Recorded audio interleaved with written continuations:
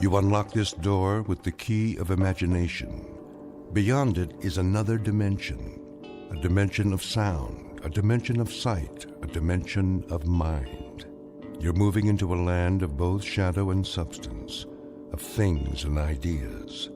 You've just crossed over into the Twilight Zone.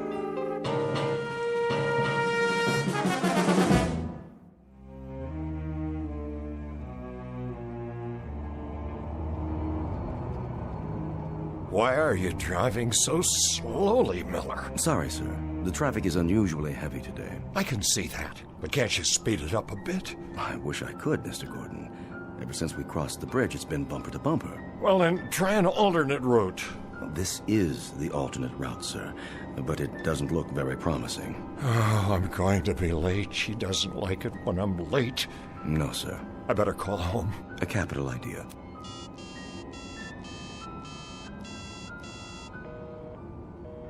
It's busy again. Yes, sir. There's something wrong with this phone. The batteries are going haywire. Would you like to try mine, sir? Yes. Pass it back to me. I'll dial if you like. What number? You know the number. My apartment, of course. I'll give it here. Very good, sir.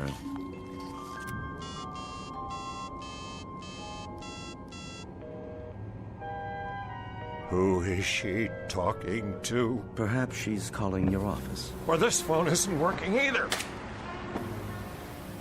What did you do, sir? Throw it out the window. Cheap plastic contraption. But it was an excellent phone, sir. You bought it for me last week. Then I'll buy you another one. Now get me home. Yes, sir. May I suggest... The ice bucket is full. There's a bottle of your favorite scotch. Not at this hour. It'd only slow me down. Have enough trouble keeping up with her as it is. Quite. Oh, Flora, please don't be cross with me tonight. I'll be home, dearest, I swear to you, just as soon as I can. Of course you will, sir. Such a lovely girl. I'm very fortunate, you know. Most certainly. A man of my years. If I may say so, Mrs. Gordon is very lucky, too. I'm sure she appreciates how lucky. Yes, I'm sure she must, but sometimes I wonder what it's like for her alone all day at her age. Poor thing.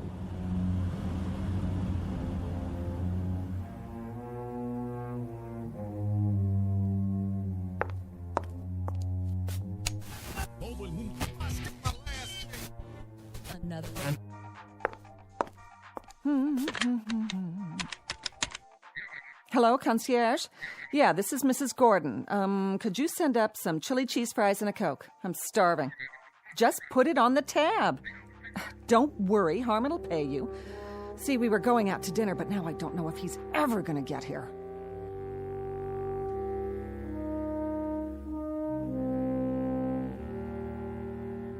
Picture of an unlikely lady-in-waiting and her knight in not-so-shining armor. An aging man who leads his life, as Thoreau said, in quiet desperation. Because Harmon Gordon is a slave of love, and has been, most unfortunately for him, ever since his heart was captured by a woman some 40 years his junior. And because of this, he runs when he should walk. He surrenders when simple pride dictates he should take a stand. He pines away for the lost morning of his life when he should be enjoying the evening. In short, Mr. Harmon Gordon may not know it yet, but what he seeks most desperately is a fountain of youth. And who's to say he won't find it? Because this just happens to be in the Twilight Zone. And now, the Twilight Zone and our story, A Short Drink from a Certain Fountain, starring Adam West with Stacy Keach as your narrator.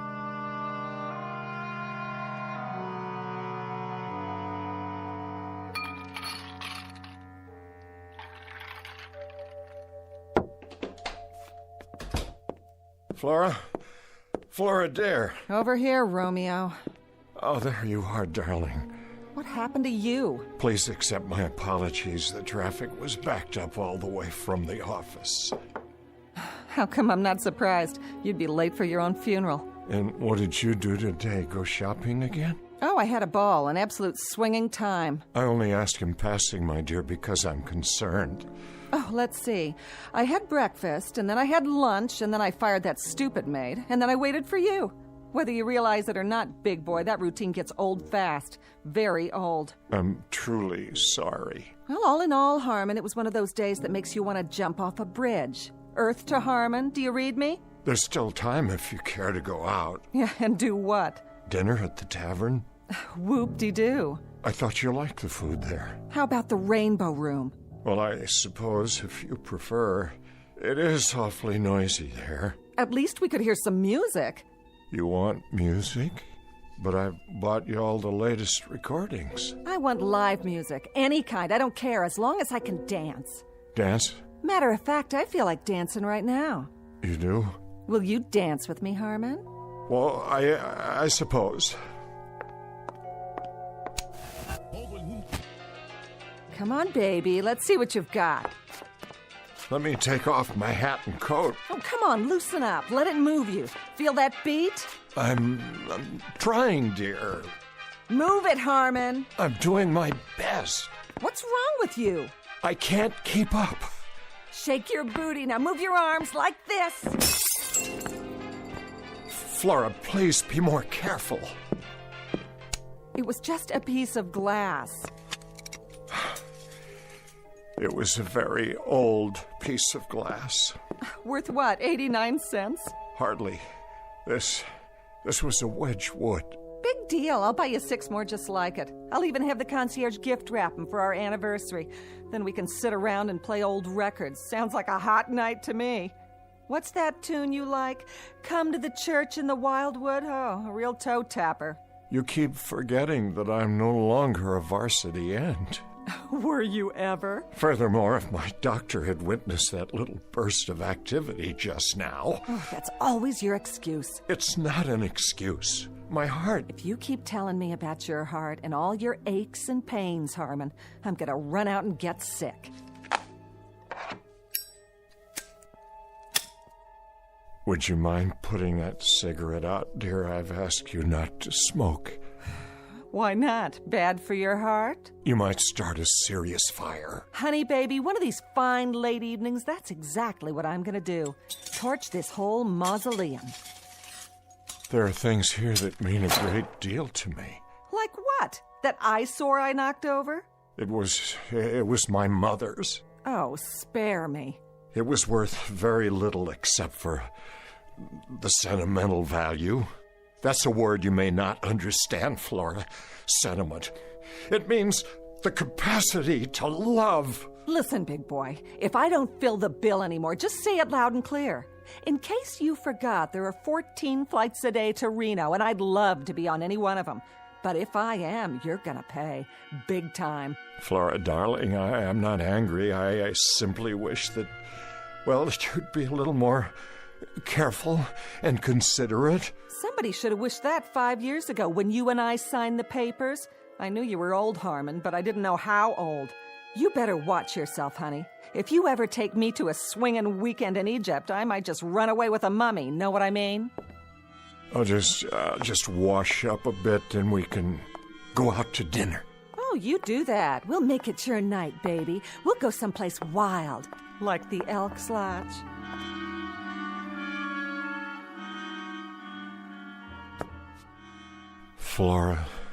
Flora, darling, what's happened to us?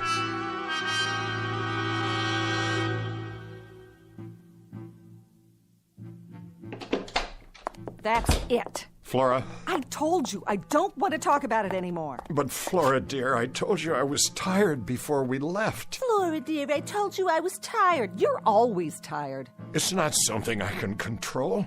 These pills I take. I didn't ask you to run the mile. I just asked you to go dancing, or to the movies, or someplace. Any place but here. We went dancing on Monday evening. We've been to the movies twice this week. I only thought... Thought what? That you could take my mind off what a miserable bore you are? Well, let me tell you something, honey. I only thought that, well, just one evening, only one, we could quietly watch television or read or have a conversation. It's a fine art, you know. The two of us with no one else around. Something to bring us closer together. And you think that's all it takes? This is so like you. The Late Late Show, after we have a game of chess. That's not what I mean. Sounds really great for senior citizens at the old folks' home. But for your information, sweetie pie, I don't have my reservation there yet. They won't let me in. I still have my own teeth. Flora, try to be reasonable. And don't tell me how you picked me out of a chorus line and introduced me to the finer things in life. Your idea of the finer things is to hold hands in church and listen to the organ music. Flora, you know that isn't true. Take my advice. Get yourself a nice glass of warm milk and curl up with an almanac. Whatever it takes to get you through the night. Because this time, it ain't me, babe.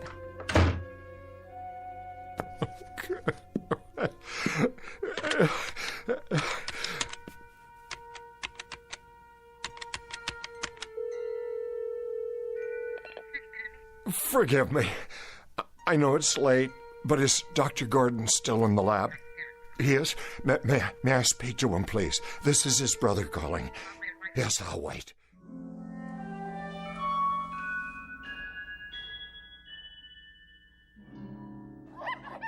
Now then, Leonard, Yes? which monkey would you say is dominant in this group? I guess the largest. Look again. The largest monkey is seated in the corner of the cage doing absolutely nothing. Doesn't seem very dominant now, does he? You're right. Now, notice the small one in the center of the group. The young one? He has the food and water to himself. No one's challenging his position.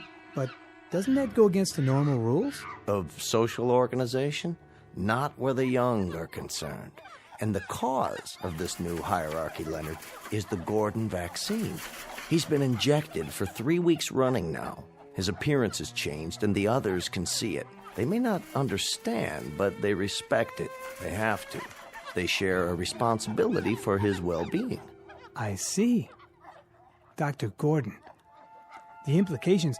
I mean, if this process could be extended to other species, other social structures, the results would be... Just a moment.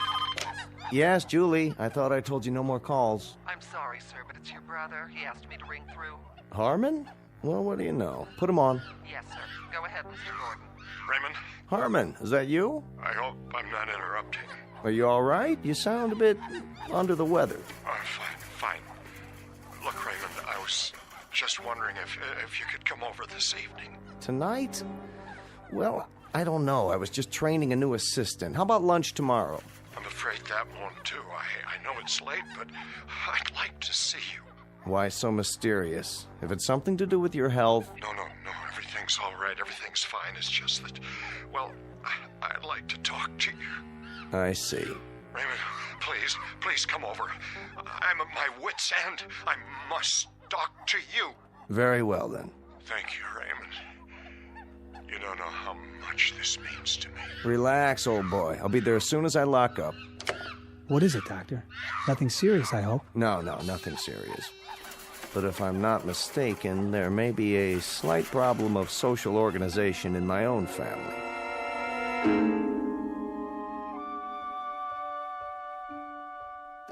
Drink all right? Perfect. Good. That's good. You look tired, Harmon. Do I? Yes, Harmon, tired and depressed. Now, do you want to tell me about it, or shall we sit here and play 20 questions for the rest of the evening? Been pretty rushed the last week or so. Flora asleep? Yes, she went to bed about an hour ago. She asked to be remembered. Oh, she'll be remembered. I'm not sure I like the sound of that. Merely an observation. You know, you really ought to get to know her better, Raymond. She's really a fine girl. Did I say otherwise, Harmon? No, but I know you two haven't been exactly close, as a brother and sister-in-law should be. Harmon, would you do me a favor? Anything. 2 favors, actually. First of all, don't sell me on Flora. Don't even try. You know what I think of her. And this isn't backbiting now. This is what I've told her to her face, so I have no compunctions about saying it aloud. Saying what? Let me finish. I could Forgive her appetites, Harmon. I could forgive the fact that she's made out of asbestos and doesn't have a heart in her body. You're being unfair. But I cannot forgive her for what she's done to you. She's turned you into a frightened, quaking, damned fool who dotes on her, gives into her whims, and runs after her like a poodle. That's item 1. Raymond, please. My second favor is simply that from now on, after you've had your battles, you not call me at odd hours of the night. I don't do this often. Once is often. Twice is endless. Harmon, we're very close as brothers go, don't you think so? Yes, despite the difference in our ages. Maybe that's why. You've always been my big brother, and you know there isn't anything in this world that I wouldn't do for you if it's in my power. But you can't expect me to run over here like a St. Bernard every time you get frozen halfway up the mountain. You make me ashamed. Don't be. She's a predatory little alley cat, and she's always been that way. I knew it the first time I saw her, but I can give you only so much solace, so much sympathy, and then it begins to stick in my craw. Now, what is it you want tonight? Just someone to while away the hours with you? Or is there something more specific? The things you've been working on at the Institute. Go on. The cellular injections, you've been successful with them, haven't you? Oh, no. You're out of your mind. Desperate I am. Out of my mind, I'm assuredly not. But you must be if you're thinking... You've made animals younger. I've read your paper. You've injected them with your fluid, and they've become young again. Isn't that true? Animals, indeed. Guinea pigs, white mice, hamsters. You've been able to rejuvenate glands, organs, sometimes the entire cellular structure. But we haven't even scratched the surface yet, Harmon. We're stumbling along in the dark. I want you to inject me. And I repeat, you must be out of your mind. We don't have a remote idea of what's involved here. The research is very impressive. All right, we've managed to rejuvenate a handful of small animals and rodents, but we're 20 years away from trying this on human beings. Why? Are you serious? We're dealing in the basic building blocks of life, Harmon. We don't have the remotest idea of how much damage might result in the long term. We don't know what we're doing to the basic metabolism of the body or the mind. God only knows what effect this has on the brain.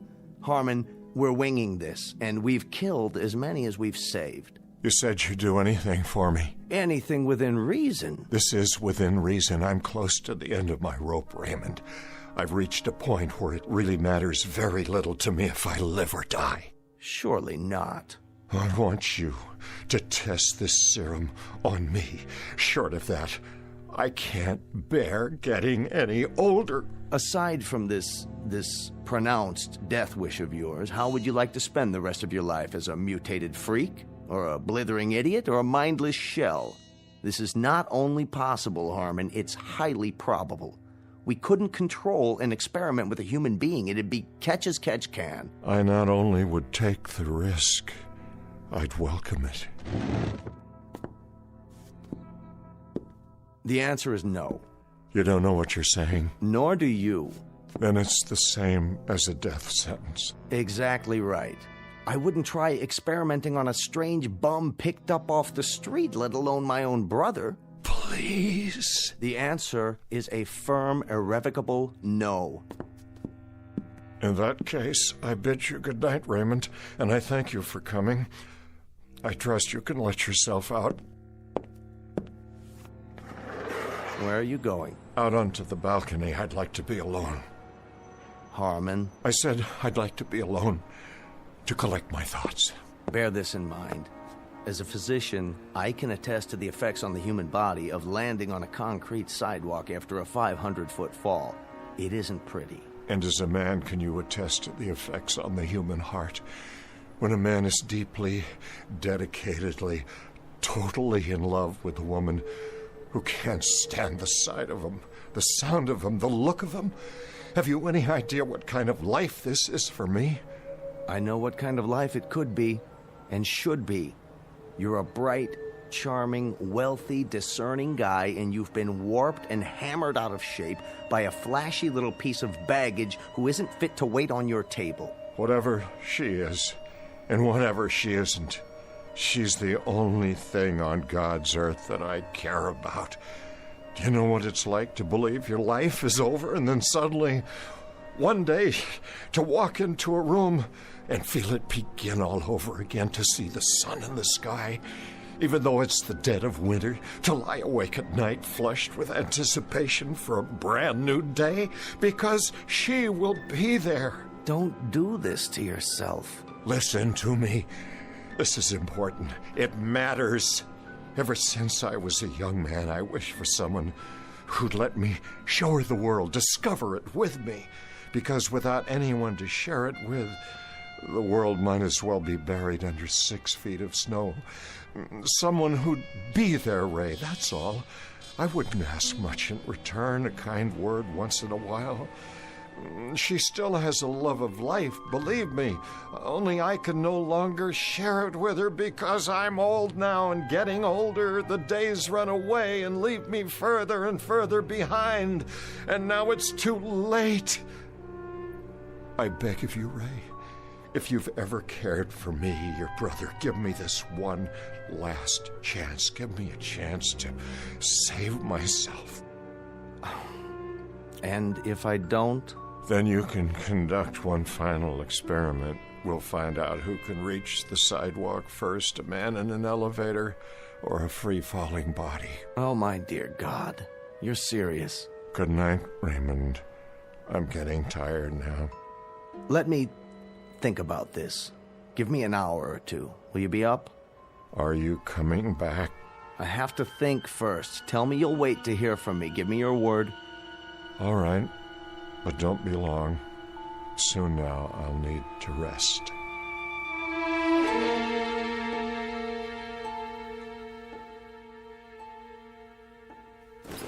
Would you like me to sit down? Yes. Roll up your sleeve.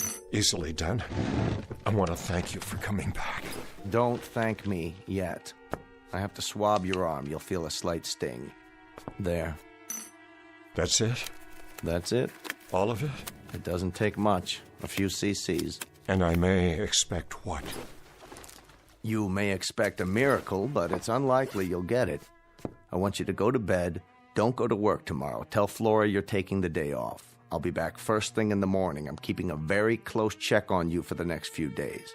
And when might I expect some change? Usually within 6 hours. That's when the first physical changes occur. As to mental changes, none of the rats or guinea pigs have articulated to us the exact feeling. I'll be the first. You'll be the first. Making the assumption, of course, that you'll be alive. Oh, I'll be alive, all right. Do you want to know something? I shall not only survive, I'm going to become young again. I feel it. I sense it. I wonder if she has any idea what she's wrought. Even the thinnest suspicion. Don't blame her. It was my decision. I make a promise to you, brother, that if you don't survive, or if you're damaged in any way, I'm going to take it out of her skin, piece by piece. She's going to donate a pint of blood for everyone she's bled out of you. This is no medical hypothesis, it's an oath. Relax, will you? I'm fine. Go to bed now, Harmon. I'll see you in the morning.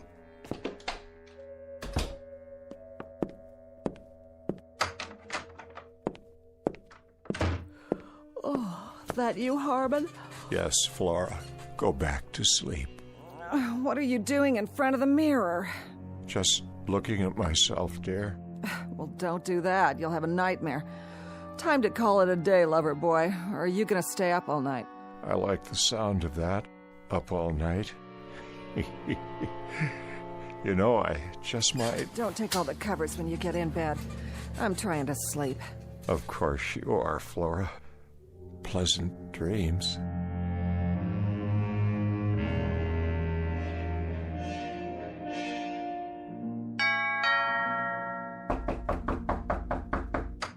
I'm coming. Morning, Flora. Why, if it isn't the quack himself? What do you want? Where's Harmon? He was last seen pounding a pillow. Some fun if you ask me. Is he all right? What is this, ESP or something? I asked you a question. How is he? He's okay. Boring, but okay. I want to see him. Then walk right in that room over there and blow a bugle. Maybe that'll get him going. He needs his sleep. I'll wait for him to get up. You do that. Take off your stethoscope and make yourself at home. You haven't talked to him this morning? I haven't talked to anyone. Not until you started pounding on the door. Do you know what time it is? What about last night? Did you talk to him last night? What difference does it make? He never has more than 2 words to say. But he sounded lucid to you? Look, Pally, I'm not the night nurse. I think you're in the wrong ward. Besides that, you bore me almost as much as Harmon. Now listen to me, you little... Get your hands off of me, Frankenstein. Harmon, how do you feel?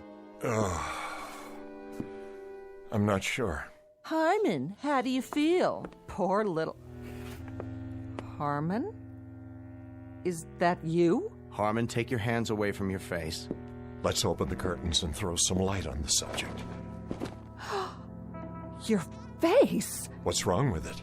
Look at your reflection in the window glass. Oh, well, what do you know? Incredible what a good night's sleep will do for a man, isn't it? Absolutely incredible. Harmon, what's happened to you? To the bags under your eyes, the lines. Are you wearing makeup or something? Makeup? No makeup, my dear. Just a few hours of sound, refreshing sleep. You look different. Do I? You look wonderful. You look so young. What have you done to yourself? Ask my brother over there. Don't ask his brother. His brother doesn't know. How do you feel, Harmon? How do I feel? Like $10 million, tax-free. That's how I feel. You know what I'm going to do for you, Ray? I'm going to let you take me on a tour. They can write you up in all the medical journals. That won't be necessary. But first, you'll have to give me 4 weeks. Flora and I are going to take a little ocean trip. Would you like that, my dear? Oh, an ocean trip? Oh, you bunny rabbit, you. Oh, Harmon. Darling, when do we go? I've given it some thought. I think we ought to check out whatever sails tonight. Unless you'd rather fly. Honey, baby, I am flying. Boat, plane, who cares? Oh, I don't know what's happened to you, but I'll clue you, Big Daddy. I don't even care. Whatever it is, I like it. I like it very much. Mm-hmm. I don't think you'd better plan on any trips, at least for a while yet. Oh, blow it out your black bag. I'm gonna get fixed up for you, honey. Don't go away. I'll be right back. Where do you want to go? Australia, Fiji, the Hawaiian Islands? Where?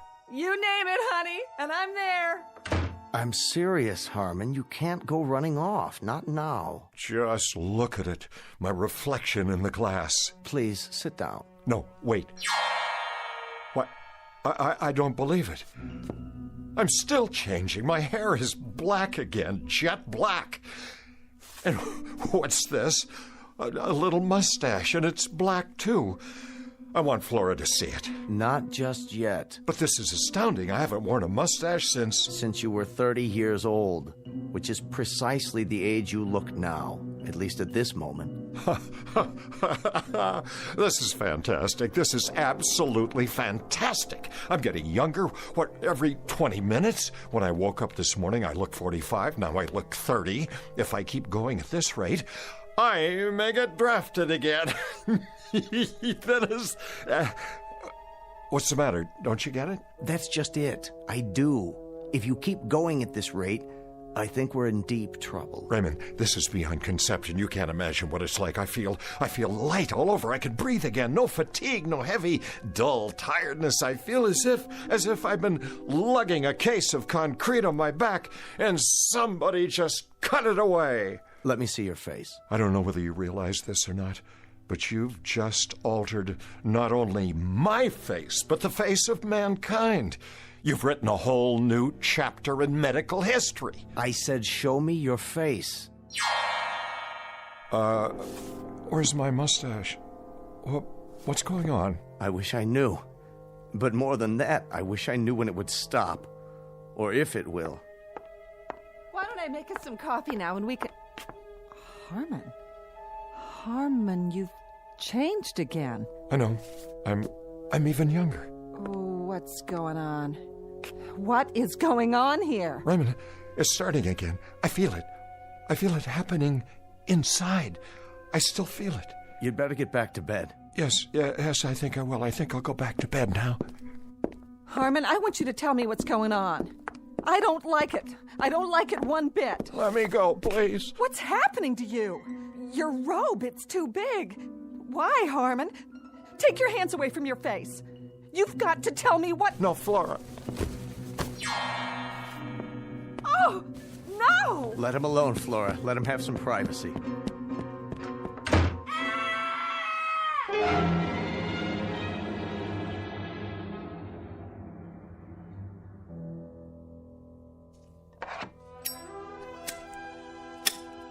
Well, are you going to tell me now? Sit down, Flora. What is it? What's happened? I've been working on a research project. What kind of project? A cellular serum. Up until last night, I had only tested it on animals. Harmon insisted I try it on him. What does it do? As far as I can tell, it stops the body's aging process. Beyond that, it will, in some cases, rejuvenate cells and tissues. In layman's terms, it might make a person younger. Younger? Let me have one of those cigarettes, will you? How much younger? We were never able to ascertain how much once the serum took effect or how long the process would take. But now, I believe we know. I don't understand. I suppose there are variables to consider, but in the case of Harmon, the process took approximately 10 hours. You mean it's over? That's right. The changes have finally stopped. I want to see him. You shall, but you're not to wake him. He's in shock, and this sleep is precisely what he needs. I want to see him right now. Do you? Suddenly so solicitous. Very touching. Don't you try to stop me. Flora, as of right now, as of this very moment, you'll have some adjustments to make. What are you talking about? I want to see Harmon. From this point onward, you'll have to readjust your entire life. This is some kind of trick. I want to see my husband. Look at me and listen. Let me go. Harmon is sleeping, but when he wakes up, he's going to need your help. Help? What kind of help? Let me see him. I'll let you see him, but I think you'd best get oriented first. I don't need anything from you.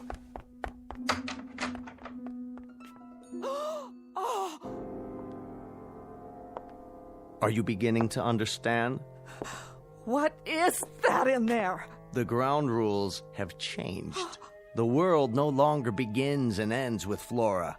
It isn't just Flora's wishes, Flora's temperament, Flora's capacity for anger, Flora's needs. Now it's something else. Something very different. Take a good, long look. I don't want to. That's very nice, but you have no choice. You've got a responsibility and you're going to honor it. You're going to take care of Harmon now. He's going to need you rather desperately. Now look at what's sleeping in your bed. Yeah, there, little fellow. Go back to sleep. The world isn't such a bad place. You'll see. Oh, Flora, if you're leaving, my dear, make note of the fact that the clothes you have on are all that you take with you. You're out of your mind. If you think I'm going to spend the rest of my life taking care of that grubby, thumb-sucking little baby in there... That's precisely what you're going to do. Short of that, Flora, my dear, you leave the premises as you came, unadorned. The furs, the jewelry, and everything else my brother gave you, that remains here. You can't make me stay here, and neither can he. There's other fish in this ocean, mister. Indeed there are, but you're not married to them. You happen to be married to my brother. That's crazy. Not crazy, Flora.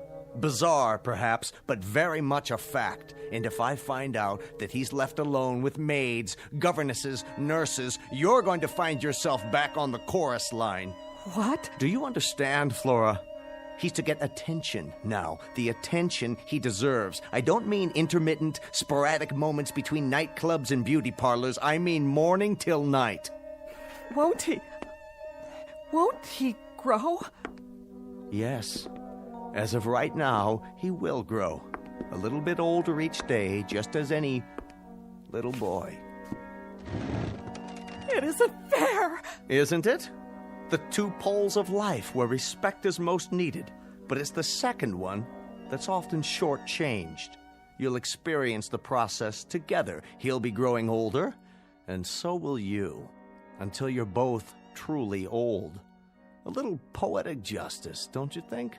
That now you should finally have to drink from the same cup, that you should have to watch his youth encroach on your age. And the most anguished part of it, and the most illogical, is that youth always defeats age and then despises it for losing. Never realizing, my dear, never giving it a thought, that when tomorrow comes, there's always someone younger just outside the door, waiting to come in, forever waiting to come in. But everything's on his side now. You see, my dear? As one gets older, see how wise they get.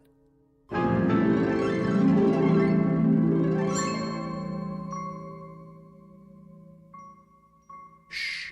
Harmon Gordon is sleeping. He's taking a little nap. He'll wake up soon and impatiently demand a lollipop or a stuffed toy or some other form of attention. Youth is like that. It demands. If you don't believe it, ask Flora. Ask her any day of the ensuing weeks of her life as she takes notes during the coming years and realizes that the worm has turned. The oppressed has become the persecutor, and youth has taken over. It's simply the way the calendar crumbles in the Twilight Zone.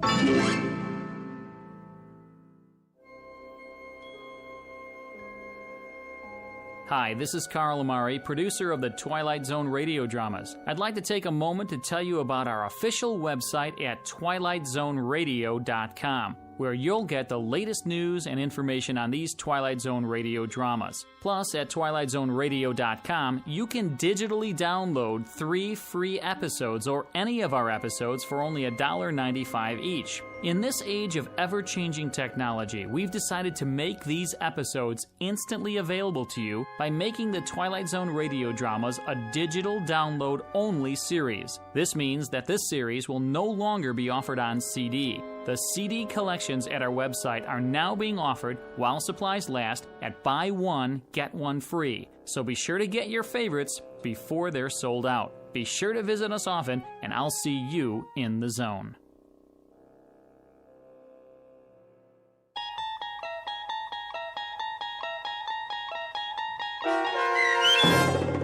A Short Drink from a Certain Fountain, starring Adam West, with Stacy Keach as your narrator, was adapted for radio by Dennis Etchison and based on a script by Rod Serling from an idea by Lou Holtz.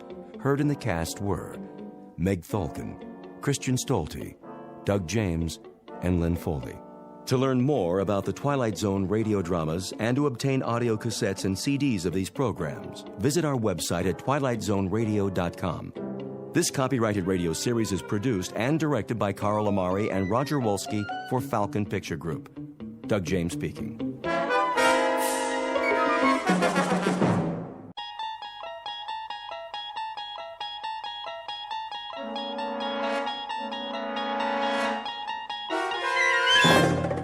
You unlock this door with the key of imagination. Beyond it is another dimension, a dimension of sound, a dimension of sight, a dimension of mind.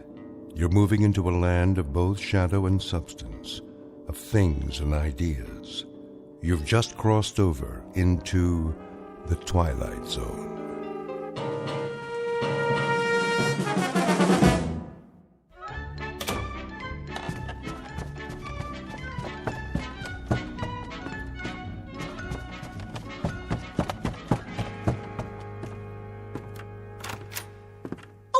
Morning, Mr. Poole. Morning, Mrs. Sullivan. Off to work? You know it. Oh, Mrs. Sullivan. Yes? I meant to drop off the rent last night. Oh, no hurry. It isn't due yet. I know, but I don't like debts. I'll make sure you get it this evening. That will be just fine. Well, have a good day at the bank. The same as every other day. Oh, excuse me. Were you going out? Just to bring in the paper. Oh, let me get it for you. You don't have to do that. No problem.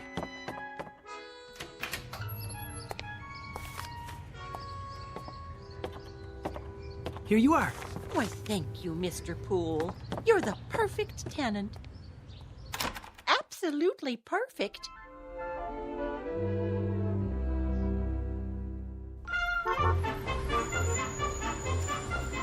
Paper, get your paper. You have the morning sports final? Sure thing, 25 cents, $0.25. Here. Thanks, pal. Paper, get your paper. Who wants a paper, morning final? One here, Marty. Sure thing, Mr. Poole. Always got a copy for you. Let me see if I have the right change. Yep. Here you go. Hey, look at that. Something wrong? Your quarter. It landed on the edge. Didn't even fall over. Well, what do you know? That'll never happen again in a million years. This must be your lucky day. Oh, I hope you're right, Marty. A little luck never hurt anyone.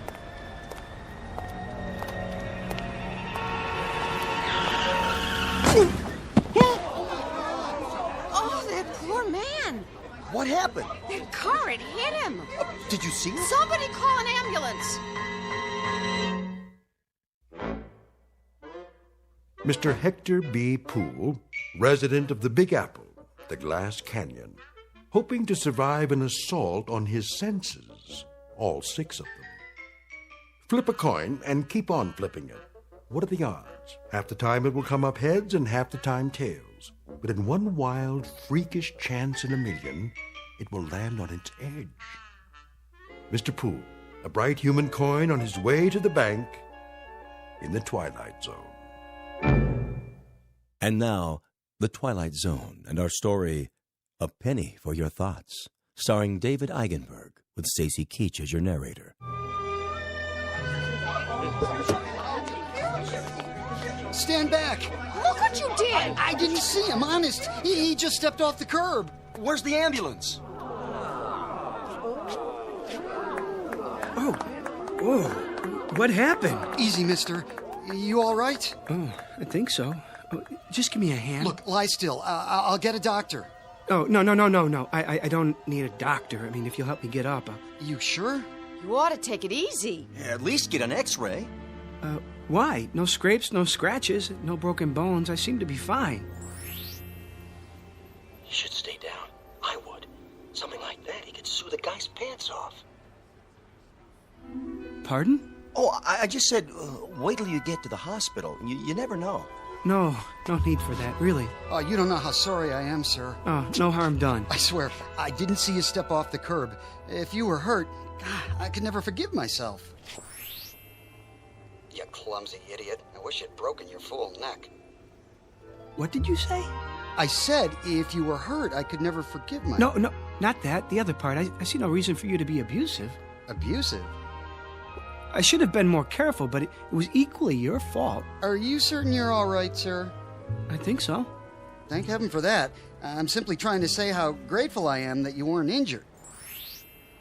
Lame-brained jaywalker. That asinine stunt took 10 years off my life. Now, see here, I'm not Let me brush you off. Where were you headed? I was on my way to work. Well, I'll be happy to give you a lift if you like. No thanks. It's not far. I think I'd rather walk.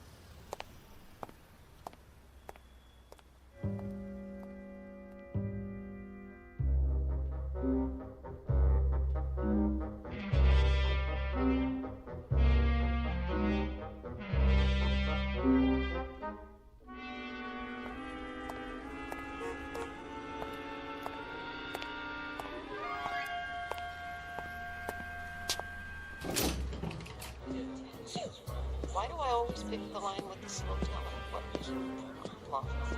I've got to borrow against the life insurance as long as they don't call my husband. Wow, I hope they don't check my credit history. Did I turn the iron on?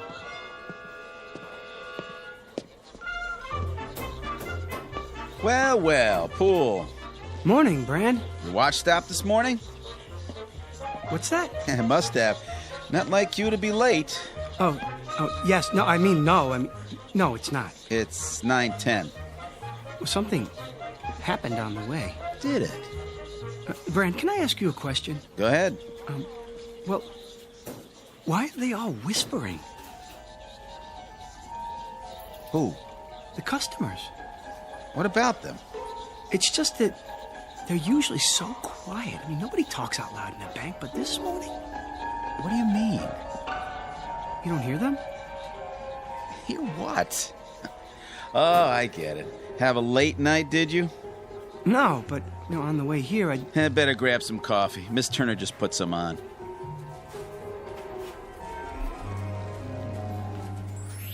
Boy, look at him. Like he doesn't know which end is up. Oh, if Bagby sees him this way, he's finished. Good riddance. Oh, where is he? Huh? Mr. Bagby. In his office. Where else would he be? Oh, thank you, Brand. Well, I better get started. Yes, you do that. Oh, I knew he'd crack sooner or later. Mr. Perfect.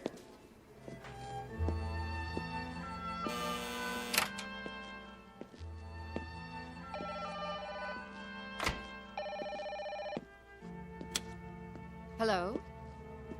No, the vice president is on another line. May I take a message? Very well. Eileen. Morning, Hector. How long has he been here? A half hour. I wouldn't bother him, though. He's got an important call. All right, I'll wait till he's finished.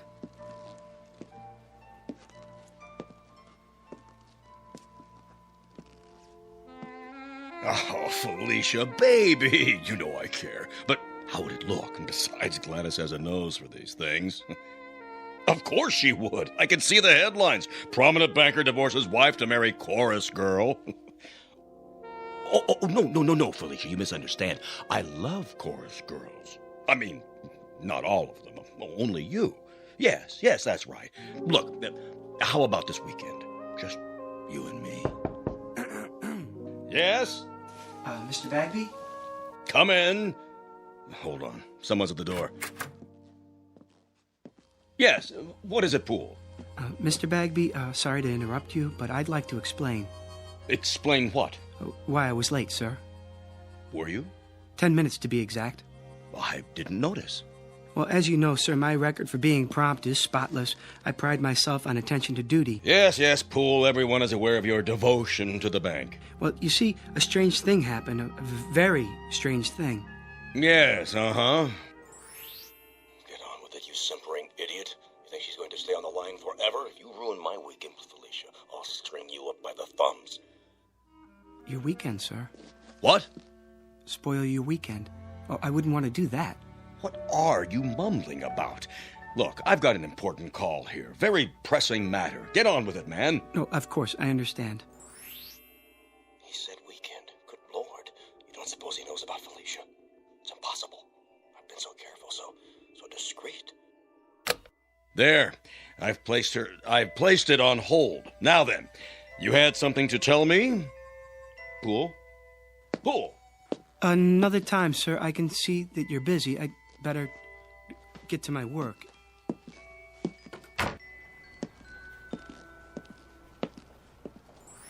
Poor Mr. Poole. He looks so tired and pale. I'm all right. Oh, good morning, Mr. Poole. Good morning, Miss Turner. Did you say something? I didn't know I looked that bad. Oh, you don't.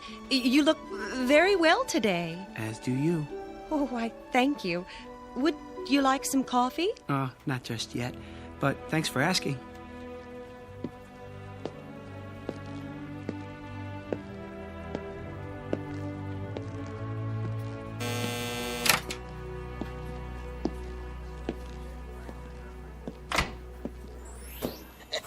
Gotta make it to the game on time. Kirsty won't steal a bag of popcorn with that southpaw pitching. Who is pitching today? You say something? No, nothing at all.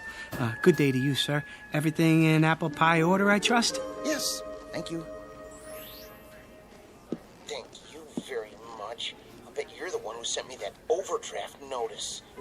No, sir. No, what? I don't have anything to do with overdrafts. I work over there in the loan department. You do? Just see one of the tellers. I'm sure that they can straighten it out for you. Sure. Sure. I'll do that.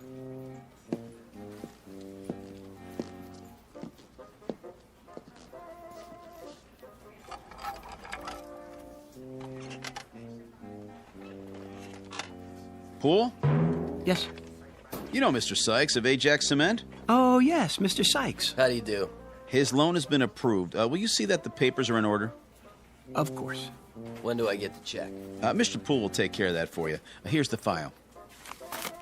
Certainly, Mr. Brand. Won't you sit down, Mr. Sykes? Everything's there. Oh, I'm sure it is. The check's for $200,000. I see. A loan for $200,000. That's quite a sum. Expanding the business, Mr. Sykes? That's right. Wrong. Well, which is it? Huh? You are aware that this loan must be repaid within 90 days. Sure I am. In full. Yeah. If I bet the money right, it'll come out to over $1 million. $1 million? No, 200,000. That's all I need. Put half on Lucky Lady in the 6. Split the rest between Nimble Runner and Crinoline at 5 to 1. Nobody will ever know I can pay back the loan with enough left over to save the company. It's gotta work. There's no other way. Or what? Bankruptcy? What did you say? Nimble Runner and Lucky Lady. Now look here, young man. And Crinoline at 5 to 1? What? That's a funny name. I don't have time for this. Am I gonna get the check or not? Everything all right here? It better be. I'm not sure. What's going on, Poole? Something wrong, Mr. Sykes. I don't know, Mr. Bagby. I signed everything. Well, then what's the problem? He just told me he's borrowing the money to bet on the horses. What? That is what you said, isn't it, sir? I said nothing of the kind. Well, and then he said that Ajax Cement was bankrupt. Ah, he's mad. Poole! Doubtless there's been a mistake. There certainly has. If you'll come with me, I'll correct it at once. I'll talk to you later, Poole. But Mr. Bag... In my office. Yes, sir.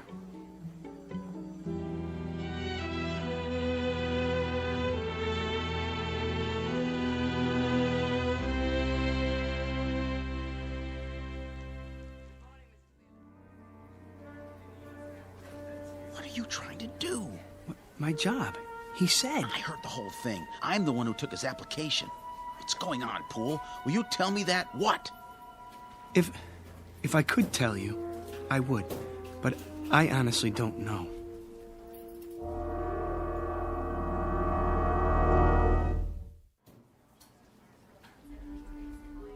How would you like that, ma'am?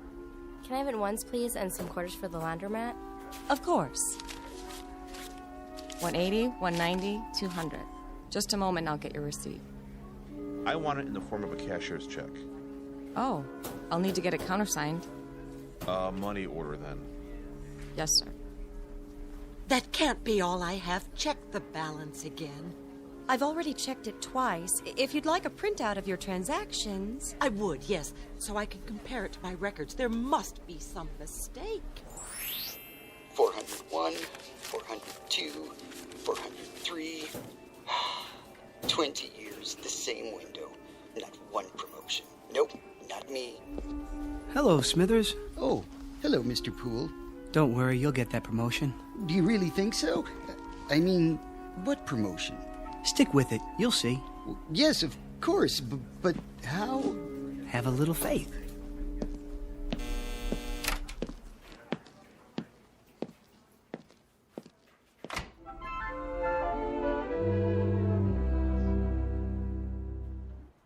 It's finally happening.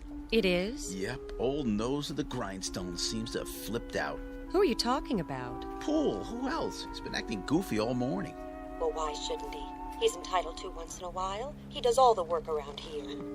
Guys like that are all alike, gutless wonders. Put the pressure on and they go to pieces. Know what I mean? I'm not sure that I do. You phony. Don't you know a real gentleman when you see one? Got any of that coffee left? Oh, hi, Pool. Certainly. Here you are. Smells good. It's fresh. Nice and hot, too. You do all of the work and get none of the credit. You should speak up more and assert yourself. But I guess that's not in your nature. Miss Turner? Yes? There's something I've been meaning to say to you. There is? And I hope you won't be offended. Oh, I'm sure I won't. But, well... Yes, Mr. Poole? I want to thank you. Thank me? For your kind thoughts. I don't think I quite understand, Mr. Poole. Romancing the help, eh, Pool? Brand, please. Well, who can blame you? Miss Turner's the prettiest girl in the new accounts department. Just saying absolutely nothing. I haven't seen such an aggregation of beasts since the last time I went to the circus. Oh, I'm sure that's not true. Yeah, a lot of action around the old coffee station lately. That's no surprise. Not much chance for socializing on the job, is there? Brand, if I could get a word in... Yeah, go ahead. You were saying, Mr. Poole? She's probably a tiger. Let the sweet prim ones out of their cages and they revert to the jungle. That's enough, Brand. Hey, watch it! Oh, sorry. You spilled coffee all over my shirt. I'll get a napkin. It was an accident. No, it wasn't. You did that deliberately. He said it was an accident. I'll see you later about this, Pool. Good for you. I really didn't intend to do that. I'm sure you didn't. He was only joking. Maybe he was and maybe he wasn't, but he sure had it coming. Well, I suppose I should get back to my desk. Yes, I suppose so. Or else it will be time for lunch. Will it? I mean, oh, it will. And then we'll all be having our lunches, won't we? I guess you're right. I mean, those who brought them. And those who didn't will go out somewhere. For lunch, I mean. Alone or together. Yes, they certainly will. Well, back to the old grindstone. It's been nice talking with you. Nice talking with you, too. Bye now. Bye. Oh, Miss Turner. Mr. Poole? One more thing. I hope... Yes? I hope you have a nice day. I feel the same way. Exactly. Such a gentleman.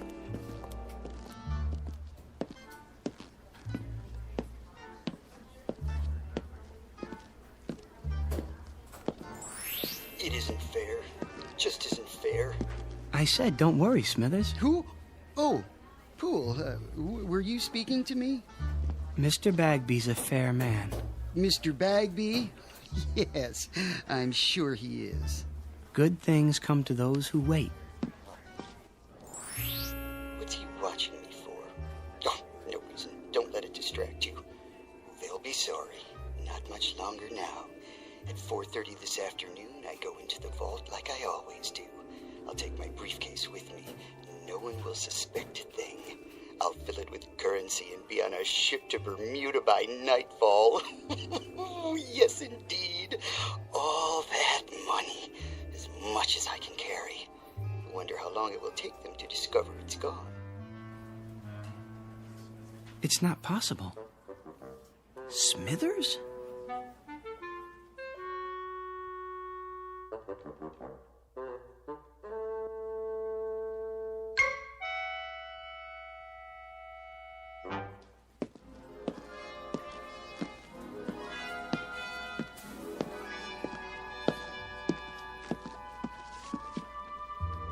Oh, Miller. Hi there, Mr. Poole. Got a minute? Sure do. Pretty quiet morning. Is that what you call it? Well, as opposed to payday, then everybody and his brother shows up. Get a little rowdy sometimes, trying to cut in line and everything. But I keep 'em in order. Teach 'em respect for the uniform. You can count on me. I know I can.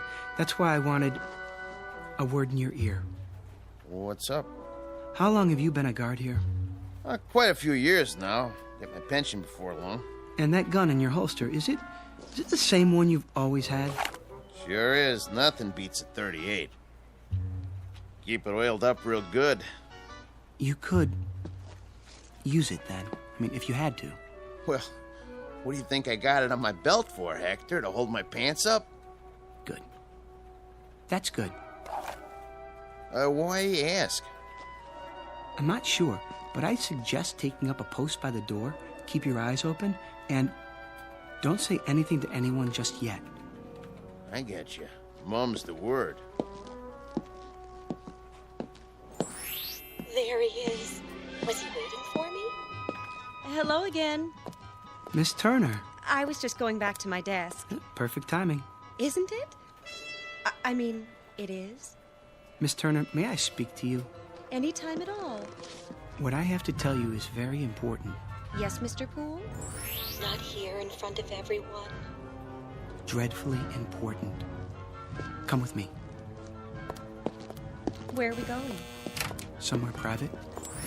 I like the sound of that. Mr. Jones's office is empty since he transferred. Next to Mr. Bagby's, no one ever goes in there. Perfect. That seems like a good idea. If you're sure you don't mind. As long as you can spare the time. This won't take long. Take all the time you want.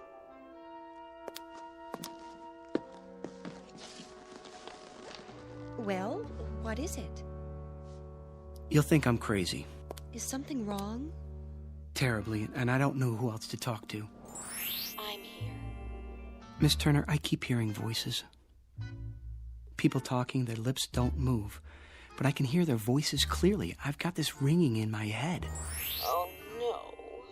Well, it's not what you think, Miss Turner. I mean, I can read people's minds. I don't know if I can help you with a thing like that. I'll prove it to you. Think something, anything at all. Well, I have to hand it to him. This is an original approach.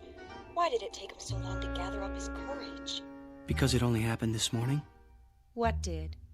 At least that was the first time I noticed it. He didn't notice me until this morning? No, not you. The voices. Mr. Poole... They won't stop.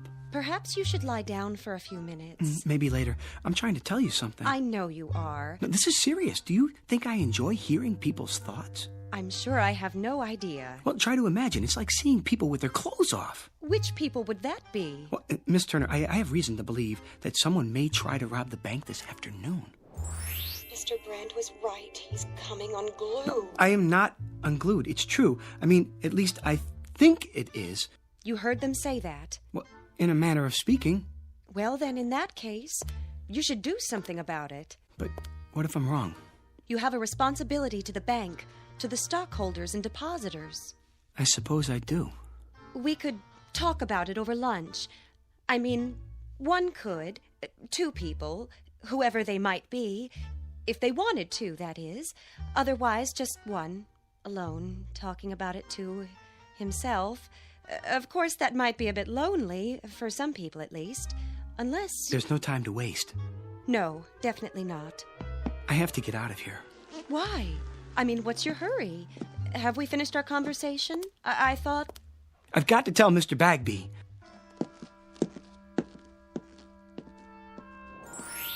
From now on, Mr. Poole, you may call me Helen.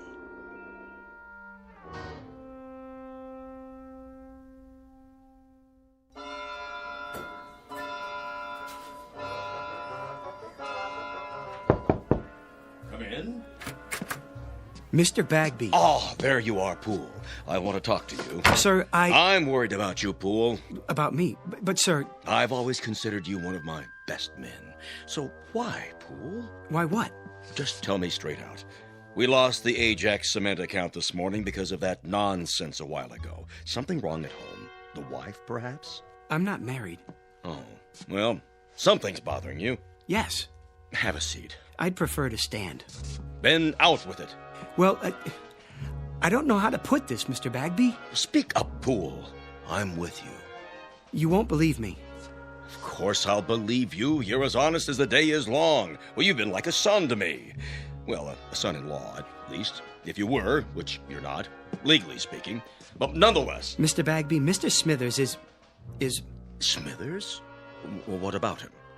He's planning to rob the bank. Say what? See, I told you. Would you mind repeating that? Smithers. Old Mr. Smithers? Old Mr. Smithers. He's sitting on his stool right now, planning it out. At precisely 4:30, he's going into the vault. He does that every day. Exactly. But this time, he'll have his briefcase with him, and he'll fill it up with banknotes, as much as he can carry. And by tonight, he'll be on a boat to the Caribbean. How do you know?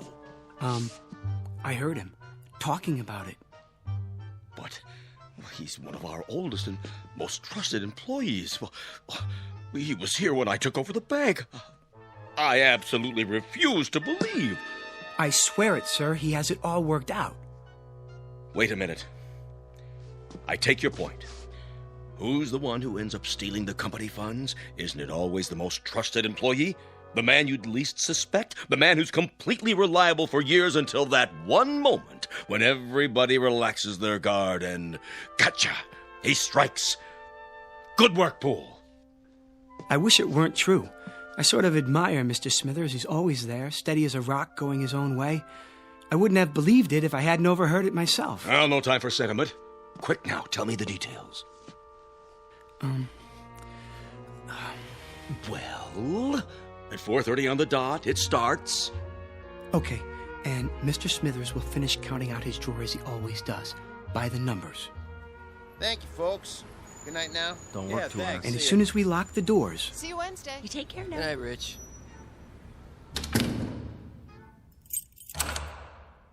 He'll close up his cage, count down the drawer.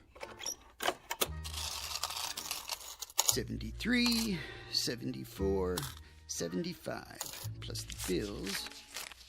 He'll stand up and go to the vault with the deposit, as he always does. The last teller, with his briefcase. He'll be back there alone to lock up the vault.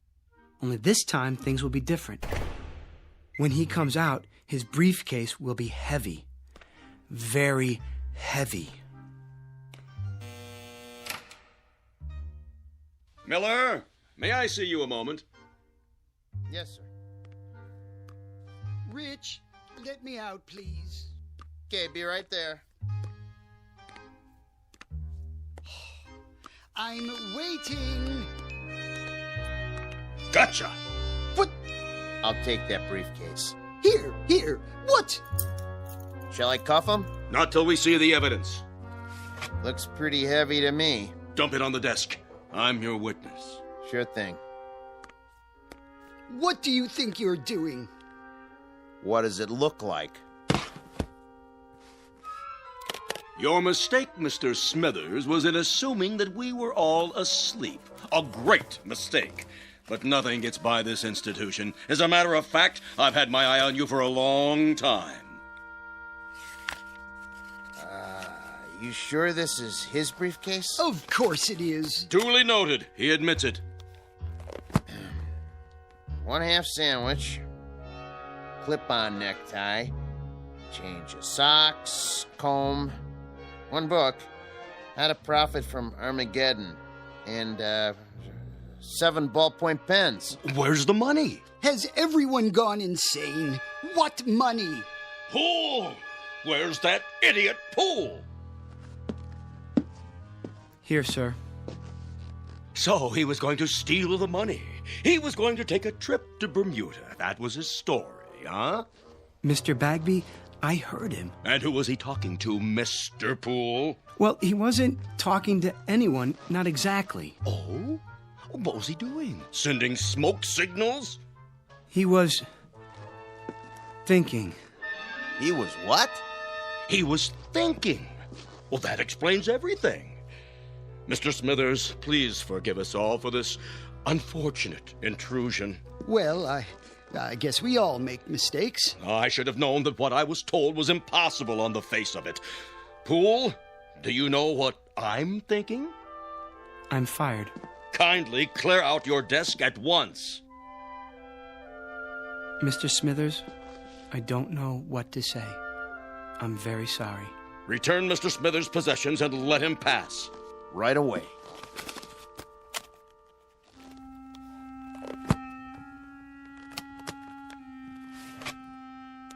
How did you know? What? It's true, of course, Mr. Poole. Yes, it's a little dream of mine. Have you ever had a dream? I have. Often. People look at me and all they see is a funny little man, frayed and old, and they never know. I have the dream almost every day. I had it yesterday and the day before that. Well, I don't always plan on Bermuda, though. Sometimes it's London, Paris, Fiji, beautiful, exotic places, thousands of miles from here. Places where there are no ledgers to keep, where I'm not a little man with no future and no past. I think of filling my briefcase with the bank's money, but I never go through with it. Do you know why? I've lived with it too long. I'm old and set in my ways. And besides, Mr. Poole, I'm a coward. Smithers, please. Will you open the door now, please, Rich? Sure. Take care of yourself.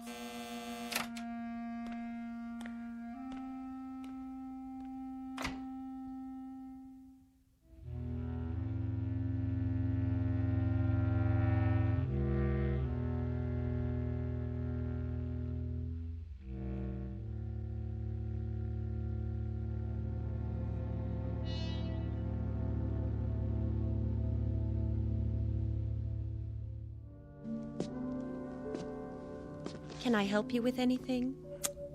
I've got it. I guess this is goodbye, Miss Turner.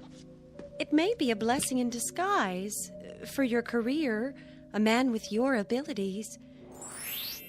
Much more than mind reading. Strange delusion. But with the proper medical care, it'll go away. It's not a delusion, Miss Turner. There, you see, I can read your thoughts. But how? Well, until this morning, everything was normal. I was happy. Well, at least I wasn't unhappy. I had my friends, my job, and now this. I thought it was a gift. Well, it's no gift. It's an embarrassment. It's been nothing but trouble to me. I never imagined people were the way they are. You know, we do things without thinking about them, and we think things without the slightest intention of doing them. I've learned one thing. People are not what we think they are. Poole! Oh, thank heaven I caught you. That was the Ajax Cement Company on the phone. Mr. Sykes has been arrested. I know, for gambling with the company money. I tried to tell you that earlier. $200,000 if that loan had gone through. Mr. Poole, about your job. It's still yours, if you're interested. Why, that windbag. Mr. Poole, if you can really hear me, you're wasted in that job. If you let him take you back on the same terms, you're crazy. Everybody knows you should be in charge of the accounts department. Well, what do you say? Well, everyone knows I should be in charge of the accounts department, Mr. Bagby. In charge? Good. That would mean he'd move into Mr. Jones's old office. That would mean I'd move into Mr. Jones's old office. Now, really, Poole. This is absurd. What am I standing here wasting time for? Don't let him bamboozle you. Felicia's waiting. Man, oh man, what a weekend this is going to be. Stand up for yourself. He needs you more than you need him. Would you excuse us, Miss Turner? We have some business to discuss. All right, if you're sure. I'm sure. Business? What business? The business of Felicia and your wife, Gladys. What? I know all about it. I know where you're meeting her and when. It's impossible. No one knows about the trip or the apartment on Riverside Drive. Riverside Drive, Mr. Bagby. Am I right? Oh, all right, you win. In charge of accounts in the office next to mine. You won't say anything to anyone, will you? Not a word, Mr. Bagby. Not a word. Oh, and I forgot, there's one more thing. At the bank's expense, I'd like you to buy a round-trip ticket to Bermuda. Have it made out in the name of J.L. Smithers. I think he'd like a vacation. Are you out of your mind? Mr. Bagby? Oh. One ticket to Bermuda. Shall we go, Miss Turner? If you like. I'd go anywhere with you, but I wish you'd call me Helen.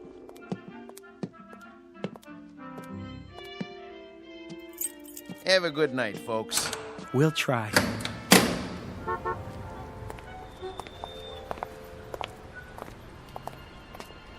May I see you home, Helen? Well, I don't know. Of course you can, Hector. What do you think I've been waiting for?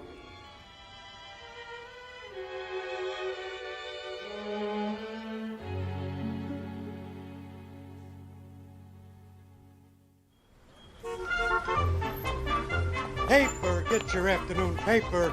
Latest stocks. Oh, just a second, do you mind? Not at all. Oh, hi, Mr. Poole. Well, was I right or was I right? Was it your lucky day? I'd say so. Give me a paper, will you? Sure, this one's on the house. Oh, no. I don't like to owe anybody. Heads. You win. Hey, why'd you do that? I had that other quarter standing up all day, and nobody knocked it over till now. Well, I guess if you're the guy who stood it up, you're the guy who can knock it down. There goes your luck. Could be it's just beginning. Paper, get your late edition paper. What was that all about? Oh, nothing. Wait. What is it? Think something, Helen. Think anything. Oh, I am, believe me.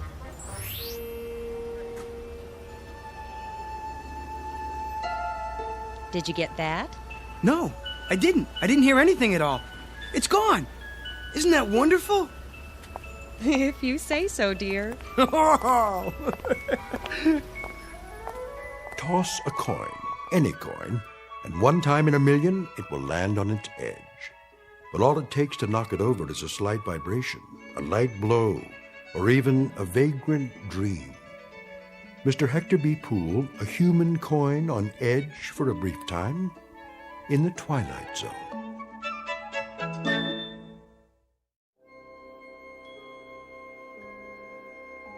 Hi, this is Carl Amari, producer of the Twilight Zone radio dramas. I'd like to take a moment to tell you about our official website at twilightzoneradio.com, where you'll get the latest news and information on these Twilight Zone radio dramas. Plus, at twilightzoneradio.com, you can digitally download 3 free episodes or any of our episodes for only $1.95 each. In this age of ever-changing technology, we've decided to make these episodes instantly available to you by making the Twilight Zone radio dramas a digital download-only series. This means that this series will no longer be offered on CD. The CD collections at our website are now being offered while supplies last at buy one, get one free. So be sure to get your favorites before they're sold out. Be sure to visit us often, and I'll see you in the zone.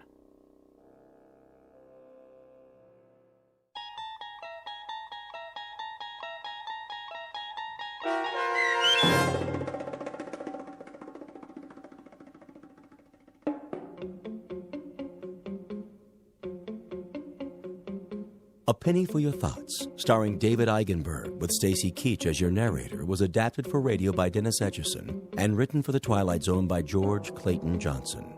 Heard in the cast were Michelle Graff, Doug James, Jamie Barron, Jeff Lupetin, Kurt Nabig, Joby Cerny, Frenette Lebo, Peggy Roeder, Alex Sopner, Carl Amari, Karen Olson, Tracy Hernandez, Christina Verba, and Vince Amari. This copyrighted radio series is produced and directed by Carl Amari for Falcon Picture Group. Sound design and custom Foley effects for The Twilight Zone by Cerny American creatives Bob Benson, Craig Lee, Michael Slaybach, and Matt Sorrow. To learn more about the Twilight Zone radio dramas and to contact us, visit our official website at twilightzoneradio.com. Doug James speaking.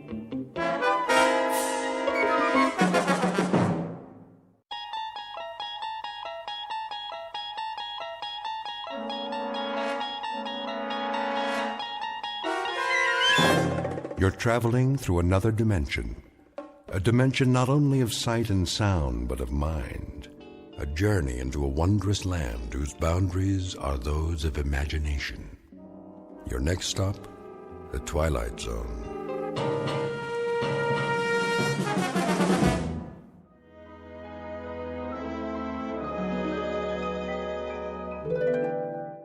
All right, ladies and gentlemen, let's begin with the field reports. Who wants to go first? I will, sir. Proceed. I don't want to spend all eternity on this. Yes, sir. First up is Angel First Class Scott Cousins. Assignment, Orion. Project, Evening Miracles. Job rating, excellent. Good man. Real stuff. Next. I have a report on Angel's second class William Allen. Assignment Beetlejuice, Project Planet Rotation and Weather. Job rating, excellent. That's his third good rating this month. Recommend him for promotion to first class. I concur, Chief. Right on down the line. Miracle-wise, he's done tremendous things. First class it shall be. Moving on. Cranston? Yes, sir? Well, how about the occupied planets? How about them? Oh, I'd say solid results all the way down the line, Chief. With the possible exception. With the possible exception of what? Apprentice Angel Harmon Cavander, sir. What's his assignment? Earth. Earth? It's the dinky one, sir. In the solar system, the third planet from the sun. Oh, yes, that's the noisy one with all the trouble spots. And so who did you send down there? Cavander? Yes, sir, I'm afraid so. You'll forgive me, Cranston, but there's a question of judgment here. The last time you sent Harmon Cavander out on a project, we lost 3 planets, and it took 1,000 years to repair the damage. May I ask why we're still using that man? He means well, sir, and he's the oldest angel we have. By the laws of seniority, he has first rights to any assignment that'll win him his wings. It'll be a cold day in the other place when Harmon Cavander wins his wings. The man is an idiot. I hate to do this, but, well, I think it's time for reclassification. Oh, no! Forgive me, sir, but we haven't had a reclassification of an angel in at least an eon. This will most likely, well, destroy poor Cavender's spirit. Destroy his spirit, eh? And what has he done to our morale? Not to mention the Miracles Bureau, the solar systems, and the whole concept of natural and unnatural laws. Why, the man is incorrigible. His last project on Earth... Do you recall it? Well, he was supposed to be working on a magic elixir, which would benefit the people of the planet. That's right. And after he went missing for 113 years, what did that elixir turn out to be?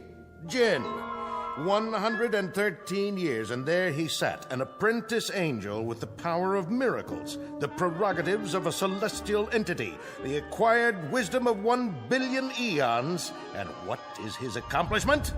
The repeal of Prohibition. With your permission, Chief. What? What's your recommendation now?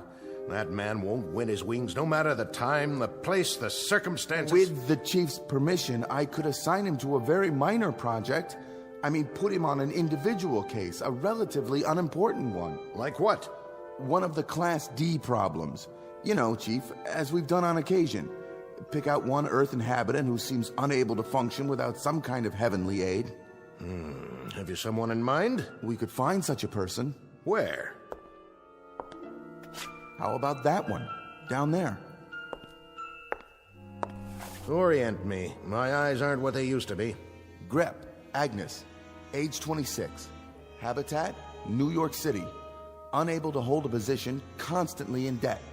Accident prone, somewhat discombobulated. Any change there would be a marked improvement. How right you are. But Apprentice Angel Harmon Cavander? The girl needs help, not more trouble. We could give it a try, sir. Well, let's see what he has to say for himself. Summon him at once. Yes, sir. Right away, sir. Submitted for your approval the case of one Miss Agnes Grep, whom we are about to meet up close and personal. As you will soon see, she was put on Earth with 2 left feet, an overabundance of thumbs, and a propensity for falling down manholes. In a moment, she will be up to her jaw in miracles, wrought by an apprentice angel named Harmon Cavander, who is intent on winning his wings. And though it's a fact that both of them should have stood in bed, they are about to tempt all the fates by moving into some particularly tricky territory known only as the Twilight Zone. And now, The Twilight Zone and our story, Cavander Is Coming, starring Andrea Evans, with Stacy Keach as your narrator.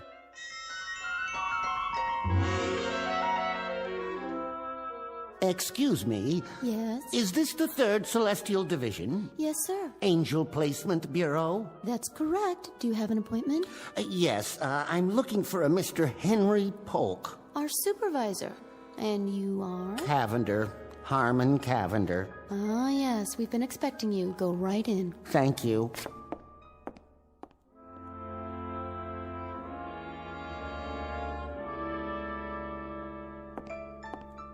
You called me, Chief? Ah, there you are. Cavander, I presume? Nice office you have here. I like the cloud effect. Makes it look like infinite space out there. It is infinite. Oh. Apprentice Angel Cavander, it has come to our attention that you are the only angel in your class not to have won his wings. Sad but true. Not for want of trying, I can assure you. It has further come to our attention that you are a clod. A clod, sir? Never mind. Before reclassifying you... Reclassify? We're going to give you one more chance. Oh. Walk over to the edge with me and look down through the cloud cover. Cloud cover. What do you see? Oh, which one? The one in the theater, with the costume, the usherette, I believe they call them. Nice-looking girl. You think so? Good. She's your next project. Oh, thank you, sir. I especially like the uniform she's wearing. Very military, with epaulets. And what's that on her head? Is that a fez? Haven't seen one of those in ages. Quite a few ages. You will return to Earth and supply her with aid, assistance, and advice for a period of 24 hours. If you are able to improve her lot in any significant way, we will reopen your case. You mean there's a possibility of getting my wings? It would be taken under advisement. Oh. Actually, Cavander, there seems to be considerable question about the damage you can do with just arms and legs, not to mention wings or your mouth. However, we've graciously consented to give you one more opportunity. You have 24 hours to see what, if anything, you can do with that clod, that young Earth woman. Mm-hmm. Take a good look. She's the one lining up for inspection right now in the lobby. Who's doing the inspecting? The theater manager, the short one with the ridiculous little mustache. All right, girls, positions, please. Ready for inspection before we open the doors. Excuse me.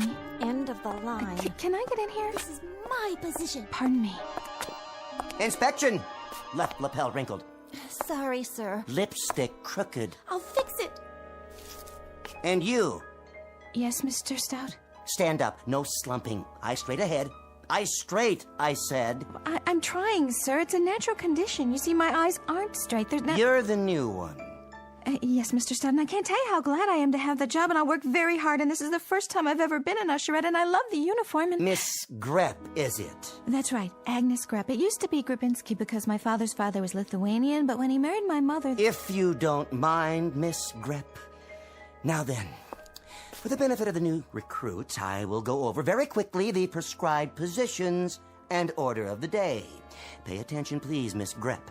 I will repeat this only once. You will take the spot girl position in the middle of the lobby, ready to give directions such as stairway to your right, aisle 2 straight ahead, and so forth. Excuse me. What is it? What if I have to... Have to what, Miss Grepp?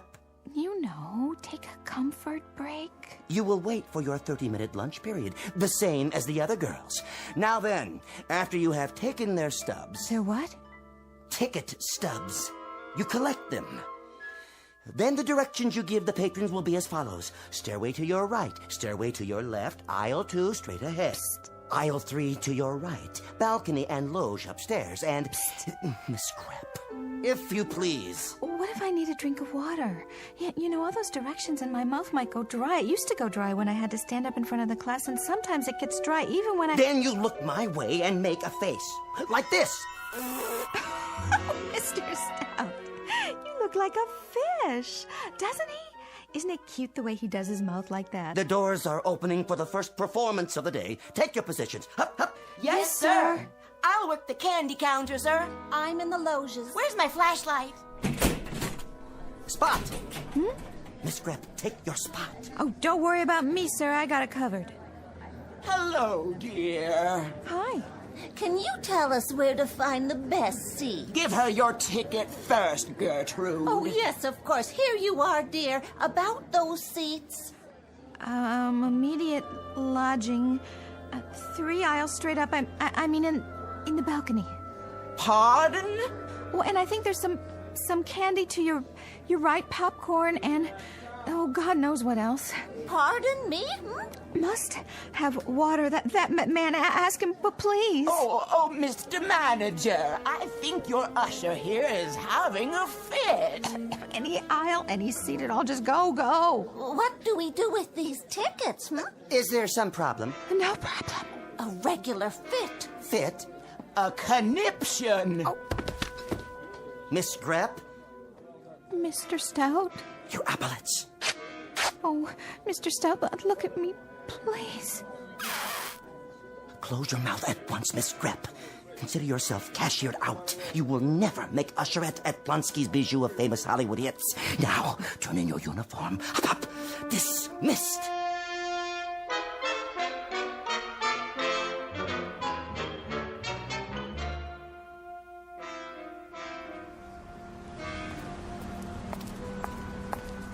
Oh, well, that's showbiz. Just plain fickle, I guess.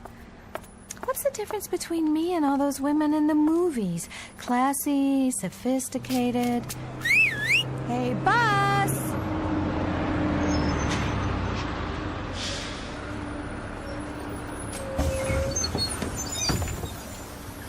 You got a bus pass? Not as such. I wanted to get one, but then I thought if I did, I might lose it, and then I'd be out all that money, so I never got one, and now Put your quarters in the machine.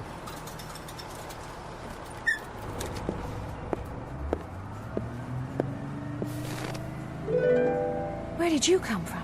Don't panic, Miss Grep. Above all, don't panic. If you'll give me just a moment, I can explain. Who's panicked? I almost missed the bus, that's all. But you didn't. No thanks to you. On the contrary, I know this will come as rather a shock to you, but I happen to be a guardian angel. Say, when did you get on? I didn't see you. The whole bus was empty, and then... Indeed. I arranged it that way. As I was saying... Did you pay? I don't have to pay. I'm an angel. Oh, yeah? Where are your wings, then? That's a long story. In point of fact, I've been given 24 hours to help you out in every way possible. This does not preclude the use of miracles. As I say, I know this is going to shock you, but I happen to be your angel. Mm-hmm. Don't worry about it. I daydream a lot myself. Last week, I daydreamed I was an astronaut. I made 111 orbits before Mr. Goldfarb fired me. Mr. Goldfarb? He ran the delicatessen where I was working. I took care of the steam table all day long, and that's where I used to do most of my daydreaming. Wouldn't you at least like to see a little miracle? Okay, if it makes you feel better. Like what? Well, for example, instead of a run-of-the-mill bus that everybody uses, how about a nice, flashy, chauffeur-driven convertible? Wouldn't that be something? All right, then. Here goes. Is that it? Oh, I have a way of fouling these things up, but if you'll give me just a second to concentrate... Wow, Central Park. Well, at least it's a carriage with a convertible top. Driver, once around the park, if you please. What is going on here? What happened to my bus? Oh, I'm so sorry. You don't know how to handle horses, do you? Of course not. A small miscalculation. Lincoln Continental, real snazzy. That's more like it. Driver, take us to, well, the lady's residence. What is the exact address? I ain't taking nobody nowhere in this here car. I signed on to drive a bus. Oh, all right.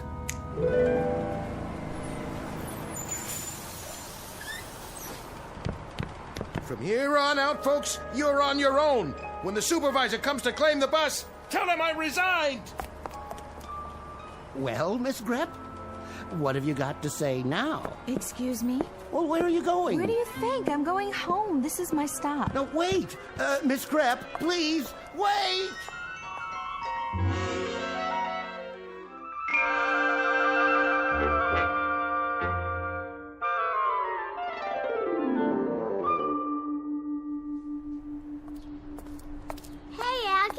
Hi there. How's my favorite little girl today? Okay. Been playing? Yeah. I'll bet you had fun, huh? Well, it would be more fun if you could play with me. How come you have to go to work? Not anymore, I don't. I'll play with you tomorrow, okay? We'll go to the park. Promise? You come over and knock on my door in the morning and we'll go, okay? Okay. See ya, Aggie. Hi, Aggie. Hey there, Teddy. You got any candy today? Have I got candy? Look at this. I brought it all the way from Plonsky's Theater, just for you. Gee, thanks.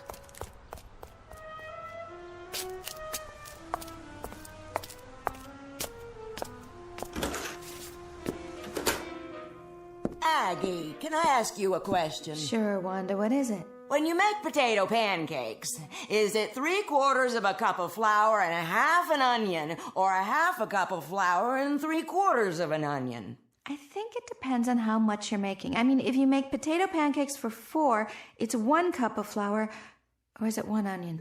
No, wait a minute. No, maybe it's 1 egg and half an onion. How's the job, Aggie? Hi, Joe. You mean, how was it? Oh, Aggie, you didn't go lose another one, did you? Yep, I went and lost another one, all on my own. Which one was this again? Plonsky's Bijou downtown. I flunked close order drill. Listen to me, don't you worry about it none. You'll get another job, but fast. Nice person like you.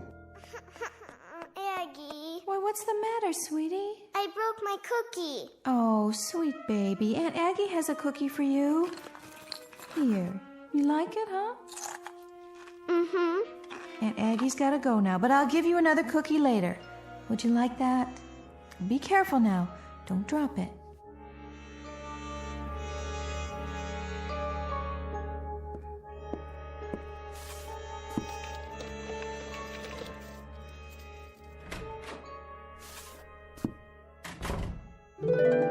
Don't panic. I know. Say, I thought I left you back there. Perish the thought. How did you get in my apartment? It was locked. As I told you, I'll be with you for 24 hours. 23 hours and 31 minutes, to be exact. Don't you ever give up? How could I? I'm here to change your life, Miss Grep. Interesting place you've got here. I like it. Oh, I do too. Particularly the stuffed animals and the Cupid dolls. Been collecting them for some time, haven't you? If you'll excuse me, I have got to take these shoes off. My feet are killing me. Let's get down to business, shall we? What kind of business? In a case like this, I usually examine the most pressing problems and then formulate a plan to alleviate them. Me too. Only whenever I make a plan, something always happens. You know, like a fly in the ointment. Is that an expression? Oh, my mother used to say that. Whenever my father made plans, like the time he went into business raising rock Cornish game hens, it was a great plan, let me tell you. I think the way to attack this employment problem of yours... Would you like something to drink? Oh, yes. That is, no, I really shouldn't. As I was saying... Tea or coffee? You look like a tea man to me. I think I've got some tea bags somewhere. Don't trouble yourself. How about a beer? Oh, no. No. Now, why don't we fix it so that you're independently wealthy and don't even need employment? Wine? What kind? I've got some sherry. I don't think so. Now, my dear young lady, we are discussing the alteration of your entire future. For the moment, we can dispense with the convivialities and proceed directly to... Yes? You wouldn't happen to have any gin, would you, by any chance? Just lying around, going to waste? Afraid not. Oh.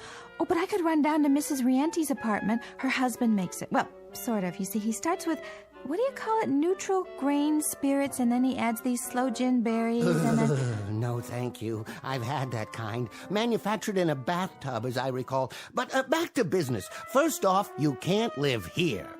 Why not? Something wrong with this place? Well, not at all, but it wouldn't fit in with your new lifestyle. I happen to know that there is a penthouse available right now at the Savoy Arms. Where's that? Park Avenue and 58th. A penthouse? And how would I pay for it on my salary, even if I had a salary? My dear, there are all sorts of ways. Hey, Buster, I am not that kind of girl. Dear lady, I have no doubt. But please try to grasp the situation. As of this moment, you are independently wealthy. Now, why would you say a thing like that? Watch this. Nothing up my sleeve. Where did that come from? Look closely. This is an absolutely genuine statement from the New York National Bank, savings account number 66103, in the name of Miss Agnes Grepp. You think maybe there's another Agnes Grepp? I seriously doubt it. The total balance in liquid assets is... but perhaps you should read the figure for yourself. I like to use odd numbers, by the way. An aesthetic preference on my part, more pleasing to the eye, don't you agree? I think you like to use too many zeros, too, don't you? Perhaps you should sit down. Now, on to social activities. I go bowling on Thursdays. Bowling schmoling. That's okay for pin setters, not for a Park Avenue debutante. Who's a debutante? Look around. I think you'll get my drift. If I do say so myself, I'm getting pretty good at this. Look at the way they're all dressed. Tuxes and evening gowns, and me with these ratty clothes. Oh, oops. There. I hope you like the color. A perfectly charming party, Agnes, my dear. And you, ravishing. Absolutely ravishing. Thank you very much, I guess. Anthony Chumley builds and operates ocean liners. The young lady is Miss Darlene Carruthers Morgan Jones. Her father is president of the bank where your money is. My dear, you are exquisite, enchanting, delightful. Hey, don't wear out the hand, okay? I intend to notify the society editor at the Times that this was the high point of the season. Absolument, the peak. What an image you are. What a dream. Jacques Lemond, very big in perfume. Champagne? Martinis? Over here. Very good, sir. Now this is what I call a miracle. Best martinis I ever conjured. The absolute peak. I better not drink. I get silly when I do. Say all kinds of crazy things. Come with me. If you think this is something, look in the other room. Where are we going? Your boudoir. All yours, my dear. Part of the miracle. You have got to be kidding me. I've never even seen a round bed before, well, except in the movies. Is that satin on the walls? Want to try something? Now you wait a minute. No. Push the button there, on the wall. You mean there's a whole nother room full of clothes? That is your closet. No. It's bigger in my apartment. Oh, my darling Agnes, a perfectly stupendous party. I just told Wilfred that nobody in the world can throw a party like Agnes Grepp. You just ask him if I didn't say that. No one in the world, my dear. Wilfred, do you think you've had enough champagne? Wilfred, will you please not? Well? Well? It's a blast, isn't it? Yeah. Real crazy. Time to mingle with your constituents, Agnes. Go on, get out there. If you say so, Mr. Cavander. Guess I can give it a try. Oh, darling. Agnes, you simply must tell me who designed that dress. Come over here and meet my friends from the club. Fabulous party if I do say so. The beverages, too. Absolutely fabulous.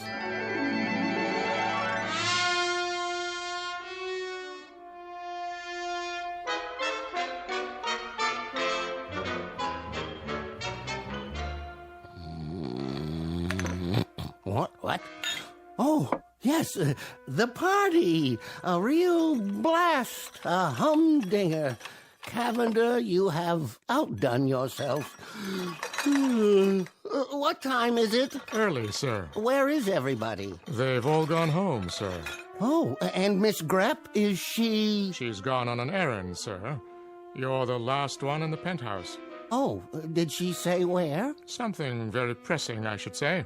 Would you care for a continental breakfast, sir? A Bloody Mary? Agnes! Agnes!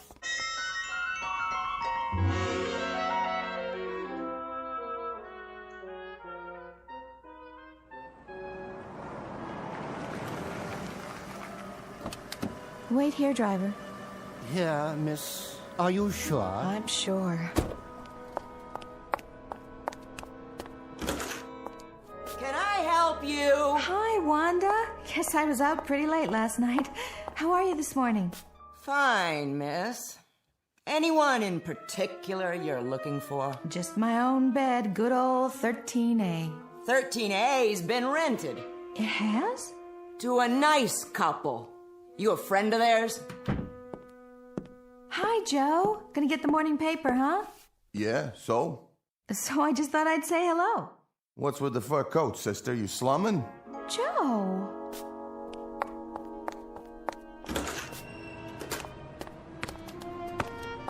Hi, sweetie. Were you waiting for me? Huh? Remember? We said we'd go to the park today, you and me. Just as soon as I change this dress and get out of these awful shoes. Who are you? It's Aunt Aggie, honey. Don't you... My mom said not to talk to strangers.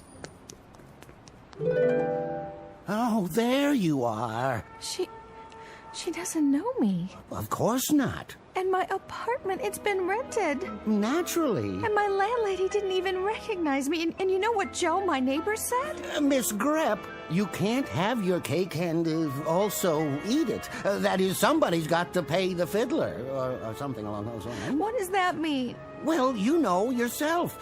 It's a kind of a give and take thing. Life, I mean. The whole philosophy of living. Well, what on earth did you expect? What do you want from me? Not much of anything, really. I didn't expect anything except... What? Friends, maybe. Excuse me. Hey, what do you say, slugger? Aunt Aggie's back, and she got candy for you. She's got... What's that? That's not a candy bar. No, honey, it's not a candy bar. It's a bottle of perfume. Costs $100 an ounce. Big deal, huh? You know what? I wish it were a chocolate bar. Come on, Teddy. Leave the lady alone. Come back up here. Mrs. Rienti? That's okay. It's me, Aggie. Come on back for your breakfast. I told you don't bother the lady. Mrs. Rienti, it's Aggie. Don't let this sable coat throw you. Driver, take the lady back to the Savoy Arms. Yes, sir. No, not the Savoy Arms. How's that? No more Park Avenue and 58th. I don't want to go back there. I want to stay here. Why, I'll never win my wings now. I'll be drummed out. I'll be reclassified. Didn't we have a wonderful time? Don't you have everything you want? Mr. Cavander, you want to make me the happiest girl in the world? Then knock it off with the Park Avenue penthouse, the sable, the whole bit. I want it the way it was. The way it was? Unstable, unresolved, and unemployed? Disconnected, discombobulated, and behind in my rent. But that's for me. That and bowling, babysitting, and potato pancakes. How about it, Mr. Cavander? All right, Miss Grepp, but I think you're making an awful mistake. I tried. God knows I tried. Can you hear me up there? You can't take that away from me. What do you say, Egg? Top of the morning, Joe.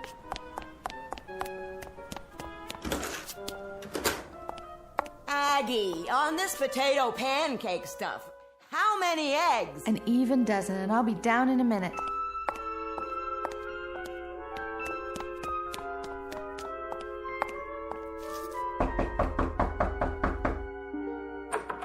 Hi, Egg. Hi, Mrs. Rienti. I hope you don't mind. I brought something for the kids. Hi, Aggie. Here you go. Here's a chocolate bar for you and some candies for you. Thanks, Aggie. No, thank you, you beautiful, gorgeous children. I just wish it was more.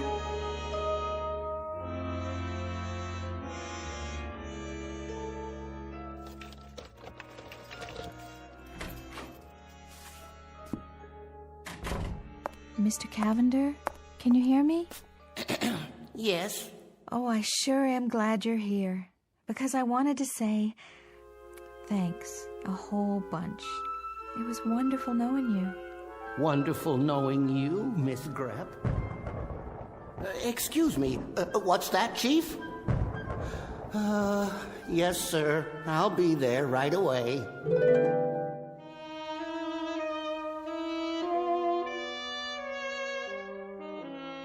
Cavander checking in, sir. I was just looking over the report we received on you. Conduct unbecoming an angel. Gin and tonic consumption. Gin fizz consumption. Gin on the rocks. Extra dry martinis. General inebriation. Need I go on? Cavander, you're a disgrace to the entire service. I'm sorry, sir. I truly am. I'm afraid you know what this means. Reclassification, sir. At least reclassification. I know it. I expected it. I hate to do this, Cavander. I really do. As a matter of fact, Hey, Chief, look at this. What? Why, this is incredible. It is. See for yourself, Chief. Come over here. My eyes aren't so hot lately. Try, Chief. You can do it. Where are you pointing? Lean over the edge. That planet there, the little blue and green one? Yeah, check the island of Manhattan, the lower part. She's happy. She is, isn't she? She looks at least 6 times happier than when I found her. She's incredibly, deliriously, totally happy. I don't understand how that could be. But I tell you she is, sir. See? See what she's doing now? What is that costume she's wearing? A bowling shirt, I believe it's called. Say again? Bowling, sir. She bowls every Thursday night. Fascinating. And is she supposed to keep her finger in the ball after it starts rolling down the lane? Ooh, no, sir. She still hasn't quite got the hang of it. I do hope she didn't hurt herself. Well, Cavander, it seems I may have been premature in my judgment. Oh? After all, your assignment was to make her happy, and that's precisely the way she is now, so... Well, there seems to be very little left to do, except... Go on, sir. I'm all ears. I noticed. I think under the circumstances, Cavander, since you've done so very well with this subject... Yes? Well, it occurs to me that there are other deserving subjects down there who may require a little angelic assistance from time to time. Oh, definitely. No doubt. Each of them could be your personal project, so to speak. How would you like that? And...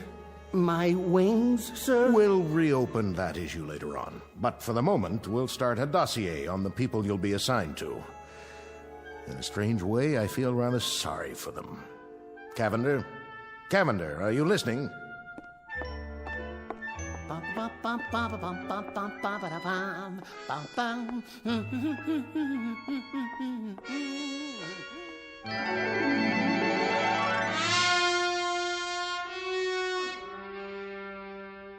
Chapter 1 in the saga of Harmon Cavander, Guardian Angel, proving, among other things, that happiness is relative, that angels have their own problems, and that some people never had it so good, or something along those lines. Tonight's excursion into the Never-Never Land known as the Twilight Zone.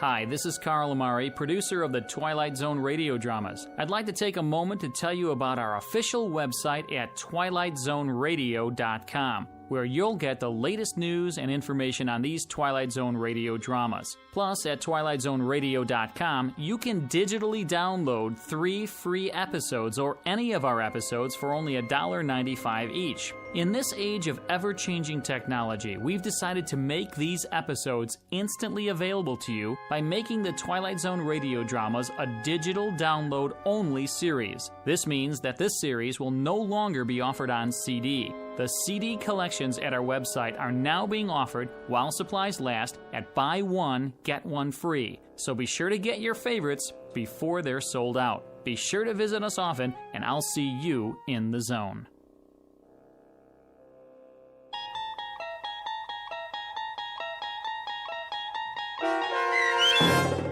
Cavander Is Coming, starring Andrea Evans with Stacy Keach as your narrator, was adapted for radio by Dennis Etchison and based on a script by Rod Serling. Heard in the cast were Richard Hensel, Roderick Peoples, Doug James, Peter DeFaria, Linda Reiter, Maggie Carney, Martin Hughes, Lauren Patton, David Darlow, Maria Stevens, and Meg Falcon. To learn more about the Twilight Zone radio dramas and to obtain audio cassettes and CDs of these programs, visit our website at twilightzoneradio.com. This copyrighted radio series is produced and directed by Carl Amari and Roger Wolski for Falcon Picture Group. Doug James speaking.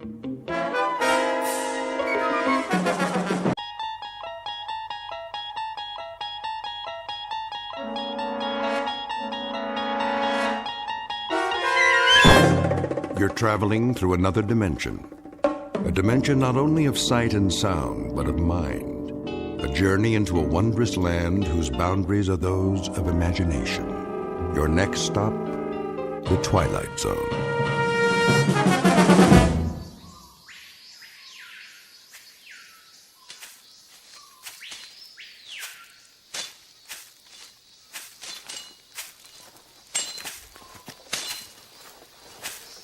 Go on. What is wrong with you? We are behind schedule. The jungle is too thick, Clemente. Use your machetes, all of you. We have used them. Now they are dull. Then sharpen them. The burros need water. He's right, Ramos. If we lose another animal, we cannot make it.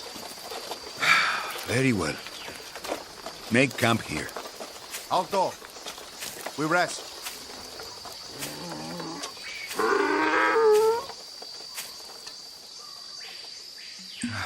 How much longer, Alessandro? A few more days, perhaps a week. If this is the right way to the capital. What? You have the map. What does it say?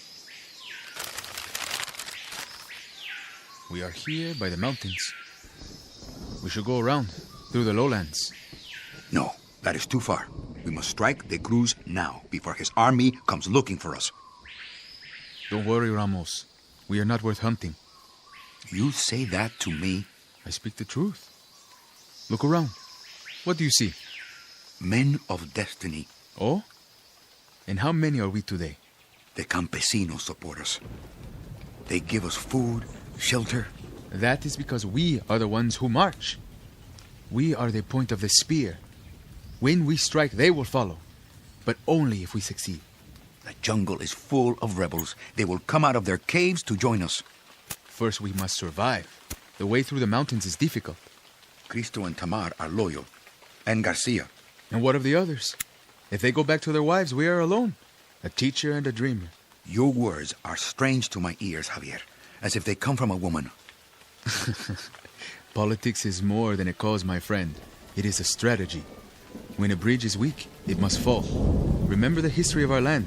The earth is ripe with the blood of other rebellions. We will not fail. There is no shame in it. We can take up arms again when the time is right. This is our moment. Not this year, Ramos. And perhaps not next year either. That is still too soon. But sooner or later, the crops will fail. The people will rise up, and we will show them the way. Now, their bellies are full from the harvest. They are not ready. Listen to your fear. You yourself taught me that the people rally behind a leader. A brave leader who knows no fear. Only a fool is without fear. I am not a fool. I'm a man. More will come. They will leave their villages and march with us, 10,000 strong. The Cruz's guard will not fire on us. They are our brothers. And how many brothers do we have here? 11? 12? Turn back now, my friend, before it is too late. Too late? Hear me well, because this, I swear, 1 week from now, we take the capital.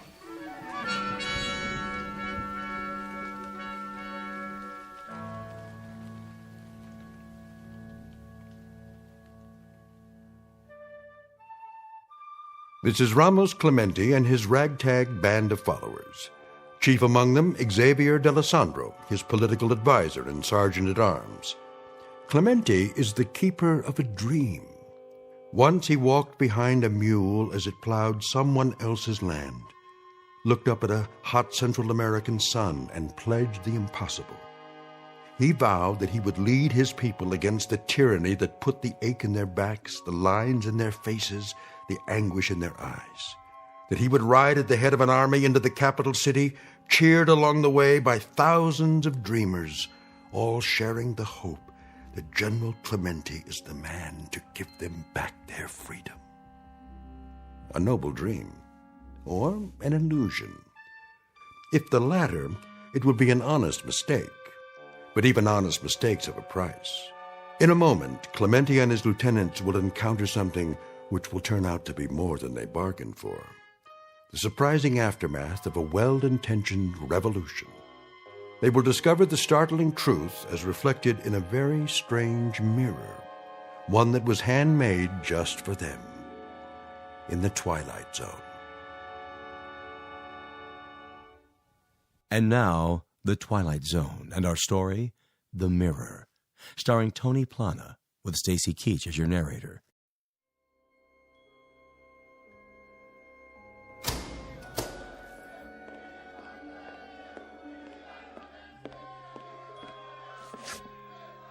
Do you hear that? See me, General. They are calling for you. They are. They are. Let them see you, Clemente. Yes, from the balcony. Perhaps I should. Just for a minute. Go on, Ramos. This is your palace now. It is your right. Very well. Look, there he is. It is him. My countrymen, a new day. I promise you the time has come. The president has fallen.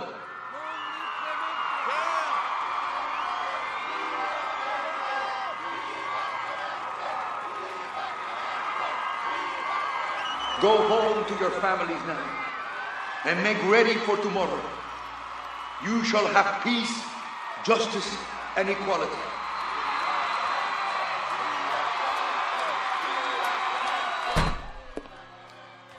Do you hear? Viva Clemente! That is me. Viva, viva, viva! A toast. Yes, with some of the Cruz's precious wine. The glasses.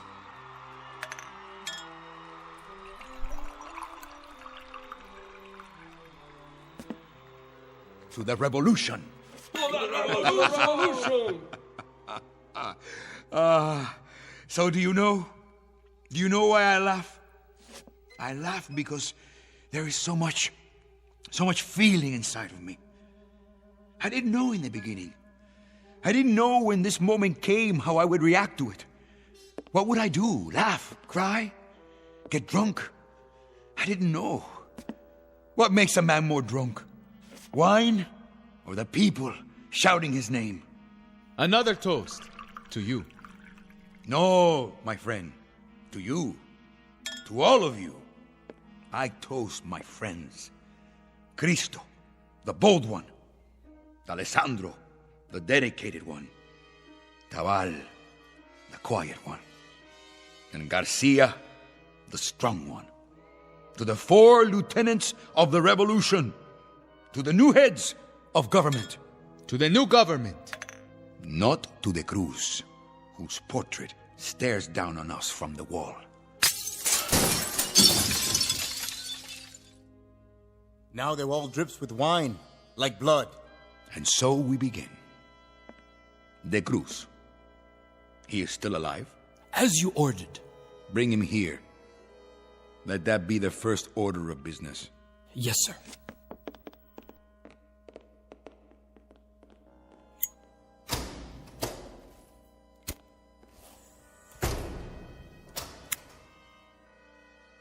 You will have to find another picture for the wall. Yes. One of yourself, perhaps? Oh, no. We will find something. There. In the corner. What is it? A mirror. Ah.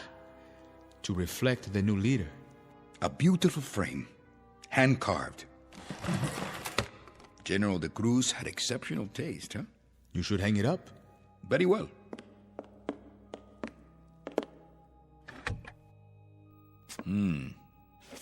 I look tired.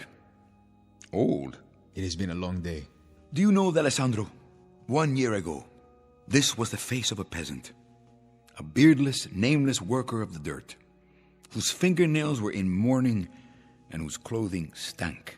And now? Now it is the face of a leader, a chief of state. Yes, it is. 1 year.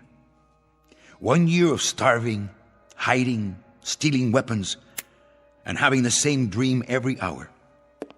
And from the dream came an army, and from the army came a rebellion.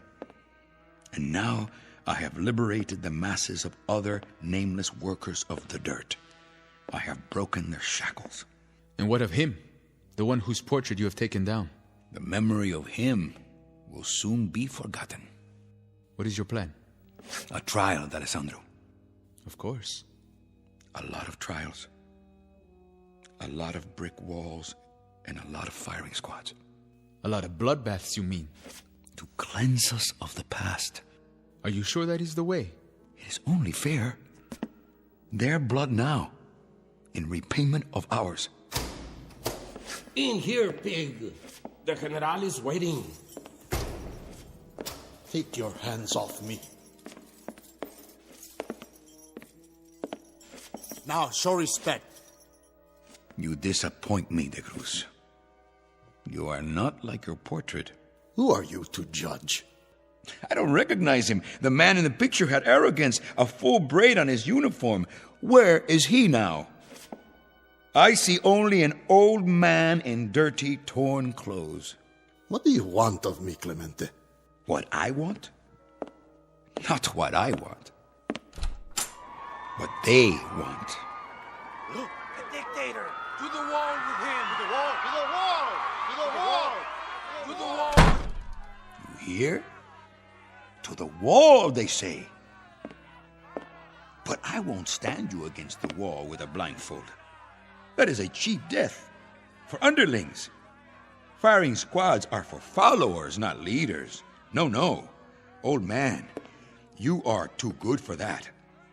You are a special case. You, I will strip naked and cover with honey. I will tie you spread-eagled on the ground under the sun, and then I'll let the ants eat you. And every time you scream, I'll drink wine. And every time you beg for mercy, I'll laugh out loud, because I want you to take a long time to die. 1 part death for every acre of land you stole. 1 part death for every morsel of food you took out of a peasant's mouth. And 1 part death for every voice you stifled by decree. Now, what is your plea? Or will it be a cry for mercy? I will not oblige you, Clemente, with a cry or a plea. You can strip off my flesh, because it is here for you and easily done by any animal. But my manhood, you greasy little peon, this is as far from you as the moon. Peon? You dare to call me a peon? Stop! He is to be judged, not tormented. He is the animal. And you are not, eh? You are the purists, the idealists, the saviors, the avenging angels. Gentlemen, you will soon be disillusioned. You are me. You are De Cruz. You are Baptista. You are Trujillo. You are Noriega and Duvalier. You are the keepers of the grab bags. You can wave your flags and put up your statues and embrace all the people, from the oldest to the youngest. But we are of the same breed. We are the spoilers. We care for no one but ourselves. You insult me, peon. Enough. He presents his case and we are his best witnesses. We corroborate everything he says. You cannot help but do it. You think this room, the people out there, you think these are the fruits of victory? The spoils? No. They are simply a legacy, Clemente. What I pass on to you. Power you shall have. Certainly, power. Enough to make you giddy. But there are other things in the inheritance. You will find them soon enough. What things? Fear. The chief legacy. Fear of assassination. Fear of disloyalty. Fear of rebellion. Fear of another Clemente hiding in the hills. Fear even of the Norte Americanos who offer you money and supplies. God help you. God pity you. Take him away. On your feet. Guards!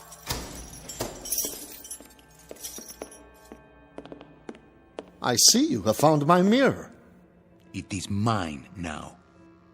Then it will serve you well. An old woman brought it to me 10 years ago when I first took power. She said it was magic. She said, by looking into it, I could see the faces of my assassins. She spoke the truth. That is why I took it down. That's right. Look deep, General Clemente. Find out who your enemies really are. You will see them there, in that mirror. You will see them in the dark corners. You will see them in the crowd. You will see them in your glasses of wine. You will see them everywhere. Out! Where shall we take him? Lock him up in the prison. I will decide what to do.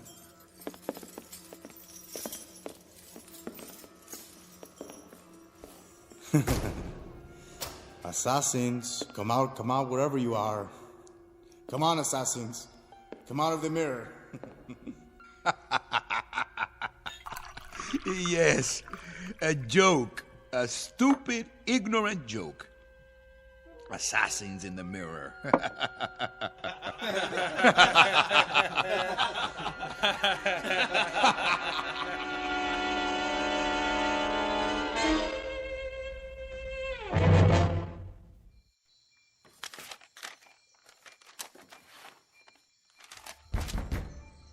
Yes?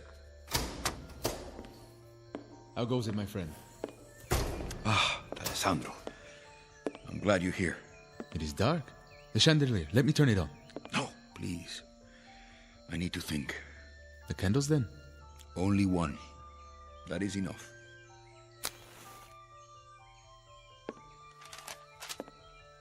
More plans, eh? For the new regime? Come to the windows, D'Alessandro. Look outside. What do you see? Fires in the night. Yes. Many fires. I see the old ways burning to make way for the new. The transition begins. What do you think he meant? Who? De Cruz. When he spoke of dictators. For once he spoke the truth. He's not deluded. He knows his role. But not ours. We will not make the same mistakes. No. But be cautious, my friend. It is easy to slip. Too much blood and the crops will not grow. We will know a season of poverty before the people are reborn. False friends will come to you, offering help. We must make alliances. There is always a price. Their influence, like fish hooks to bind us to them. From our neighbors to the south and the north. From lands across the sea. I will strike a bargain. With those who are so powerful? They will bring ships filled with goods, but also gunboats and helicopters and advisors with pacts to be signed. Their ways are ruthless. Deal with them, yes, but not as a puppet. I am no man's puppet. Then take care. Take care, Ramos. Choose the path of justice, not of revenge. What? You would have me forgive De Cruz and his army? They who have kept our people under the yoke? Not forgiveness, banishment. The prison is overflowing. We do not have enough bullets to liquidate them all. So they go to another land and rebuild their army. That is stupid, Javier. They are our enemies. Where will they live? In the mirror? Cristo. Sir. How many prisoners are there? In the capital, about 1,000. Start shooting them. When? Tonight. Yes, sir. Right away. I see. There is no time for trials. But for murder, there's plenty of time? What are you? A chameleon? The ease with which you strip off one color and put on another. You turn my stomach. I thought you were with me. I am, but not with mass murder. Murderers can never be murdered. They can only be eliminated. You clean your house with a reckless hand. Go, Cristo. Give the order. Gladly. You should look in that mirror and see what face looks back at you.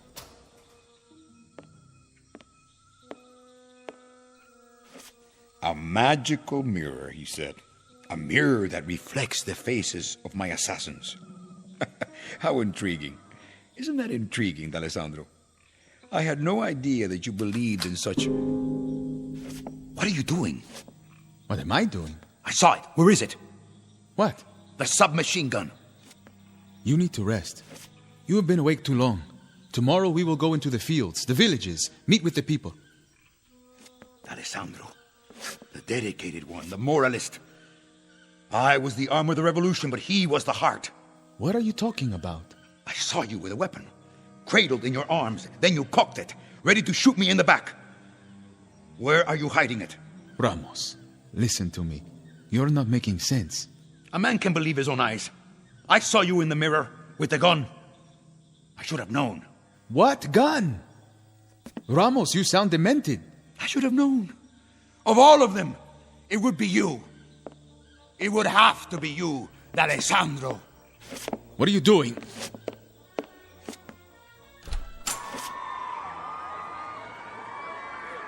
Yes, a traitor. Let go of me! See him with your own eyes. See the assassin. Do with him what you will. I am not an assassin. I am your lieutenant. Your conscience. No!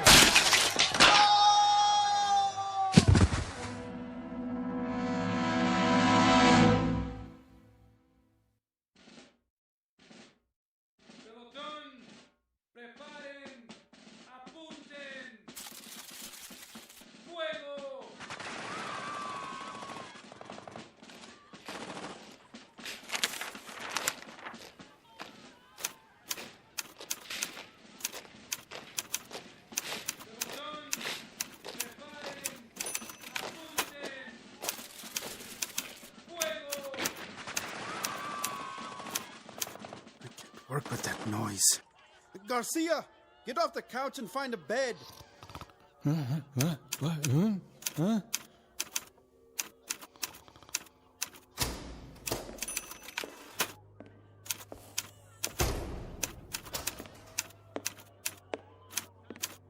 Did you hear that? Here, Garcia. He had too much to drink last night. The palace is stocked with the finest brandy. Not that. Outside, in the courtyard. The firing squad. We've already killed off hundreds.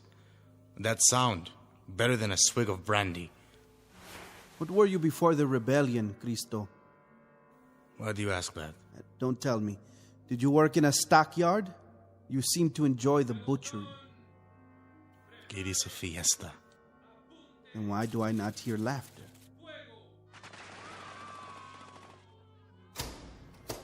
The crowd is getting bored, I think. Not bored, sick. We have given them their freedom. 12 hours of it. And it is such a fine freedom. The right to watch a massacre. 10 executions at least, every 5 minutes. You would like more? Good morning, Clemente. We did not give them their freedom, Tabal. What? You said we. It was I who gave it to them. And I'm sure you'll continue to give it to them. Why are they quiet? They scream for justice, and when you give it to them, they become weary. Like an audience in 1 peso seats at a burlesque. Their entertainment must be varied, costume changes every 5 minutes, or they lose interest. New bodies every few minutes. But even that is not enough. I know them well. You fill their stomachs and it empties their brains. They have cheap tastes and short memories. Clemente. Something to say, Tabal? No. I have papers to check. The figures for De Cruz's treasury. Is there nothing more? Something that sits heavy on you?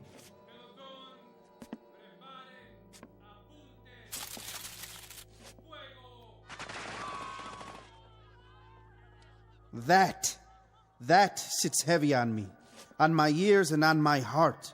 Why should it? Execution is not a time of joy. But even this is not as bad as the death of a man who was my friend. That is a sword in my chest. D'Alessandro? An assassin? And that's the worst lie of all. It was no lie. He was no assassin. What? What's the matter? What's going on?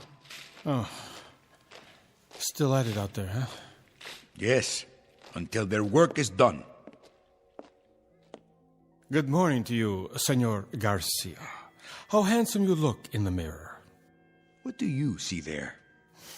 I see only a tired soldier. A man who needs a change of clothes. Is there a bathtub? Many. Take your pick. Oh, I'll go then.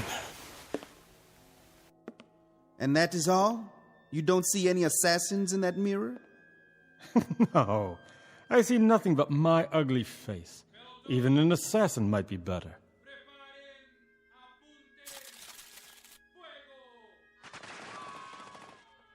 Let me see. No! Leave the mirror alone. Why? You can talk yourself into an illusion. You can make yourself believe anything. Let go of my arm.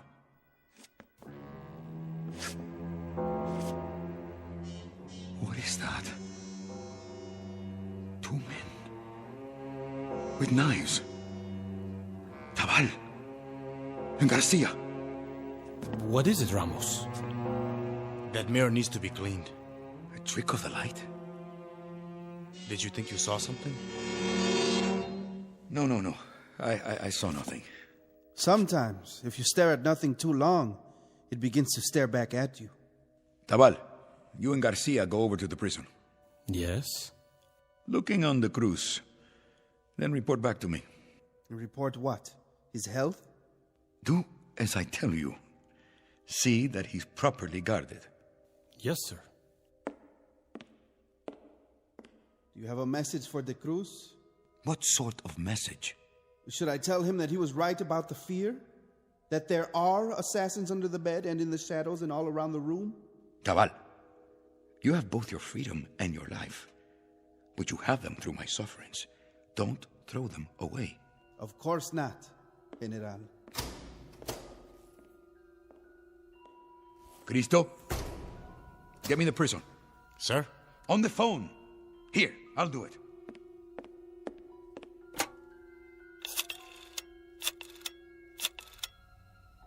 Hello?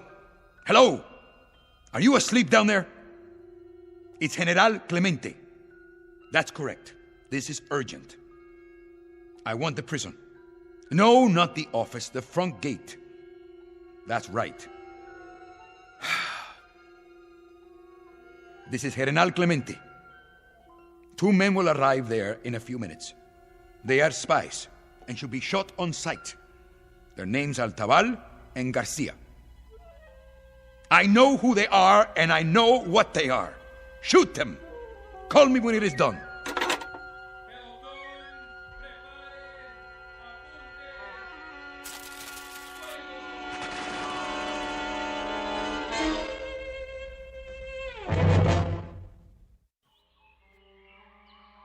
Move the bodies out. Yes, sir. Right away. I think maybe I'm still asleep. I wish you were. And me as well. Did you ever have a dream that... never mind. Go ahead. Say it. A dream where you try to wake up, but you cannot. You mean a nightmare? And do you wonder? What? Well, if I hadn't joined Clemente, well, I would be home now with my woman, my little ones. I would be in the fields working the crops. I think now that it wasn't so bad. But it was. Half of your vegetables, your livestock, to the state, that is no way to live. No. Still, I do not like this slaughter. Nor do I. I guess it isn't ours to know. What do you mean? Clemente, he has his reasons. I am not an educated man. The ways of politics are hard to understand. Clemente is not educated. But the Alessandro was. A very smart man. A lieutenant, like us. Closer than that. And now we are 3. Clemente will need us even more. Garcia, listen to me. Watch your back. Huh? Clemente has not slept in 3 days. But he sees. Not with his eyes, with his mind. And what he sees is dark and strange. Like a house of many doors, and behind each door is more darkness. And the way into that house is the mirror. What? A piece of glass? The glass reflects what is before it. When Clemente stands and looks, he sees the doorways of his mind. I do not fear an old woman's gift. We are his lieutenants. Yes, like the Alessandro. Come, we will report on the cruise. And then we must make a plan.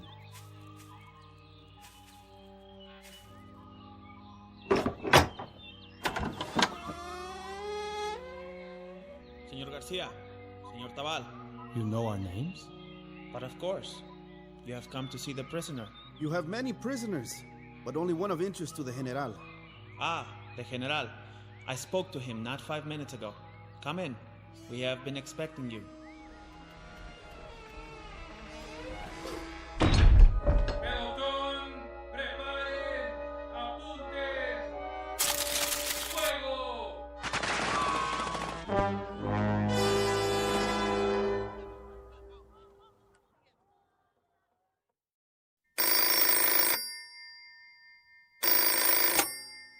Clemente, are they there? Good.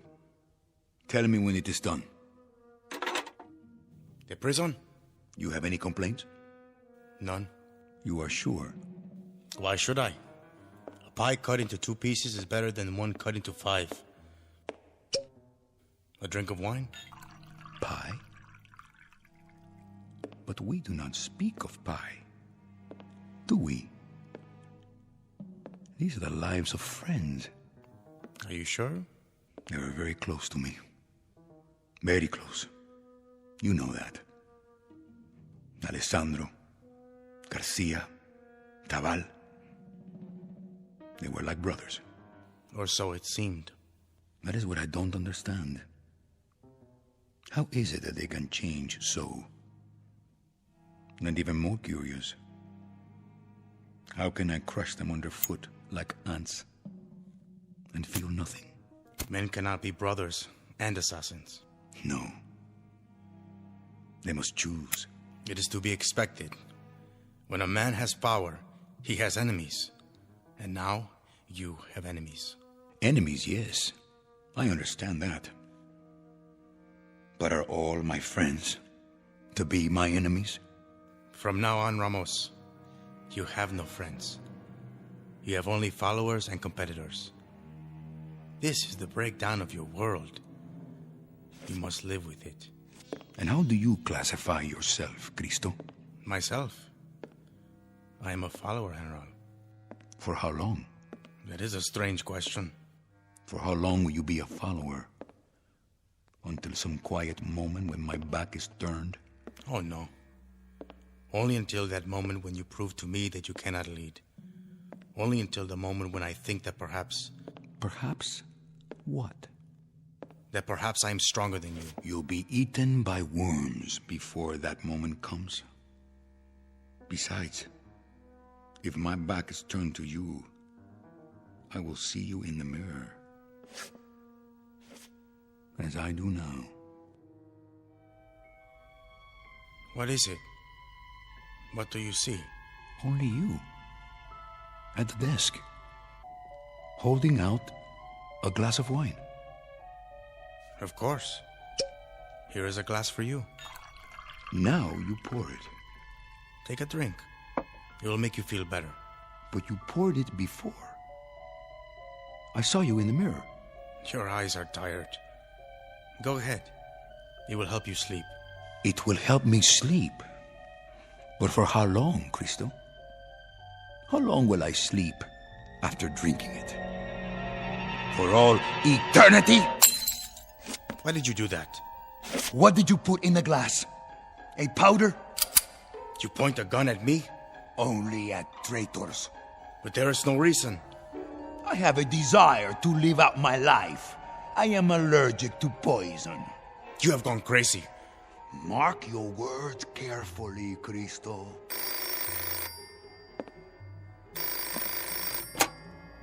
Yes? Yes, he is here. When? All right. I'll tell him. That was the gatehouse of the prison. The guards have shot Taval and Garcia. They are both dead. And what shall we do now? Mourn for them? If you wish. They were our friends, weren't they? But then again, they can't be friends and assassins. They must be one or the other. Wasn't that your point? Ramos, there was no poison in the wine. I swear to you, I had nothing like that in mind. Nothing of the sort. You are imagining things. Am I? Look, I'll show you. It was an illusion. This is just a mirror, an ordinary mirror, in an old frame. See? It's only glass, polished glass. I'm looking into it. I see myself and you behind me, nothing else. You are raising the gun and pointing it because you've let yourself see things that are not there. You've let yourself... Ramos! What have you done? Only what I had to do. A terrible mistake. Now, you will be very lonely. You will be all alone. You have just killed the better man. The better man. Ramos.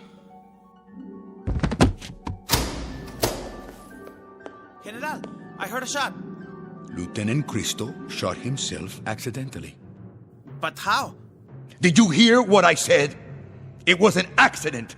Now get out of here!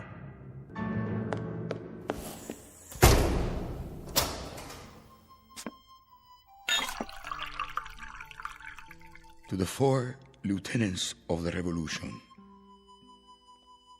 to the new heads of government, to the Alessandro, the dedicated, Taval, the quiet, Garcia, the strong one, and to Cristo, the bold one.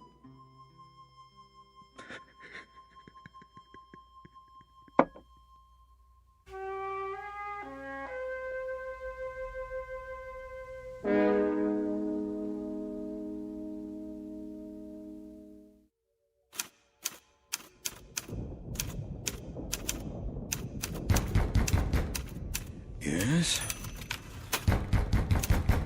Yes? Someone to see you, sir. Who? The Holy Father.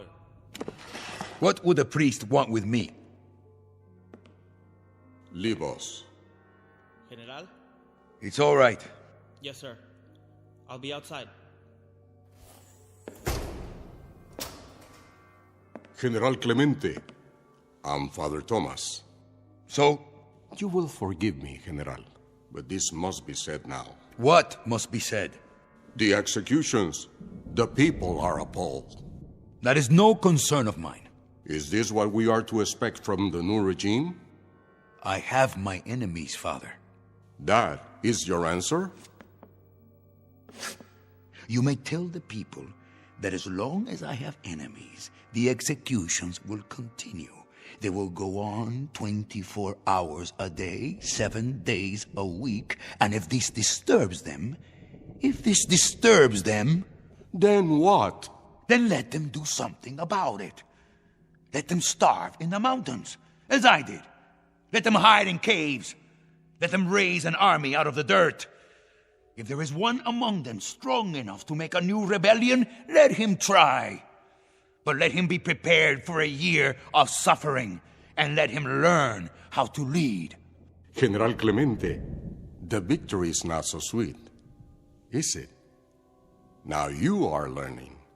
Instead of the flavor of wine, it has the taste of ashes. I had a dream, Father. I had such a dream. And they were all a part of it. Cristo and Tabal and Garcia and Alessandro. Why did they turn against me? You ask me for the answer? Where else can I turn? To this mirror? Look to what is in yourself. But I can't stand this. I can't live this way. I'm frightened. Morning till night, I hold my breath. I look over my shoulder. I keep looking back to see what is there. I will live the rest of my life running from death. Why? Why do I have so many enemies? This is the story of all tyrants, General Clemente. They have but one real enemy, and it is the one they never recognize until it is too late. God be with you.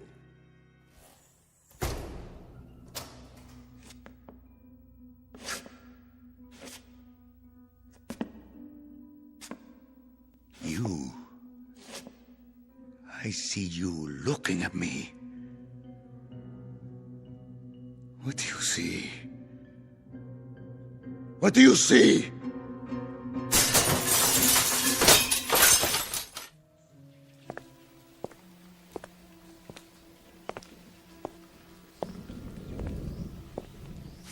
Keep an eye on him. What did you say, priest? The General. He's not well. General Clemente is a great man. He might have been. He may be yet. He needs our help. I will remember him in my prayers. God be with you, my son.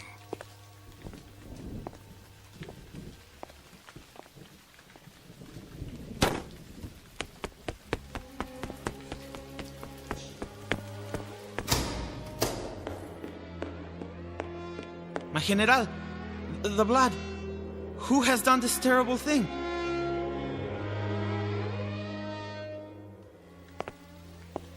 The last assassin.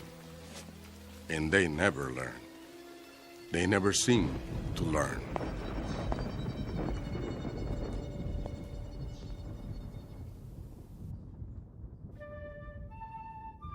Ramos Clemente, a would-be savior in khakis, his brains blown out by an illusion, a mirage dangled before the eyes of all ambitious men, no matter how they begin.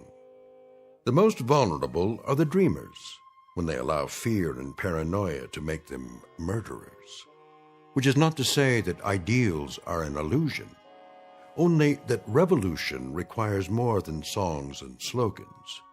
Courage helps, as does character, a touch of luck, and something along the lines of superhuman strength, whether it be found here or in the Twilight Zone.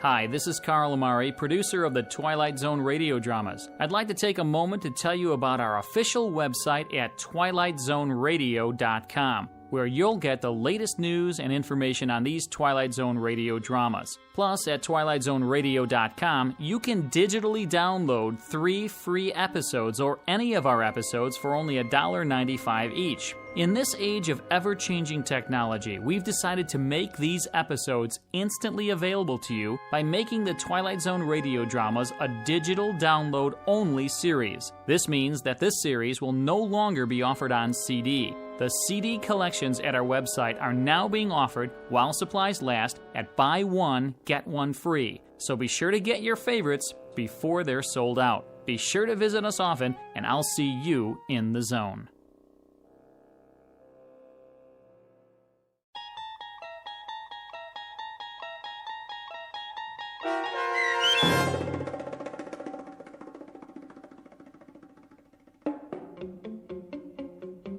The Mirror, starring Tony Plana with Stacy Keach as your narrator, was adapted for radio by Dennis Etchison and written for The Twilight Zone by Rod Serling. Heard in the cast were Tony Sancho, Rick Vargas, Eddie Martinez, Tony Castillo, Ricardo Gutierrez, Ivan Vega, Florentino Mitchell, Arturo Montemayor, and Oliver Adalpi. The producers of The Twilight Zone wish to thank CBS Enterprises and the Rod Serling Estate for making this series possible. This copyrighted radio series is produced and directed by Carl Amari for Falcon Picture Group and Westwood One. Sound design and custom Foley effects for The Twilight Zone by Cerny American creatives Bob Benson, Craig Lee, Matt Sorrow, Tim Cerny, and Todd Beyer. To learn more about the Twilight Zone radio dramas and to contact us, visit our official website at twilightzoneradio.com. This is Doc James speaking.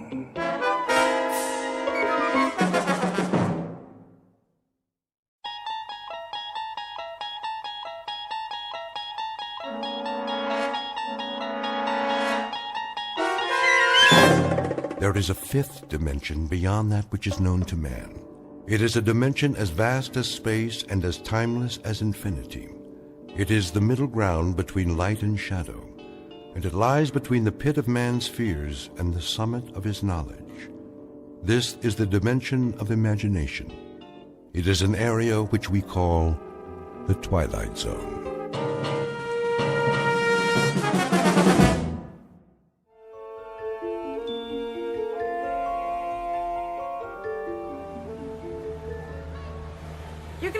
Today, Lou. I can tell. Yeah? How can you tell, Tommy? 'Cause you're the best salesman there is. Well, maybe I used to be. You are, Lou. You always have such neat stuff. Oh, yeah, I got everything. A little bit of this, a little bit of that. Something for everybody. Help me set up the table, will you, Tommy? Sure. There we go. We'll be ready to start in a minute. What's in the bag today, Lou? Take a look.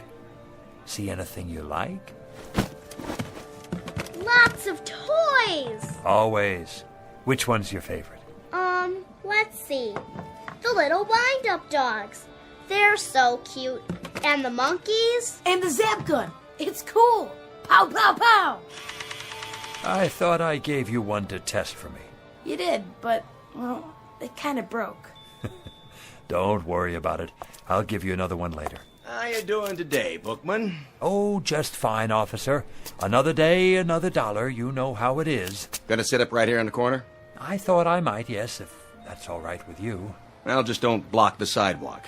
People coming and going. I wouldn't think of it, officer. Or you'll have to move. You don't want a citation, do you? Oh, absolutely not. All these busy people can't hold up commerce. You know, Bookman, maybe you should find yourself another line of work. Streets are so busy these days. There ain't much room for a pitchman anymore. Isn't that the truth? You got a permit, don't you? Why, I'm sure I do. Now, where did I put it?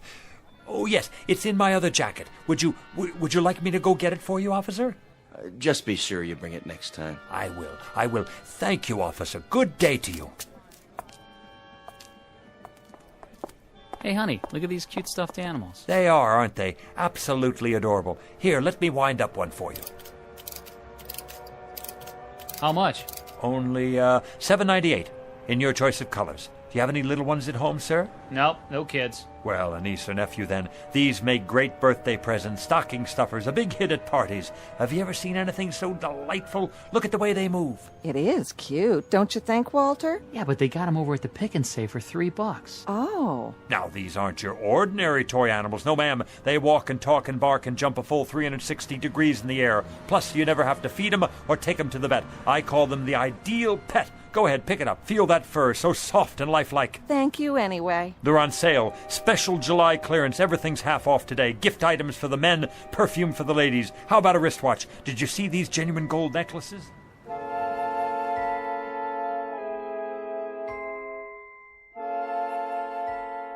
Street scene. Summer. The present. Man on a sidewalk. Age 60-ish. Occupation pitchman. Name Lou Bookman. A regular fixture for the summer, the kind you pass by every day and don't pay much attention to anymore. A rather minor component to a hot July in the city. A nondescript, commonplace little man with a wrinkled suit, a pork pie hat, and a loud necktie that always seems to be coming loose at the collar. A man whose life is a treadmill built out of sidewalks and street corners everywhere. Lou Bookman, a walking rebuttal to the American dream, which states that success can be carved, gouged, or grubbed out of the landscape no matter where you are, whether it be log cabins or tenement buildings. because Lou Bookman has not even a nodding acquaintance with success, and his dreams only extend from the curb to where the sidewalk ends. But in just a moment, Lou Bookman will have something to occupy his time which transcends both success and failure. He'll have to concern himself with survival. As of 3 o'clock this hot afternoon, Mr. Bookman will be stalked by his toughest customer to date, a man in a black suit who's out to close a deal of his own and who won't take no for an answer. In the Twilight Zone. And now, back to our story from the Twilight Zone. One for the Angels, starring Ed Begley Jr., with Stacy Keach as your narrator.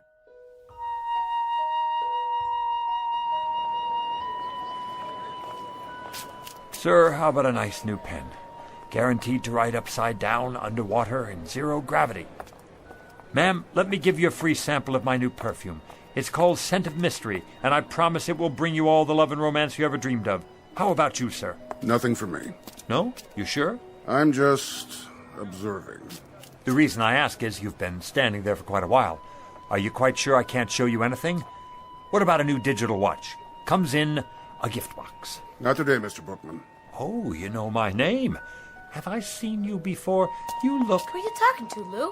What? Oh, that man there in the black suit. Which man? The one standing by the... Well, I don't see him now. He must have moved on. Strange, don't you think? To be wearing a black suit on a day like this. It's getting awful late. Is it really? I gotta get home before my mom gets mad. You run along then, Tommy. You absolutely positively can't be late for dinner. You gonna have dinner now, too? Sure, Maggie, sure. Guess it's about that time. What are you gonna have? Oh, a lovely repast, no doubt. The chef's special. We're having spaghetti and meatballs. My favorite. Sounds positively scrumptious. I think I have a can left myself. I'll help you put your stuff away. Oh, don't worry. I can do it.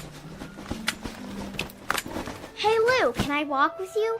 That would be my pleasure, Maggie, to be in the company of such a pretty girl like yourself.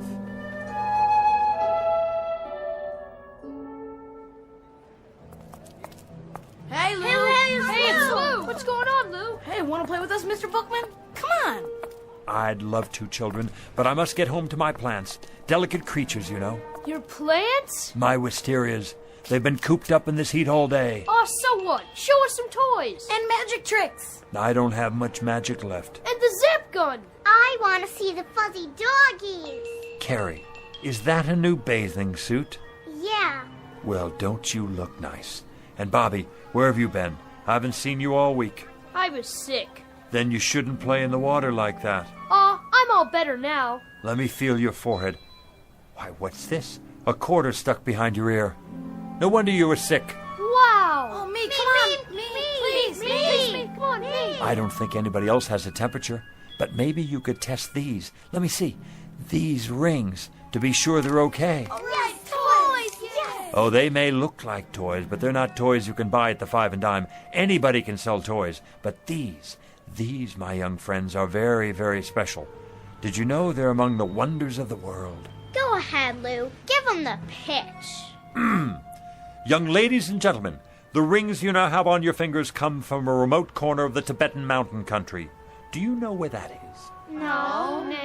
Well, it's where the wisest people in the world live. The jewels are patterned, shaped, and forged by strange little men who work underground, far from the light of day. Some folks call them... the Moly Men! Right, Bobby, the Moly Men. They use magic words and incantations to produce what look like toys, but each and every one they make has extraordinary powers. What kind of powers? The power to keep a person young forever. Science can't explain it. Your teacher wouldn't believe it, your mother and father either, but it's true. And when the Moly Men are finished, they say the magic words.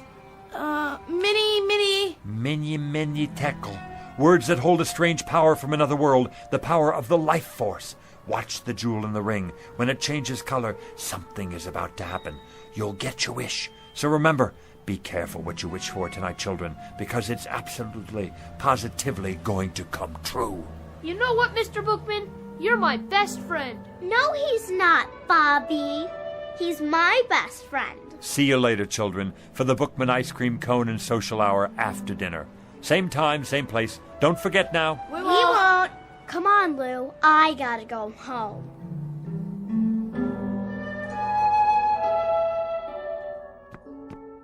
That you, Mr. Bookman? Good evening, Mrs. Magnuson. Hiya, Lou. Need a hand? That's all right, Mr. Stolberg. I got it. You make out okay today? Oh, yes, as always. Sold out half my merchandise. Yeah? Looks like you got a whole lot left. Want to come over for a cold one? That's kind of you, but I'm on the wagon these days. Well, I'll keep one on ice for you anyway.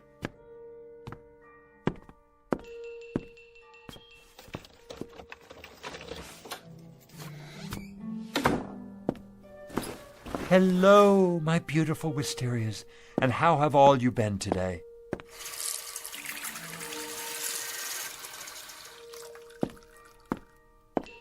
Did you say you're thirsty?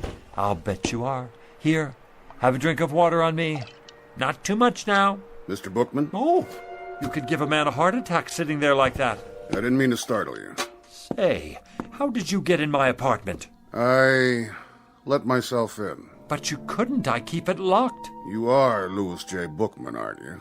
That's right. Something I can show you? I don't think so.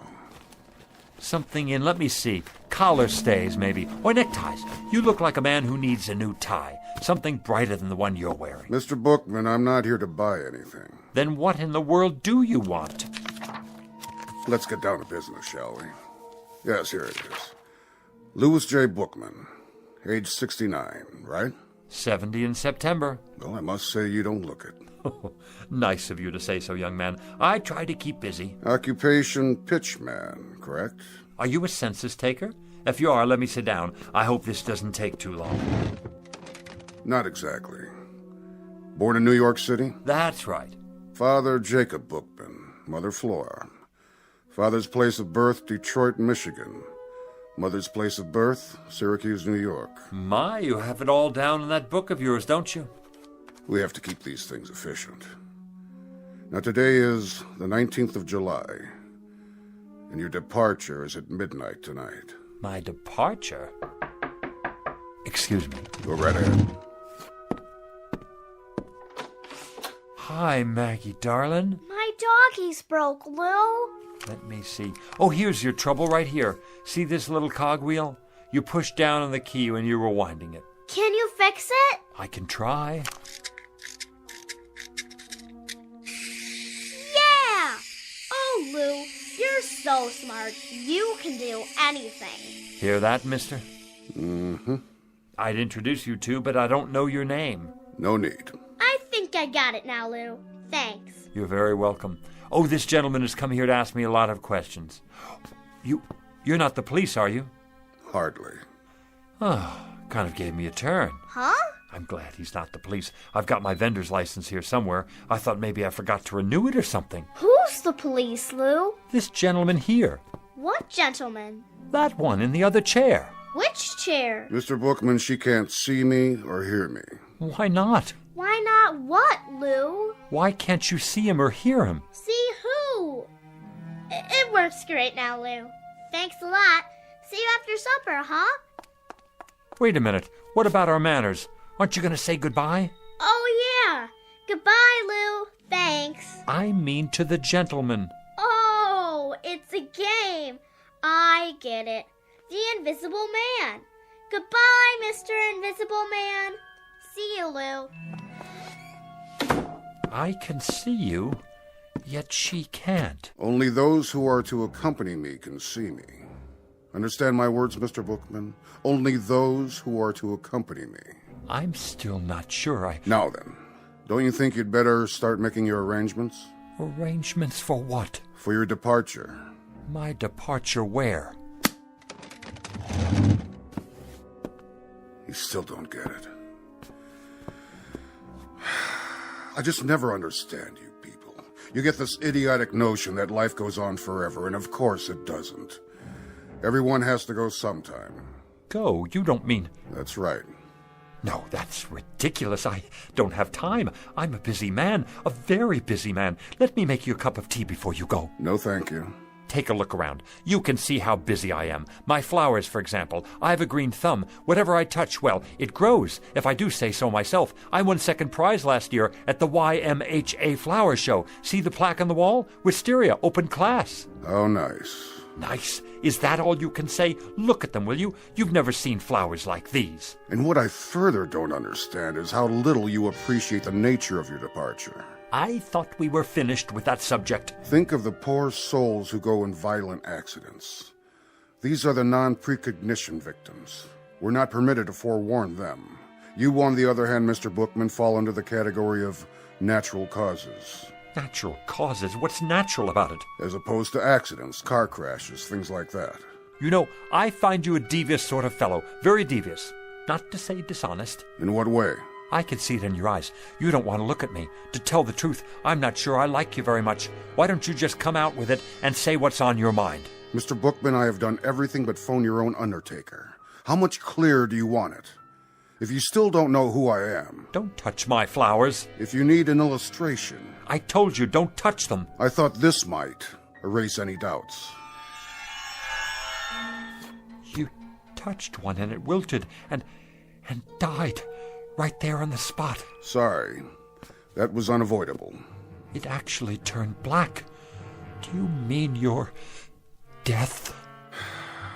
Exactly, Mr. Bookman. Now shall we get down to business?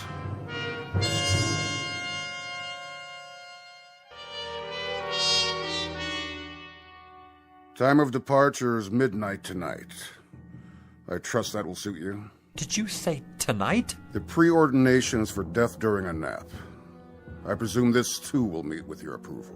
What if it doesn't? You'll find this a relatively simple and painless and barely noticeable... Please, I don't want to go. They never do.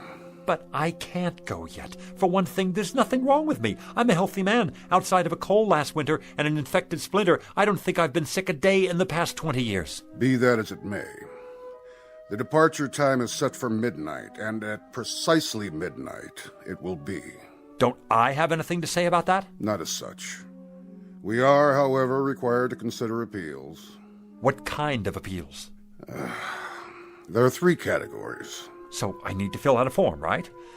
Give me one and I'll start right in on it. No forms.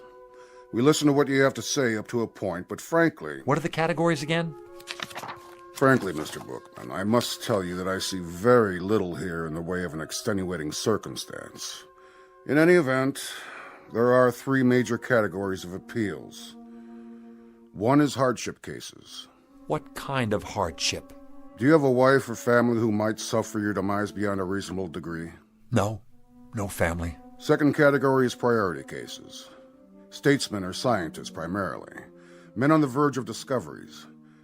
I take it you're not working on any major scientific pursuit at the moment. No, I'm not. What about the third category? Well, Mr. Bookman, that would be unfinished business of a major nature. I don't know how major this would seem to anyone else. Go on. But I've never made a truly successful pitch. A sales pitch? Oh, surely you must have many times over if that's your profession. Yes, it's what I do, and I've managed to get by after a fashion. But I never hit it just right, you know? I'm not sure The man I learned from back in the Carney, he had it. He could sell igloos to the Eskimos. But what I'm talking is a big pitch. One where it finally all comes together and the words just flow off my tongue. Not just any words either. Something I believe in. Something so good that people won't have a choice. They'll have to listen. A pitch so big the sky will open up. A pitch for the angels. I guess that wouldn't mean much to you. But it would mean a great deal to me. It would mean that I could have one moment in my whole life when I was successful at something. Just one moment when the children would be able to be proud of me. The children? I've always had rather a fondness for children. That's in the record. Then you know how I feel. Not precisely, but... The problem here, Mr. Bookman, is that you'd require a delay until... Until I could make a pitch. The kind of pitch I told you about. One for the angels. That's right. I'm terribly sorry, Mr. Bookman. You see, these categories are fairly specific and... I see. And when reference is made to unfinished business of a major nature, well, the only interpretation to be made here is simply that... That my business isn't major enough. That's not quite the way we look at it. That I'm not, then. What other way is there to look at it? What I mean is that, unfortunately, Mr. Bookman, the ability to achieve success in a given professional venture is hardly of a significant... I get it. You don't have to spell it out. I'm small potatoes. And who cares what happens to a potato? They're nothing special. We try to approach each case on an individual basis. Only some are more individual than others. Oh, don't worry about it. I've heard the same thing all my life. We go out the way we came in. Since I never had that much to start with, that's how I'm supposed to leave. It's not your fault. You're just doing your job. Means a great deal to you, does it? You could say that. Uh-huh. It would be highly irregular. So's this whole thing, if you ask me. But under the circumstances, I believe we might... Yes? We might be able to grant you a one-time delay, Mr. Bookman. A conditional one, you understand. Until? What do you mean, until? Until you've made this pitch you're talking about. I can stay alive until then? That's the arrangement. I'll have to think of some way to write it up. You do that. As for me, I think it's a fine bargain. More than generous, frankly. It's been awfully nice talking to you, mister. I didn't get your name. About this pitch, Mr. Bookman. Yeah? When might we expect it? When? Soon. What does soon mean to you? That's hard to say. Gets into definitions, doesn't it? You have a dictionary with you? No, I didn't think so. But it's a pretty simple word when you get right down to it. Soon means in the near future, the very near future. Not right away, though. And after a while, it's all relative, isn't it? Soon compared to what? A week? A month? A whole life? Mr. Bookman. That's open to interpretation, you see. So my answer to you is, maybe not this year, maybe not next year either, but soon. Mr. Bookman, I have a very odd feeling that you're taking advantage of us. Do you? Do you really? That's a pity. Because I am. Mr. Bookman. I just won't make any pictures at all. Didn't think of that, did you? As long as it's up to me, I won't even hardly open my mouth. I don't have to if I don't want to. That's the term, so you run along now. Think you'll get me, huh? Well, I have no intention of... Really, Mr. Bookman? How did you get back in here? I locked you out. This is much more serious than you imagine. I have to go now. I promised to meet the children. We have a kind of social club, you know. Ice cream and stories. Lots of stories. Right down there on the stoop. It's much more complex than you realize what you've just done. What you think you've done. See you sometime. I'll let you know when. Here we've gone out of our way to help you, and this is the way you repay us. Bye now. Mr. Bookman, it won't just end here, you understand. There'll be consequences. You'll see. FYI, that means for your information. You have made your bed, and you shall now sleep in it. You say I won't go until I make the pitch? Well, all right. You'll have to wait till I make the pitch. And young man, and this I can say to you without fear of contradiction, you have got a long wait. That may well be, Mr. Bookman. But since you won't come with me, we've been forced to select an alternative arrangement.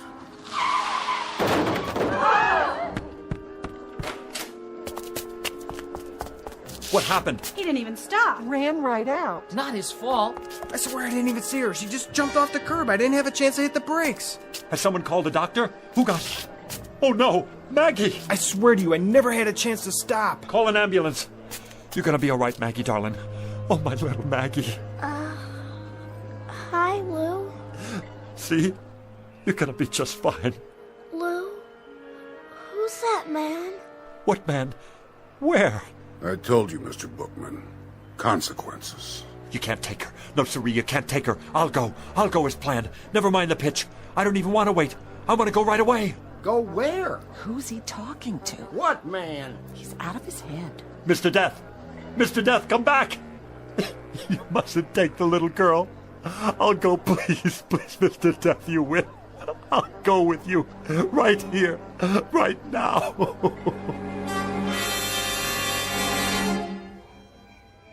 I wonder how she is. A little girl? Yeah, how is she? Poor Mrs. Polanski. Look, here comes the doctor. How is she, Doc? I don't know. What do you mean you don't know? She's a mighty sick little girl. Brave, too. Shouldn't she be in a hospital? That's just it. There's no particular trauma. In fact, there's hardly a mark on her, except where she fell and scraped her knee. Then what is it? Something's going on with her fighting spirit, as it were. That's not a medical term, of course, but I think we'll know in a few more hours. If she hasn't hit a crisis by then, I'll move her to a hospital bed. A few more hours? Around 12 o'clock. 12 midnight, you mean? I think by then we'll know. He won't get in. Who, Mr. Bookman? I'm gonna wait right here, so he can't get in.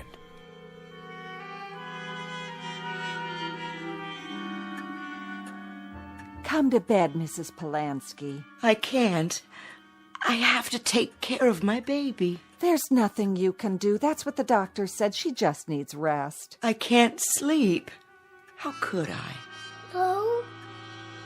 Where are you, Lou? Is that Mr. Bookman she's dreaming about? Such a nice man. He's like a grandfather to her. But he can't help her now. My precious little Maggie. Lou? Help me, please.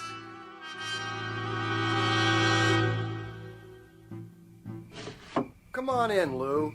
It's late. I'm waiting for someone. No, you're not. You're worried about the kid. And I don't blame you. She's a swell little girl. But there's nothing to do now but wait. What time you have? 11:40.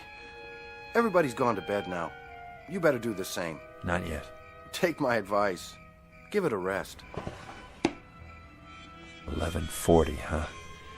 Better get set up.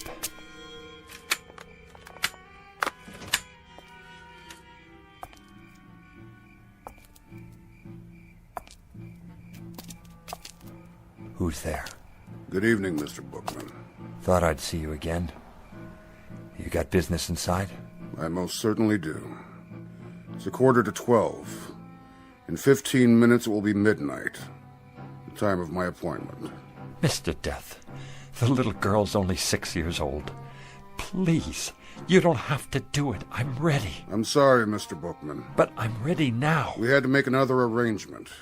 It's impossible to change at this point. She's to come with me. So you see, I must be in there at midnight. And if you're not in there by midnight? That would be pretty much unheard of. If I didn't get there at precisely 12 a.m., then the whole timetable would be upset. Oh, my, no. It's unheard of. Nice pocket watch you have there. But have you thought about digital technology? A wristwatch? It's more efficient. If you ever need a good one. What are you doing, Mr. Bookman? What am I doing? Oh, nothing. Just setting up a pitch is all. At this time of night? Oh, I very often have a late night sale. Very often. Not many customers out and about. They come, they show up. You're here, aren't you? Oh, yes, I'm here. But I'm afraid I'm not much of a customer. How do you know? Have you ever seen my stock? Now you take a tie like this one right here. Like what? Like this tie. Looks like a toy dog to me. Oh, excuse me. Here, this is what I meant. Now you take this tie. I already have several. Go on. What does it look like to you? It looks like a tie. Feel it. Mm-hmm. So? If you'll feast your eyes, my good man, on what is probably one of the most exciting inventions since atomic energy, a simulated silk so fabulous as to mystify even the ancient Chinese masters, not to mention the silkworms, a perfection of detail, an awesome attention to fit and finish, a piquant interweaving of gossamer softness, absolutely and positively the smoothest substance ever to embrace the human neck. If it's a synthetic, as you say... Come closer. I can't hear you. How did the manufacturer get it so soft? It's the thread, of course. The thread? I'll answer all your questions in just a moment, but first let me explain the applications of this magnificent invention.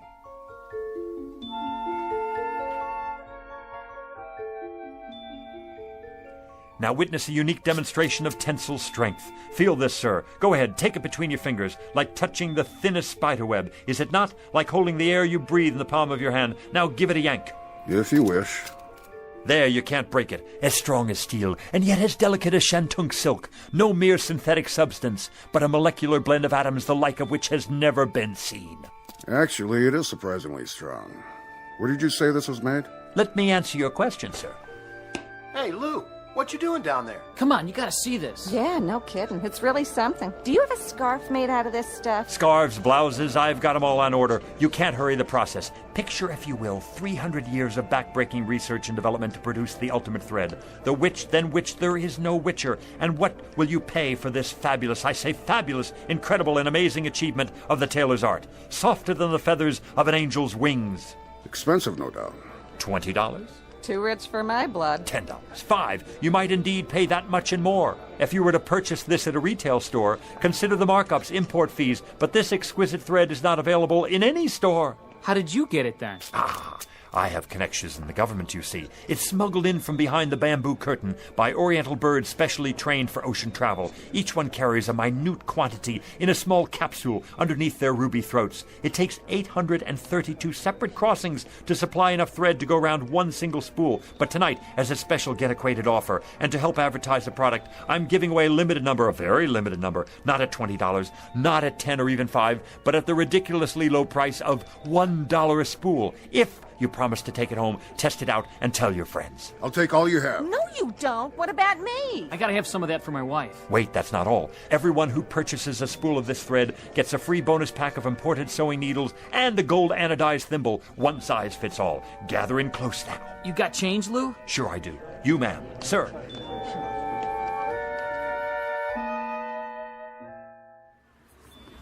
Yarn, simulated cashmere socks, the most marvelous plastic shoelaces that never wear out, a genuine static electricity filter, fits any car radio. I gotta go. No more cash. Me too, if I can carry all this stuff. Suntan oil, nose hair clippers, eczema powder, athlete's foot eradicator. I'm getting sleepy, Mr. Bookman. Good night, and thanks. Wait till I show my daughter what I got. How about you, sir? I have so many things now. I don't know how I'm going to bring it all back. One last item, especially for you, the pièce de résistance, an item never before offered in this or any other country. I can't imagine what else you could possibly show me. One live, guaranteed, genuine human manservant. How's that? For what I ask of you, sir, you receive a willing, capable, worldly, highly sophisticated, wonderfully loyal right-hand man to be used in any capacity you see fit. Say again? I don't... Louis J. Bookman at your service. The last model of his kind. He comes to you with an absolute guarantee. All parts interchangeable. A certificate of extended warranty. Eats little, sleeps little, rests only a fraction of the time. And there he is at your elbow, ready to do your bidding, at your beck and call whenever needed. Mr. Bookman, you are a persuasive man. I challenge any other store, industry or wholesale house to even come close to matching what I offer you here. Because, my dear man, I am offering you...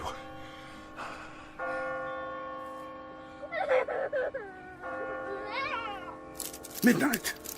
It's midnight, and I've missed my appointment.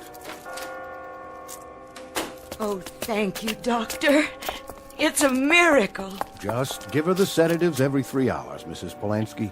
All she needs now is rest. But she's going to be all right.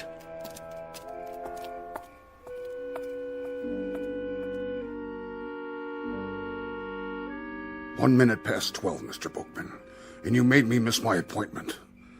Thank God. A most persuasive pitch, Mr. Bookman. An excellent pitch. It had to be to make me lose track like that. The best I've ever done. The kind of pitch I've always wanted to make. A big one. So big the sky would open up. A pitch for the angels. That's right. A pitch for the angels. I guess it's my time now. As per our original arrangement. Well, I'm ready. After you, Mr. Bookman. What is it? You'll excuse me for a minute. I forgot something. My folding table. You never know who might need something up there. It is up there. Up there, Mr. Bookman. No need to worry about that. You made it.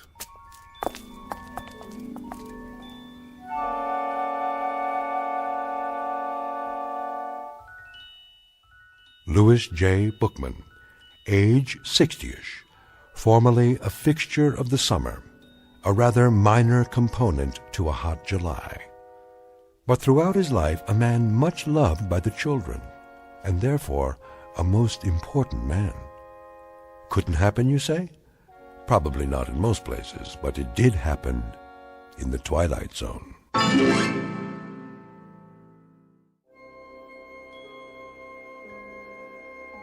Hi, this is Carl Amari, producer of the Twilight Zone radio dramas. I'd like to take a moment to tell you about our official website at twilightzoneradio.com, where you'll get the latest news and information on these Twilight Zone radio dramas. Plus, at twilightzoneradio.com, you can digitally download 3 free episodes or any of our episodes for only $1.95 each. In this age of ever-changing technology, we've decided to make these episodes instantly available to you by making the Twilight Zone radio dramas a digital download-only series. This means that this series will no longer be offered on CD. The CD collections at our website are now being offered while supplies last at buy one, get one free. So be sure to get your favorites before they're sold out. Be sure to visit us often, and I'll see you in the zone.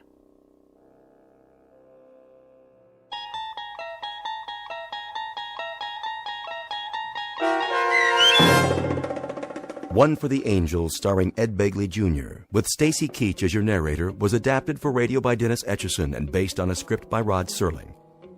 Heard in the cast were Rich Kominick, Lauren Patton, Linda Ryder, Richard Hensel, Doug James, Adam Tangway, Martin Hughes, Meg Thalken, Roger Wolski, Carl Amari, and Irene Olson. To learn more about the Twilight Zone radio dramas and to obtain audio cassettes and CDs of these programs, visit our website at twilightzoneradio.com. This copyrighted radio series is produced and directed by Carl Amari and Roger Wolski for Falcon Picture Group. Doug James speaking.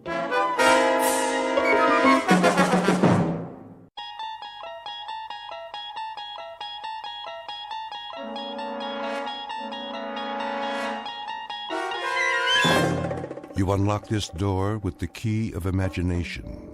Beyond it is another dimension, a dimension of sound, a dimension of sight, a dimension of mind. You're moving into a land of both shadow and substance, of things and ideas. You've just crossed over into the Twilight Zone.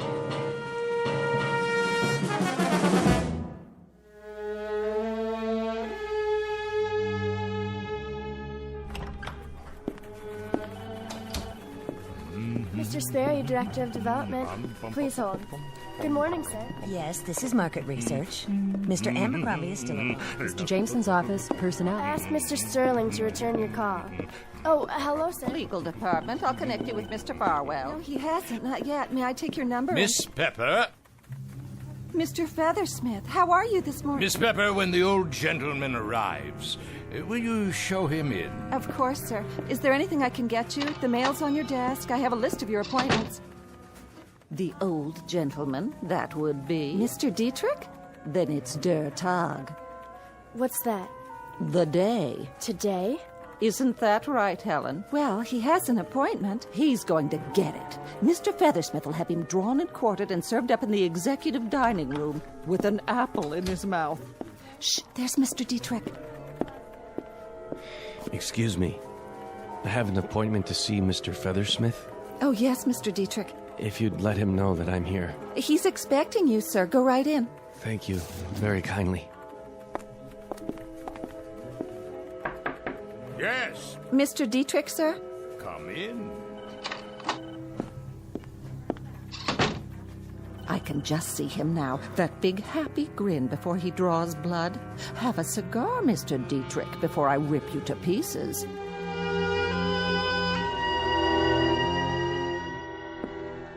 A cigar, Mr. Dietrich?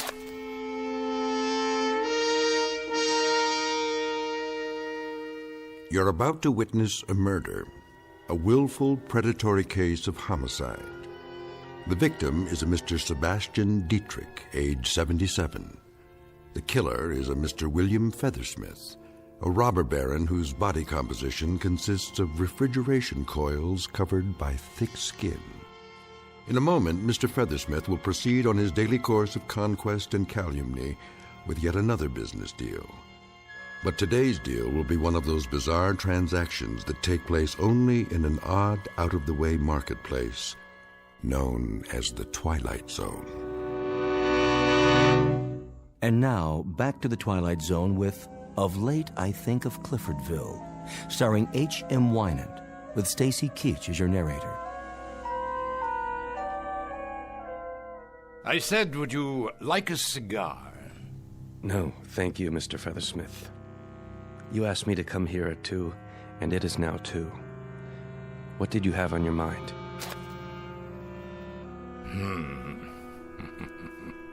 You've never cared much for my personal habits, have you, Diedrich? Smoking, for example.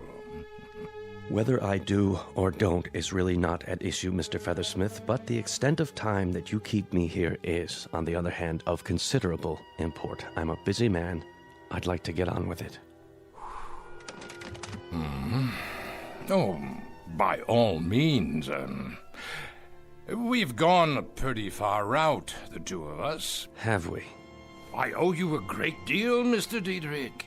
I remember vividly the afternoon many, many years ago, back in Cliffordville. You called me into your office. You ran a rinky-dink, nickel-and-dime little tool shop. And you said, Bill Feathersmith, I like your style, boy. I want you in with me. Do you remember that afternoon?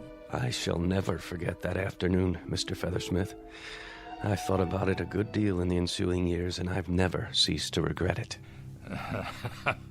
You never did like me. I wouldn't say that. I have disliked and detested you with great cordiality. I have found you to be, as of the day you walked into my office, a predatory, grasping, covetous, acquisitive animal. Without heart, without conscience, without compassion, and without even a subtle hint of the most commonplace decency. Does that answer your question? I give you this, Diedrich. You never were a man to toady around with a lot of phony euphemisms. You always did speak your mind. And you, Mr. Feathersmith, mark you, this is perhaps the singular compliment I can dredge up, have always been a man to speak yours, so why don't you? All right, then. I'll do precisely that. See this map? It's my empire. Mining over here. Electronics here, and here. Lumber, railroads, minerals. An industrial complex I built up step by step, piece by piece. And in which I take pardonable pride. Yet there's a piece missing. Go on. Well, that is to say, there was a piece missing. The Diedrich Tool and Die plant. Was? A good, substantial plant employing 13,000 people, some 40 years in operation, not always perfectly managed. But sufficiently well to make you move heaven and earth to try to buy it. Thank God I won't live to see the day when you get your greasy hands on it. Of course, as a matter of your financial problems, I happen to know, Mr. Diedrich, that you secured a loan of $13 million. This is the note here, isn't it? How do you... I bought the note, Mr. Diedrich. I paid an exorbitant amount of money, far more than it was worth, but it was, let's say, an exceptional opportunity for our lives to crisscross again. What is your point? The point is right here on the note. It says payable on demand. So, on demand it is. I want it paid. Not tomorrow. Now, this moment. I want your personal check in the amount of $13 million, or I'm very much afraid I'll have to send out the painters to the Diedrich Tool and Die Works and cross your name off the sign. Feathersmith, if you call in that note, you'll ruin me. You'll put me into bankruptcy. You'll kill off everything I have, everything I own. You're a most discerning man. Here it is only 6 minutes past 2. 6 minutes! That's all the time it's taken for you to comprehend that I've managed to kill you off.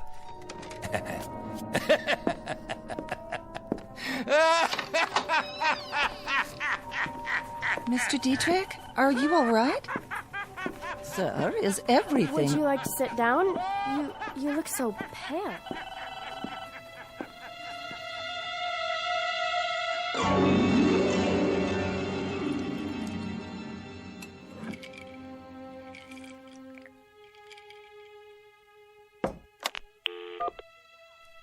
Miss Pepper? Miss Pepper? Where is she? What time is it? Oh, excuse me, sir. I didn't know you were still here. I'm here, my good man. I'm assuredly here. And here is the mountaintop. The high rung on the ladder. I'll finish cleaning later.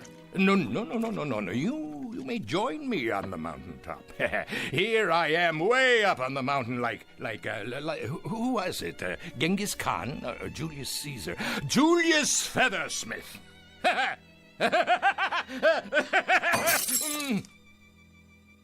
Don't worry, sir. I'll clean it up. Who are you, anyway? I'm Hackett, sir. The custodian, top 3 floors. Well, how would you like a drink, Mr. Custodian of the top 3 floors? See, I have another bottle somewhere. Thank you, no, but I appreciate it. How long have you been performing this illustrious task? 34 years, sir. I've been 34 years in the building. I got a gold watch last year. A gold watch? Ho! After 34 years. That's practically as long as I've been in the building. But I didn't start here. No. I know indeed. I started in a little town called Cliffordville. Never hear of Cliffordville, Mr. Hackett? That's a coincidence, Mr. Feathersmith. I was born in Cliffordville. Grew up there. Well, then we have something in common. We're both from Cliffordville, and we both put on our pants, one leg at a time. But there, the similarity ends. Come here, I want to show you something. Yes, sir? See this picture on the wall? Know who it is? Why, I'm not sure. That's William Feathersmith. Me. Taken in front of our old home in Cliffordville. Now that was a town, wasn't it?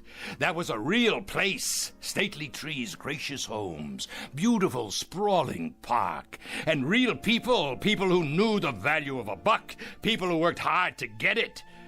There was none of this crazy stuff about unions, retirement benefits, or antitrust suits, or any of that claptrap. Those were the real times, when a man could go up to the stars if he had a mind to, and the legs to carry him, and the fingers to reach out and grasp. Not like now. Nah, not like now at all. I reckon so. I'm going home now, Mr. Hackett. May as well. No place else to go. Yes, sir. I've been sitting here for 3 hours, all by myself, thinking about Cliffordville. About how I wished it was that way again. I had an old man here today, Diedrich. He gave me my first real job. Well, I fixed his wagon. He never liked me, I never liked him. We both used each other, and I got the most use out of it. I broke him to pieces today, just like he would have done to me if he could. And he's tried, Mr. Hackett, let me tell you. He's tried. Good night, then, Mr. Feathersmith. William Feathersmith, what a crock. Alexander Feathersmith is more like it. Alexander the Great Feathersmith. I've got everything there is to get. But I'm still hungry. Understand? I'm hungry. A 20-course meal. I've got a tapeworm inside me that's taken every bit of it. He cried. What? What did you say? Alexander the Great. He cried because he had no more worlds to conquer. I guess maybe he was kind of like you, Mr. Feathersmith. You know what I wish? I wish I could go back to Cliffordville. Back 50 years ago and start all over. Because getting it all, that was the kick. Not having it, getting it. Good night, Mr. Hackett, custodian of the top 3 floors. Don't forget to wind your gold watch.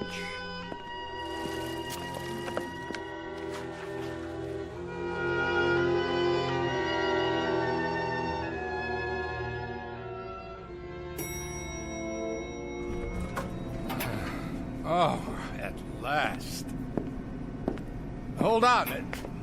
This isn't the lobby. Hey, wait! I said wait! Where? The 13th floor. Oh, great. But this building doesn't have a 13th floor. Hello? Who's there? Hello? Hello?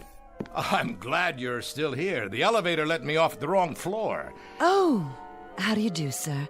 I was just about to close up. Who are you? Devlin. Just Devlin? The first name's not important. No. I own this building. I'm aware of that, Mr. Feathersmith. What I'm not aware of is you're having an office here, whoever you are. Oh, I've just opened it, Mr. Feathersmith. Devlin's Travel Service. As a matter of fact, I opened it for your convenience. Mine? Would you care to come in? Why? Why, because, Mr. Feathersmith, we've got some business to transact, you and I. Please, have a seat. There's no reason why we shouldn't be comfortable, is there? I must have missed something. We have business? What sort of business? Travel, of course. I've been expecting you. You have? Sit, please. Now, isn't there anywhere you'd like to go?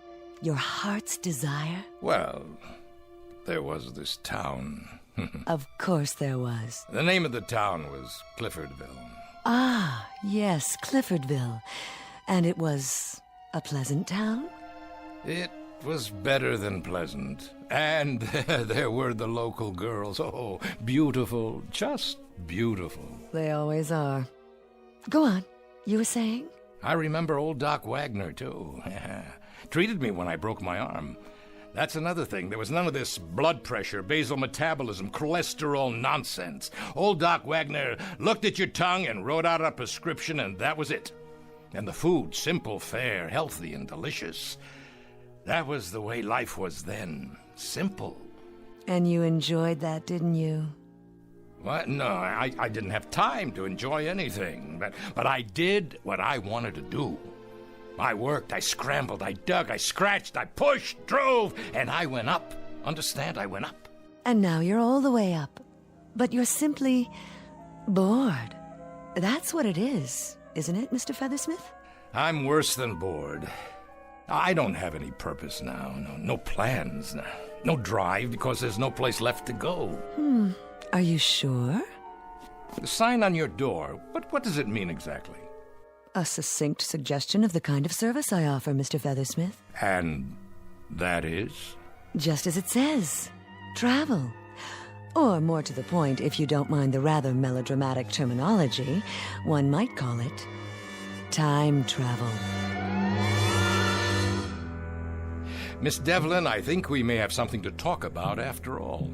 Indeed, Mr. Feathersmith. You've got everything you want. And the pleasure is not in the acquisition. It's in the struggle to acquire. Isn't that the sense of it? Go ahead. So, let's do this. Let's send you back to Cliffordville. The Cliffordville of 50 years ago. And you can start fresh. Acquire. Build. Consolidate. Do it all over again. How does that sound? You're not dealing with a bumpkin, Miss Devlin. This isn't one of those sell your soul for a nickel country boys. Try this. You send me back in time to Cliffordville, but I want to look like I looked 50 years ago. Agreed. Number 2, I want to keep my memory, everything that's happened since, not impaired one bit. Check again. And I want the town to be exactly as it was, the same people. All very easily arranged. Now for the price. I suppose the standard payment is, well, what you call a soul. On occasion, that is part of the transaction, but in your case, I believe we got a hold of your soul some time ago. Let me check.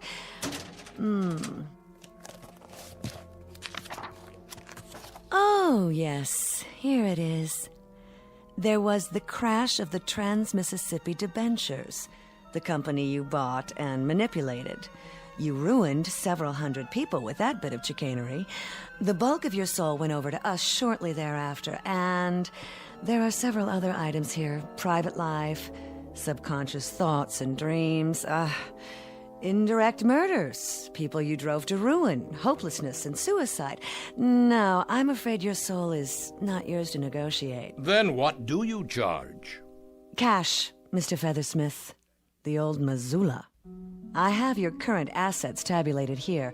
Were you to liquidate as of this moment, you'd be worth precisely $136,891,412.14. You're very thorough. We have to be. Now, the cost for what you ask is nominal. The entire bill, and this covers transportation, clothing, the retaining of your memory, the maintenance of the town in its historically accurate form, including its citizenry, is $136,888,006, leaving you a balance of $2,812.14. Highway robbery! Quite a little nest egg, considering. Considering that I know where the oil is, just outside of town. 1,400 acres not discovered until they brought in the first well. And of course I know the stock market in advance and every important invention over the years. Before it happens, I can get in on the ground floor. The absolute basement. All things considered, Mr. Feathersmith, it's a fortune. You just send me back there with my bankroll and watch my smoke. How soon can I go? I'll handle the liquidation for you. Just sign this power of attorney, and there's no reason why you can't leave, say, tomorrow morning. Done. Exemplary, Mr. Feathersmith.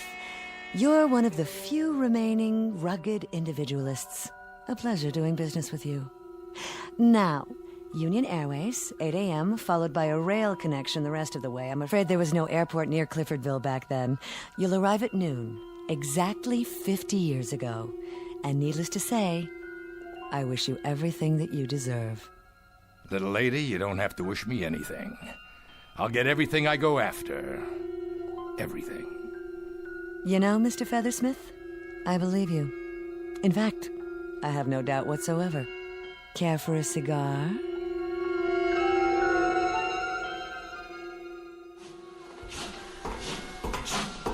Here's your stop, sir. Are you sure? Yeah, this is it. Yes, there's the town square. You need a hand with your bags? I don't have any bags, and I don't need a hand from anybody. Then good day to you, sir. Enjoy your stay in Cliffordville. All aboard! Cliffordville. The devil, you say?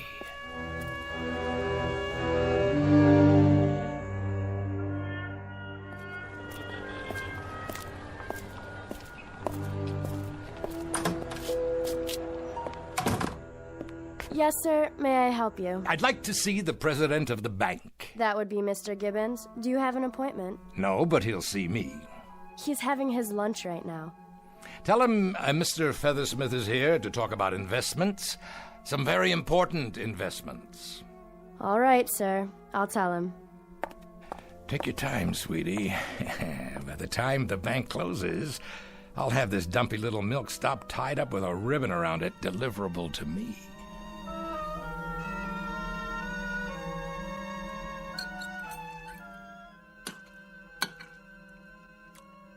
I'll only be a moment, sir. I don't normally let business interfere with pleasure.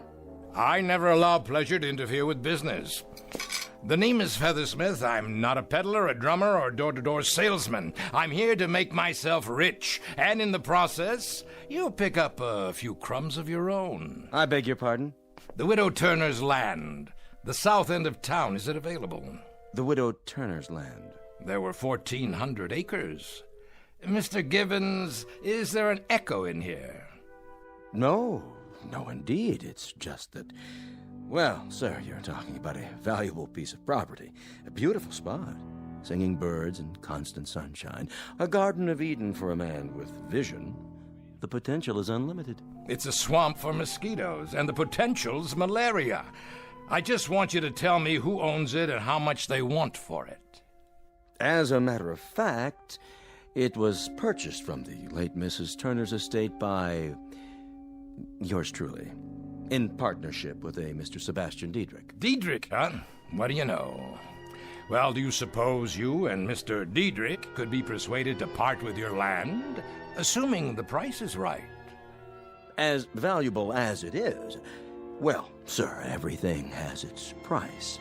How does $8 an acre sound? Lovely. Good.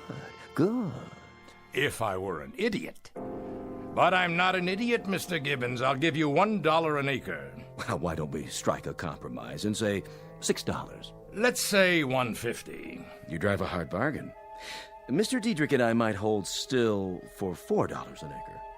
Mr. Gibbons, you wouldn't hold still for a back rub if it couldn't be converted into currency. $2 an acre, and that's it. 2, you say? 2, I said. And 10 minutes from now, it'll go down to $1.60. Going. Gone, Mr. Feathersmith. I presume this will be a cash transaction. You bring the deed over to my hotel tonight, properly signed and notarized, and you'll have your money. Well, now, sir, this is the way I like to do business. No fiddling around, just 2 staunch men of goodwill who know what they want. Wouldn't you agree, Mr. Feathersmith? I'll agree with you all the way down the line, Mr. Gibbons, as long as you keep both hands on the table.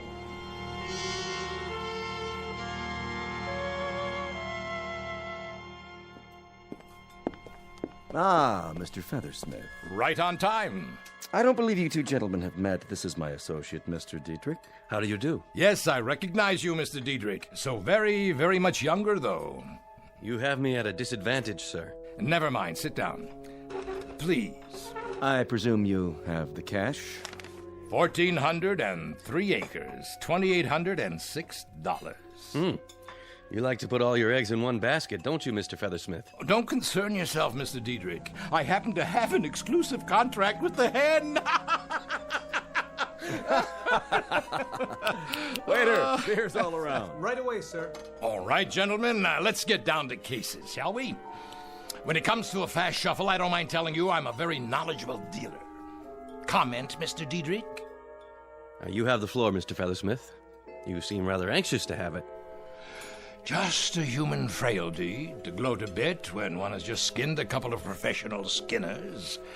I suppose you're thinking that when this pigeon flew into town, you plucked him bald. Well, I sent a telegram to a geologist this morning. He came in on the 1 o'clock train, spent the afternoon out at the Widow Turner's land, made some preliminary soil tests. Care to hear the results? Feel free, sir. Then I'll oblige. That crummy swampland you sold for $2 an acre is worth 1,000,000 times that. There's oil in that ground. Oil, understand? Black gold, enough to produce 500 barrels a day for the next 1,000 years. Oh, I swear I can almost feel sorry for you. Maybe you didn't hear me. Oh, we heard you. Oil. How's that for a shocker? Well, at the time, it did make us gulp. At the time? 4 years ago, when the first geological tests were done. Well, there was no doubt then that the land had oil under it, 6,000 feet under it. Which means that it might just as well be on the moon. There's no way that oil can be taken out. What do you mean, no way? I could drill down 1 mile, 2 miles if need be. Well, you could, perhaps, Mr. Feathersmith, but nobody else on Earth could, unless you've already invented such a drill. Of course, I forgot. It wasn't until several years later that they came up with a drill bit strong enough to... Something wrong, Mr. Feathersmith? Not feeling too well? Something I ate. Oh, something you ate, no doubt. Something like crow, sir? Excuse me.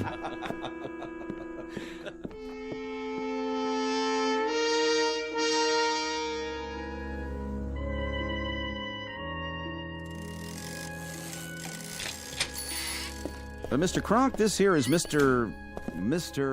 Feathersmith. Yeah, he says he wants to talk to us about inventions.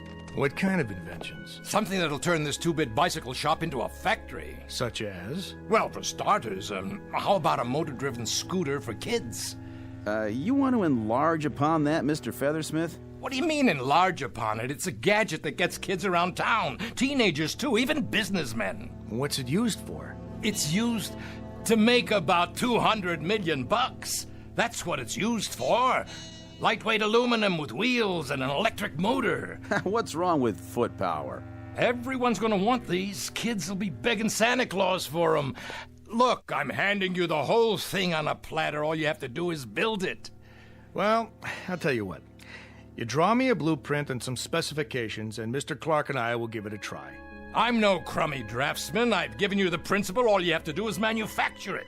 Not without a blueprint and specs, and some backing. You have any money? I can get it. Anyone with a little imagination could see. Well, only place that makes loans around here is the bank. That'd be Mr. Gibbons. You better talk to him first, with your blueprints, of course. I don't need you. What other machine shops are there in this hick town? Well, you might try Otis over at the gas station. He's got all kinds of tools. Of course, he's pretty busy regrooving people's tires. See you in the funny papers, boys. You'll live to regret this, mark my words. What was his name again? Featherhead?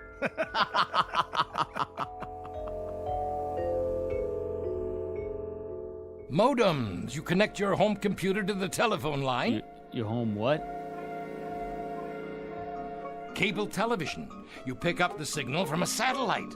What's a satellite? Listen, you download it over a dish network. Dishes? But nobody watches TV in the kitchen. Pantyhose. I say take off your garter belt now and throw it out. Now. And I say get out of my store. All the way out. You have a filthy mouth, sir.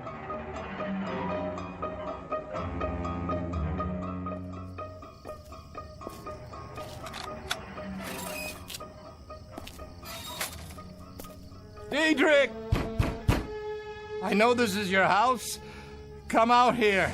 Who's out there? It's me, Feathersmith. Do you know what time it is? It's 50 years too early. That's what time it is. Listen, I played it all wrong. I should have had it done the way it happened in the first place. I'll start in the morning, just like I did before. What are you talking about? You said I had get up and go. You said I had drive. Then I went to work for you and I moved up from there. You want to do what again? I want to go to work for you. I wouldn't hire you if you were the last man on Earth. You're a loudmouth clod born to get suckered out of his last quarter. Now let me have my sleep. I got to rest. Oh, this pain in my chest. Are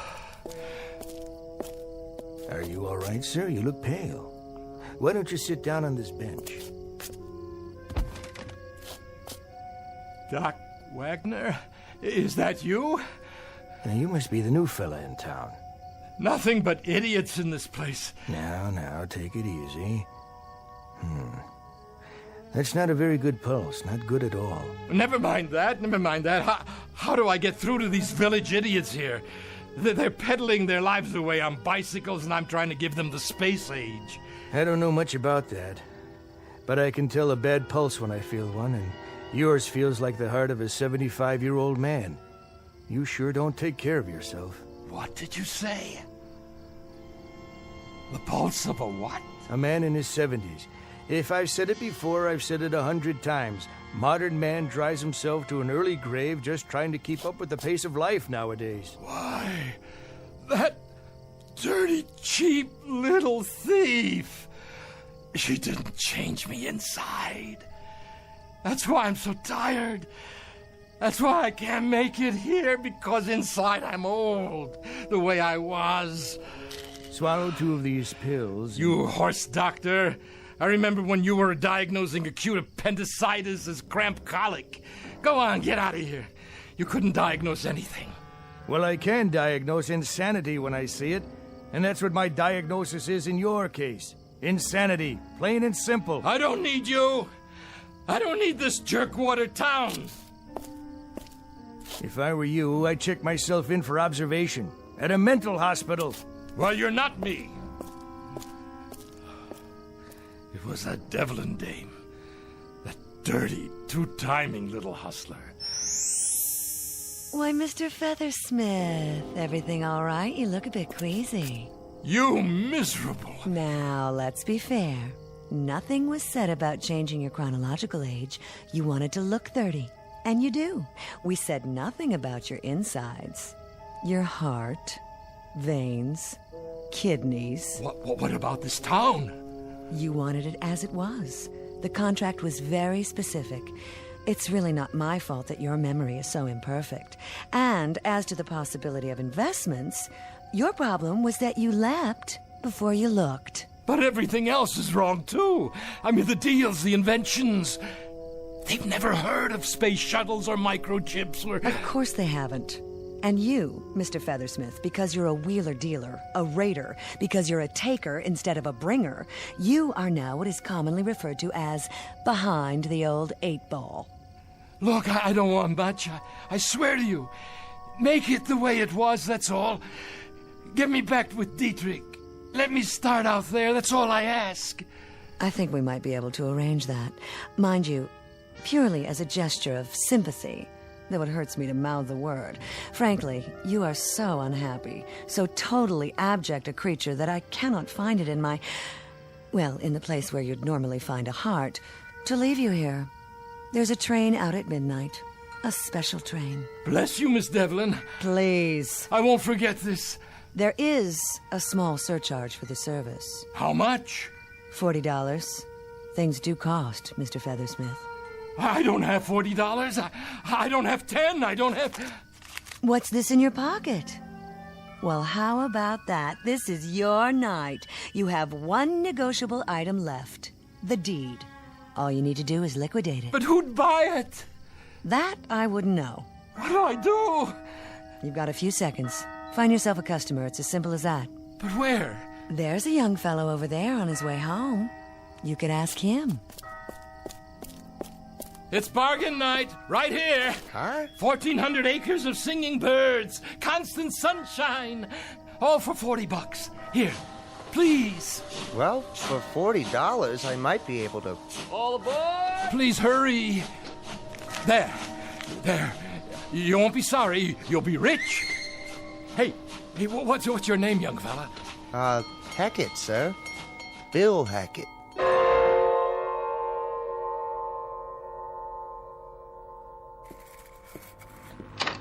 Yes, want something? I was gonna clean up, sir. So clean up. Who are you? Feathersmith, sir. Great old town. What is, sir? I was just thinking about Cliffordville. That's where I grew up, got my start. That's a coincidence. I grew up in Cliffordville, too. Well, now, how similar we are, Mr. Feathersmith. We both came from Cliffordville, and we both put our pants on one leg at a time. And here we both wind up in the same building, each with his own particular function, eh? Yes, sir, our own particular function. They gave me a gold watch 4 years ago. My 40th year as custodian. Well, now, maybe for your next 40 years, if you really apply yourself, Featherstone, I'll get you a box of these imported Cuban cigars. What do you think of that? That sounds great, Mr. Hackett, sir. Have one now, why don't you? On me.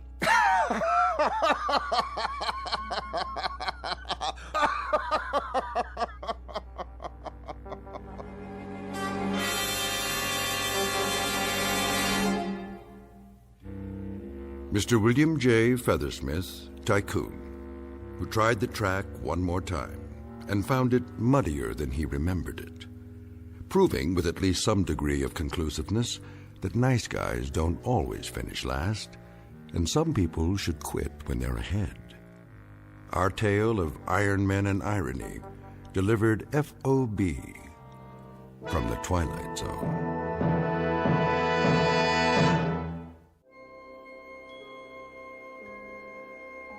Hi, this is Carl Amari, producer of the Twilight Zone radio dramas. I'd like to take a moment to tell you about our official website at twilightzoneradio.com, where you'll get the latest news and information on these Twilight Zone radio dramas. Plus, at twilightzoneradio.com, you can digitally download 3 free episodes or any of our episodes for only $1.95 each. In this age of ever-changing technology, we've decided to make these episodes instantly available to you by making the Twilight Zone radio dramas a digital download-only series. This means that this series will no longer be offered on CD. The CD collections at our website are now being offered while supplies last at buy one, get one free. So be sure to get your favorites before they're sold out. Be sure to visit us often, and I'll see you in the zone.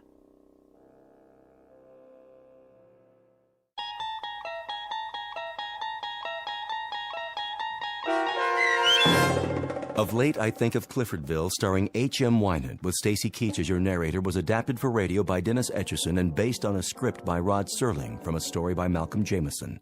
Heard in the cast were Susan Hart, Joe Forbrick, Doug James, Christian Stolte, Mike Baccarella, Jeff Lupetin, Meg Falcon, Jessica Schramm, Lynn Foley, Carl Amari, and Christy Schramm. To learn more about the Twilight Zone radio dramas and to obtain audio cassettes and CDs of these programs, visit our website at twilightzoneradio.com. This copyrighted radio series is produced and directed by Carl Amari and Roger Wolski for Falcon Picture Group. Doug James speaking.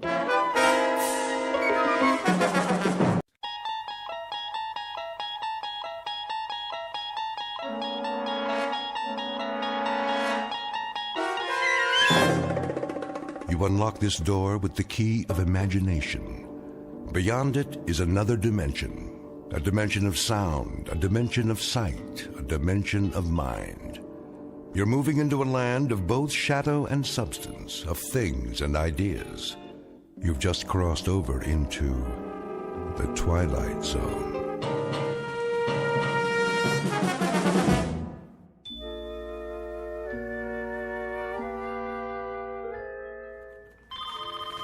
Cooper Corporation, how may I direct your call?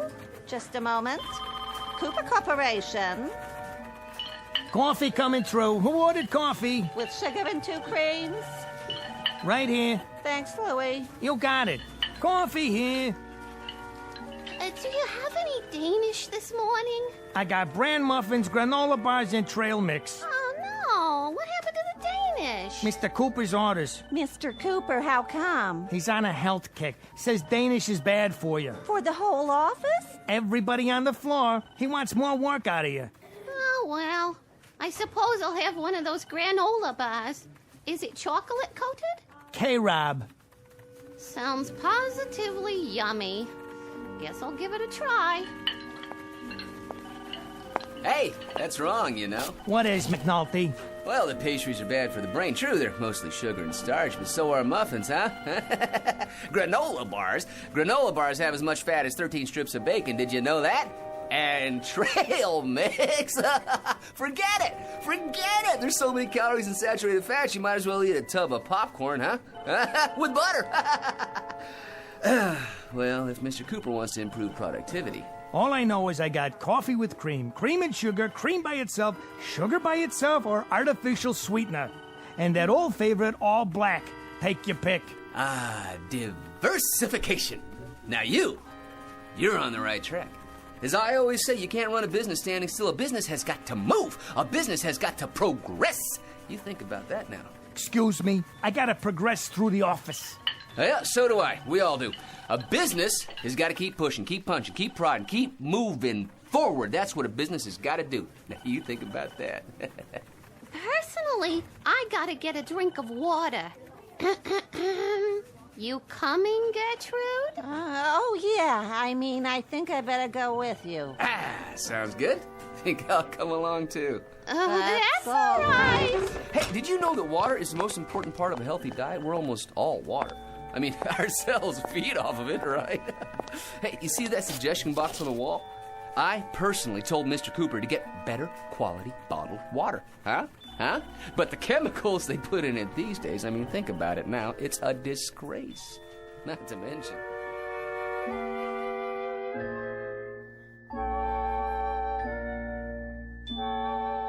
Submitted for your approval, or at least your analysis, one Patrick Thomas McNulty, who at age 41 is the biggest bore on Earth. He holds a 10-year record for the most meaningless words spewed out during a typical coffee break, and it's very likely that as of this moment he would have gone on through life in precisely the same manner, a dull, argumentative big mouth who sets back the art of conversation at least 1,000 years. I say he very likely would have, except for something that will soon happen to him. Something totally unexpected that will considerably alter his existence and ours. You think about that now, because this is, after all, the Twilight Zone.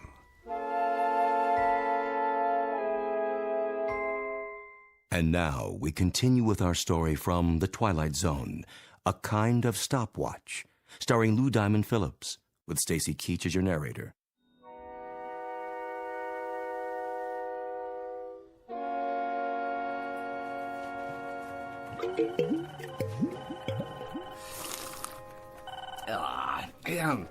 You can taste the impurities. We need clean air, too. HEPA filters, air ionizers, the whole bit, huh, you know? And these rooms need a new paint job while they're at it, you know? I mean, a nice, soothing color. Come on, Angie. Let's go to the powder room. Yeah, I'm with you. Because we got to keep this company on track. You think about it now. We will. McNulty. Right here. Mr. Cooper would like to see you. Well, you hear that, everybody, huh? Mr. Cooper would like to see McNulty, huh? And all because of that box right there. You know why Mr. Cooper wants to see McNulty? Because McNulty has been feeding him suggestions in that box for 11 months now. Did I say suggestions? Wrong word. Suggestions any clod can give, huh? But dynamic blueprints for the future only McNulty can give, huh? You just think about that. Mr. Cooper's waiting, Mr. McNulty. In here, McNulty. Hi, Mr. Cooper.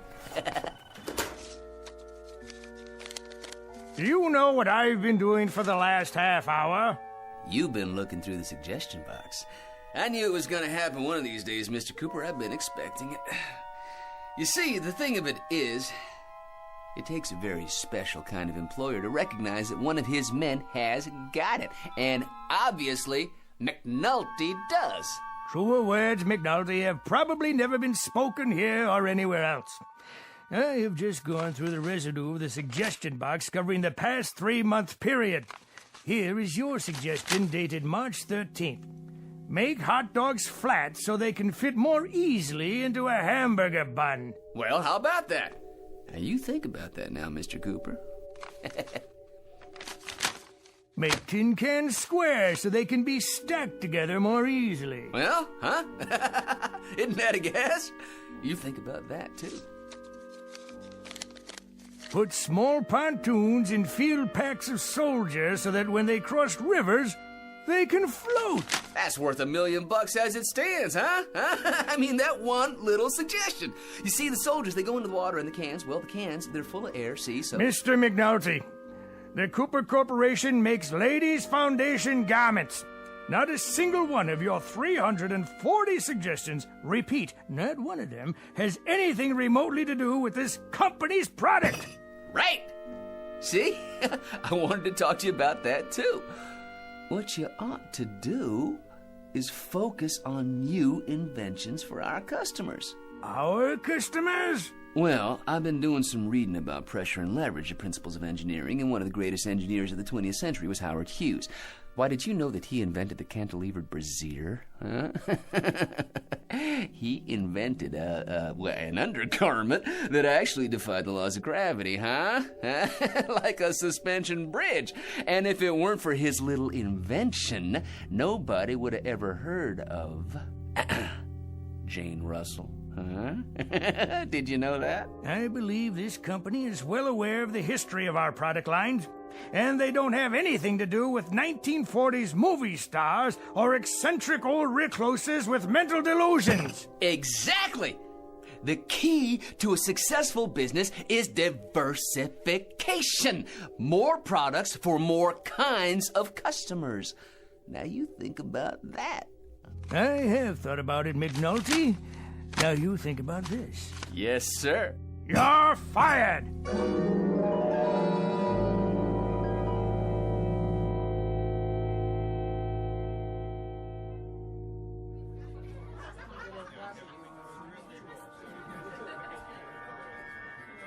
Another round, McNulty? In a minute. I'm still working on this one. Now overhead, Joe. Coming right up. You know something? Oh, here we go again. With the long ball hitter, as opposed to the consistent clutch hitter with a big average, I will take the latter. Well, that's very nice of you to tell us, McNulty. Well, it's a fact that at no time has the home run leader in either league led the league in batting at no time, which should tell you. Ted Williams won the batting championship and led the league in home runs in 1941, 42, and 47. The exception to the rule? Think about that now. The exception to the rule. Let me ask you something, McNulty. How come you're in here so early tonight? You've been sitting here now for 3.5 hours. Well, for the simple reason that I quit my job. No kidding. Yeah, I went into Mr. Cooper's office and I read him off. Just like that, you know, Cooper, I said. Don't tell me, McNulty. You got canned. Well, in a manner of speaking, you might say, well, yeah, we mutually agreed that I wasn't gonna work there anymore. Let me ask you something. Wouldn't you think that after 1 year of putting suggestions in the suggestion box, after 1 whole year, I'd get noticed? McNulty, you want to know something? Getting noticed and getting liked are 2 different things. What do you know about it? Nothing, McNulty. Not a thing. All I know is that every week of every month except Election Day, you come in here and drive everybody out of their skull walking on your lower lip. Now you think about that little thing, will you? For my sake. Where's my other beer? Right here. Thank you, barkeep. If you don't mind, I think I'll find myself a nice, quiet table to sit at. Goodbye. Excuse me, my good man. Is this seat taken? Is now. So, you want another one? Thank you. I would consider it a kindness on your part. One more over here, please. So, what's your name? What's my name? Potts. Potts? Potts. Well, that's not such a bad name. It is the one I was born with. Seems to me there was a third baseman played for the Phillies 1 year. Seems to me his name was Potts. Let's see, it was Lou Potts, Frank Potts. Could it have been Bots? No. Potts. You paying, McNulty? Because this old rummy already gave me his last dollar. This man is my friend.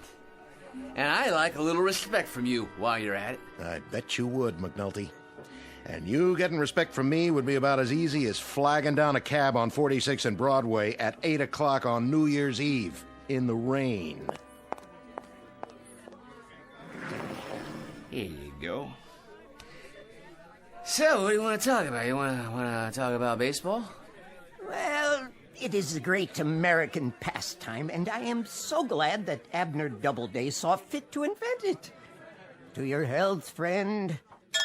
And now, to show my appreciation for your generosity, I have something for you. Consider it a gift, a small remembrance of our friendship. Ah, what is it? It's an old family heirloom.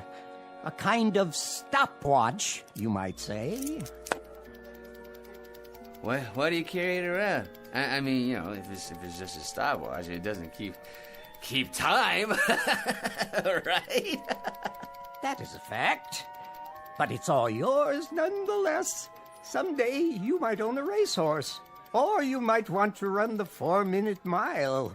Who knows? Now you've got a stopwatch to time yourself. I've been looking for someone to give it to. I myself am finally finished with it. Goodbye, old pal. E pluribus unum.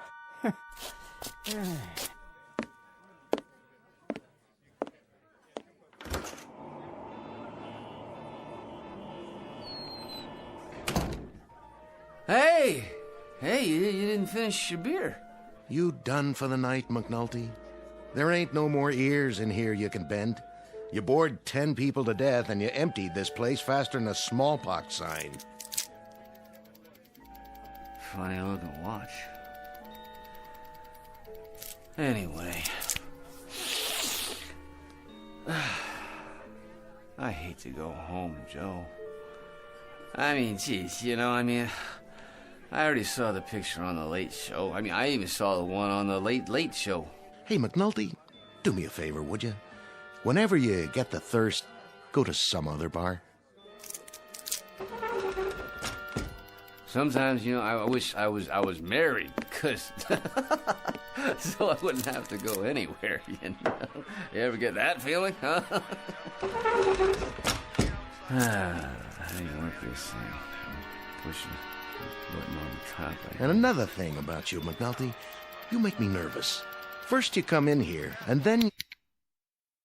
What? What's going on, Joe? Hey, Joe. Why ain't you moving, Joe? Joe, why don't you say something?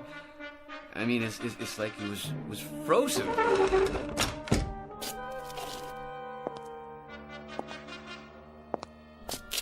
What's with the TV? There was a game on. The guy started the pitch and well, you look at that. The ball's just hanging there. Did the TV freeze up or something? Say, what is this? Something's going on. All I was doing was telling you about how bored I was, and then that crazy gleep gives me this watch here, and I push the button on it like this, And you bore people to death, and then you start to make me so nervous my back itches. And...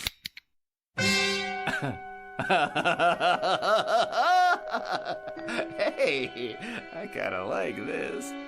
Furthermore, it's getting so people don't stay very long in my establishment when you're around. You catch my drift? They stick their heads in, see you sitting here, and move on. In other words, you're costing me business, McNulty. Do I have to make it any plainer? So like I say, take it somewhere else, okay, pal? It's nothing personal. I make you nervous? You don't suppose this watch here... You know something, McNulty? You're the one guy who makes me wish they never repealed Prohibition. And you know what I think, Joe? I think this watch is a very unusual one. That's what I think. A very, very unusual watch. Huh?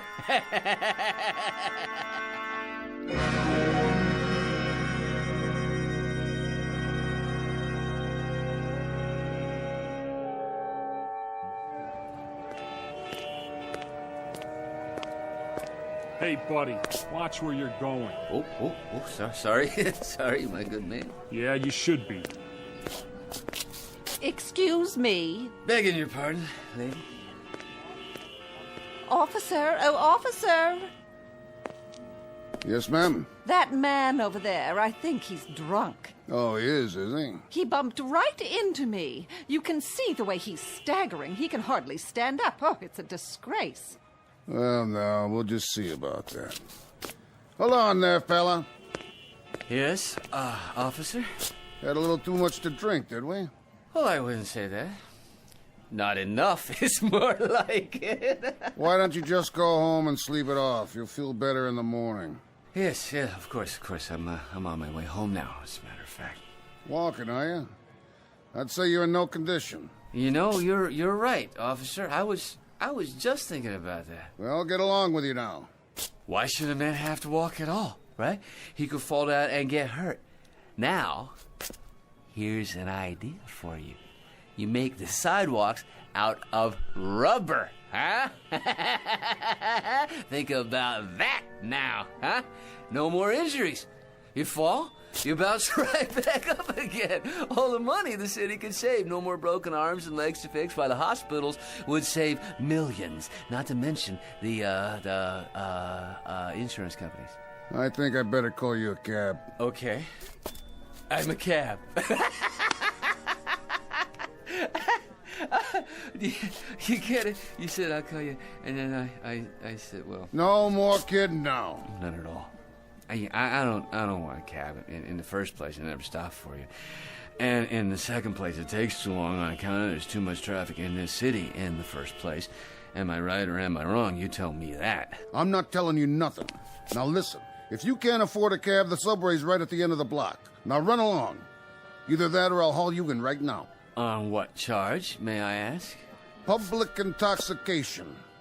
Plus you're making a real nuisance of yourself. Now quit flapping your lips and get a move on, you hear? Of course I do, officer. I hear the wisdom of your words, and I have enjoyed this conversation immensely. A good evening to you, sir. Let's go. I think I better take you down to the station house. But why bother, huh? I mean, as long as I can hail a cab, let me show you McNulty's method. You watch, and you think about it now, okay? Taxi!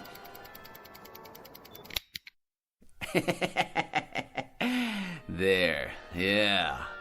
I think I can see a cab now. That one, in the middle of the street. How nice of the driver to stop just for me.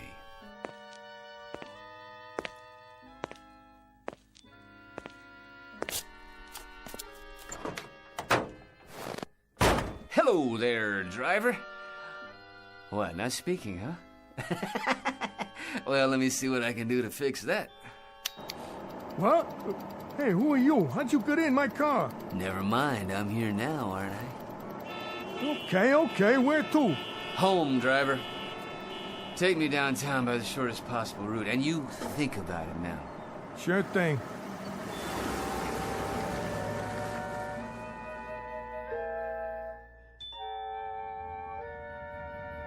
Hey, have you ever thought about this? Ban cars completely, in the city at least, for starters. Helicopters. Now that's the future. Your private copters, okay? Each one big enough to hold one person. You think about the savings in gas, pollution, and traffic jam, not to mention police meter maids, no parking zones. Anything you say, buddy. Yeah, you see, all you do is you take some electric golf carts and you retrofit them with propellers on top, and you plug them in, you charge them up, and...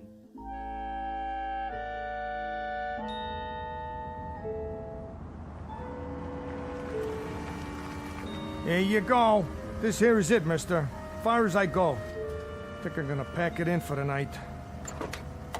Thank you, my good man. That's $17.80. How's that? The fare.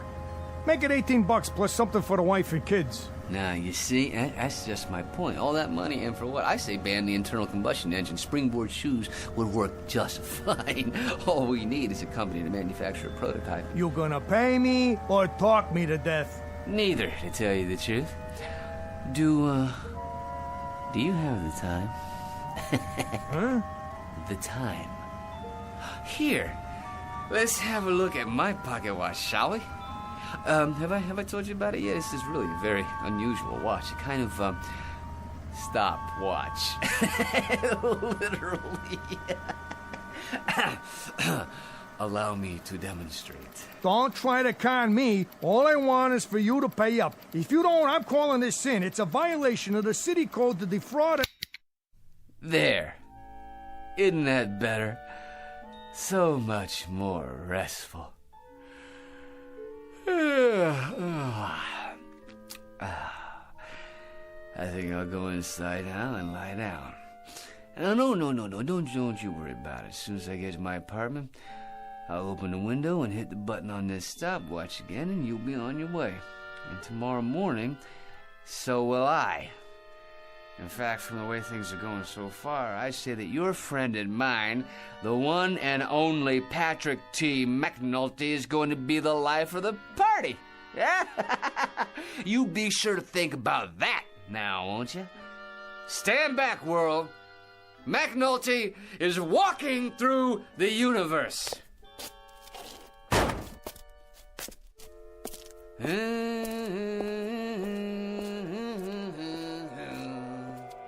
it is.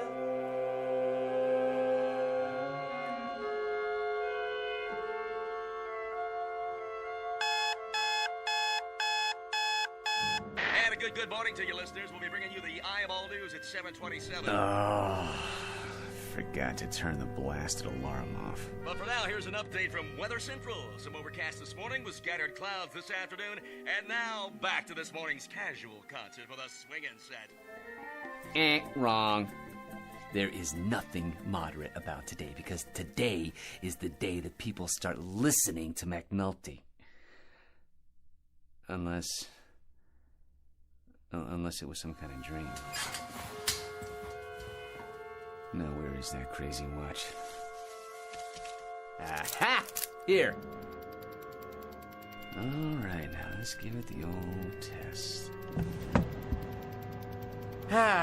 My kind of town. Millions of people going to work, no imagination. But McNulty, now that's a different story. A man who's just full of ideas, so original, they don't have a word for him yet. But they will. If this thing works. Well, here goes. It's not a dream! It's not a dream, it's the goods! The real deal! This wonderful, gorgeous watch! I just push the button and everything stops. I mean everything! The whole world stops for me.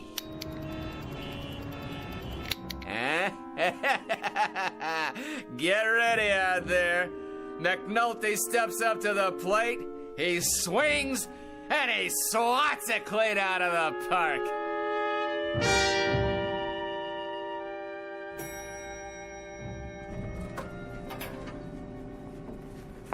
There he is. Oh, no. Not McNulty again. What's doing here? Maybe he's gonna shoot up the place. Morning, Angie. McNulty? You look lovely this morning, as always. What's the suggestion this time? Because if you haven't got one handy, I've got one for you. Yes? Why don't you jump off a bridge? Honey, baby, you don't mean that. Wait till you see what I got in my pocket.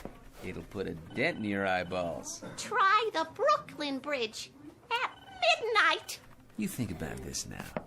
You think about a stopwatch that, if somebody pushes it, everything stops in midair. Everything, huh? Huh? Think about that. Without a life jacket. McNulty, why don't you get lost? What's the point? You see this little gimmick? It's a watch, so? So, last night, I'm sitting in Joe Palucci's bar. Figures. We're talking about this and that, and this funny little gleep comes in and gives me this watch. Without thinking about it, I give it a push. This little button right here. And everything stops dead. Palucci stops, the ball game stops, you know what else? Everything. That's what stops. You think about that. No kidding. Joe Palucci and the TV, too. Well, thanks for the entertainment. Now get out of here. After I see Cooper. It's time to diversify. Now you wait just a minute, McNulty. Mr. Cooper's in conference. You bet he is. He's in conference with me. I thought I fired you, McNulty. What are you doing back here? Mr. Cooper, he barged right in. I couldn't do anything about it. Well, if he barged right in, he'll barge right out again. Hey, listen, Coop. Coop? You can't afford to fire me. This time, I got more than a suggestion. I got the goods. You figure out how this little doohickey works, and you got yourself all the money in the world. McNulty, once more I remind you, we make ladies' foundations, nothing else. Did you hear me? Nothing else. Now I'll give you 15 seconds to leave this room, 25 seconds to reach the elevator, 45 seconds to vacate the building, and you may use that watch to time yourself. Is that a fact? All right, then. I'll go. Just remember, you lost a fortune today.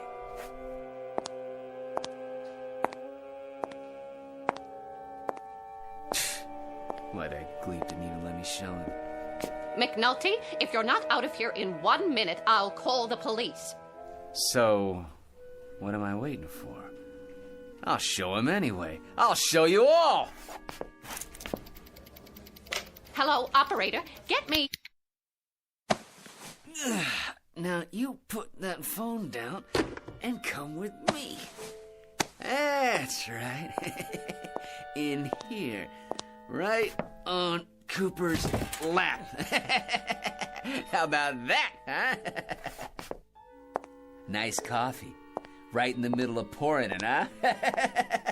And you, hey, sweetheart. I like your typing. Don't your hands get tired up in the air like that, huh?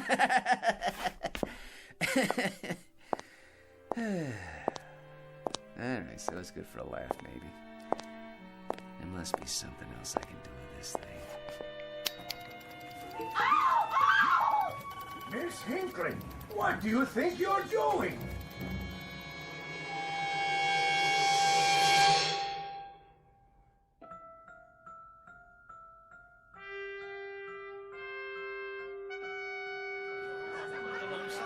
Who's up next? Don't look now. It's the cleanup man. The guy could empty a baseball stadium, not to mention a bar. And if you don't spend 3 hours telling us how he'd run the Mets, he'll keep ootsing me about how I should run my own place. Hey, Joe. Hey, you want to hear a good idea? Why don't you make a swinging door like in the movies, huh? Maybe change the name of the place, Palucci's Western Saloon. Hey, how about that? Hey, McNulty, how about that?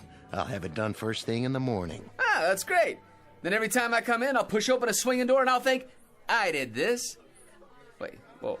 You're not putting me on, are you, Joe? McNulty, the only thing I'd put you on is a slow freighter heading for the other side of the world. See ya, Joe. Yeah, I'm out of here. Relax, boys. You're about to see something you ain't gonna believe. Yeah, well, make it quick, huh? With this little gizmo right here, I can stop trains, buses, planes, subways. There ain't nothing in this world I can't stop. Yeah, what about your mouth? I gotta pour myself a drink. Watch this. All right, now, I'll move your beer over here and put yours in front of him. Let's see. How about if I undo your tie like this, huh? Oh, and Joe, over there. Hey, why, look, Joe, where's your glass now, huh? You're gonna be pouring beer in your hand, huh? All right, okay. Here we go again. Oh, what the... Well? Huh? Well?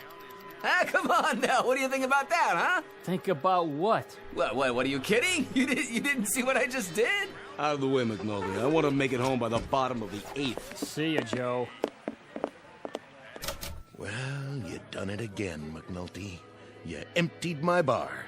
You drive more people out of saloons than Carey Nation. Oh, I get it. Of course you couldn't see what happened. Of course you couldn't. How could you? You guys got froze. I'm the only one who sees what's going on. The only one. See? So I got the greatest conversation piece in the world, the greatest, and what does it do? It stops conversation. Well, so it shouldn't be a total loss. You should order up. But drink it fast, will you? The combination of you, the hot weather, and my business recession is more than I can take for one day. Hey, Palucci, look at me. What are you, some kind of sadist? Do you know what you're looking at? A jerk. A jerk, I'm telling you. A jerk, a nutsy, that's what you're looking at. You want to stop there or go for double or nothing? It's a fact. What do I want this thing for? I want to get a little notice, that's what. Well, let me tell you something, Palucci. When John D. Rockefeller got out of a car, why did people go up to shake his hand? I'll bite. Why? Because he had dough. That's why. Lettuce, the old Mizzou. J.P. Morgan walks into a bar. The head waiter almost breaks his neck trying to get a table ready. Why? I'll tell you why. Because J.P. Morgan was loaded. You think about that now. And you think about this. As of today, McNulty's gonna be loaded too. I'm gonna have a limousine drive me up here. I'm gonna have a chauffeur open the door. I'm gonna walk into this crummy joint of yours and buy about 18 rounds for everyone. Huh?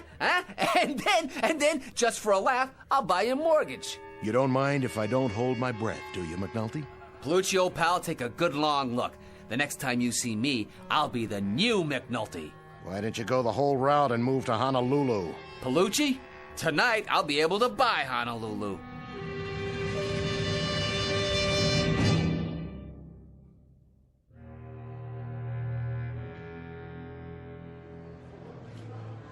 I'd like to make a deposit to my account. You'll have to wait in line. I want to cash this check. All in large bills, ma'am? Next customer in line.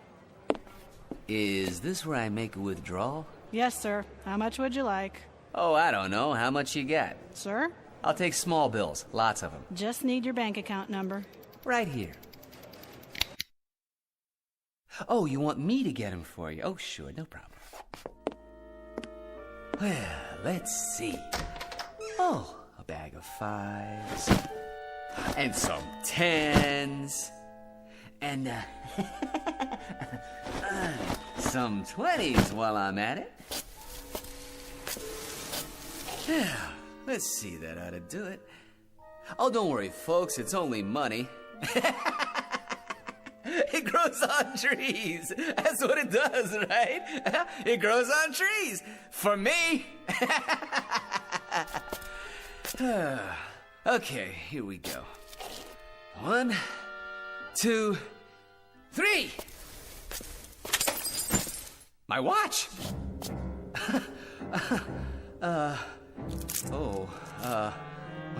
Well, it better be shockproof. Hey, start already, come on. Hey, what's the matter with this thing? Hey, everybody can start moving again, okay? All right, come on, here we go. Up, up, up, up, up, come on, let's go, come on, get with it. Hey, anybody know how to fix a watch? Come on, anybody, give me a little help here.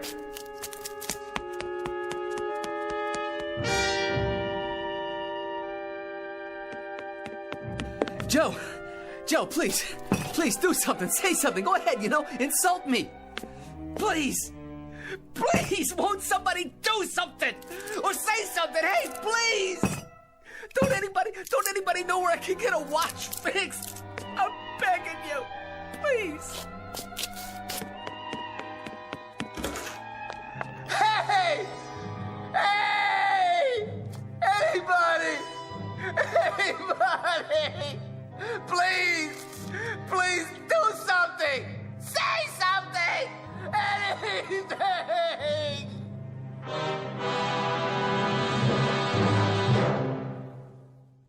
Mr. Patrick Thomas McNulty, who was given the gift of unlimited time, he used it and misused it, and now he's been handed the bill. Mr. McNulty, who now controls the earth and everything on it. From this point on, he will eat well, live well, and have everything at his beck and call. But the thing he wanted most, the thing that gave him the most acute hunger, his need for a sympathetic ear, this he will never have again. Tonight's tale of motion and the lack thereof, and a man named McNulty in a place called the Twilight Zone.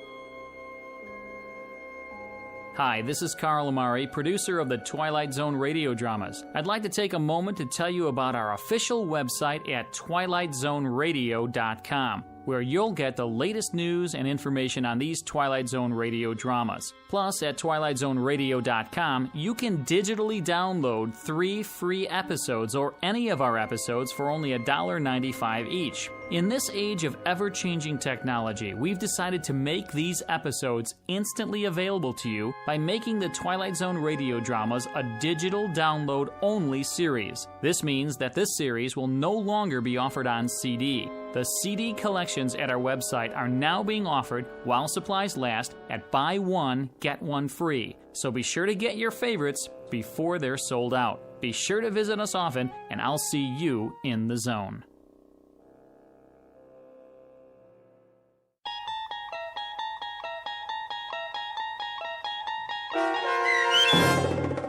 A Kind of Stopwatch starring Lou Diamond Phillips with Stacy Keach as your narrator was adapted for radio by Dennis Etchison and based on a script by Rod Serling.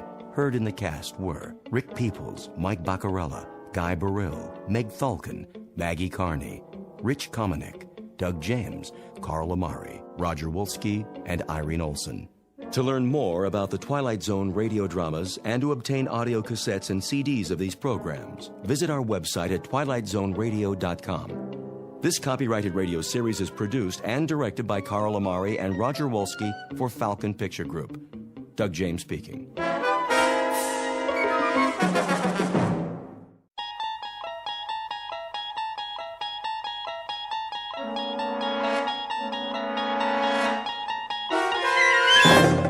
You unlock this door with the key of imagination.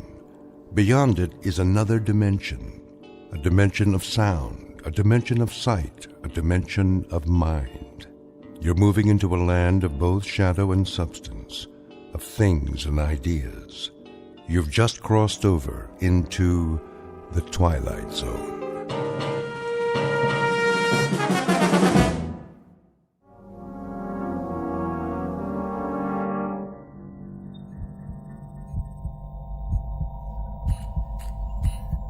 In the beginning was the Word, and darkness, and light. I have trouble remembering light. Some of it shines through my eyelids, so I know it's there, but all I really see is darkness now. There are pinpoints of light like holes in the fabric of space. I know they're out there, even if I can't quite see them. When will I? Time no longer has meaning, as if it has stopped for me, closing in, contracting, and I can't move, not a muscle. But in this moment, the mind continues, and I wait. Stansfield, Douglas. Scanning vital signs. Life functions, check. Metabolism, stable. Temperature, constant. No adjustments necessary. Only the mind. The mind is memory, and I remember things.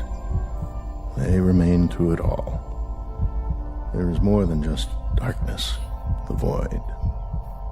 The mind does work. I wonder if they know that. The images are constant, ever present, patterns to savor again and again. It's not just the long sleep that comes when the fear has left. It's a time to recollect, sift, and analyze. Try to understand all that's happened in this infinite moment.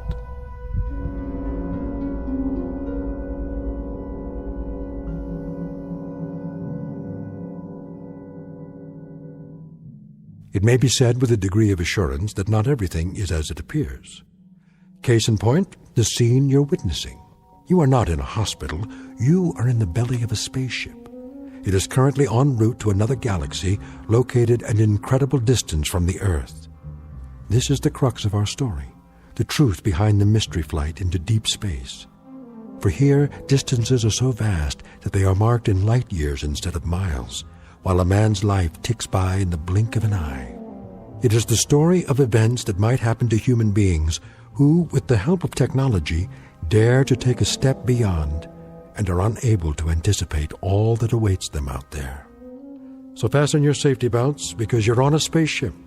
You're already well on your way on a very long journey from one planet to another, and the vast region between is called the Twilight Zone.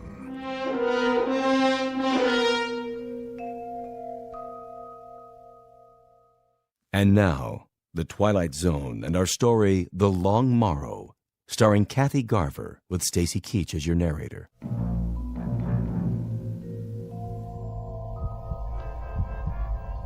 The cold is felt, but without pain. The loss of feeling is noted and accepted as choice slips away. Now mind is all. Time is distorted, jumbled, telescoped, accordioned. But even so, there's a strong sense of time. And I remember. I remember how it began. I remember the way it was in the beginning.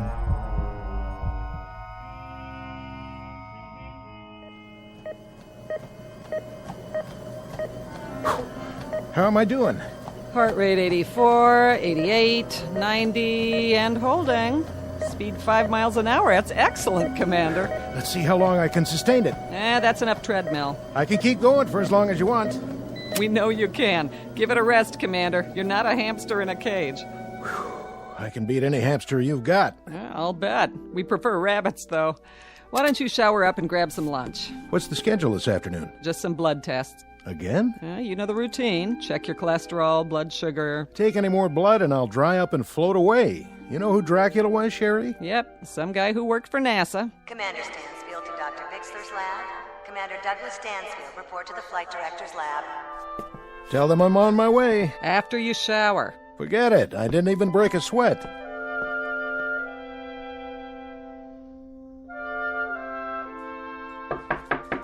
Come in. Dr. Bixler? Hello, Commander. Glad to meet you, if somewhat belatedly. Please make yourself comfortable. Oh, thanks.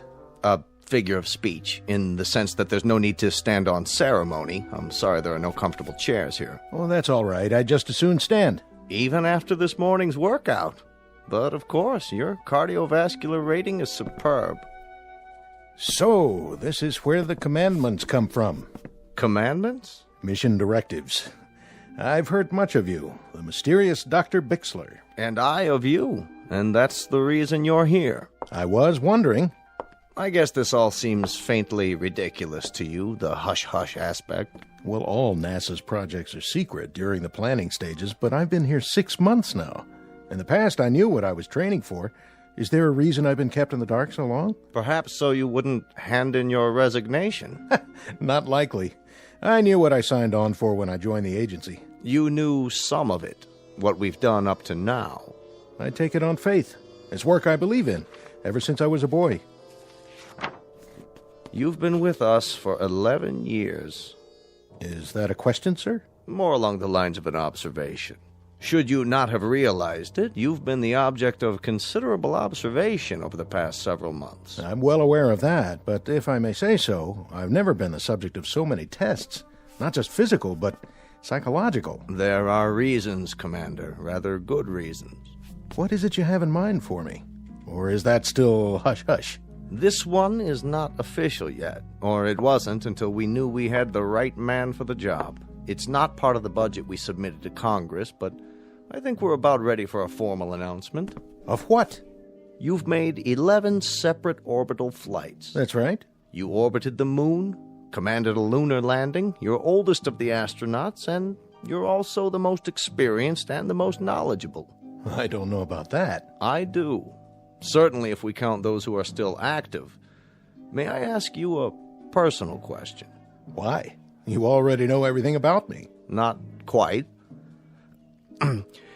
Why did you never marry? Well, that's easy. I never found someone who could put up with me. The months spent in training for a mission, the flight time, there's no woman in the world who could live with that. No, I suppose not. Though several of your fellow astronauts have families. They lucked out. I guess I just never met the right one. You dated in college. You were even engaged once. For about 15 minutes. Once she found out the way I live, on call, at a moment's notice, well, you might say she came to her senses. Very fortunately for her.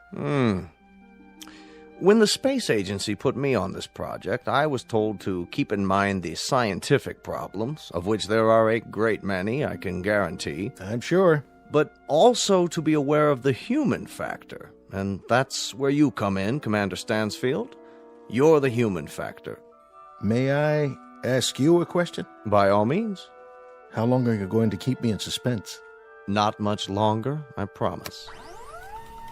You recognize this, don't you? A chart of the solar system. That's right. The sun, the Earth down here, our neighbors, Venus, Mars, Jupiter, and so forth, and the moons that orbit them. A lot of places I haven't been to yet. What do we know about our neighbors, Commander? More than we knew a few years ago. Oh, yes, thanks to men like you. Nonetheless, what it boils down to is this. The moon is barren. Mars is a vast, scrubby desert with an unbreathable atmosphere. Venus and Jupiter, both gaseous and poisonous. Pluto and the outer planets are volcanic. In short, Our neighbors have only one asset to offer us. They're accessible. They can be reached using current technology. Beyond that, they offer us nothing. Scientific, social, economic, by any standards. They're the Mount Everest of near space. You go to them because they're there. But the accomplishment is in the climb, and once climbed, there are no more challenges. So, where's the next Mount Everest, Doctor? That may be the wisest question you've ever asked, and the most pertinent. Why do you say that? Take a look at this chart. It's a star system in a galaxy well beyond our reach. To date, seen only through the lens of a telescope. We know nothing of it with absolute certainty, except that there is a cluster of 6 planetary bodies. Where? Here, toward the edge of the picture. The small, extremely bright object at the center is a sun, very similar to ours. It's flaming and gaseous and almost exactly the same color temperature. It provides heat and light for these 5 objects here. The ingredients of a solar system like ours, only a bit smaller. The planets run in roughly the same paths as we do around our own sun. Yes, I see. The equivalent of our 5 inner planets. But the rest? You can tell all that? Our astrophysicists can.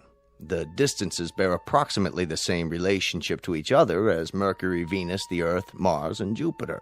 And given that relationship, this is the most likely system we've found yet that might support life. Are you telling me we've made contact? Not yet. The distances are too vast. Even if they've sent out an intelligent communication, it would take a very long time for it to reach us, assuming we could pick it up on our frequencies and decipher it. You and I would be dead and gone by then, or they would. There are too many variables. This system, does it have a name? Only a number. We've nicknamed it Sol 2 for purposes of identification, but for now, you can call it anything you want. For example, Stansfield's Everest. That's where I'm going. That's where you're going. When? In about a month. The ship is under construction now. It's off the drawing boards, and the keel, so to speak, is being laid. It must be the size of a skyscraper. Not necessary. It'll only carry a crew of 1. 1? That's because of the weight, the extra equipment on board. What kind of equipment? I'll get to that in a moment. For now, I believe the man who flies her should be right there while she's being built to watch every bolt, every rivet, every screw, every piece of metal and circuitry going into it. And that man is you, Commander. You'll be its pilot and its only occupant. You'll truly be the captain of your fate. Not that it matters at this point, but I want you to know I like this assignment. I like it very much. That's not surprising, considering your profile. It's precisely why you've been chosen. I've put together a manual of projections and probabilities. I think you ought to see it. I'll read it tonight. There are the usual dangers, the usual unknowns. It was ever thus. No, Commander, it was never thus. How so? In the past, you've had meteor storms to contend with. You've had the usual calculated risks of mechanical failure, landing difficulties, ejection troubles, all the rest. Well, you'll still have those, compounded. There's another factor here, another problem. Distance. Distance, in time and in space. How far? This cluster is approximately 141 light years away. But that means the ship would have to... An ordinary ship. This one will have interstellar drive and an anti-gravity device. It'll be the fastest man-made object ever conceived and launched. Its speed will be like nothing ever dreamed of before. But in terms of the space you have to conquer, it might just as well be an ant crawling across the Sahara. That's a high mountain, isn't it, Dr. Bixler? A very high mountain. The highest, the longest trip in the history of mankind. How long? Your trip there and back will take approximately 35 to 40 years.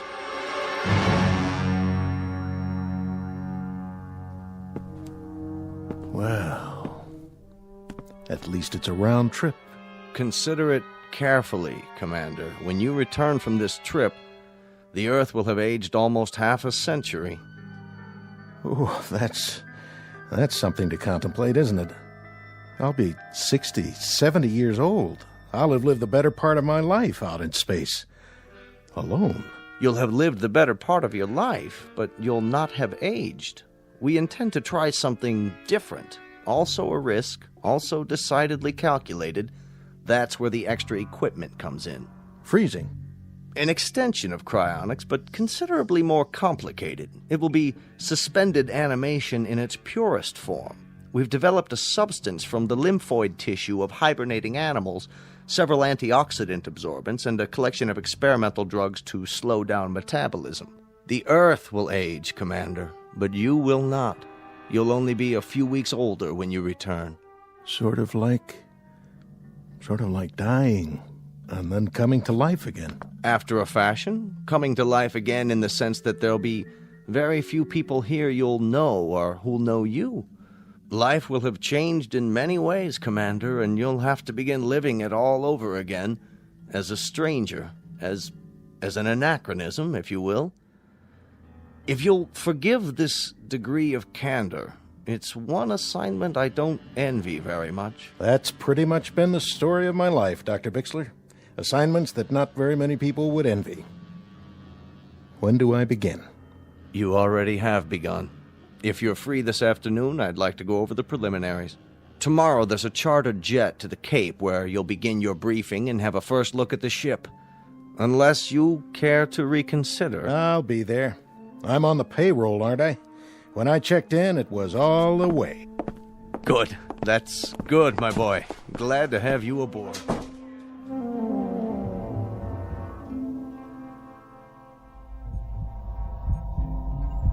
And so it began. That brief, unemotional, very matter-of-fact colloquy between scientist and subject. A small cast of 2 characters. That was the way it should have been. But I very clearly remember the entrance of character number 3.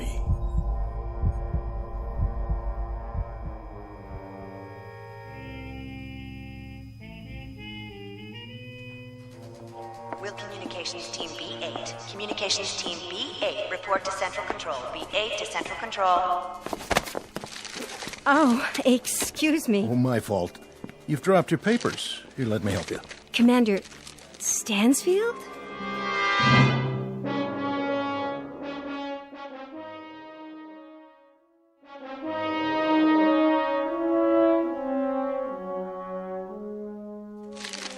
Excuse me for staring, but I see your ID badge. Why, you're the one. I don't know whether to thank you for that or report you for insubordination. Forgive me. We've been hearing Stansfield for close to a year. I was beginning to think that you weren't real. Let me give you a hand. A friend in need. That's my job. Picking up papers? Oh, that's my new assignment. Morale officer. I follow people around who look stricken. Do I look stricken? Momentarily nonplussed. I don't think we've met. No, we haven't. That's what I was saying. You stationed permanently here? I'm with NASA on detached duty. I've always wanted to meet you. And I you. Oh, now, that I don't believe. It's true. I've got ESP.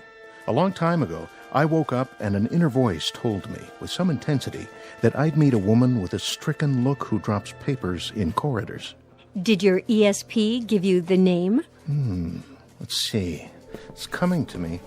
The first letter is an S. Sandra Horn. How did you... Oh, of course, my name badge. I didn't look at it, I swear. Sure you didn't. Very subtle.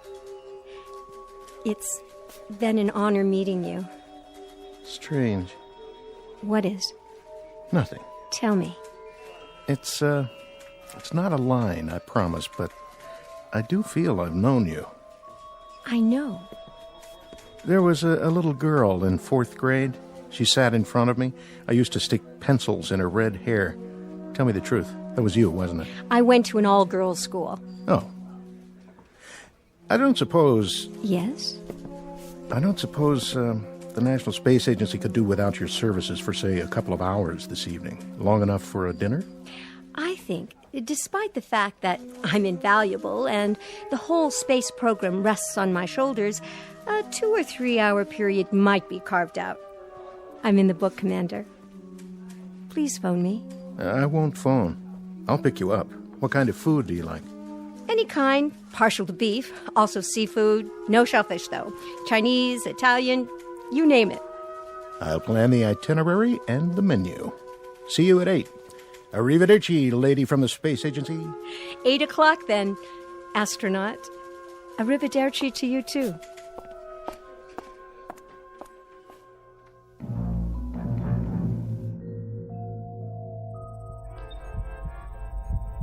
I stood there and watched her walk away.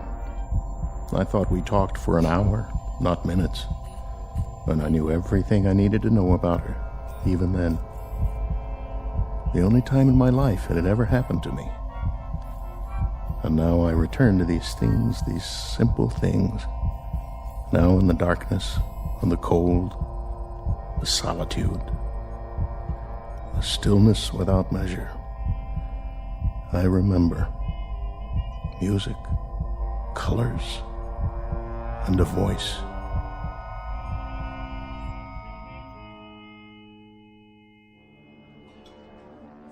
How did you like the meal? The food. Food. Oh, it was wonderful, truly. But you've hardly touched it. Oh, yes, I have. I mean, I had a late lunch. I guess I'm not as hungry as I thought. Well, look at you. You haven't cleaned your plate either, mister. Oh, I was thinking. About what? Do you dance? No, not really. Neither do I. Never learned how. Oh, come on. I missed all the dances at school, even the prom. I don't believe that for 1 minute. Would I lie to you? I really don't know. You can teach me. What? Just the basic two-step or whatever they call it. You're asking the wrong person. Am I? Besides, they wouldn't let us dance in here. They wouldn't notice. A couple of duffers like us. Quick, don't look. How many people at the next table? I haven't noticed. My point exactly. They don't care about us either. Stand up. Oh, I couldn't. You're looking at me. Sorry. Something wrong? It's just that a month from now, you'll be off in space. And by the time you come back down again... You want to talk about that now? Only for the following absurd reason. I've known you for exactly 3.5 hours. Is that all it's been? That's all. 3.5 hours. A long dinner and a short dance.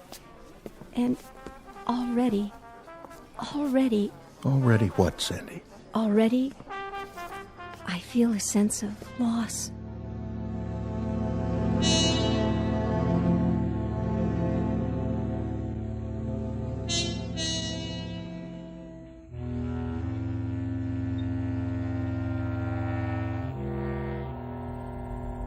My life had been in the military.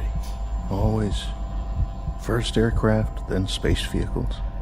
And it had been missions, projects, and expeditions. There was no time for another kind of life. Intrusions that took the form of a face, a voice. A short month lived by a man and a woman drawing closer and closer together, and finally becoming a part of one another. There's so little time for such a thing, for such a small thing. And then what time we had ran out and slipped away.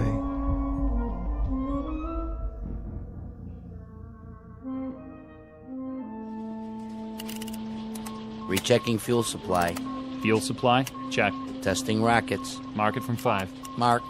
5, 4, 3, 2, 1. Calibrate fuel consumption. Fuel flow at 0.25 and holding. Check and double check. All systems go. T-minus 120.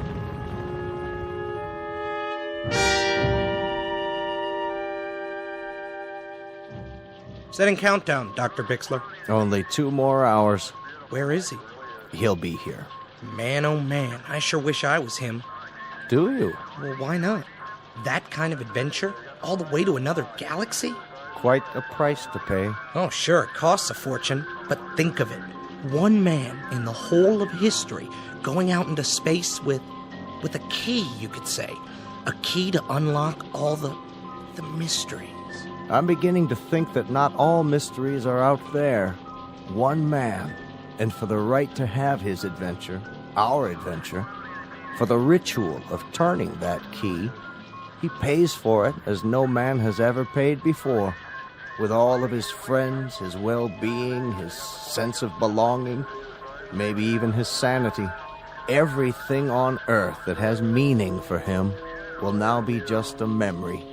And you envy him? I guess he is to be envied. I envy him too. But what I don't envy is his homecoming.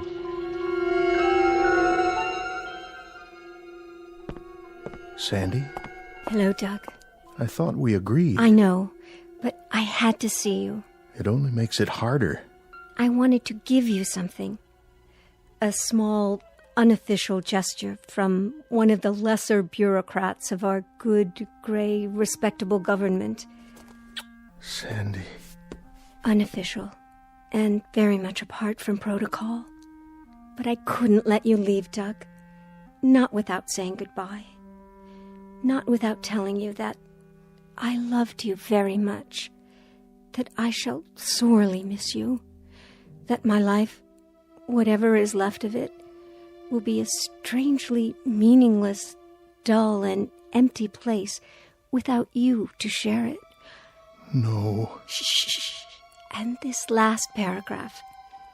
I wouldn't say this to you if I didn't know you were the kind of man you are. If I thought it would even remotely affect you, or at least what you plan to do. I wouldn't say any of this. But I know you. I know that you're built out of a very strong alloy, and you may bend a little, but you'll never break. It's a very odd thing, Sandy. Very odd. But when I come back, when I touch this ground again, I know the first thought I'll have. I know the first thing it is I'll want to see. The first thing I'll want to touch. I'll be the little old lady in the lace shawl, the one waving the welcome home sign. So look for me, Doug, will you? Look for me on the fringe of the crowd. I'll be the one carrying the sign.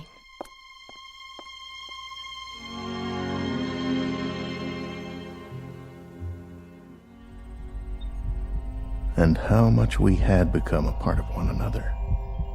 Despite the circumstances of both our lives, despite everything rational. We let ourselves reach into that strange and mysterious sea within us called love, and then watch the ripples grow. Sandy, where are you now? Sandy, across the void, my dearest, through the millions of miles of cold and empty space, through the vastness of a naked desert of sky and stars. I feel your warmth, and I love you. I love you, Sandy.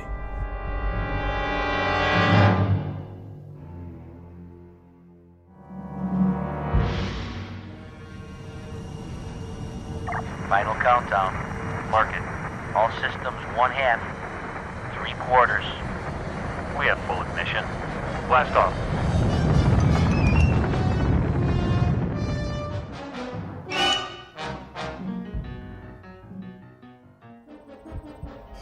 I move now. I streak across the heavens. I leave behind an earth that changes even now beyond my closed eyes. This, then, is the hero's journey.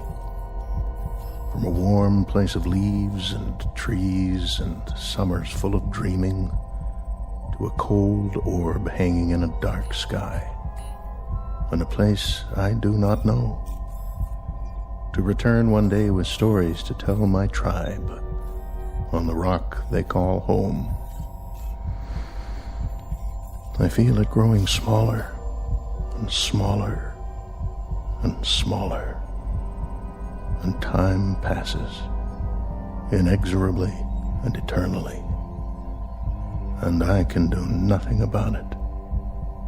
Nothing at all. Commander Stansfield, Douglas, scanning vital signs. Life functions, check.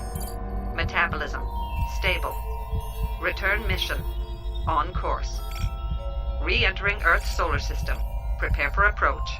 Initiate signal transmission.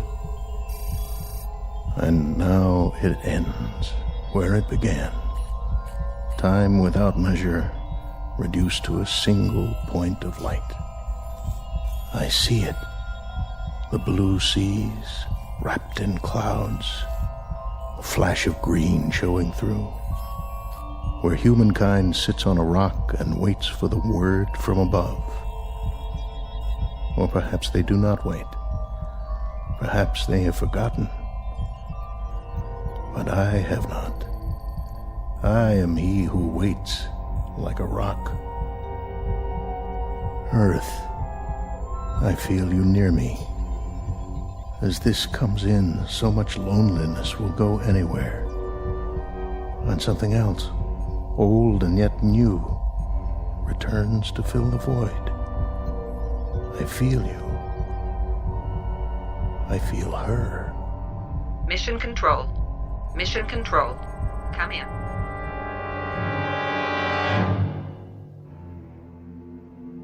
What's this? Where? On the Trivet. Looks like a craft on the approach. Yeah, I see it, but what kind of craft? Could be a missile. Activate the defense shields. Setting coordinates. Locked on. Lasers on standby. This is gonna be easy. Almost too easy. Whoever he is, he's a sitting duck. Wait a minute. Look at the shape of that thing. Some kind of retro design. Hey, bring it up on the holoscreen. I can almost make out the numbers. Run a pattern recognition. That'll nail down the model and country of origin. Scanning for recognition.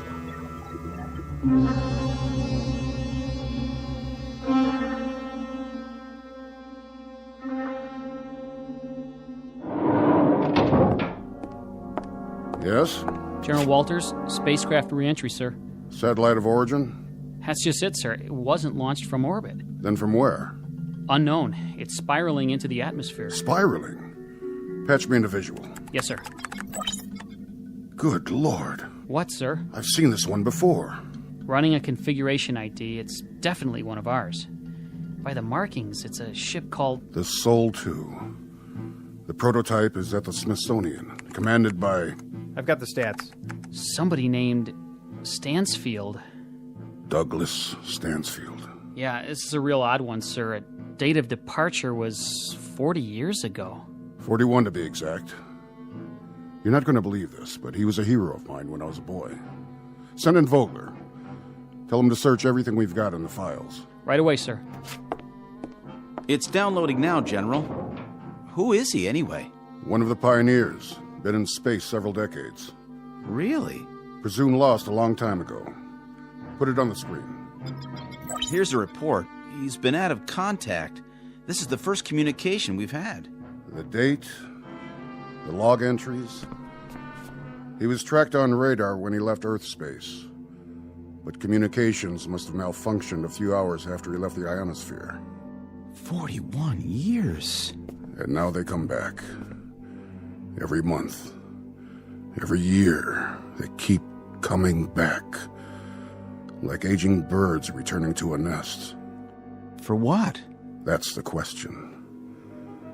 They went off on missions that became obsolete almost the moment they were out of sight. To blaze trails we've already charted by now. To bring back discoveries that aren't discoveries anymore.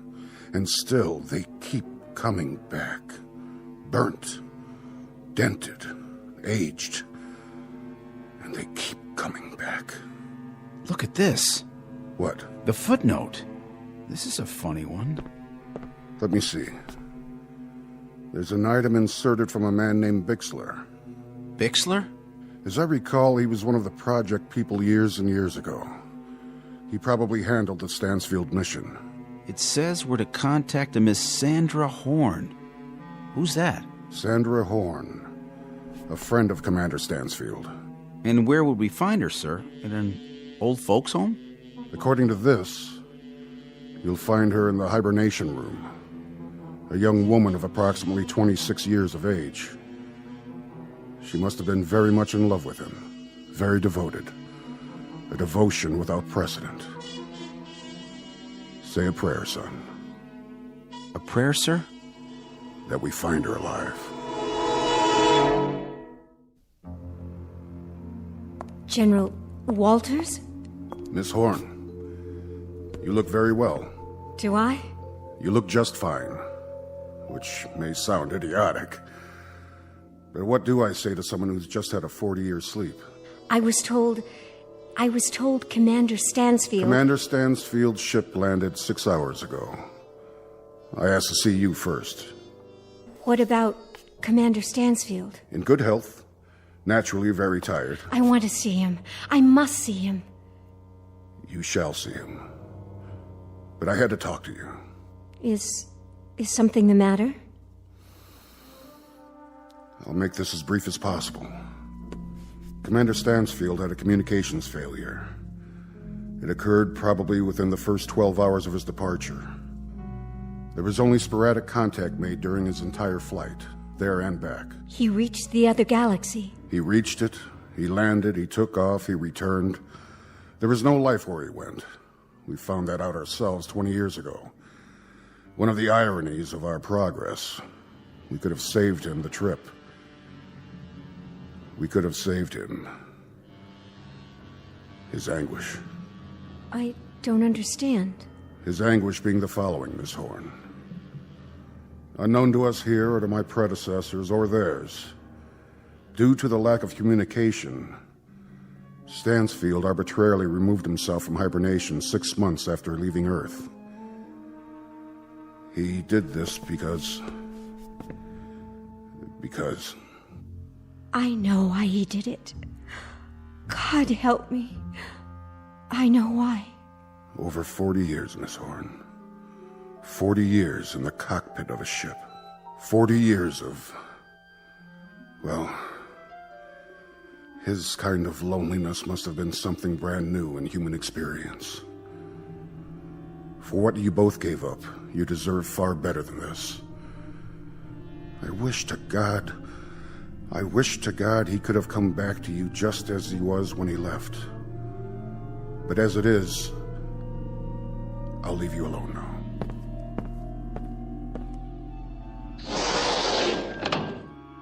Doug? Dear Doug. You remember me, don't you? Remember you? I've spent 40 years remembering you, Sandy. I've spent 40 years painting your picture inside my head, remembering your voice, thinking about your touch. I've spent 40 years surviving for you. But it looks like I made a miscalculation. An error of judgment, you might say, with the best of intentions. And now... Doug, it can still be that way. What you are, what I am, it doesn't make any difference. Oh, I'm afraid it makes a difference, Sandy. Look at you. 40 years of difference. And that's far too much. I'm sorry. I'm so desperately sorry. I know, my dear. I had a lot of years to ponder the possibilities. But I didn't consider this one. Years that I didn't think would ever pass. Years that I sometimes wished wouldn't pass. Oh, Doug. You're as beautiful as ever. Very beautiful. Don't waste it. Go away now, Sandy. You must. Please. Go home and pick up the pieces of the rest of your life. Go. If that's what you want. It's what I want. Goodbye, my love.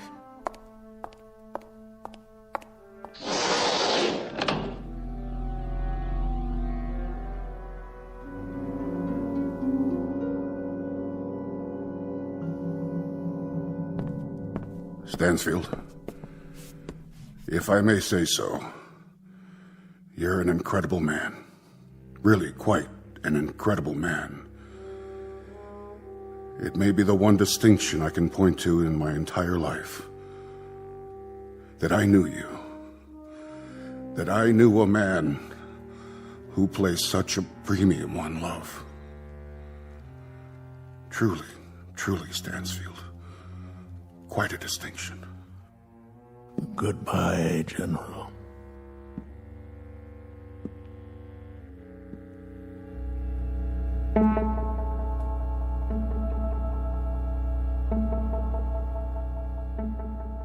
Commander Douglas Stansfield, one of the forgotten pioneers in the space age, pushed aside by the flow of progress and the passage of years. Our tale of irony and the ionosphere and a ferocious travesty of fate that could only happen in the Twilight Zone.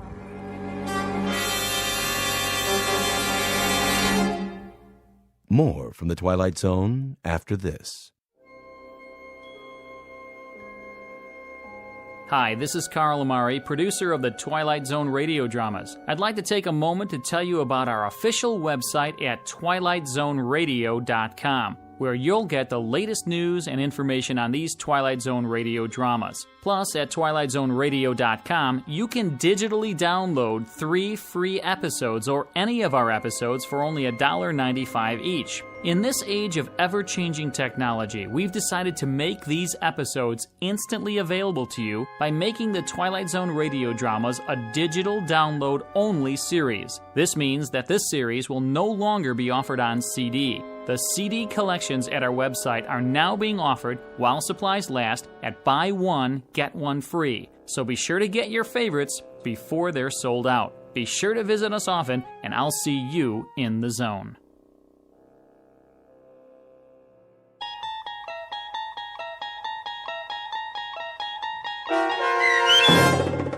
The Long Morrow, starring Kathy Garver with Stacy Keach as your narrator, was adapted for radio by Dennis Etchison and based on a script by Rod Serling. Heard in the cast were Roderick Peoples, Christian Stolte, Rich Komanek, Jeff Lupetin, Meg Falcon, Heath Corson, Susan Hart, Carl Amari, Roger Wolski, and Vince Amari. To learn more about the Twilight Zone radio dramas and to obtain audio cassettes and CDs of these programs, visit our website at twilightzoneradio.com. The producers of The Twilight Zone wish to thank CBS Enterprises, Carol Serling, Dennis Etchison, Dick Brescia Associates, Claire Simon Casting, Terry Jennings, XM Satellite Radio, the American Forces Radio and Television Service, Sirius Satellite Radio, our sponsors, and our radio affiliates for helping make this series possible. This copyrighted radio series is produced and directed by Carl Amari and Roger Wolski for Falcon Picture Group. Doug James speaking.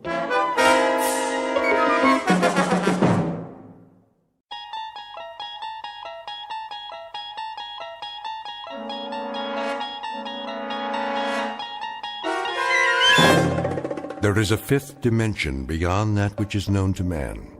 It is a dimension as vast as space and as timeless as infinity. It is the middle ground between light and shadow, between science and superstition. It lies between the pit of man's fears and the summit of his knowledge. This is the dimension of imagination. It is an area we call the Twilight Zone.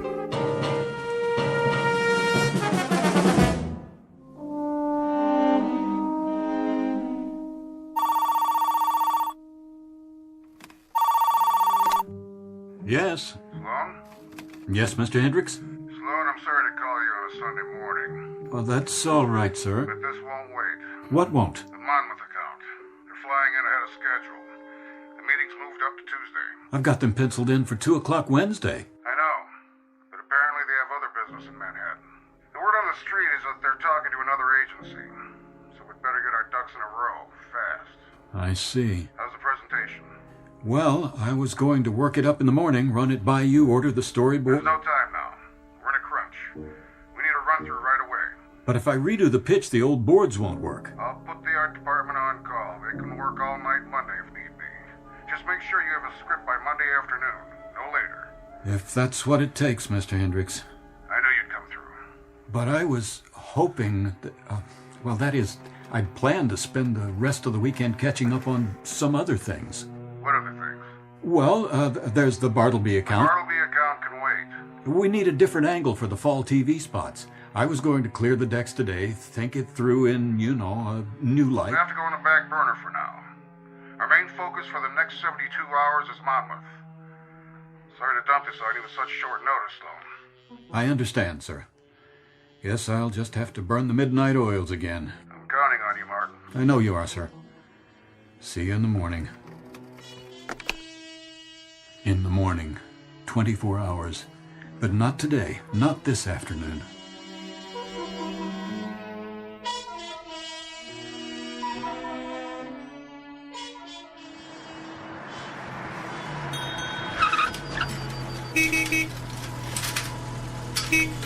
Hey, take it easy.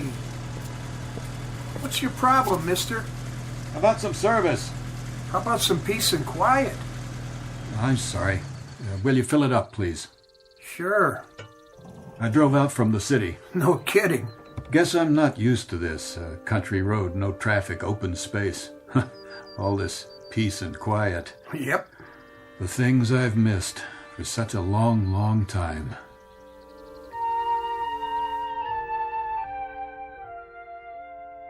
The driver's name is Martin Sloan, age 36.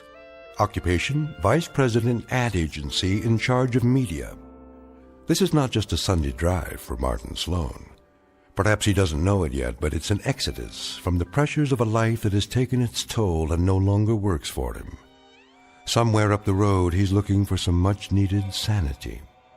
But somewhere up that same road, he's about to find more than he bargained for. He may not have noticed, but he's just taken an unscheduled side trip into the Twilight Zone.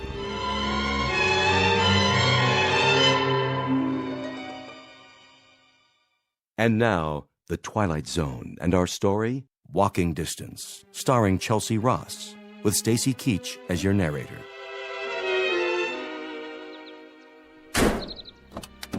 That's a sweet little sports car you got there. I suppose. One of the rewards. Could you take care of it for me? Take care of it how? Oh, I was thinking a lube and an oil change. Oil's fine. I checked under the hood. Looks good to me. You can do it, can't you? Oil change and a lube job? Sure. If you have the time. Today? No business on Sunday. I don't mind waiting. Well, this car don't really need it, I'd say, but... Please. Take about an hour. I'm in no hurry. Okay, if that's what you want. Not much to do around here in the meantime, though. That's all right. I'm off the clock. You know, this road looks familiar. Is that Homewood up ahead? Just like the sign says. How far? 1.25 miles. I used to live there. It's where I grew up, as a matter of fact. I haven't been back in, it must be 20 years. That's so. More like 25. And then this morning, I got in the car and drove. Guess I reached a point where... I had to get out of the city, as far away as possible. You know the feeling? Can't say I do.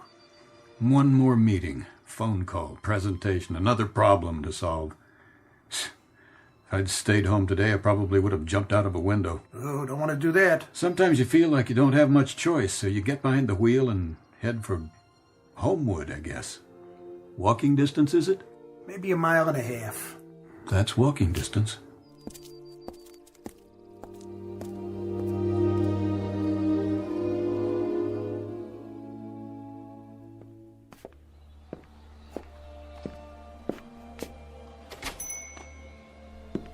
Excuse me. Yeah? Wilson's Ice Cream Parlor? Same as always. Is the soda fountain open? Of course. I thought you might be closed today. 7 days a week. Hard to believe. We never close. It's amazing. It's our policy. Always has been. I mean the place. The whole thing.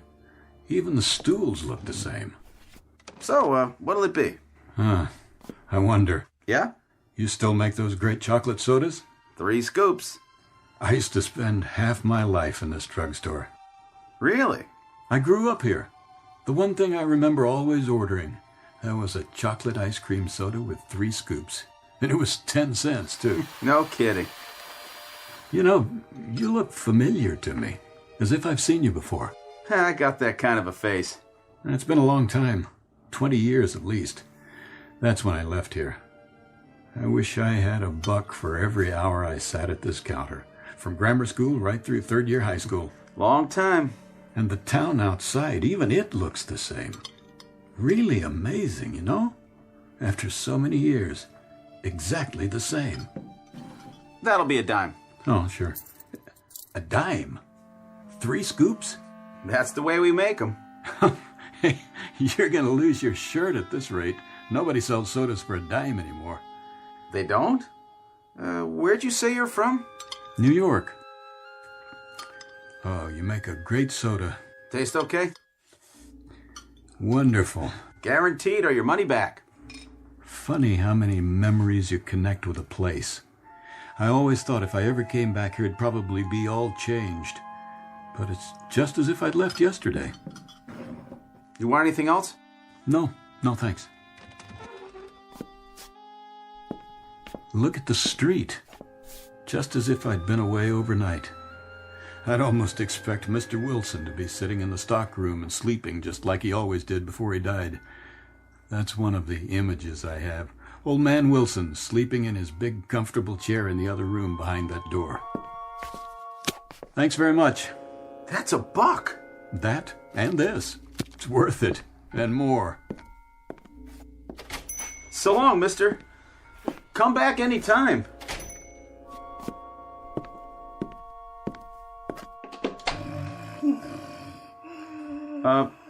Mr. Wilson? Yeah. Oh, hello, Charlie. Just rested my eyes for a minute. Sorry to disturb you, but we're going to need some more chocolate syrup, Mr. Wilson. Oh, well, good. I'll order some this afternoon. Okay, Mr. Wilson. I'll get back to work now.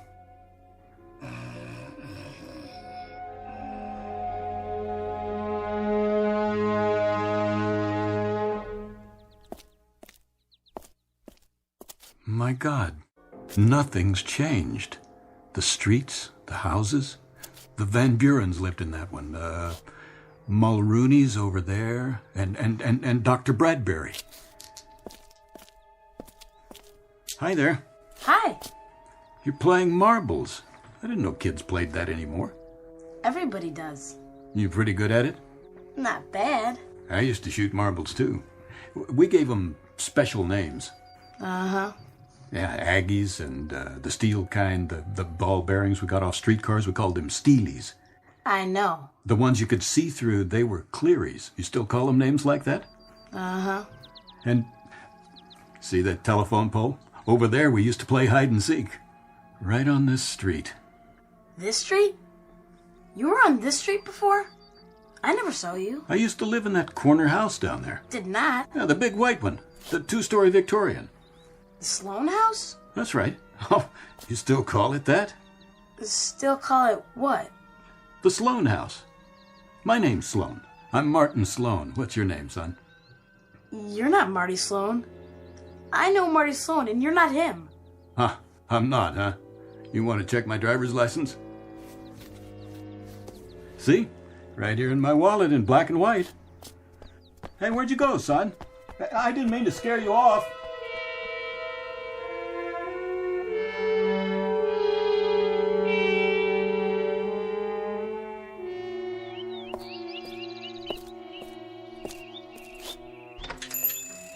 Hello.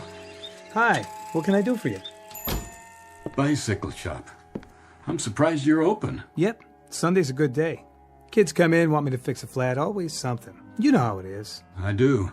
I came in here once a week at least when I was a boy. Had quite a few flats fixed myself. You did, huh? What kind of bike? A Schwinn. My dad bought it for me on my 9th birthday. I thought it was the greatest thing going, better than a car. I fixed the dents, repainted it. I'll bet you did. Not the brakes, though. When those went, I always took it here. For reflectors, too, and new, what do they call them? Handlebar grips, the big rubber ones. You have any Schwinn's? Over there. Old ones, new ones. You've got quite a selection. Some are collector's items. Looking to take one home? No, I don't have a son. For yourself, then. Some folks buy them for nostalgia nowadays. What are you doing to that one? Fixing the spokes. Gotta have them all in place to balance the wheel.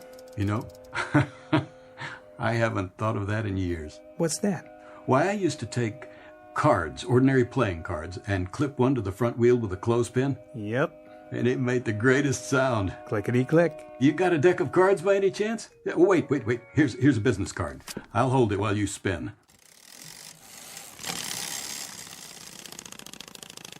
That the sound?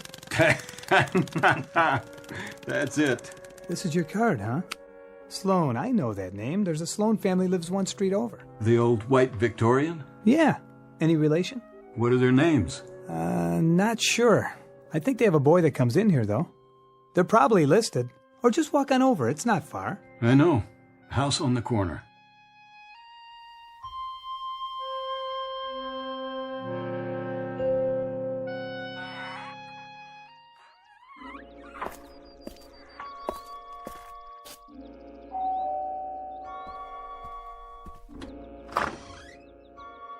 Yes? Dad. Who did you want to see? Dad, it is you. Who is it, Robert? And Mom. Is that Mom? Who are you? What do you want here? Why are you both here? How can you be? It's impossible. Who is it? What do you want, young man? Mom, don't you know me? Who? It's Martin. Martin? What in the world? He's a lunatic or something. Close the door. Wait a moment, Mom. You mustn't be frightened of me. This is Martin. I grew up here. What's the matter with you both? Don't you know your own son? That's enough. You've upset my wife. Don't lock me out. Please, look at me. And don't come back. Mom? Dad?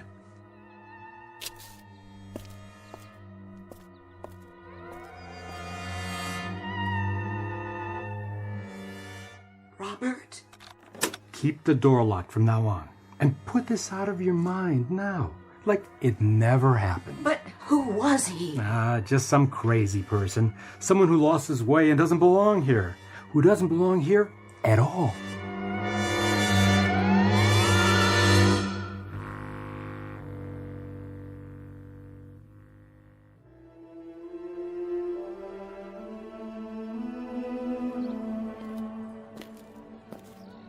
Get your cotton candy here. Ice cream for the kids. Hello there. Hello. Going down to the pavilion? Why, yes. So am I. Beg your pardon? I say I'm going the same way. Have we met? I don't believe so. Forgive me for bothering you. Oh, you're not. I just thought you might be a friend of my husband's. A visitor, that's all. But it feels like home already. This town is like that. Everyone's so friendly and relaxed. There's no crime or... What a beautiful baby you have there. Oh, thank you. She's my pride and joy. She must enjoy these walks on a lovely Sunday afternoon like this. Well, she can't walk yet, but with a carriage, well, we can both enjoy it. Wonderful spot, isn't it? The park? Oh, it certainly is. This is our favorite place in Homewood, my husband and I. And the music from the merry-go-round. That's always a big part of summer, isn't it? The calliope. Oh, and the cotton candy. And the ice cream. And, of course, the band concert. We just love those. I remember. Down there on the pavilion. They play such wonderful music. Sometimes they make dinner first, and we bring it here in a basket. It's like, I don't know, like a picnic when you were a kid. There isn't anything else quite as good ever. Nothing quite as good as summer and being a kid and knowing you're alive. You won't get any arguments out of me. You say you're not from around here? Not exactly. But you sound like you know the park so well. What I mean is I used to be. I lived just a couple of blocks away. Really? You don't know how much I envy you. It must have been so lovely then. Oh, it was. Just as lovely as it is now. Exactly. I remember the calliope and the merry-go-round, those great hand-carved horses. No, they still have them. And the bandstand. I used to sneak away at night from my parents' house and come here and lie on the grass staring up at the stars, listening to the music. You know something else? What? I played ball in that field right down there. Did you really? And the merry-go-round. Oh, my goodness. I grew up with that merry-go-round. Look. What? See the post? Which one? Oh, that one. That one there. I carved my name on it one summer. Boys are always doing things like that. I was 11 years old, and I carved my name right on that post. Just like that boy's doing right now. That boy? See him? You, there! I wasn't doing nothing. I know. I just wanted to see what you were carving. It's not my knife. Sure it is. That's your pocket knife. Go on, pick it up. And this is your name on the post. Let's have a look. Martin Sloan. But that can't be. You're... Yes, sir, but I didn't mean nothing, honest. Lots of kids carve their names here. No kidding. I'm not the first one. You're Martin Sloan. Sure, that's who you are. You have to be. That's the way I looked with that cap on my head. I gotta go. Martin? No, Martin. Martin, don't be frightened. Martin.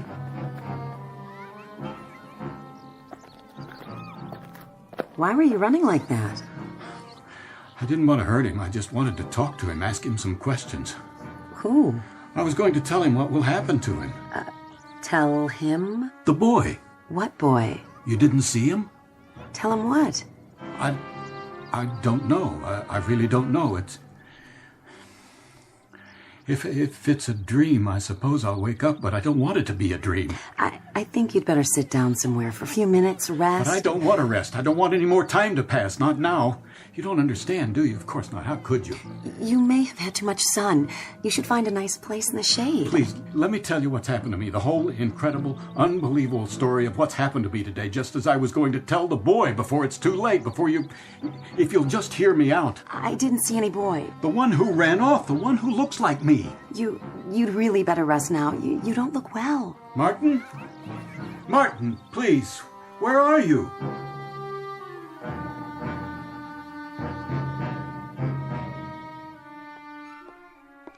Robert, what are you doing sitting out here on the porch?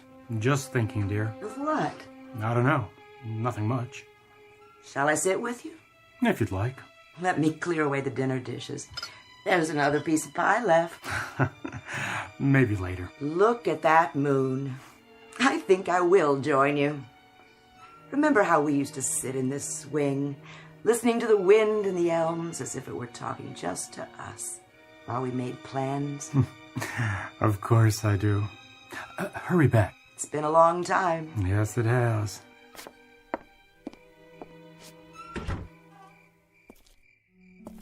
Who's there? Only me. Oh, so you've come back again. I had to. This is my house. Not really. Look what I found by the gate, my old baseball glove. You bought it for me on my 11th birthday. How could you possibly know that? What happened to the baseball Lou Gehrig autographed? Where's that? And the bicycle, the Schwinn. You thought about buying it for a long time, years, and you finally did when I turned 9. The best bike in the world, Dad. Hope I told you that. The best. Who are you? Don't you know? What do you want here? I just want to rest. Stop running for a while. This is where I should be. I know that now. Don't you understand, Pop? It's taken me a long time to figure that out. I belong here. Look, son, you're probably sick. You got delusions or something. And I don't want to hurt you. I don't want you to get yourself into any trouble either. But you better get out of here now while you still can, or there will be trouble. You can count on that. Who are you talking to, Rob? Oh! Mom, won't you look at me? Look into my face. You can tell, can't you? Don't come any closer. Mom, just look at me, please. Who am I? Tell me who I am. You're a stranger. I've never seen you before. Robert, tell him to go away. Now look here. You've got a son named Martin, haven't you? I don't see what business it is of yours. He's a pretty good boy. At least he tries to be most of the time. He's a wonderful boy. But he's not good enough to please himself. He's given to daydreams and not paying attention in class, and sometimes he won't listen, even to you. Most of all to you. Odd, isn't it? He has to find things out for himself the hard way. That must hurt you. That's enough. He goes to Emerson Public School. How did you know that? The month of August he spends at his aunt's farm near Buffalo, and a couple of summers you've gone up to Saratoga Lake and rented a cottage there. And once I had a sister. She died when she was a year old. Rob, where is Marty now? In bed, sleeping. You put him straight to bed, didn't you? I'm Marty. I'm your son. Please! Take your hands off her. You've got to believe me. I'm your son. Martin, look, my wallet. See? All my cards are in here. All my identification. Read them. Go ahead, read them. No! Please, they'll show you. I didn't mean to. It's all right. I deserve that. I'll leave the glove where I found it. Good night, then. I'm sorry. I didn't mean to do that. Let him go.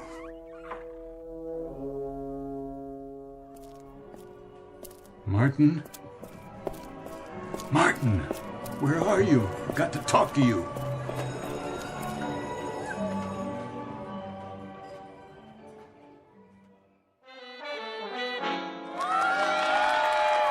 The band sounds good tonight. They always do. For the full moon. Get your peanuts over here.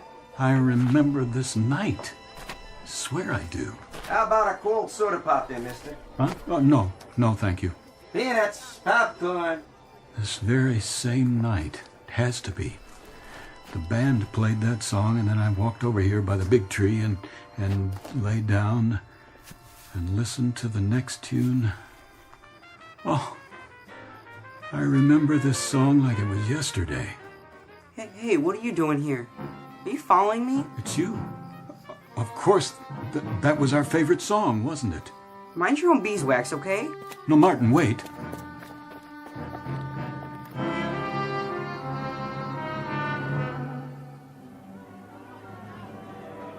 Last ride of the night on the carousel, right here. Let me through. Nope, son, not without a ticket, you don't. I got to. He's chasing me. Whoa there, wait your turn. You can't cut in line. Did you see a boy, 11 years old? Is that your boy? You best teach him some manners. I've got to stop him. Where's your ticket? Hey, you can't just jump on. It's already started.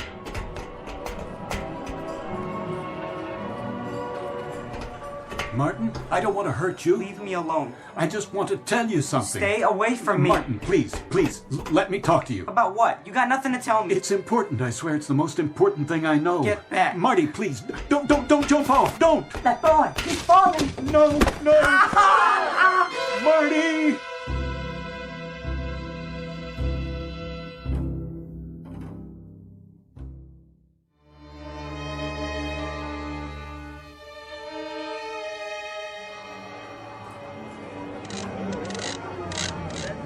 Stand back. The boy's hurt. His leg, he's bleeding. Oh, it's my leg, too. We'll get him out. Lift him up. Be careful. His leg is broken. Somebody get him to a doctor. Easy. Take it easy with him. His cap. Don't forget his favorite cap. We've got him. Oh.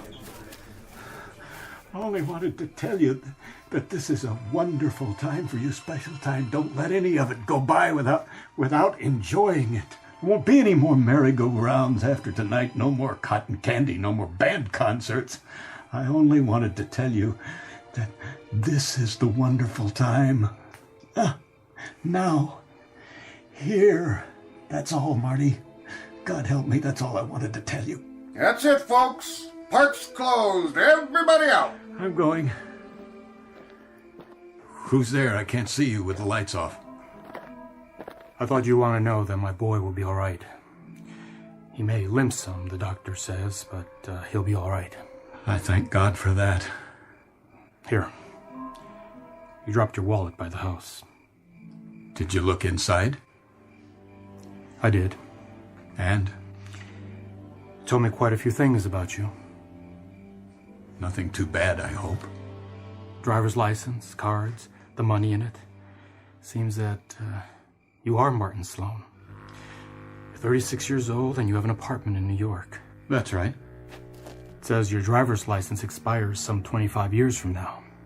The dates on the bills? Those dates haven't come yet either. So you know now, don't you? Yes, I know. I know who you are, and I know you've come from a long ways from here. A long ways, and a long time. I don't know why or how. Can you tell me?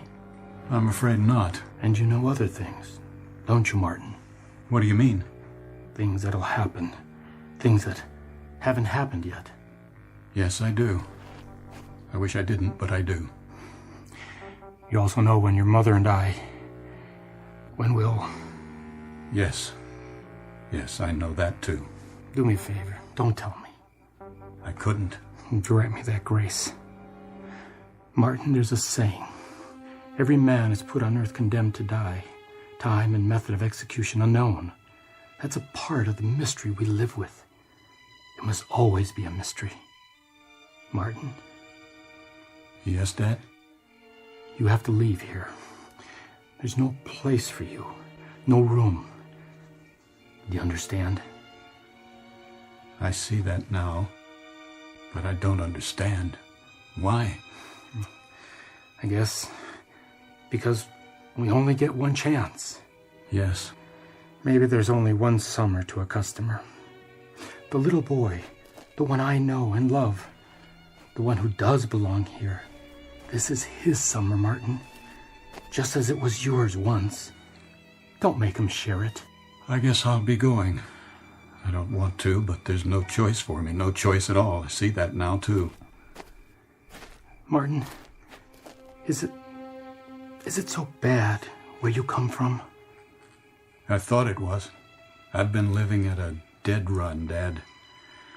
I was so tired, and then one day I knew somehow, some way I had to come back.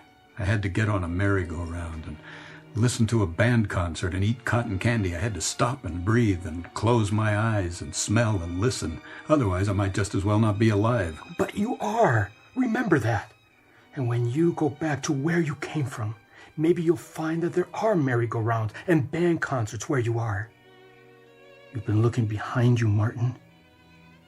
Try looking ahead. I'll try. Promise? I promise. Goodbye, Dad.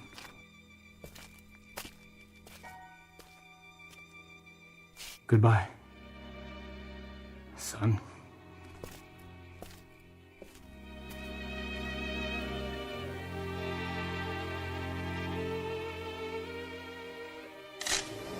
What? Oh. Well, maybe one more ride to last me. If I can get this bum leg to work.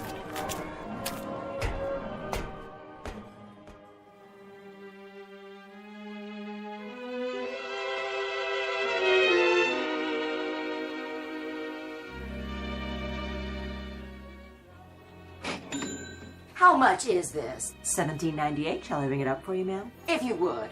And these other things.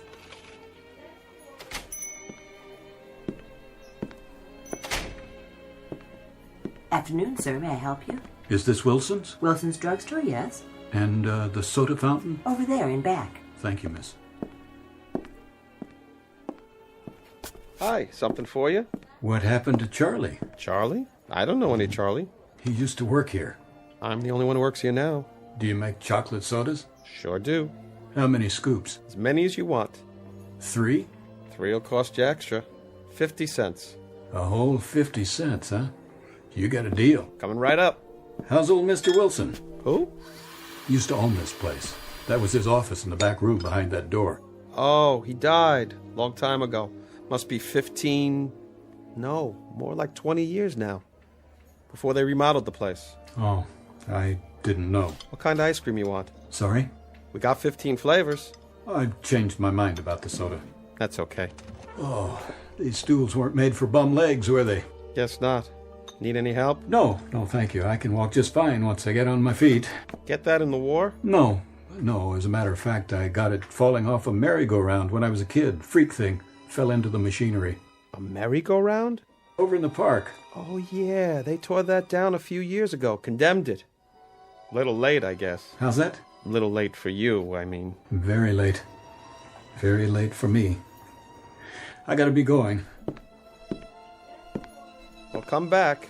I don't think I'll be coming this way again. Take care, then. That I will. From now on.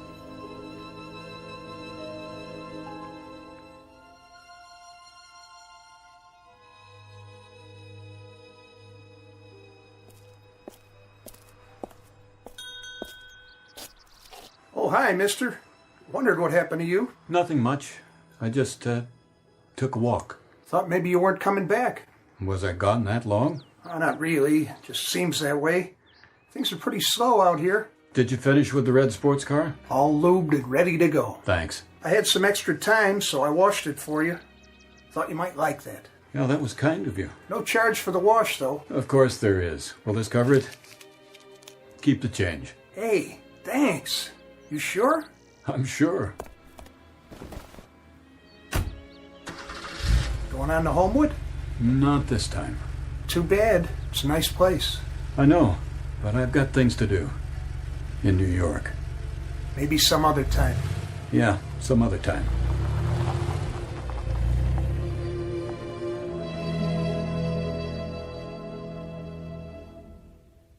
Martin Sloan, age 36, vice president in charge of media, successful in most things, but not in the one effort that all men try at some time in their lives, to go home again. And, as with all men, perhaps there'll be an occasion, a summer night sometime, when he'll look up from what he's doing and listen to the distant music of a calliope, and hear the voices and the laughter of the people and the places of his past. And perhaps across his mind there'll flit a little errant wish that a man might not have to become old and outgrow the parks and merry-go-rounds of his youth. And he'll smile then, too, because he'll know it is, after all, just an errant wish. Some wisp of memory, not too important, really. Some laughing ghosts that'll cross a man's mind that are a part of the Twilight Zone.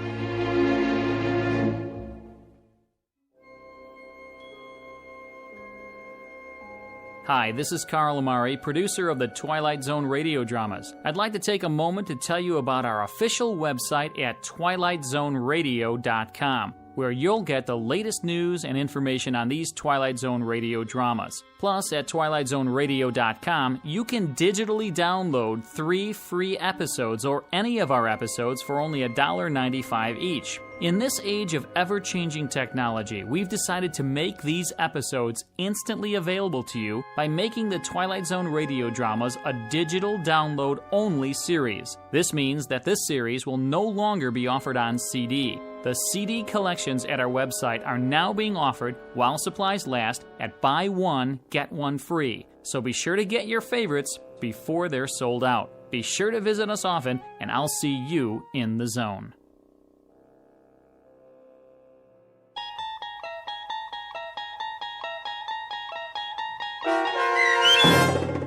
Walking Distance, starring Chelsea Ross, with Stacy Keach as your narrator, was written for The Twilight Zone by Rod Serling and adapted for radio by Dennis Etchison. Heard in the cast were Turk Muller, Rick Komanek, Jeff Lupetin, Doug James, Adam Tangway, Tony Castillo, Linda Ryder, Lynn Foley, Bruce Grossman, Laura Russell, Mike Aljadeff, and Peggy Roeder. To learn more about the Twilight Zone radio dramas and to obtain audio cassettes and CDs of these programs, visit our website at twilightzoneradio.com. This copyrighted radio series is produced and directed by Carl Amari and Roger Wolski for Falcon Picture Group. Doug James speaking.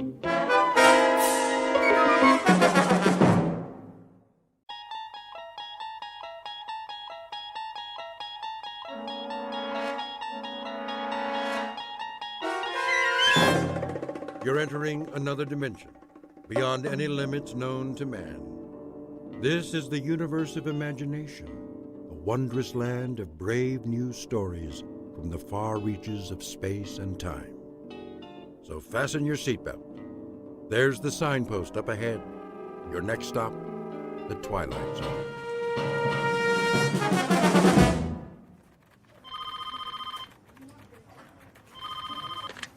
Starlight Magazine. I'm sorry, Mr. Harris hasn't come in yet. Would you care to leave a message? Oh, hi, Christine. Lunch at the Cock and Bull? 12 o'clock. I'll remind him. Paula? Yes? Did you proof the feature story yet? Give me 20 minutes. Make it 10. I need to double-check the whole issue before pickup. Where's the center spread art? Nate's got it. Why isn't he here? He called a little while ago. He's stuck in traffic or something. Well, he can just get himself unstuck. If we miss deadline again... Rennie! Yo! How's the cover coming? Printing it out right now. Good. Don, did you finish the insert? What insert? The new line from Lady Lynbrook? I never saw it. They sent camera-ready copy yesterday. I'll have to repaginate everything. Then do it. They're a huge account.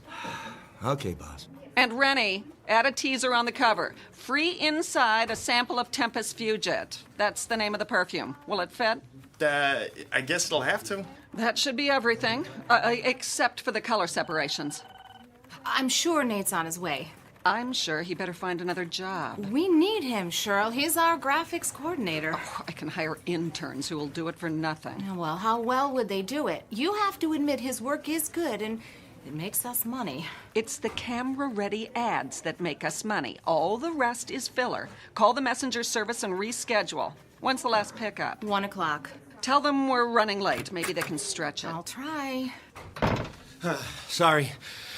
I got hung up. Hi, Nate. Do you realize how long you've kept this staff waiting? What time is it? My watch isn't working.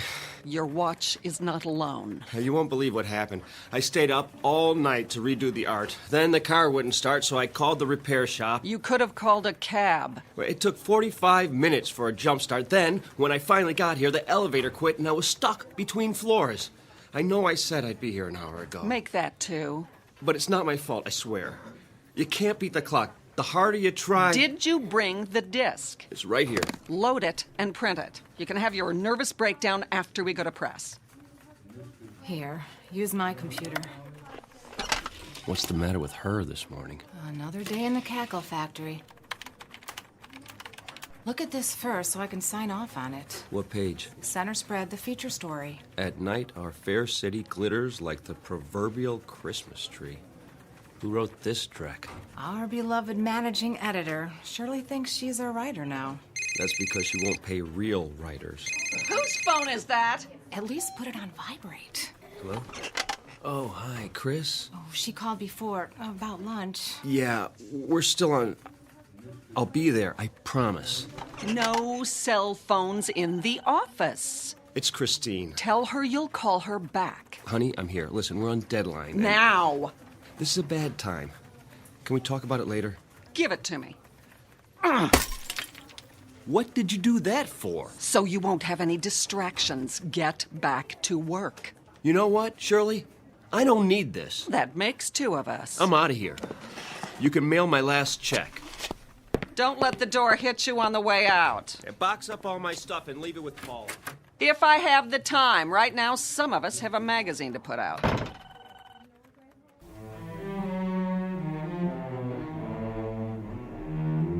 Introducing Mr. Nathaniel Harris, former fine arts major, engaged to Miss Christine Crosley, and lately employed at a small publishing company. Very lately. Because this is a man whose hourglass has finally run out. He just learned one very important lesson, that he can't be in 2 places at once. But consider, how different might his life be were there but world enough and time. Every question deserves a response, and this one is about to be answered in the Twilight Zone. And now, The Twilight Zone, and our story, The 25th Hour, starring Mike Nussbaum with Stacy Keach as your narrator. Any dessert today? Just coffee and the check. Very good. What time is it? Mr. Harris, nice to see you. I have a reservation for noon. That clock, it can't be right. 1 p.m. exactly. Oh, no. Is she... Table 4. Chris, you're still here. Where else would I be? Lunch takes an hour, plus or minus a few minutes. I've done my duty. I am so sorry. Did you order yet? If I wanted lunch for 1, I'd have stayed home. Honey, it was a deadline day. Not only that... It's always something, isn't it? You shouldn't make dates you can't keep. It won't happen again. You're right. It won't. 2 glasses of rosé, compliments of the house. Thanks, Frederick. Chris, the editor's been impossible to deal with. Today she actually smashed my cell phone. Can you believe it? So I told her... Care to see a menu? Sure. I stood up and I said... Need a few more minutes? Please. Very good. Anyway, I told her what she could do with her job. Ask Paula. She was there. We should drink a toast. Great idea. To... Old acquaintance. What? It's about time, Nate. You never have any left over for me. What are you talking about? Don't worry, I'm not bitter. Chris. We need a break. From each other. Who knows? Maybe it's true what they say on greeting cards. If you love something, let it go. If it comes back, it's yours to keep. Chris, listen. Goodbye, Nate. I'm trying to tell you... It's all right. Think of how much more time you'll have now. To tell you that I won't ever have to go back to that miserable job again. For you, sir. I didn't order it. From the gentleman. He thought you might like something stronger. Which gentleman? The corner booth. The old guy in the brown suit? Yes, sir. He's one of our regulars. Oh, why not? Very good. Thanks. My pleasure.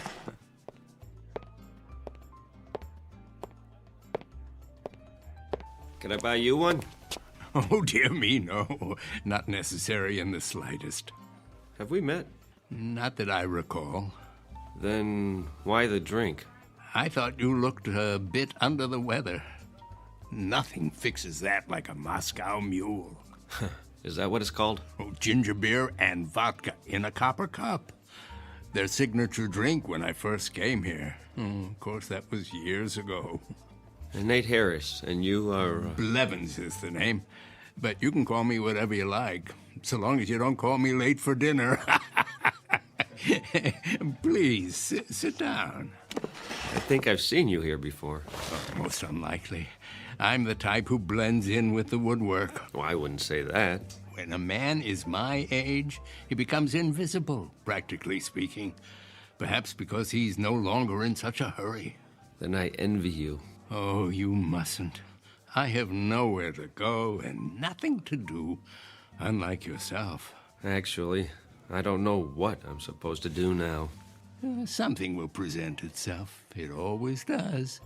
I saw the way you came in. Your features a blur of energy like hummingbird wings. It's nerves. I haven't had a free minute all day. I was like that once. But now I have so much time. Well, I don't know what to do with it. You're lucky. Don't be so sure. You have a schedule to keep, a job. Not anymore. Oh, is that right? I was 2 hours late to work this morning. One time too many. And to top it off, my girl just walked out on me. So I guess I'm flat out of time. Pity. But now you've hit the nail on the head, haven't you? Time. There's an old saying that it's wasted on the young. In fact, it's wasted on people like me. I have all the time in the world. More than I can possibly use. Excess, you might say. Well, if you figure a way to bottle it, let me know. Do you mean that? Are you kidding? I'd pay anything to have a little extra. Anything. Oh, no need for such a sacrifice. That's easy for you to say. If I could have what you have, I'd hock everything I own. I assure you that won't be necessary. No? Let me tell you about myself. As I say, I've reached the point where I have too much time on my hands. That means the opportunity to read, to study, to speculate, and to tinker. What's unimportant falls away, and all that remains is what truly matters. What are you getting at? Simply this, Mr. Harris. I'm about to share something that may sound incredible, but it's really quite straightforward, at least in principle. You see, nothing is created or destroyed in the universe. It merely changes form, moves to where it's needed, so to speak. Sometimes that requires a little nudge, of course. I'm not sure I follow. Consider rain falling on arid land, air flowing into a vacuum. The process is the same. Surplus redistributed to maintain a certain equilibrium. The truth is that nature abhors waste. Now you've lost me. Consider what happens in a typical day. As soon as you have a free hour, New tasks flow in to fill the gap. The result is that a busy man never quite manages to stay ahead of the game. You got that right. But what if you could add another hour, or another, and another, until the pressure is drained off, equalized? Tell me, what would you do with that extra time? Travel? Write the great American novel? Use it to get caught up, probably. I studied to be an artist. Now I'm a consulting graphics coordinator. You know what that means? I push ads around on a computer screen. Don't ask me how it happened. No real mystery. You needed to earn a living, and time got in the way. What you need is time that's off the clock, so to say, before what matters is only a memory. Don't tell me. You're selling a magic potion. What's it called? Time in a bottle? Nothing so fanciful. The product of my tinkering is purely scientific. I happen to have a prototype with me. Spare me, old-timer. Thanks anyway, but I'm afraid I can't afford whatever you're selling. Oh, it's not for sale. It's still in the experimental stage. Oh, come on. I know what that is. I took music lessons. It's a variable rate device to mark the passage of time. Allow me to demonstrate. Congratulations. You've reinvented the metronome. Try to lift it. That's heavier than it looks. What did you do? Put lead in it? It's quite empty as far as the eye can see. Open the panel in the base. Oh, you have to lift the latch. Well, there's nothing inside. Are you sure? A pivot for the arm attached to some kind of bearing, that's all. But it feels like it weighs 10 pounds. That's because the little door leads to... Well, I wouldn't want to confuse the issue. Call it a storage chamber. Oh, it smells like stale air to me. Oh, it hasn't been tested in a while. The contents are flowing out now that the mechanism is activated. Well, what contents? That which is beyond price and invisible to the eye. Go ahead, examine it. There must be a layer of iron under that veneer. Only the thinnest of plywood. Oh, where'd you get it? From a magic supply company? It took me years of trial and error. This is the 81st and final model. Or is it the 82nd? If my calculations are correct, it possesses certain unique properties. Listed on eBay. You'll find a buyer. As I said, it's not for sale. But it is available on loan. What would I do with a thing like that? Put it on my coffee table? Well, I need someone to field test it. Test it? How? To be sure that it's ready. Think of it as a kind of temporal storage battery, operating on the principle of equalization. I've infused it with some of my time, the excess I told you about. Say you're running late and you need a few extra minutes. Take it out and start it ticking. When you've had enough, one touch stops the arm. Wouldn't that be something?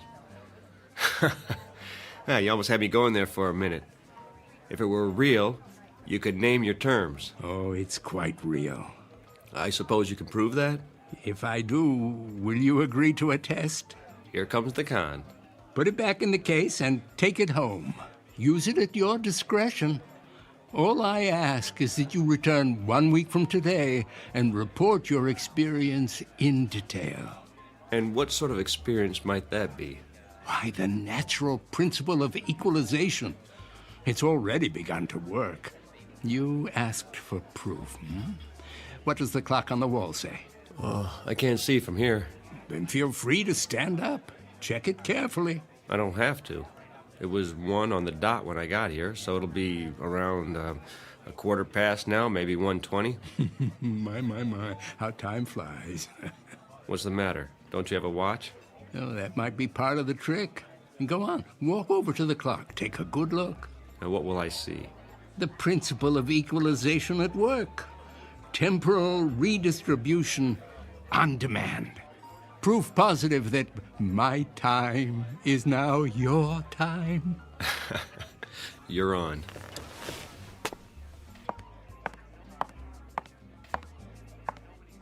$105? Hold on. Frederick? Yes. Did somebody move the hands back? Sir? The wall clock. Did you see anyone go near it? Why, no. Then it's broken. No, sir. It keeps perfect time. Well, let me ask you. How long have I been here? How long? Answer the question. You met Miss Crosley very briefly, then the gentleman sent you a drink. And how long ago was that? A minute or two? Come off it. Did he put you up to this? Who? The little man in the booth, whatever his name is. Blevins? He bought you a drink and departed. Oh, he did he? Then why is he...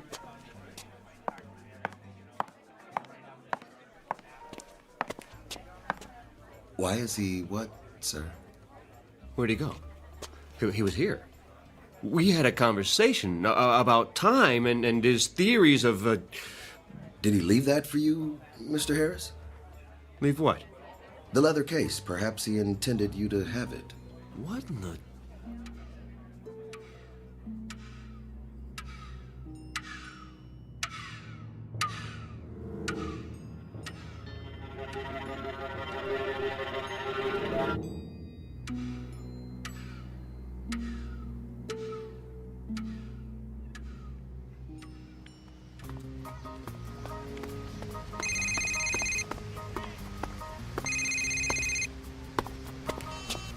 Hello? Nate? Hey, Paula. You finally got a new phone. Had to. I've been busy. You sound out of breath. At my morning jog in the park. You? I don't believe it. A man's got to get in shape sometime. Have you found another job yet? I've been going on a lot of interviews, about 10 a day. Whoa, take it easy. I have all the time I need now. It's like the more I do, the more I can do. You'll have to tell me your secret. I could use some of that. So, how's the magazine? Down the tubes without me? Well, give it time. Listen, Nate, I may have a lead for you.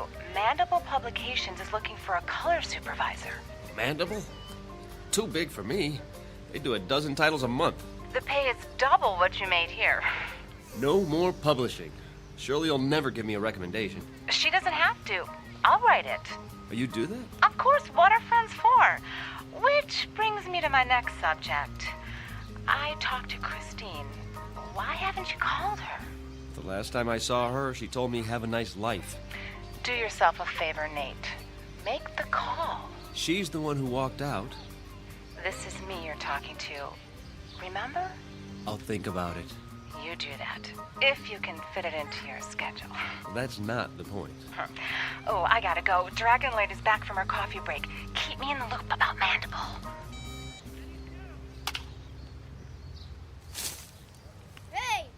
Hey, mister! Can we have our ball back? Oh, where is it? It's over there in the dirt. Sure.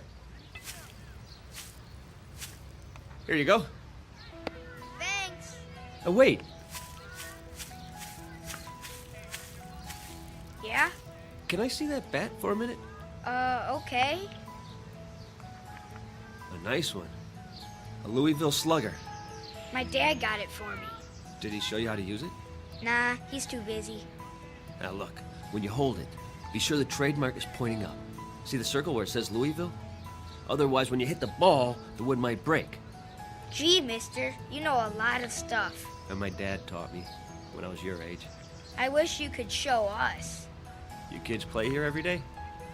You don't have time. You're always running. Well, let me tell you something. Time is, well, it's, Yeah? I don't know what time is exactly, but I've learned one thing. We can all do a lot more with it than we do. It's a question of priorities.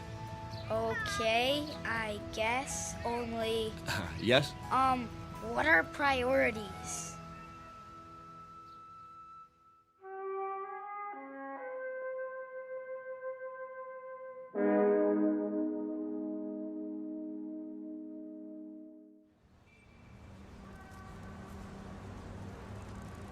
A taxi! Over here! Where you headed? Uptown, the Mandible Building, and step on it. Sure thing.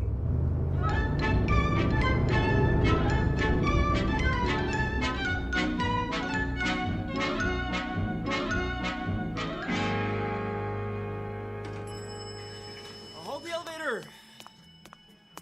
What floor? The editorial offices. Lucky 7 coming up.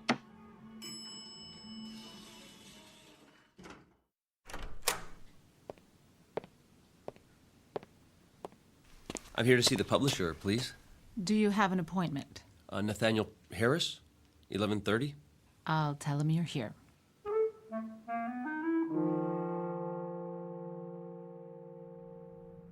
Have a seat. Mr. Harris, is it? Thank you. I appreciate your seeing me. I'm on a tight schedule, so let's cut through the fat. You'll have experience with pre-press. 3 years with Starlight over at Maxilla. Before that, I was production coordinator for Carcosa Press. Impressive. Paula told you about the position? Color supervisor. What exactly would that entail? Crunch. Pardon? That's what it's all about. I want our colors to pop off the page. Good enough to eat. The question is, how hungry are you, boy?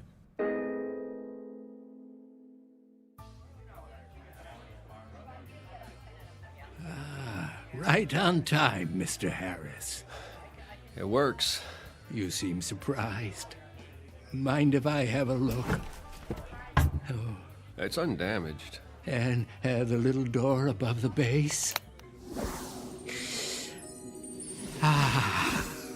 Oh, how intoxicating. What is? The scent of movement to and fro, the entire mad rush of life, lived to the fullest. Vitality, passion, and even, the great outdoors, if I'm not mistaken. Oh, you can tell all that? The aura of youth is unmistakable. Oh, you've used it a great deal, haven't you? The storage chamber is almost full. Why, I only did what you said. Started it ticking when I needed more time. And the result? I got everything done, and then some. Over the last 7 days, I've been across town more times. I've gone on more interviews. Oh, have a drink of water. I could use one of those Moscow mules. Not a good idea. It might provide too much of a kick in your present condition. The device is extremely potent. You appear to have overdone it. Several times over. Oh, I'm a little run down is all. With a young man, desire knows no bounds. A kind of greed takes over for life itself. Oh, what does it do, exactly? The device. Call it a doorway into the fourth dimension. Within it is stored unused time, which you have been permitted to tap. You're satisfied, I take it? Yes. Excellent. But there's something you haven't told me. What do you get out of it? Oh, I suppose a certain poetic justice, quid pro quo and all that. From each according to his ability, to each according to his needs.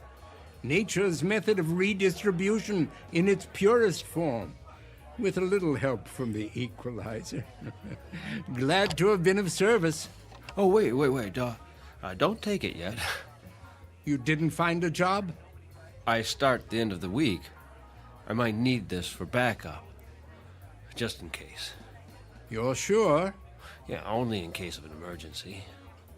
I promise. Very well. 1 more week. But heed my warning. Be certain not to overdo it. I'm not responsible for the consequences.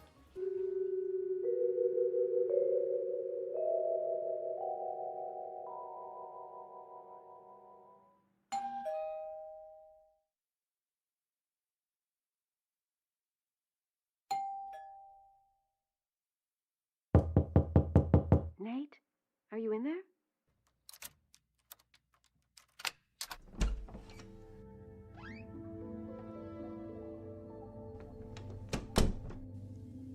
Nate, is that you? Oh.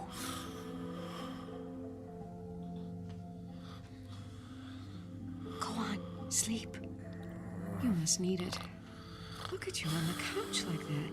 I just stopped by to drop off my key. Your key.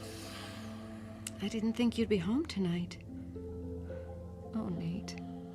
What happened to us? I guess it wasn't all your fault. I could have been more patient. That job was killing your soul, wasn't it? The things they made you do, Paula told me. You couldn't help it that there wasn't any time for us.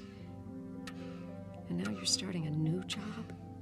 From the jaws of one bad situation and into the next. It can't be your heart's desire. You deserve more.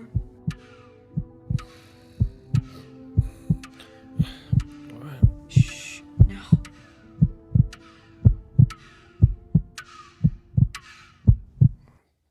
Did you hear that? Hear what? Christine? Is that you? I must have dozed off. Why are you here? I thought you might want the key. You don't have to do that. I'll leave it on the table. Go back to sleep. Oh, please stay. I can't. Don't. I'll be back. Now sleep. You need your rest. Maybe I'll see you at lunch tomorrow. Our old place? Do you still go there? I'll keep up with you somehow.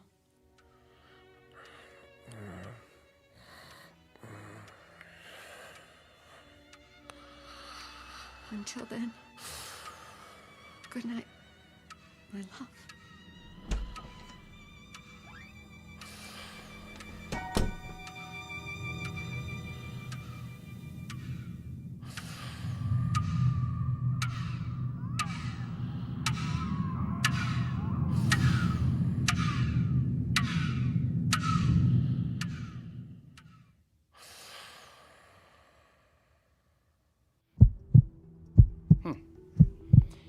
Any chest pains? No. Your pulse is a little fast. How about headaches? I wouldn't call it that. What would you call it? I just ache all over. I've never been so tired in my life. Look straight ahead. Try not to move your head. Follow my finger with your eyes. I'll do my best.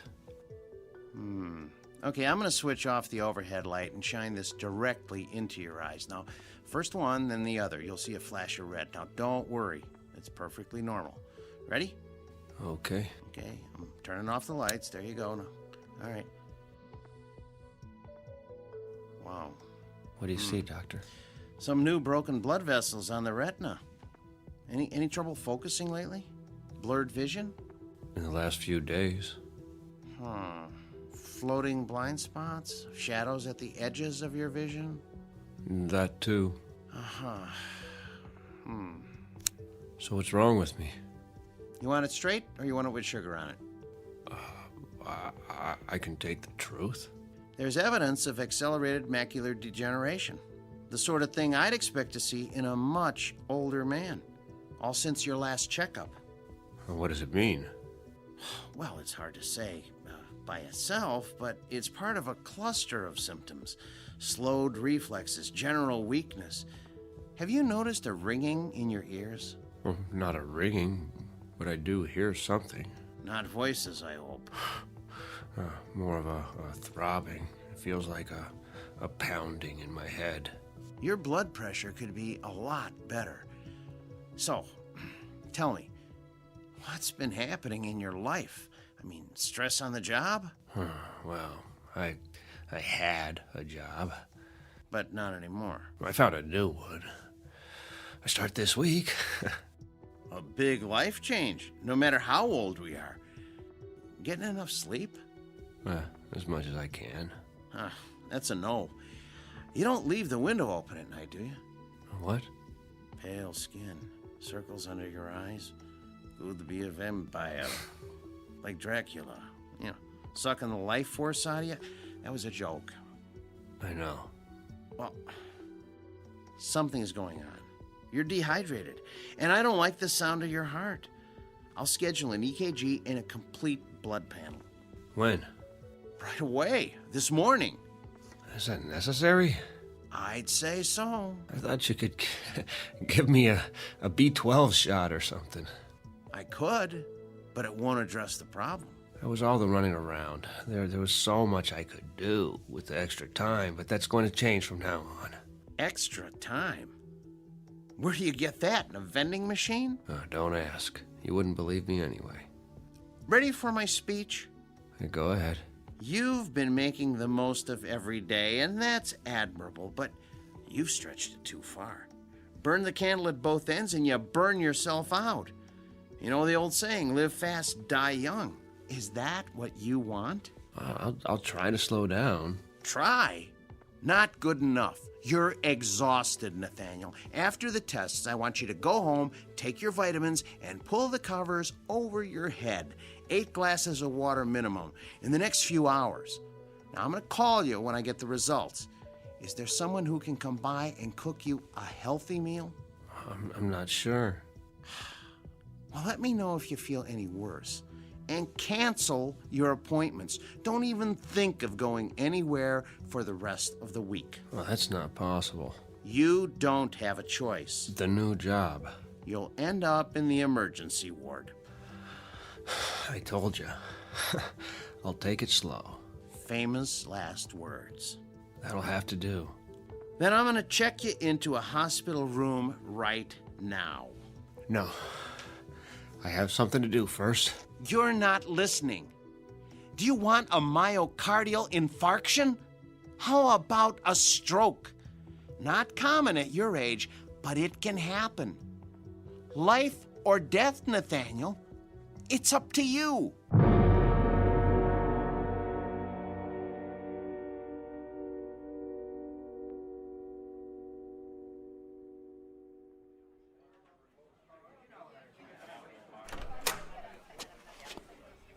Mr. Harris, are you all right?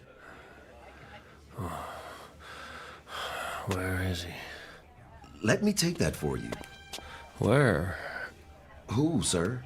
The old man. You mean Blevins? I don't see him. He hasn't come in yet. He's always here this time of day. Would you like to wait at his booth? Just give him this. The briefcase? Tell him I couldn't wait. Let me call a cab for you. I have to get rid of it. Now.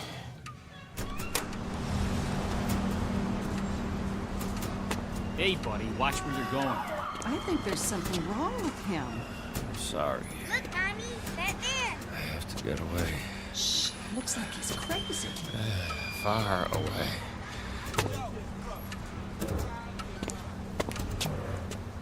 Now, what have we got here? Been drinking, have you? Can you hear it? Move along. You do hear it, don't you, officer? Or I'll be running you in for drunk and disorderly. Where's the case? You'll have a case, all right, in front of the judge. I left it, but it won't let me go. On your way. It was you, old man. What are you? Some kind of a psychic vampire. That's it, isn't it? Sucking me dry. Well, I won't let you. I'll Well, look at Mr. Businessman. Is it happy hour already? Where is he? I'll tell you what, old man. Just give me your wallet, and I'll tell you. Now, if you just hand it over, we won't have any trouble. You have to help me find him. What? What are you babbling about? You don't understand. He has to take it back. What? Are you for real? I mean, what's the matter with you? Stop. Are you having a fit or something? Make it stop. It hurts. My heart. My heart. Please. Forget it, you old geezer. I'm out of here.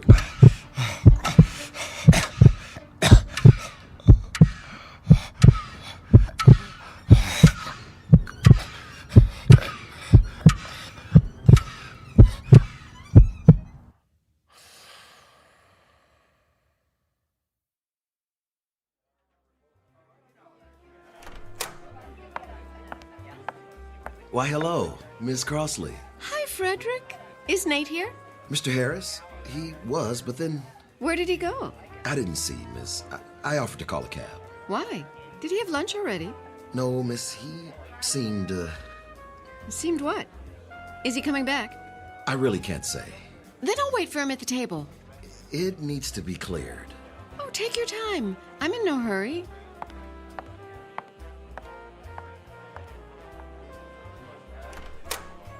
Oh, hiya, Blevins. Freddie, my boy. Didn't mean to be late. So much to do. Oh, do you like my new sport coat? It's the latest style. They call it hot plaid. I held your booth. Oh, and this is for you. He didn't wait. No, sir.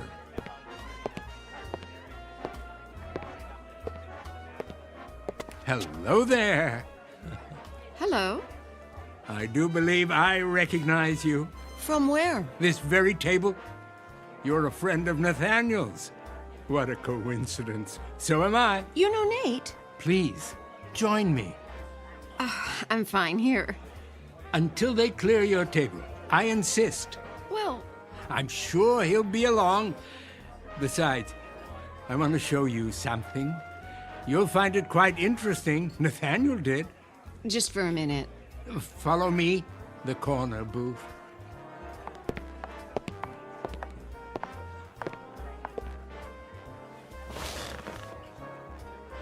What's in the case? Something very special. I know what that is. It's a metronome. Are you a musician? Looks can be deceiving. This one has a most unusual construction, but I wouldn't want to confuse the issue. What was that? For now, call it a collection chamber. It smells of youth, strength, vitality, the most precious commodities in the world. Oh, but you know all about that, don't you? You're young, full of energy. Would you believe I was once so tired of life that I didn't know what to do with my time? Until I invented the equalizer. I've been hoping to find someone to test it. Allow me to demonstrate.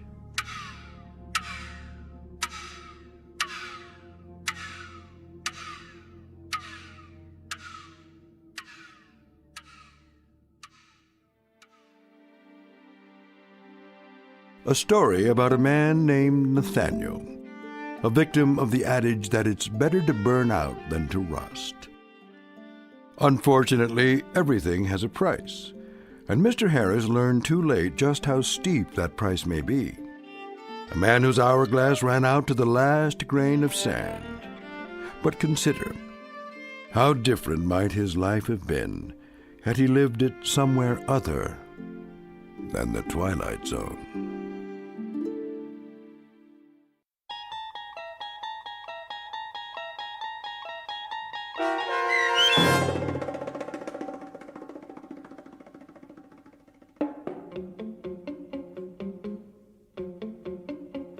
The 25th Hour, starring Mike Nussbaum with Stacy Keach as your narrator, was written for The Twilight Zone by Dennis Etchison. Heard in the cast were Steve Key, Fernette Lebo, Friedrich Williams, Lisa Wolfe, Joby Cerny, Carl Amari, Jim McCants, Patrick Francis, Doug James, Meg Falcon, and Jacob Goldberg. This copyrighted radio series is produced and directed by Carl Amari for Falcon Picture Group. Sound design, custom Foley effects, recording, and editing are produced in the Cerny American Sound to Picture Theater by sound designers Craig Lee, Bob Benson, and Tim Cerny.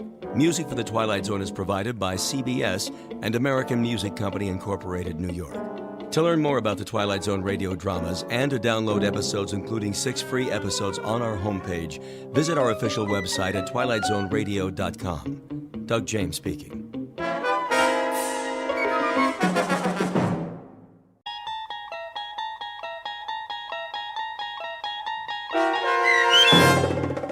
What's in the Box? Starring Mike Starr with Stacy Keach as your narrator, was adapted for radio by Dennis Etchison and based on a script by Martin Goldsmith. Heard in the cast were Meg Thalken, Jeff Lupetin, Christian Stolte, Franette Lebo, Doug James, Carl Amari, Paul Patch, and Roger Wolski. To learn more about the Twilight Zone radio dramas and to obtain audio cassettes and CDs of these programs, visit our website at twilightzoneradio.com. The producers of The Twilight Zone wish to thank CBS Enterprises, Carol Serling, Dennis Etchison, Dick Brescia Associates, Claire Simon Casting, Terry Jennings, XM Satellite Radio, Sirius Satellite Radio, our sponsors, and our radio affiliates for helping make this series possible. This copyrighted radio series is produced and directed by Carl Amari and Jason Mallow for Falcon Picture Group. Doug James speaking.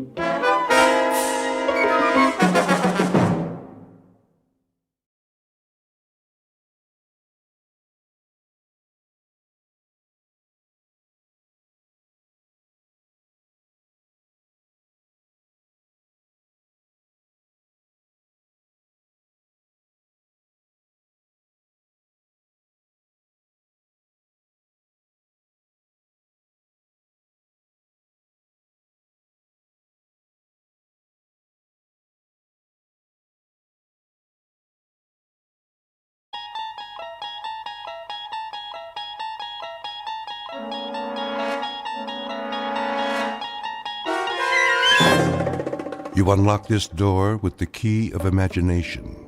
Beyond it is another dimension, a dimension of sound, a dimension of sight, a dimension of mind. You're moving into a land of both shadow and substance, of things and ideas. You've just crossed over into the Twilight Zone.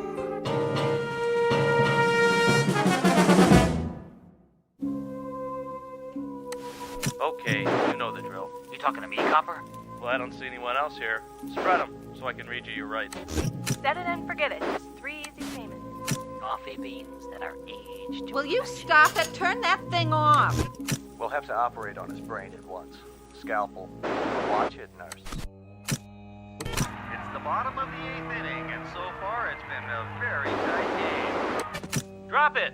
Drop it or I'll shoot! Take it easy, Phyllis. The repairman's coming. You did call him, didn't you? Of course I did. Now turn it down. I'm trying to cook dinner in here. I gotta keep it warmed up, don't I? Bring me another beer. Get it yourself and wash your hands. It's almost ready. Yeah. Acme TV repair. Come on in. So, what seems to be the problem? Did you hear me, Joe? Dinner is served. In a minute. Channel change is messed up. You don't say. Keeps flipping all over the place, one thing after another. Well, let me take a look. Yeah, you do that. Shall I repair it here, or perhaps take it to the shop? Are you kidding? Tonight's a big match from the Garden. World Hardcore Tag Championship. You know, Mr. Britt, it may take some time. Just fix it, will you?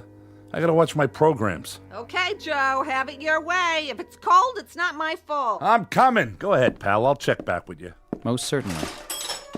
Mind if I turn the sound up? A man's gotta do what a man's gotta do. Just keep it down to a raw, huh? The wife. You know how it is. Yes, I do.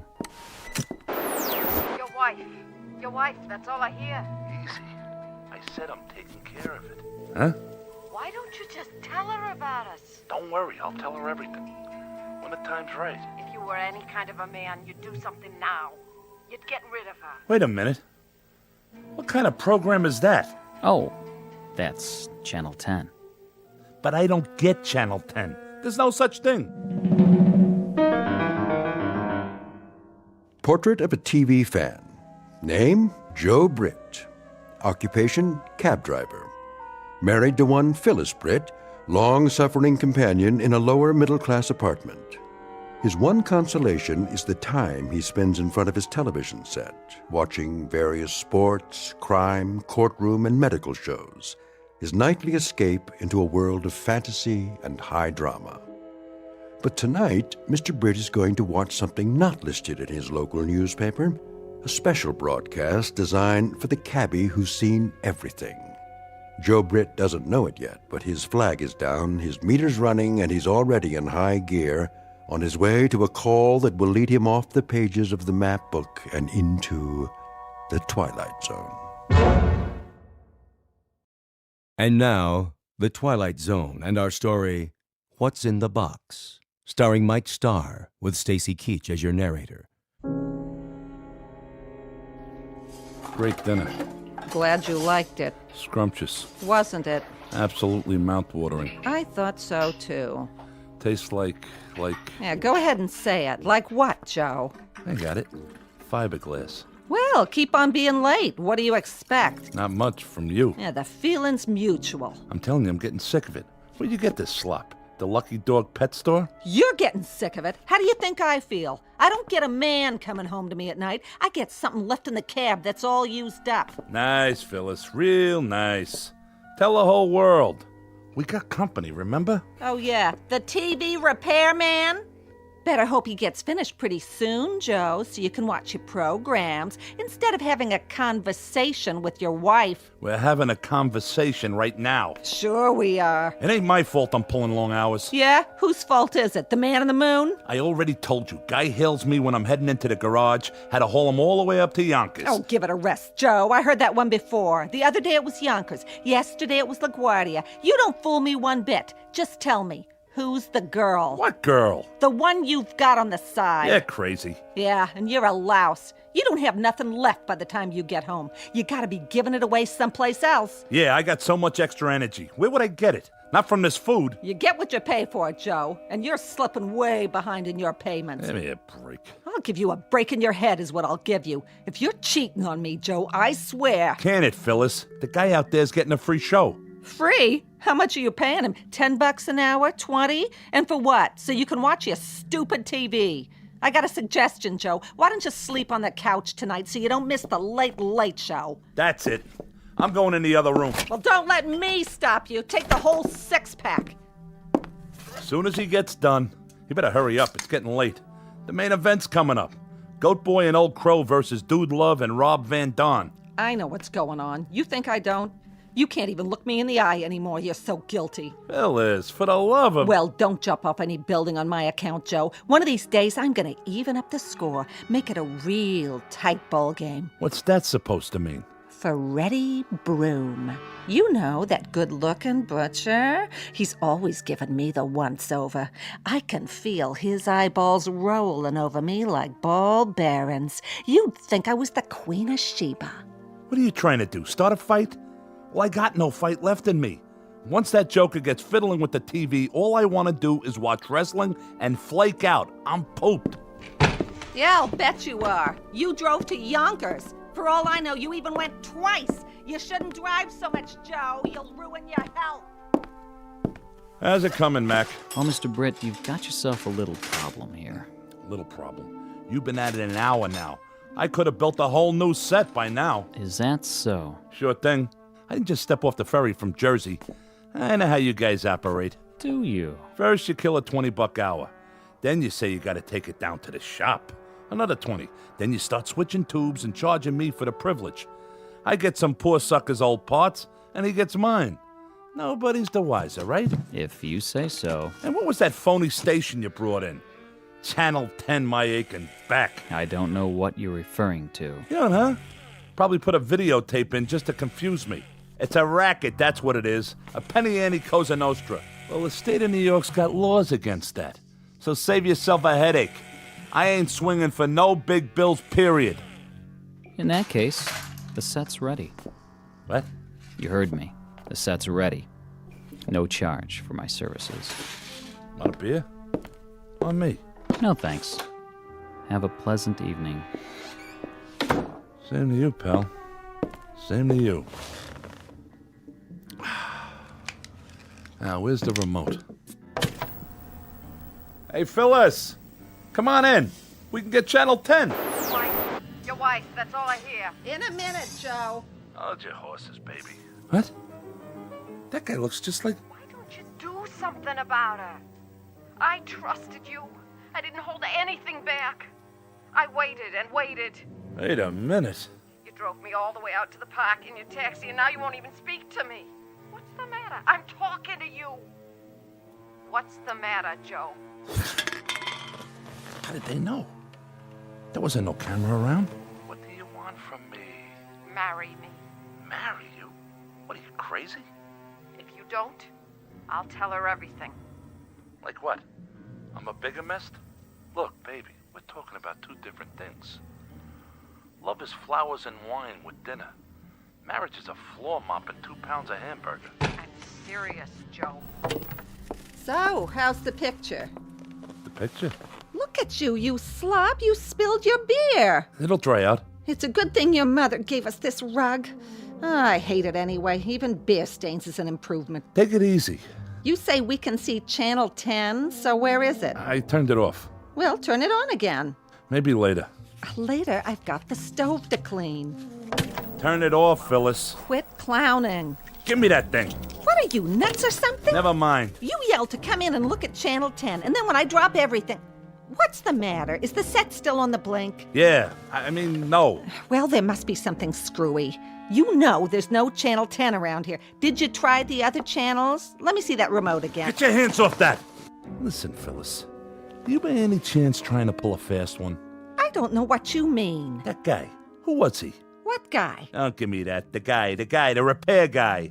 Oh, him? How do I know? I never saw him before. No? You're the one who called him. I told you to call a repairman. I didn't say which one. You picked him out. Oh, you're suspicious. Well, Casanova, you can relax. When I even up the score, it'll be with that butcher, Freddie Broom. He's got the most expressive hands. Oh, I've watched him cut meat. You should see what he can do to tenderize it. He sends me right to Yonkers. Yeah, sure, that must be it. He did something to the TV. They can do all kinds of cockamamie things with electronics. You're acting like a lunatic. Okay, who was he? Before I crack you one in the mouth. Like I told you, I don't know. The regular repair guy, he's on vacation. So you were yelling to get the set fixed tonight so you can see every drop of blood on Goat Boy's forehead. Excuse me, I mean forehead. All right, knock it off. You don't have to read my horoscope. Where did you get this, Fink? Let go of me. From the phone book. Where else? What's wrong, Joe? He didn't fix it right? No, he fixed it. He fixed it perfect. You should have seen this Channel 10. Nah, never mind. I'd like to. Turn it on. No. It's nothing. Honest. Go finish your cleaning up. I'm sorry I yelled at you. See, I guess the traffic got to me. Yeah, that's it. Well, something sure did. You keep this up, Joe, you better see a psychiatrist. Take my word for it. I guess I'll stick to wrestling. Something civilized. They're circling each other, looking for an opening. With a tag team gold on the line, this is going to be a real slobber knocker. This is more like it. Now the collar and elbow hookup into a quick go behind. Whoa, Nelly! Dude loves going for this patented sleeper hold. Oh, but wait a minute. Goat Boy fouls him with a billy goat kick. Whoa, where's the referee? Oh, that one must have hurt. Now, you're not going to believe this, folks. He's trying to chew Dude Love's ear off. Come on, Rev. This is a Pier 6 brawl. Now all 4 men are outside the ring on that hard concrete floor. Break it up. Oh, somebody's got to stop these behemoths before... Great dinner. Glad you liked it. Huh? Scrumptious. Wasn't it? Absolutely mouth-watering. I thought so, too. What is that? Tastes like... Yeah, go ahead and say it. Like what, Joe? I got it. Fiberglass. Well, keep on being late. What do you expect? Not much from you. Yeah, the feeling's mutual. I'm telling you, I'm getting sick of it. Where'd you get this slop? The Lucky Dog pet store? I don't believe this. How do you think I feel? I don't get a man coming home to me at night. I get something left in the cab that's all used up. Nice, Phyllis. Real nice. Tell the whole world. I don't believe it. If she sees this... Wait. Can't breathe. Help! Prince Worthington here. You Joe, I'm all finished. Let's watch something together for once. Even your wrestling, for a while at least. Joe? Joe! Talk to me, Joe!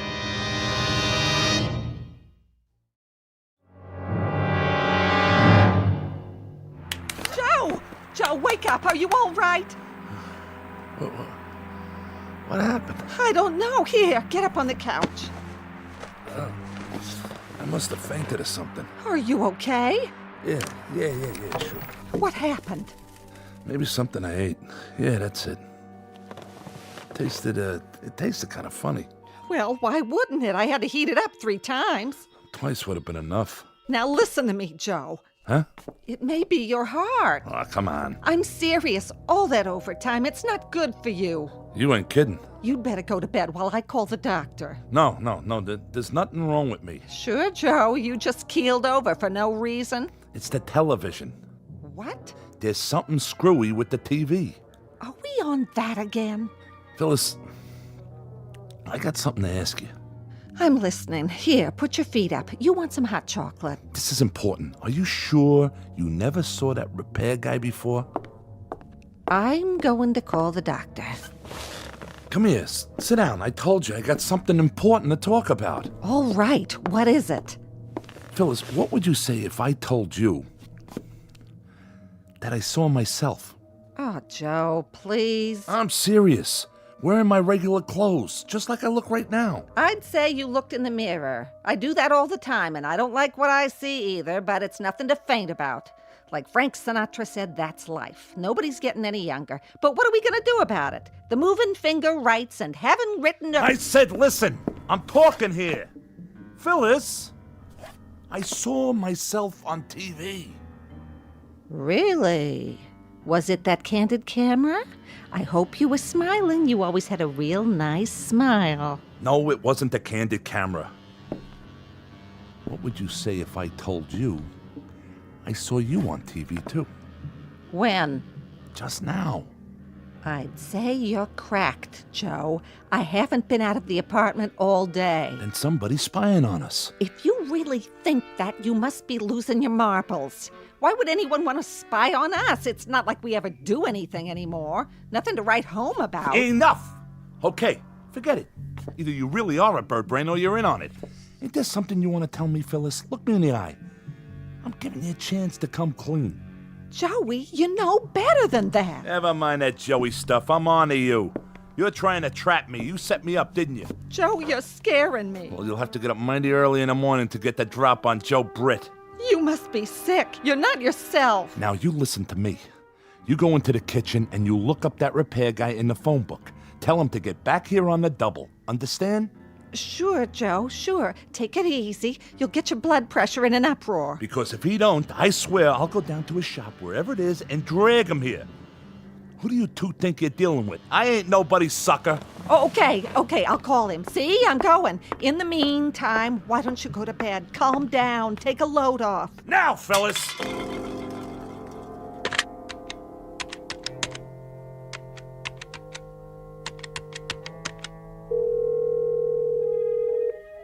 Hello? This is Mrs. Britt. Yes, I think you'd better get over here right away. Calm down, she says.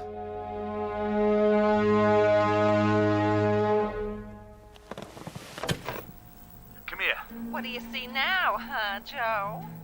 What do you see? I'm on to you. You're nuts. We'll see about that. Ha! Missed me. I'll kill you. What's that? Say it again, Joe, so the neighbors will hear. I have witnesses. I said I'll kill you. Oh, no, you don't. Not my mother's face. Stand right there. Put it down, Joe. It's an antique. Yeah? An antique, huh? What's it gonna be worth in a minute? You lousy, no good. Come to Papa. Get away from me. I got you cornered. No place to go now. I don't like that look in your eye. Unless it's out that window. Joe, put it down. Not the vase. Don't you try to run or I'll smash it, I swear. No. Get away from the window. Let go of me. No! Phyllis!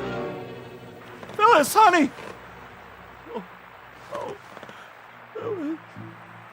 Phyllis! Yeah? What's the matter now, Joe? Joe? What's the matter? Can't you hear? Can't you see? Look! Look at what? The TV! What about it? On the screen!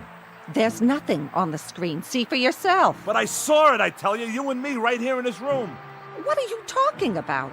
Channel 10 again? I told you, Joe, we don't get Channel 10. It's a trick. It's gotta be. Somebody's playing a trick on me. Why? Why?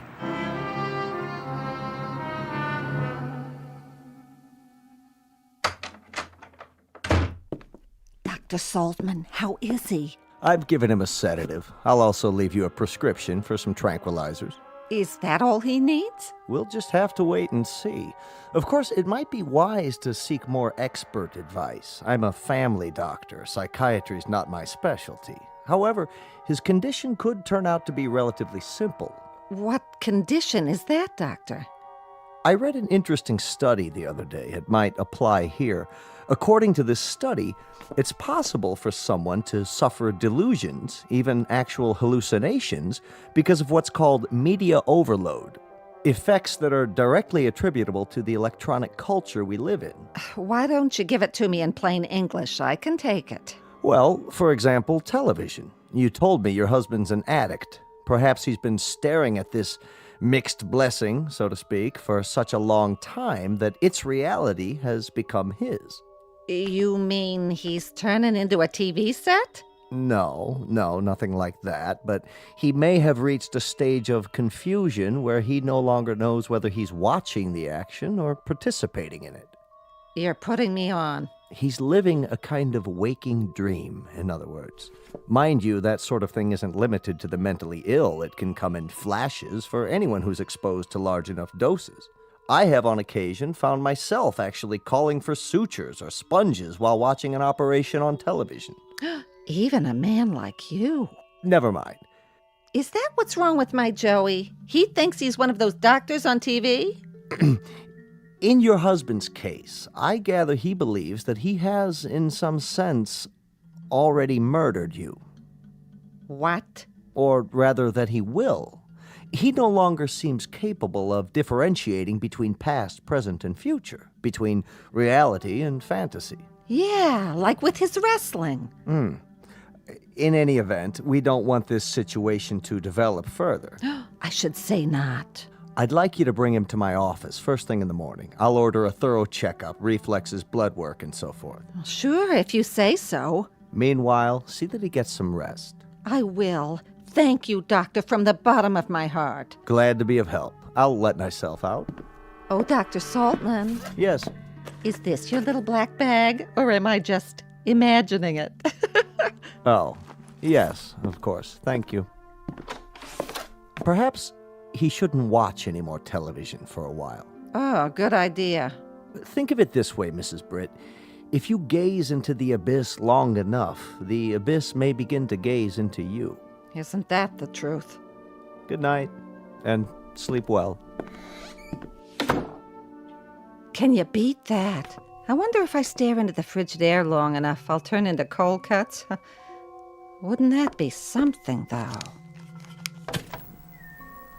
We'll get back to our movie in a minute.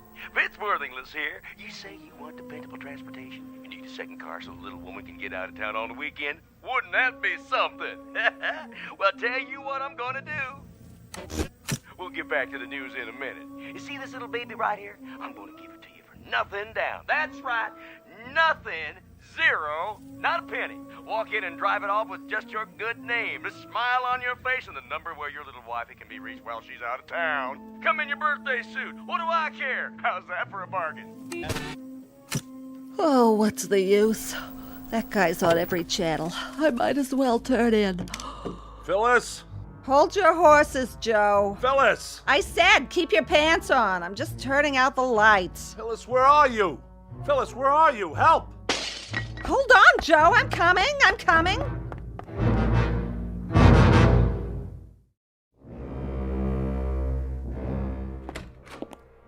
What was that noise? I heard a crash. The mirror. What did you do? The mirror on the dresser. I looked in it, and I saw this room. And in this room, I saw you, Phyllis. You were arguing with someone, and I didn't want to see that. so I drew the water glass and broke it. I'll clean it up. Now lie back down. The doctor wants you to sleep. I can't sleep.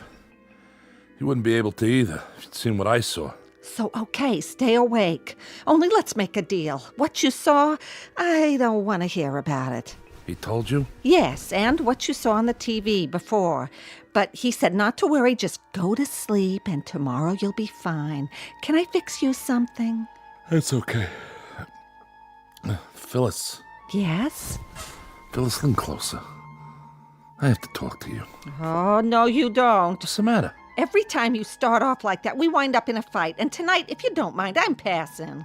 Don't you worry about it. I got nothing to fight with you about. That's a relief. If anyone's to blame for us not getting along, it's me. Well, what do you know? The doctor shot some sense into you. Do you think so? Now, go to sleep. You're not well, Joe. You can't be. If you were right in the noodle, you'd never be talking like this in the first place. No, I mean it. I really mean it. Oh, Joe. You know, Phyllis, driving a cab is pretty lonely work. You're all by yourself for hours and hours, and in between times, people are yelling at you to slow down, hurry up, take Madison Avenue, don't take Madison Avenue, turn right, left, stop, go. And on top of all of that, they think I'm cheating them. Would you believe it? No, they don't. Who says that? So when someone finally comes along and smiles at you, calls you mister, well, maybe you go all to pieces and think the moon and the stars are your own private property, at least for the night. It feels like spring. And you act like a first-class donkey, kicking up your heels like you were 17 or 18. See what I'm saying? No. There ain't no point in drawing you a picture. I guess you get the message. Maybe you better spell it out for me. Well, seeing you dead like that, after you fell out the window, or at least I thought you fell out the window, because it was on the TV and all, it was an awful shock. And I realized, well, you know what I'm trying to say. Then say it. Okay, I'll give it a try. It took a shock like that to make me realize it's you, and not some. Sounds like you're trying to confess something. I just mean, it's you I love. You're the one. I'm touched. Okay, I'm just trying to be honest. I'm really touched. How's that, better? You don't have to get nasty. Me? Nasty? What am I supposed to get, dewy and gooey? Please, Phyllis. Am I supposed to fall all over myself when my husband of 27 years tells me he's finally decided he loves me? You don't know what love is. That's not the point I was making. What is the point, then? After charming the pants off the entire borough of Manhattan, he pins the blue ribbon on me? Which means I win one used-up nitwit. Easy credit, no money down. All mine to keep and feed and pamper and obey till death do us part. The only point you've got is the one on top of your head. Take it easy, Phyllis. I'll take it easy, all right. I'd take a butcher knife to you right now if you weren't so pathetic, lying there in bed out of your ever-loving mind. Who's out of his mind? You are if you think I'm gonna take your crap lying down. Well, at least you take something lying down. Yonkers, huh? Tell me another one. No wonder you're so short on the money every week. You've been blowing it on some cheap floozy. Cheap? Not everybody's cheap. Some people are expensive. You admit it. I didn't admit nothing. That's where our money's been going. You get out of here before I... You bet I will. This is one time I'll be glad to obey. To think of the years I gave you. Well, never mind that now. What are you doing? What does it look like? I'm packing my bags and moving on. You can't do that. Oh, you just watch me, Buster. I'm gonna drag you into court, Mr. Britt. You and your fancy woman, whoever she is. This is the thanks I get for trying to turn over a new leaf. So long, Joe. Thanks for the memories. I don't know what I ever saw in her. Will somebody please tell me?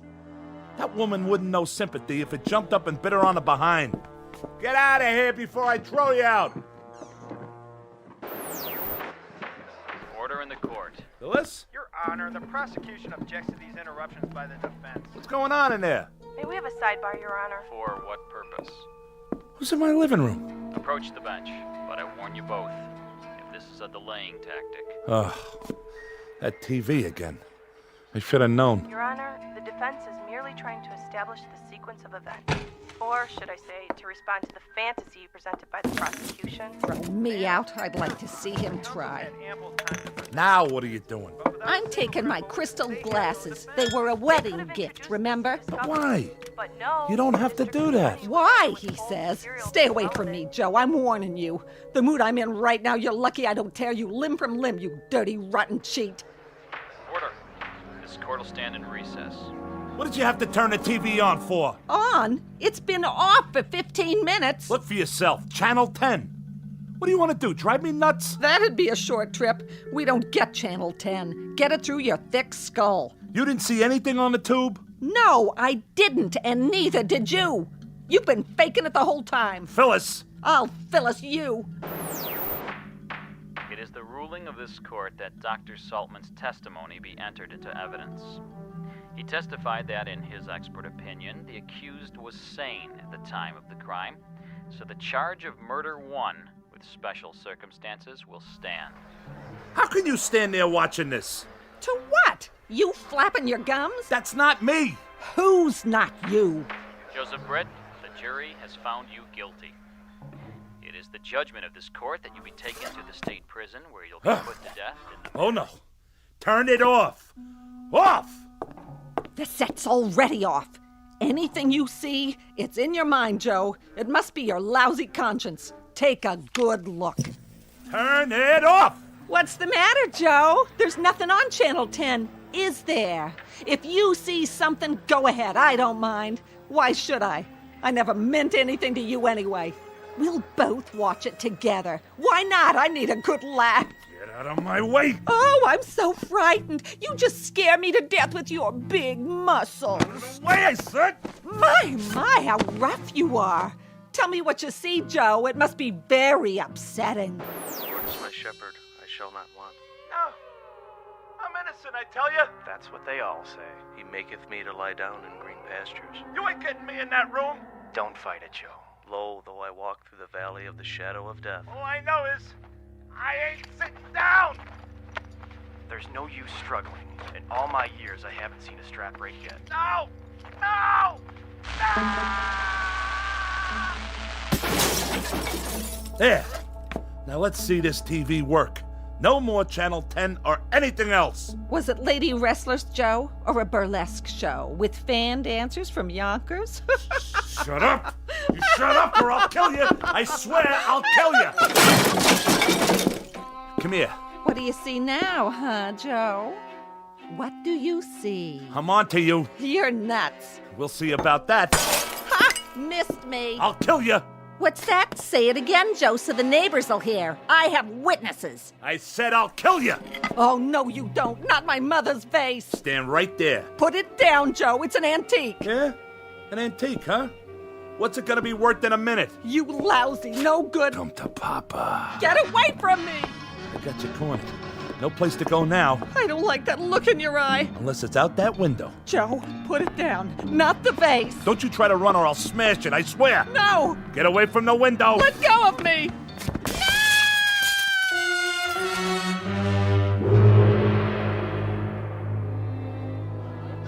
You have the right to remain silent. Anything you say can and will be used against you in a court of law. You can't afford an attorney. What happened? My wife and I were having an argument and then... Keep walking. Get in the squad car. You ain't gonna give us any trouble now, are you? That's him. That's the man. I saw him push her. They were fighting. Stand back, folks. All right, break it up. Break it up. Party's over. Excuse me, Mr. Britt. You. The repairman. You started the whole thing. Fix your set, okay? What did you do to my TV? It's your fault. Your fault. All right, move along. Oh, Mr. Britt, I can use you for a reference, can't I? You will recommend my services if anyone else should need their set repaired, Mr. Britt?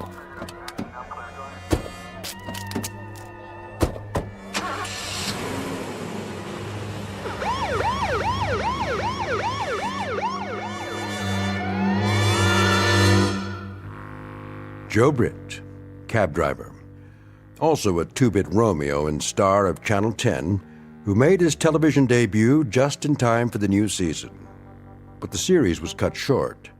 His final show was only a few months later, broadcast live from the prison at Ossining in the Twilight Zone.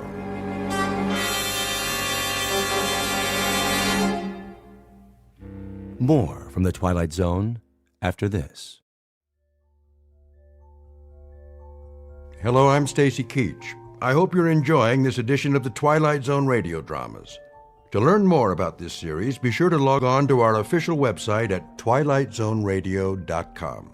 You'll find special discounts on our Twilight Zone audio collections, listings of our radio stations, links to other websites, and a photo gallery of our recording studio and some of our stars in action, plus ways to contact us with questions or comments about the show.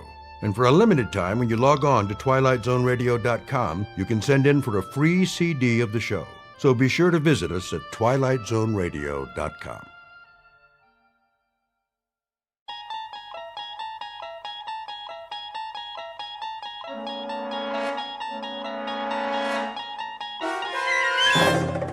You unlock this door with the key of imagination.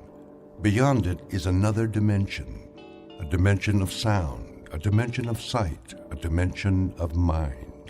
You're moving into a land of both shadow and substance, of things and ideas. You've just crossed over into the Twilight Zone.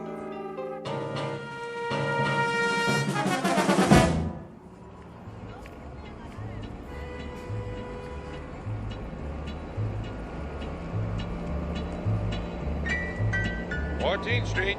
Next stop, 14th Street. Bus driver. Yes, sir. There's a restaurant I've seen, a buffet. Lots of restaurants along here. Carolyn's Country Kitchen, I believe it's called, with the chicken special. Oh, yeah, corner of 17th. That where you went off? Indeed, I've been looking forward to trying it. All you can eat, I understand. Oh, knock yourself out. Oh, I shall, I assure you, I shall. Next stop, 17. 17. Here you go. Here, watch your step. Yeah, wait a minute. Yes? Well, when you got on, did you ever give me that transfer? Most certainly. There was such a crowd, but I finally found it. Remember? If you say so. Yeah. Have a nice night. I shall. Next stop.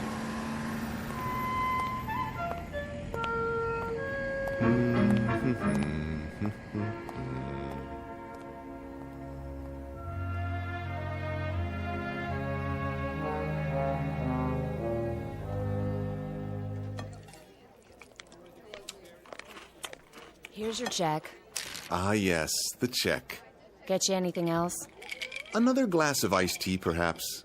Refills are free of charge, I presume. Nadine will get it for you. I'm off the clock now. And pay up front. Certainly. Oh, miss. Yeah? Might I trouble you for one more plate of your delicious fried chicken? That makes 3. Your policy is all you can eat, is it not? Another chicken platter coming up.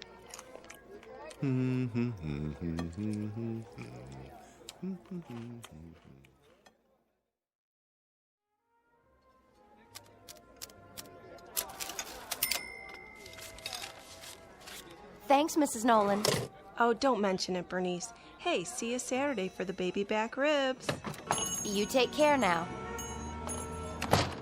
Enjoy your meal, sir? Very much. I couldn't eat another bite. That's nice. Cash or charge? Oh, cash, of course. I don't believe in credit cards. All that interest. I know what you mean. That'll be... Oh, my. Something wrong. What a bother. Do you know what's happened? Why don't you tell me? My wife borrowed from my wallet and forgot to leave anything for me. Will you take a check? Like it says on the sign, no checks. Yes, I see. Well, not to worry. My name is, James Brocklehurst. I'm with the Plyo Film Corporation. Perhaps you've heard of it. Here, let me give you my business card, if I can find one. Card won't do me any good. Oh, my. Most embarrassing for me as well as for yourself. In that case, I insist on returning tomorrow evening to reimburse you in full. Would you move it, pal? I gotta pay and get home. Of course. Tomorrow evening, then, at this exact hour. I'll include a generous tip as well. Thank you for your kind understanding. Hey! Thank you. What's the matter with that guy? I'm not sure, but I think he just stiffed me.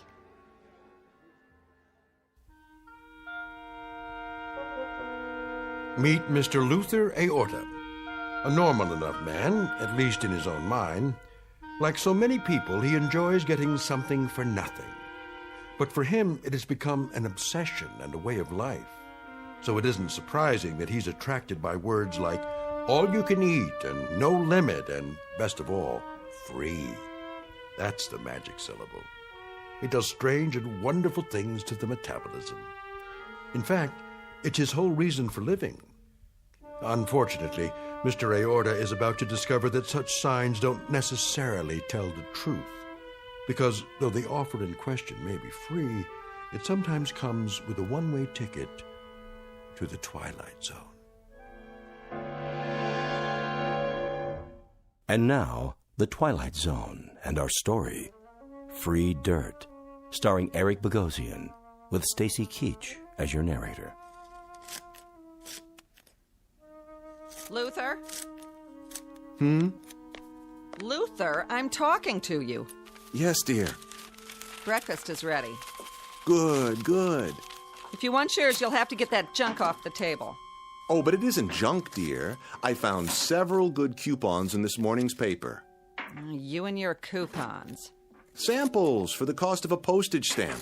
We can get new packets of seeds absolutely free. Seeds? You've got 100 packages of those things already. Yes, dear, I know, but these are special. I'll bet. They are. Look. Would you clear off the table, please? From the largest seed company in the U.S., free peaches, free cucumbers, free asparagus, and free ranunculus. Can you just taste them? What are you going to do? Eat the seeds in a bowl with milk? Of course not. I'm going to plant them. Oh, you are? Where? In the backyard. They'll make a lovely garden. I hate to disappoint you, but plants need something our yard doesn't have. And what's that, dear? Dirt. Dirt? Topsoil, loam. There's nothing but rocks out there. Yes, you're right. But don't worry. I'll find some fresh dirt and bring it home. From where? That may require some thought. Just a minute. Breakfast first? Oh, yes, breakfast. You drive me to work today, remember? Of course. Sit down and eat. I'm going to be late. I was just thinking about the dirt. Where were you last night, anyway? I rode the bus into town. Some things I had to take care of. The bus, huh? I'm surprised you were willing to pay the fare. Cheaper than the cost of gas nowadays. It worked out very well, actually. Did you eat anything? To be sure, I found something on the way. A bargain, no doubt. Quite a remarkable one, in fact. You would have been proud of me. I hope so. Where does one go to get dirt, I wonder? Oh, Luther. A quarry would have some, but they'd probably charge a lot of money. Finish your eggs. I'm late as it is. Just cleaning my plate. It's a crime to waste food.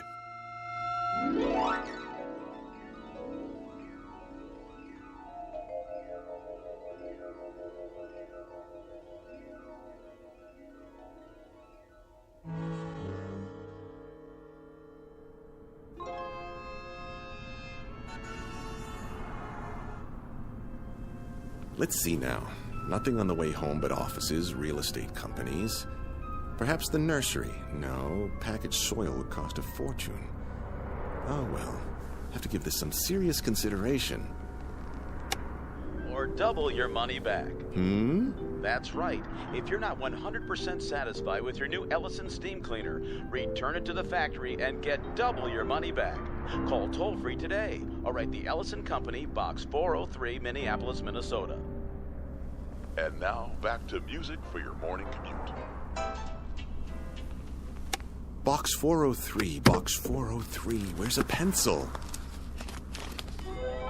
Wait a minute. I don't believe my eyes. Free dirt apply within. Within where? Of course, Lilyvale Cemetery. Where better to go for rich parturient soil?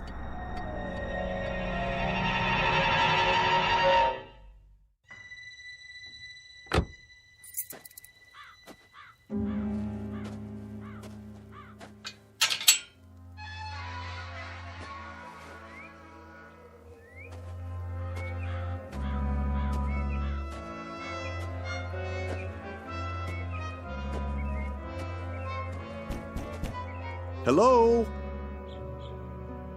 Hello, anyone? Anyone at all? Guess not.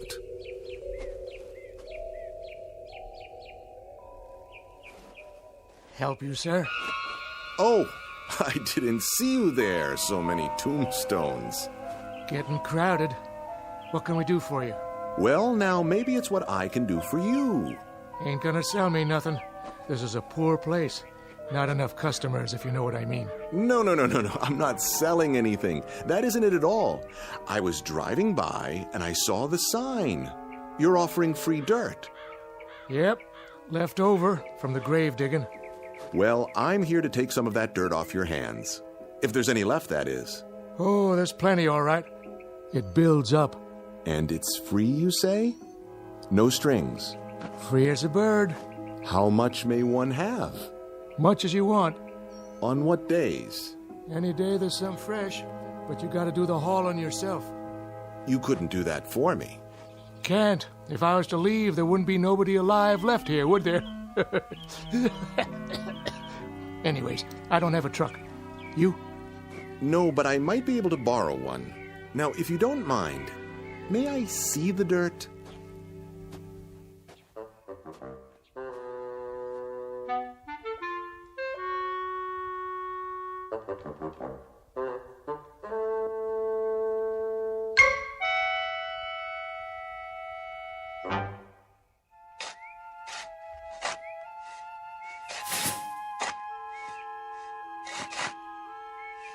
Even it out now. I want to get as much as possible in one load.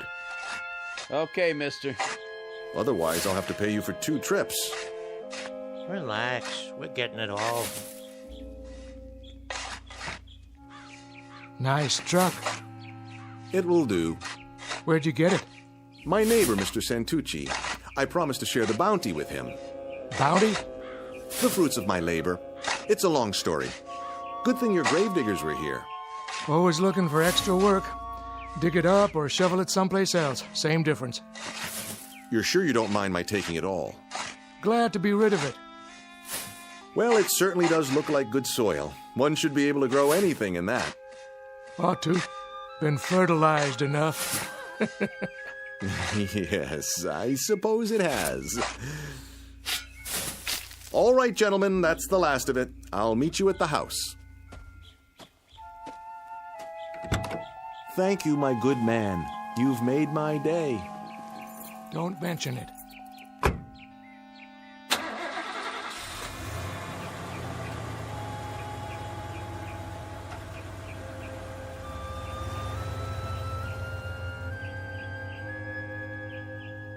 Good dirt, I guess. For some people. Me, I don't like the touch of it. Sitting out here all week and it's still damp. I don't even like the look of it. Sure it came out of new ground? No old graves underneath? Hard to say. The plots are pretty close together. Well, don't tell that aorta guy. Yeah, probably gonna make mud pies out of it. I'd as soon not know. Just be sure he pays you.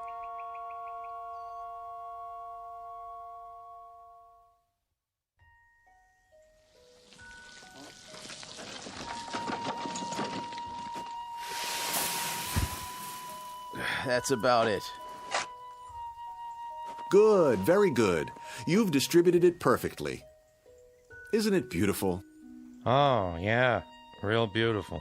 I'll set to work while it's still moist. You want to pay us now? Now?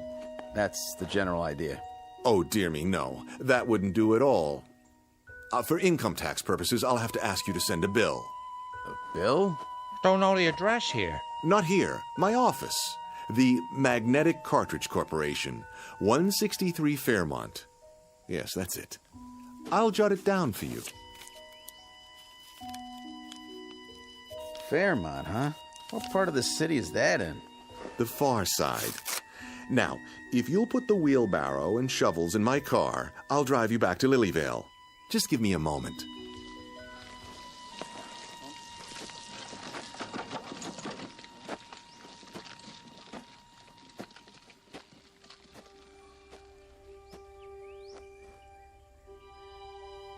I can hardly wait.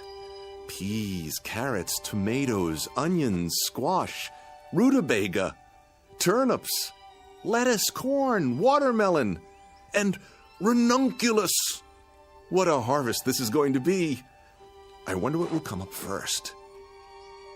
Let's start with this one. What are you doing, Mr. Aorta?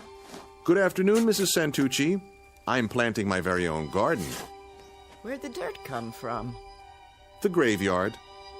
But it's wonderful dirt. Really. Make sure you get the truck clean. My husband don't like no dirt in it.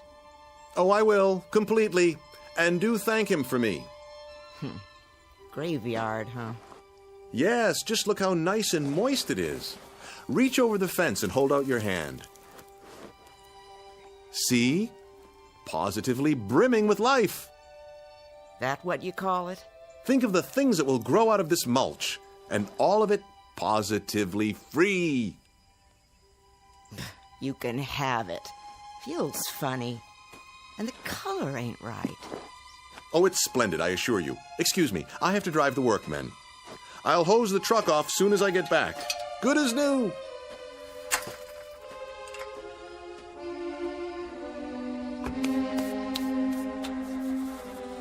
Yuck. Even smells funny. Now I gotta wash my hands. Don't know what it is, but something about that dirt just ain't right.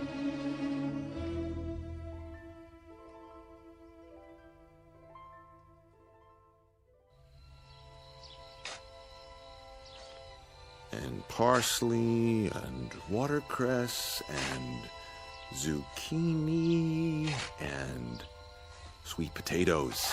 Yes.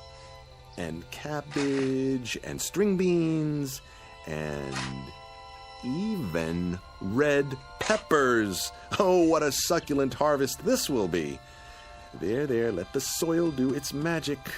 For now, my precious seeds, prepare to deliver your wonders.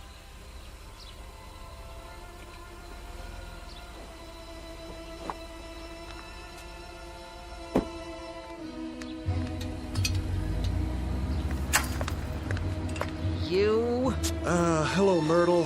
Home early, I see. Early? Or late? What time's it getting to be anyway? You were supposed to pick me up from work, or didn't you remember? Oh, no, I'm sorry, dear. Truly I am. But you see, I've been out here all afternoon, working my fingers to the bone. Doing what? Gardening. Isn't it magnificent? I've marked each variety with twine. I've even dug a small drainage ditch between the rows, so the water can run off. And do you know what I did today?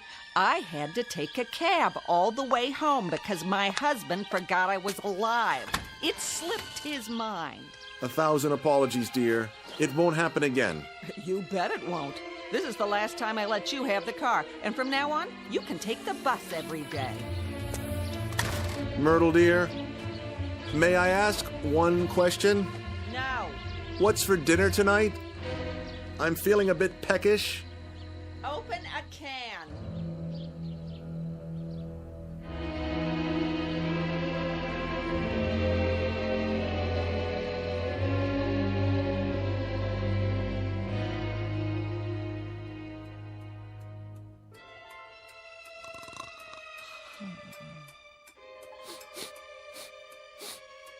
Hmm?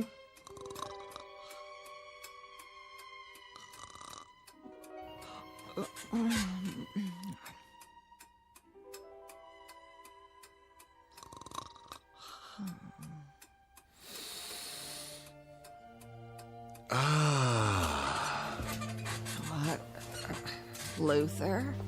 Go back to sleep, dear. What in the world?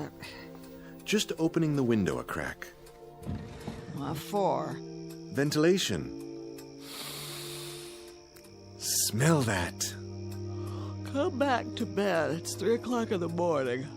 I know, but I simply had to get a good whiff. Isn't the night air delicious?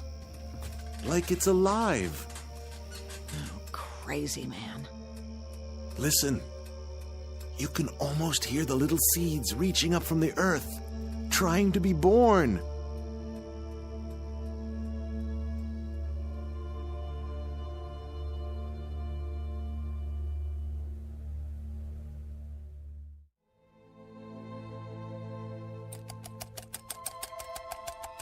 Myrtle!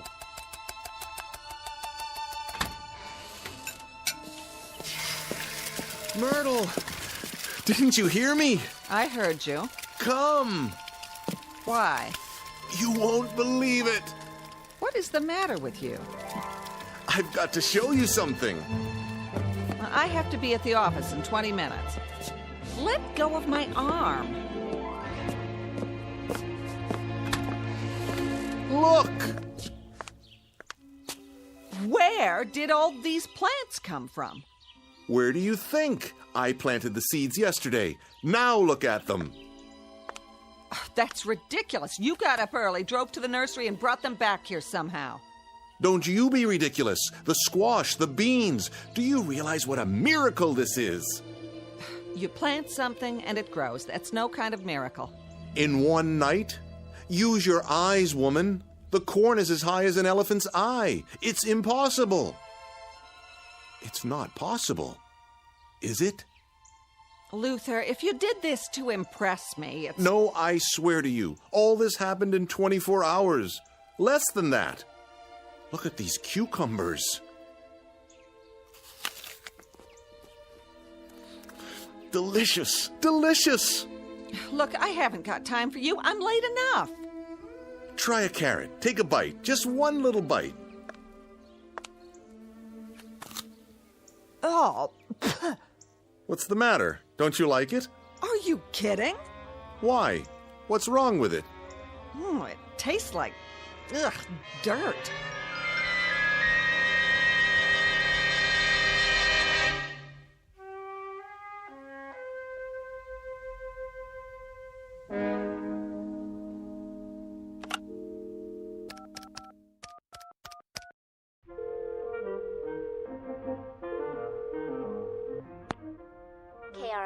TV. This is Luther Aorta. Send a news truck over at once. I've got something big to show you. Pardon?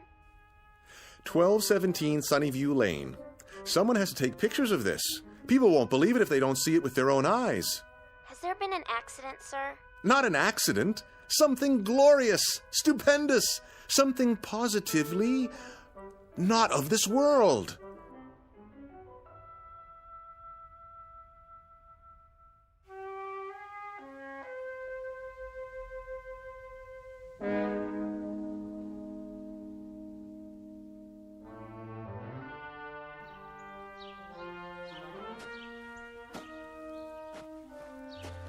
Well?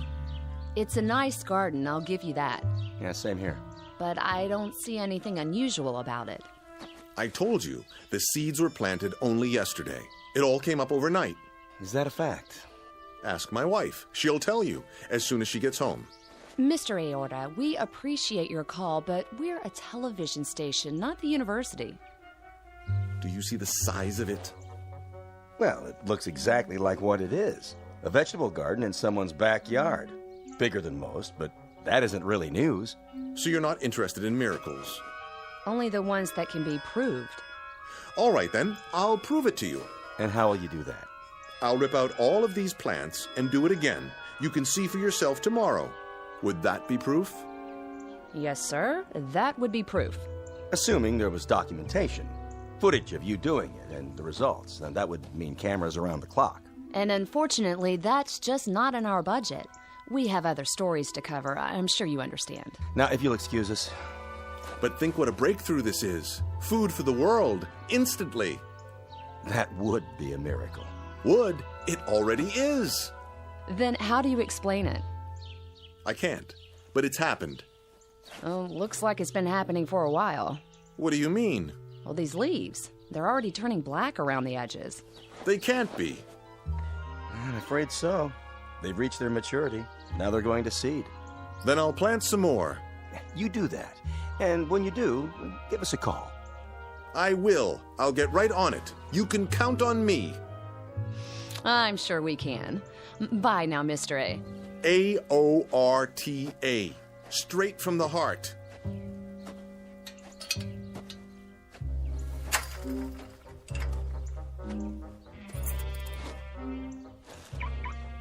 I've seen some nutcases before, but this one is the king.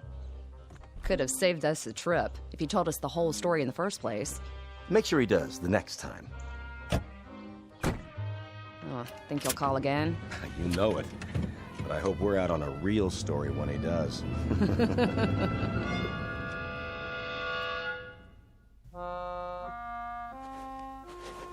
Now get that head of lettuce there on the end. Pull. Got it. Looks like it's 6 months old. It's rotting already. You believe me, don't you, Mr. Santucci? I wouldn't, except my wife saw you planting the seeds. Yes, she stood right where you are, leaning over the fence. I'll tell you flat out, I've never seen anything like it in my whole life, and I was brought up on a farm. It just don't make sense. It must have been the dirt. Could be. Can't think of anything else. Made a nice layer of topsoil. Now it's all sucked clean. You need some more fertilizer. I wouldn't know what kind to get, unless... There is plenty more where this came from. That's what the caretaker said. Might work, might not. I'll tell you one thing, though. I wouldn't be caught dead eating any of this stuff. It ain't normal. That's the point. It isn't. It grew so thick, ripened so fast. Sell it to the college, maybe. That's an idea. Or the agriculture department. Could be you come up with something brand new. Yes. Maybe I have. I'll call them first thing in the morning. But for now, I'd better spread some fresh dirt. Mr. Santucci, what are you doing tonight? Why do you ask? I was thinking we could go back and get some more in your truck. I don't know. If it works, we might even get a patent out of it. At least the Guinness Book of World Records. Partners. What do you say?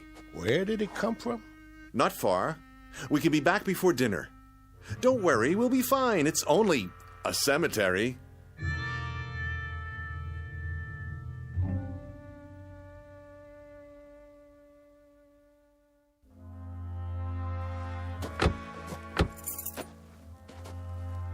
Never liked cemeteries. It won't take long. The caretaker's shack is just ahead. Late for dinner and the missus will kill me. We'll be in and out in no time. You'll see.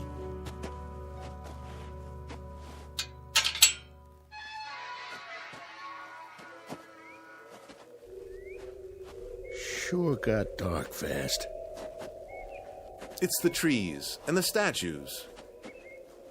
Here we are. Hello? Hello? Maybe we should come back. Nonsense. It has to be now, while the plants can be revived. Well, it's my truck, and I say we get gone. There's nothing but dead folks here. Then no one should object if we drive on in. Help you, fellas? Hey! Don't go creeping up on people like that. Sorry, mister. Not many visitors this time of day. Is that you, Mr. A? Yes, I wanted to ask you. How'd that free dirt work out? Very well. I was wondering if you could spare a little more. I guess so. Planted a fresh one this morning. A fresh what? New man for the sod Sheraton. Got his bed turned down and everything. Good. Then we'll bring the truck in if you don't mind. Better watch those tires. Hit a sinkhole and you're stuck for the night. No AAA.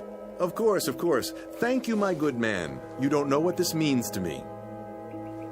Hope you brought a flashlight.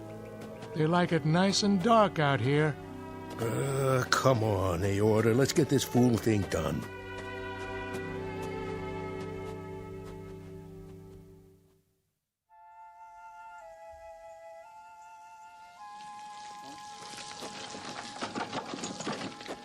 Ernie, how much longer? Coming! Your dinner's cold. Be right there, I said. That's it. I'm going inside. But we're almost done. One more wheelbarrow full, and the whole garden will be covered. Well, it's your yard. You finish it. Don't know why I let you talk me into this in the first place. Think of the publicity. Our pictures in the paper. 2 neighbors who can feed the world. Lots of luck, pal. I gotta take a shower to get this stink off me.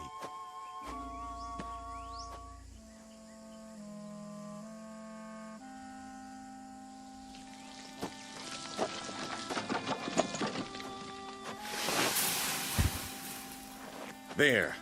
A new layer spread out. Nice and even. That ought to do it.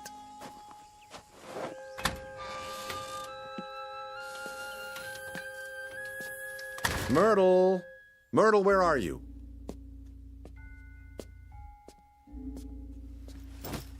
What are you doing with the suitcase? What does it look like I'm doing? I'm getting out. But why? Don't try to stop me, Luther. And I'm taking the car. You can just fend for yourself. I think I deserve an explanation. Oh, you do. Take a guess. I can't stand living with you anymore. Like Mrs. Santucci says, you're a loony. Do this and you'll be sorry. Are you threatening me? No. But those plants, they might be worth a lot of money. Yeah, in your dreams. Keep away from me. Tomorrow I'm going to have someone from the university come over and take a look. They're worth a fortune. Mr. Santucci agrees. They might be worth nothing. That's what they might be worth. You know why? Because they're as loony as you are. That's not true. They're a miracle of horticulture. Then if you know what's good for you, you'll eat those miracles, because there isn't anything else in the house. Do your own shopping. I've had it.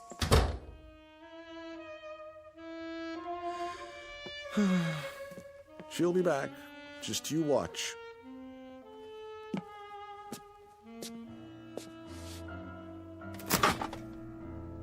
She's right about one thing, though. The refrigerator's as good as empty. And the cupboard was bare. Oh, well. I've got my vegetables, ripe and ready to eat. Where's the laundry basket? I'll fill it up and dine like a king.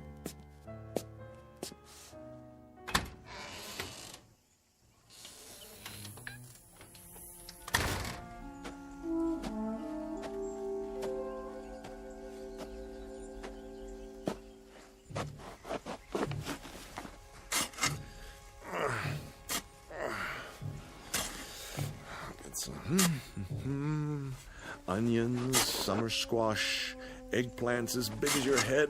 So what if they're a little ripe? Fabulous, fabulous. Waste not, want not.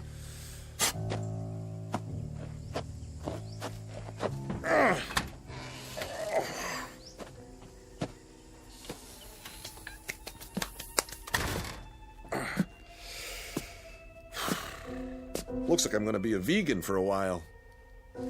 Well, so be it. Tonight the vegetables, tomorrow the world. Boiled, sautéed, any way at all. How about a nice hearty soup and a casserole? Potatoes au gratin, yes. A little salt and pepper, a few spices, and voila! Luther Aorta's Blue Plate Special, coming up.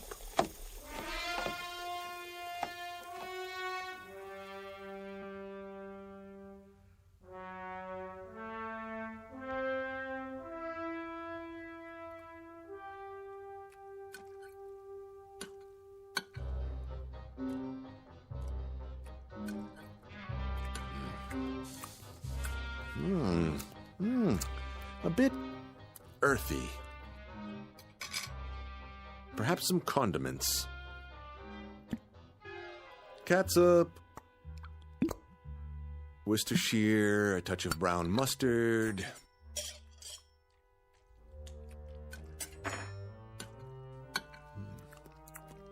You gorgeous turnip, you. Now, something to wash it down.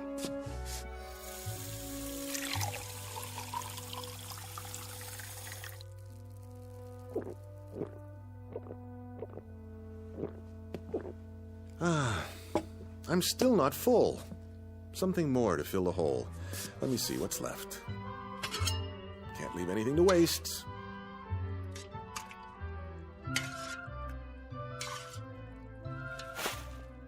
Who's there?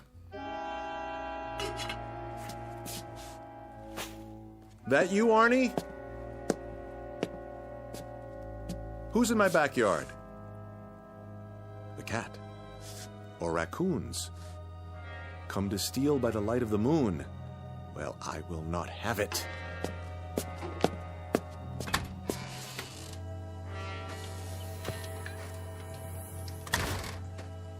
Get away! Go on, scat!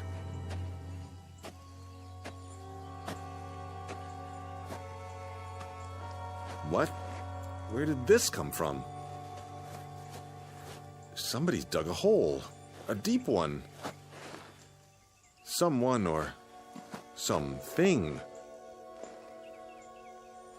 About 6 feet. But how? Whoa!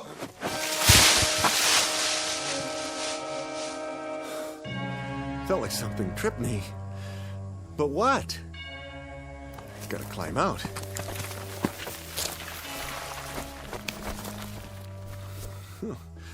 This is ridiculous. Can't get hold of a thing. Stop it! Stop pushing the rotten vegetables in. Who's doing this? What are you trying to do? Bury me? Stop! I tell you! Let me out! Stop! Stop! I can't breathe!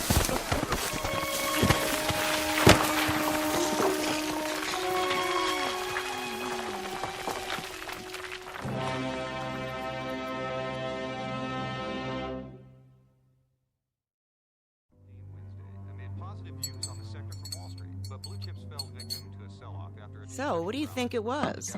What? Last night. Didn't you hear it? I didn't hear nothing. Well, I did. All night long. Like something digging with their hands, only... Only what? Not exactly digging. Chewing is more like it. Do you think some animals got into that crazy man's backyard? Who cares? More there than he can eat. Don't be so sure. He's got some belly on him. Soon as the next crop comes in, I get my pick. A miracle, he says. We better make some money out of it. My back's killing me. Oh, there he is now. That ain't him. It was him. I could tell. Go out and look. Look for what? The loony. See what he's up to. You go. You! All right, Ida, if that'll make you happy.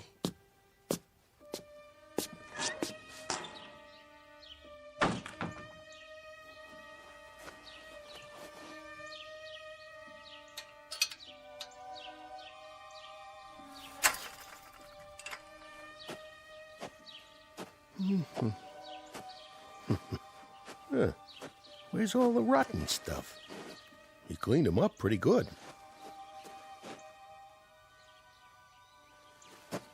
Aorta? Hey, Aorta! You all right in there?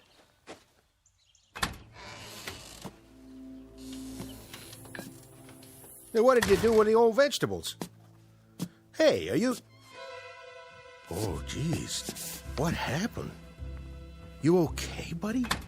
Wake up!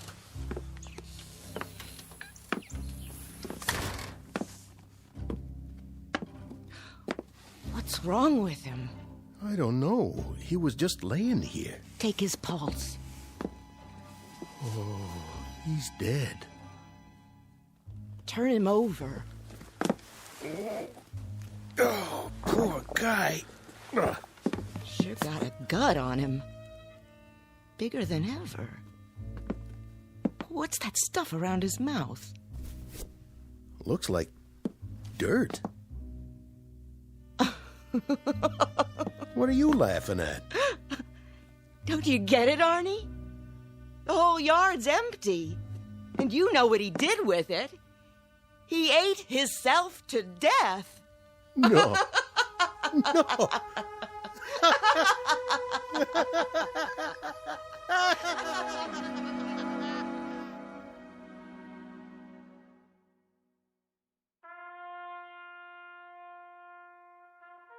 End of a very strange incident in the annals of home gardening. Whether Mr. Aorta finally climbed out of that hole or ate his way out doesn't really matter. But an autopsy found several pounds of dirt and nothing else in his bloated stomach. And Mr. Santucci, his unwitting partner, slept very little that night, waiting for the next deadly crop to appear.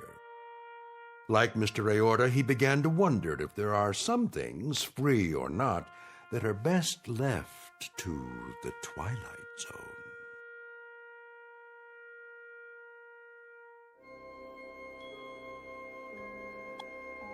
Hi, this is Carl Amari, producer of the Twilight Zone radio dramas. I'd like to take a moment to tell you about our official website at twilightzoneradio.com, where you'll get the latest news and information on these Twilight Zone radio dramas. Plus, at twilightzoneradio.com, you can digitally download 3 free episodes or any of our episodes for only $1.95 each. In this age of ever-changing technology, we've decided to make these episodes instantly available to you by making the Twilight Zone radio dramas a digital download-only series. This means that this series will no longer be offered on CD. The CD collections at our website are now being offered while supplies last at buy one, get one free. So be sure to get your favorites before they're sold out. Be sure to visit us often, and I'll see you in the zone.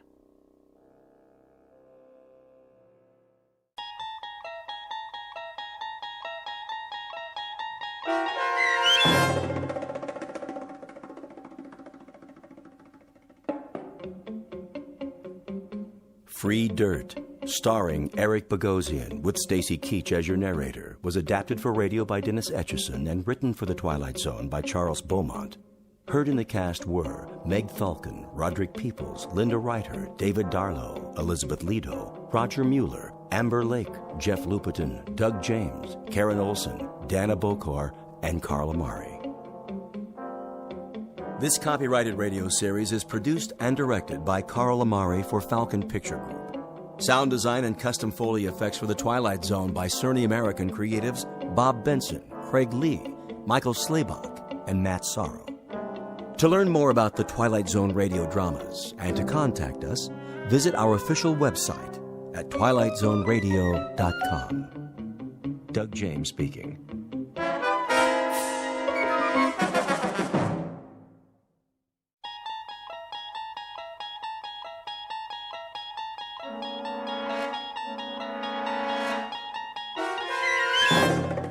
You unlock this door with the key of imagination. Beyond it is another dimension, a dimension of sound, a dimension of sight, a dimension of mind. You're moving into a land of both shadow and substance, of things and ideas. You've just crossed over into the Twilight Zone.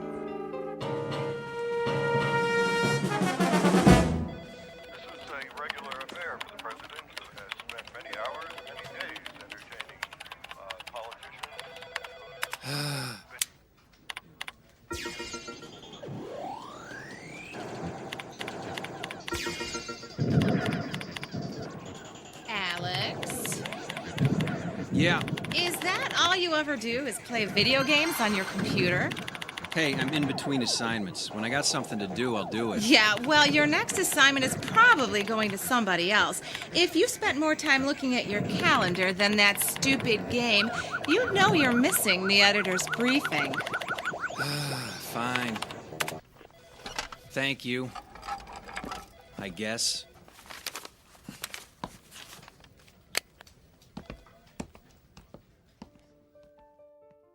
Yeah, I know politicians. Politicians never point fingers at voters.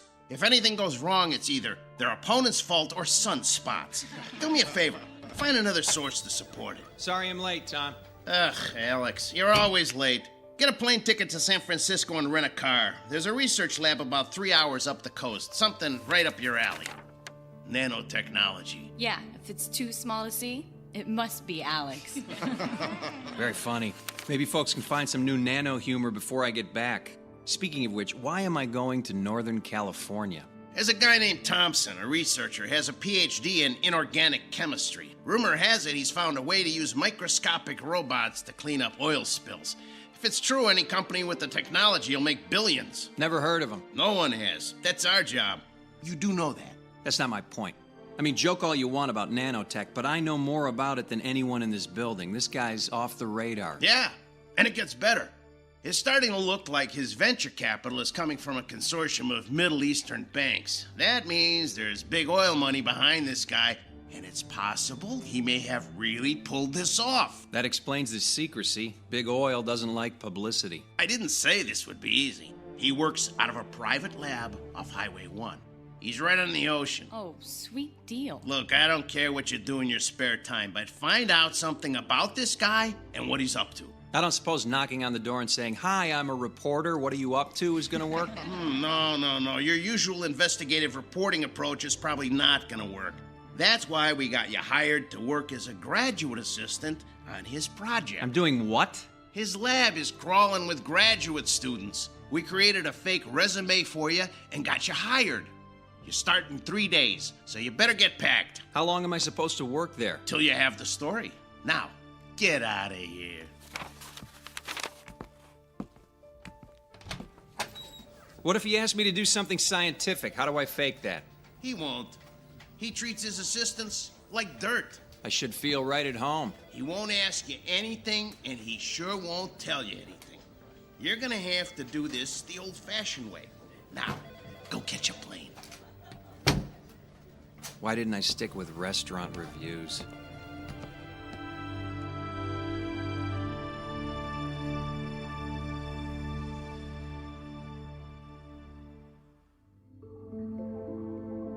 Meet Alex Harrington, a hack reporter with little talent whose career is defined by things as small as his ability. He's a man in search of the big story, and he's about to find it under the microscope that always shows the truth.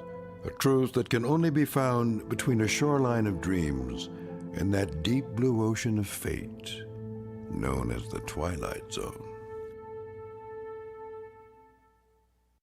And now, The Twilight Zone, and our story, The Nanobots, starring David Pasquesi, with Stacy Keach as your narrator.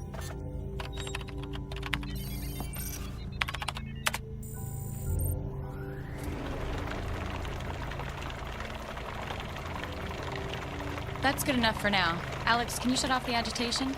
Yeah, right. It's this switch, isn't it? Yes.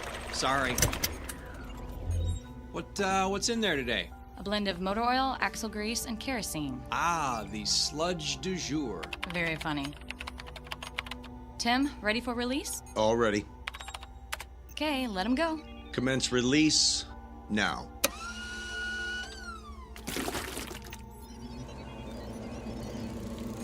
Why do they make that sound? We don't know. They just do. It usually starts after they start eating.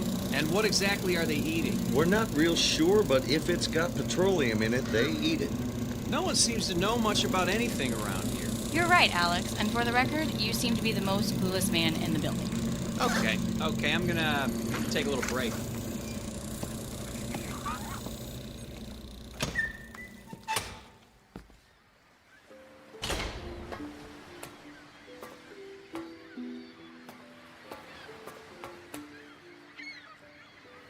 Beautiful view, isn't it? Oh, sorry, I didn't see you coming.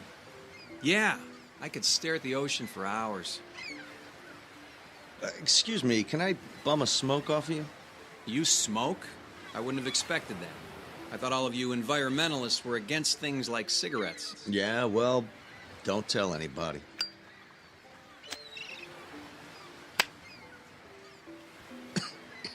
I thought so.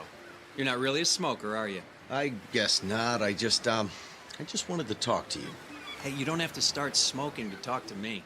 You don't seem to be real happy here at the lab? Hey, with the exception of this little balcony where I can steal a smoke, well, there's not a lot going on around here. I like it up here, too. You know, this used to be a naval observatory. It was built in the 30s. Oceanographers used to come up here and study wave action, riptides, and current. And now it's the designated smoking area. Actually, smoking isn't allowed anywhere on the property. Welcome to California. Some of the other grad students are wondering if you're going to stay on. I mean, you really seem dissatisfied about things. Yeah, well, after 4 weeks, I was hoping I would have made a little progress. Sorry about messing up those statistics. It's never really been a strong suit for me. That's okay. How long have you been working with Dr. Thompson? About a year now. Every graduate student wants to work with him. It's a chance to make a difference. Is that why you came to work for him? Yeah, something like that. Let me ask you something. Does he ever tell anyone anything about what's going on? Eventually. Eventually he's had to tell all of us a little bit about what he wants to do, and we've been able to understand pretty well the incredible potential for his technology. All we knew coming in was that he was working on a revolutionary new way to save the environment. And that was good enough for you to sign on? Hey, graduate students rarely get any information about their assistantships. Did they tell you something more? No, I guess not. In fact, I know less than you do. Can you fill me in?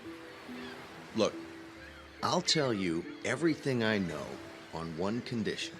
I'm listening. Well, it's why I wanted to talk to you.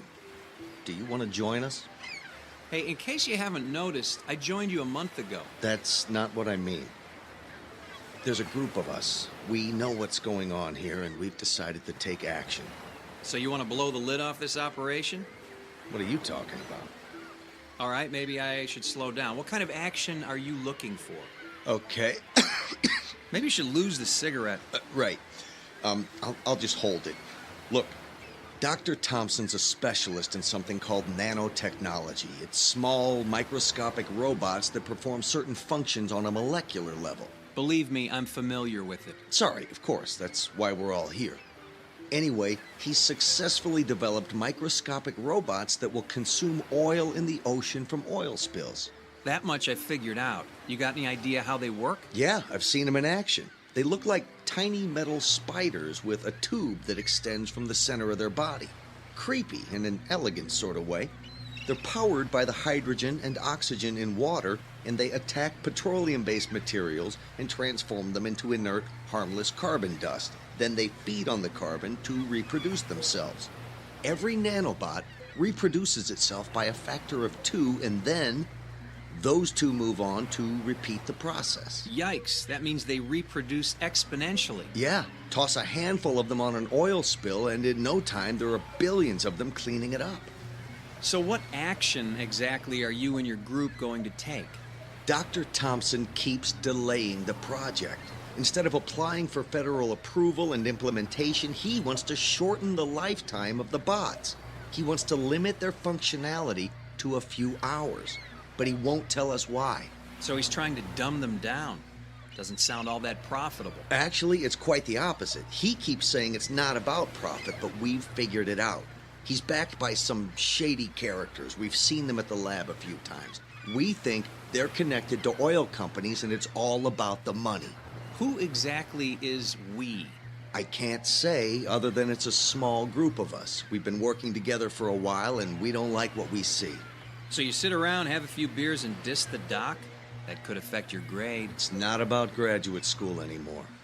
It's about justice. It's about the crime of big business. They make money polluting the oceans, and now they're going to make money cleaning it up. Typical big business, big government, big corporations. If Dr. Thompson can make the bots only last a few hours, they could corner the market and maintain exclusive access to the technology and total control. But if the nanobots were allowed to reproduce without limit, well, then it would be a sustainable resource that no one could really own or control. Well, you know, there is something to be said for return on investment. It's not like all this equipment, buildings, and staff are free. This isn't about money. This is about saving the oceans. I don't know how to tell you this, kid, but there's a lot more wrong with this planet than just oil spills. Yeah, but this is not just about oil spills. His nanobots don't just consume petroleum, but petroleum byproducts. What did you just do? I flicked my cigarette off the cliff. Hey, don't worry about a fire. That's the ocean down there. That's just the point. That's the ocean. You're no different than the rest of them. Do you realize the importance of that current down there? A current that comes down from the Sea of Japan, it circles the entire Pacific Ocean, and it's formed an eddy between Hawaii and the west coast of North America. You get worked up pretty easy, don't you? Hey, calm down. It's just a cigarette butt, and that's a big ocean. A big ocean with a big current that's going to take the petroleum-based fiber in your cigarette filter to a large and growing continent of garbage at the center of that eddy in the Pacific.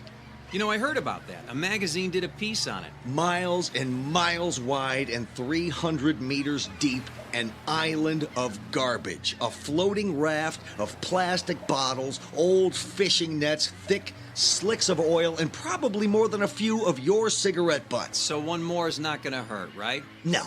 In fact, look, I'll flick the cigarette out there too. That's not gonna hurt either. Not today, not anymore, not after what's gonna happen in the next few hours. Why is it I don't like the sound of that? You will. In fact, it'll make you wish you had joined us. What exactly did you want me to join? Right now, there's a group headed for that garbage continent. They took the lab's research boat in the middle of the night, and they're less than half a day away from Garbage Island. Just a few hours away from a new world, a clean ocean, and a solution that won't be controlled by robber barons and oil men. What did you do? The Nanobots are about to have their first meal.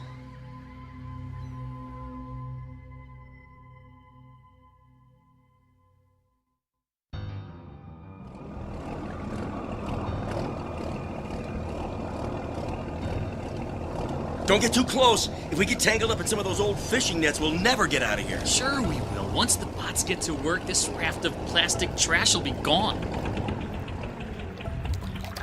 Look at the size of this thing. You can't even see the other side of it. How should we do this? Well, we've got the nanobots in these 3 test tubes, and if we throw them out on the plastic, the tubes will break and the bots will get to work. But what if the test tubes don't break? I mean, that's a big raft of plastic out there. It's not like we're throwing these things on rocks. Yeah, I didn't think of that. All right, you know what? Open the tubes, and they'll spill out when they land. Let's do this. Okay, you ready? Yeah. All right, on 3. 1, 2, 3! Oh, one of them broke for sure. It doesn't even matter. All you need is one of those things to hit the water and find some plastic, and it'll start duplicating. Is anything happening? I don't think it's working. Wait. Do you hear what I hear? Yeah! Go, bugs, go! Look! There's a hole starting to grow right where I threw my test tube. Yeah, there's another one over there. The plastic's just dissolving away. Hey, guys, let's crank up the engines and get out of here. Mission accomplished. Yeah!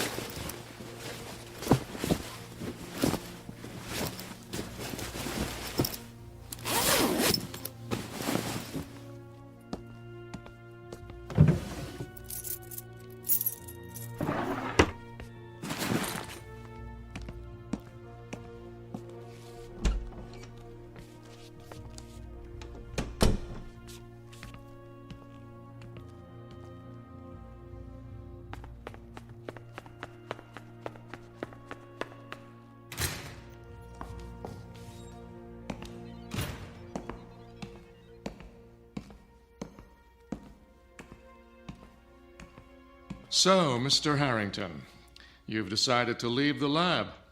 It's not going to look good on your resume, you know? You know, Dr. Thompson, this is going to do more for my resume than you could imagine. You see, I'm not a graduate student. That comes as no surprise. I always thought you were a little old for this position.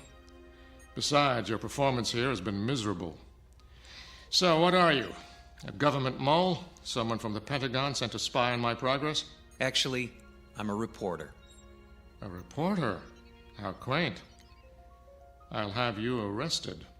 You falsified your application. You faked your credentials. You signed a security agreement. You lied and you just admitted it. You don't know who you're dealing with here. If the answer is big oil and your group of Middle Eastern venture capitalists, I'm all over it. Sir, you are a moron. You have no idea what's happening here. That makes both of us. You see, there's something you should know. Something I found out about your lab and the activities of some of your graduate students. Doc, what you're doing here is quite dangerous, if not reckless.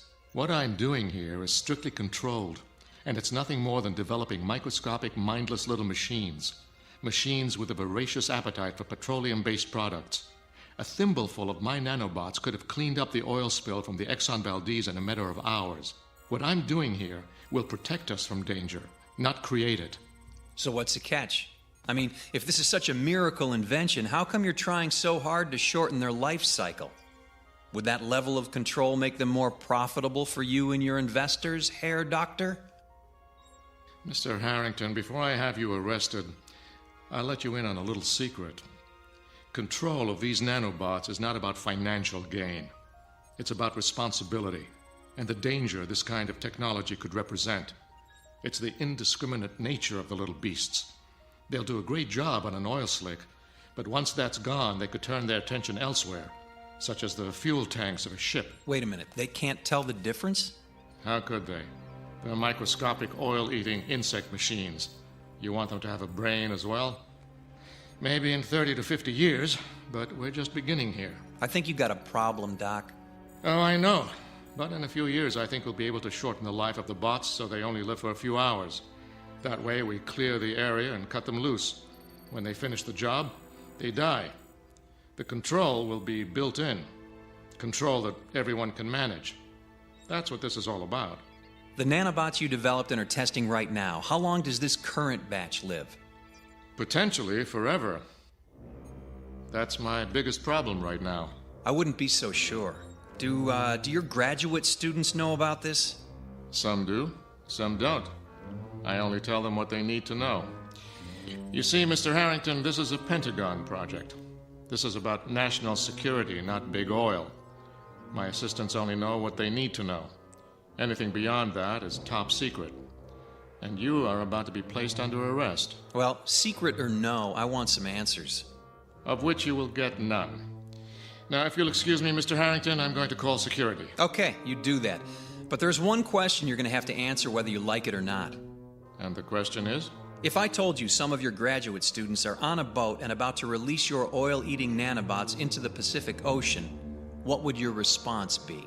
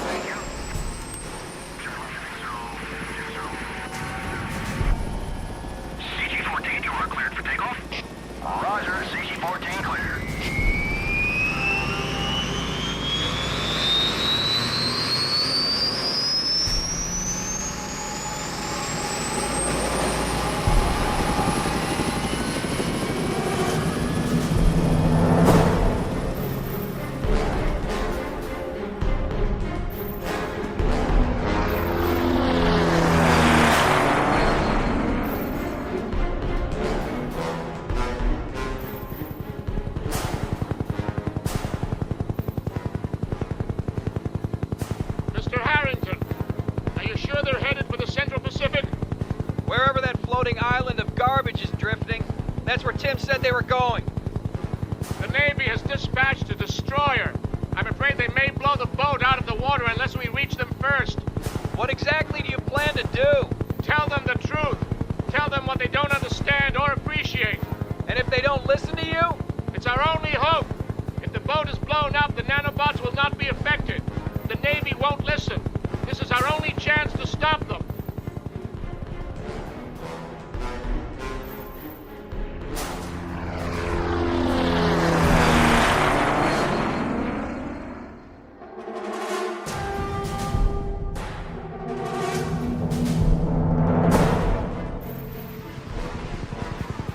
Is that your boat? It should be, but I don't see the floating garbage. These are the right coordinates, but all the garbage must have drifted away. Doc, it's 2 miles wide. It'd be hard to miss. Maybe they ran out of fuel. Or worse, maybe your little spiders got into the fuel tank. It's possible. They seem to be drifting without power. Wait a minute. Look at the ocean. Is that the sea bottom we're looking at? Good God! The water is more than 1,000 feet deep in this location, and you can see the bottom. It looks like your little inventions work. Something's not right. The clarity of the water, I don't understand it. CG Base, we have a ship in distress. Pilot, what did you say? Look below. Your research vessel's taking on water. We're gonna have to go in for a rescue. How many did you say were on board? 3. 3 young men. It's going down fast. It looks like they scuttled the boat. I don't think they like you, Doc. It's not about me, and they didn't scuttle the boat. It's about the nanobots. Look, the hull of the boat is disintegrating. What's going on? This is exactly what I feared. The hull of the boat is fiberglass, a petroleum derivative. The nanobots don't know the difference. They consumed the plastic garbage until the island was gone, and now they've turned their attention to the fiberglass hull of the boat. That's gonna put a real dent in the boating industry. Mace, this is CG-14. The ship has sunk, and the 3 people on board are in the water. CG-14, initiate rescue. Roger that. Oh my God, what's happening down there? Oh, wait. Mace, CG-14. The boat sank, and the 3 survivors, they just disappeared. We can see no survivors. The boat went down fast. It must have sucked them down with it. The water's so clear. Oh my God. This can't be happening.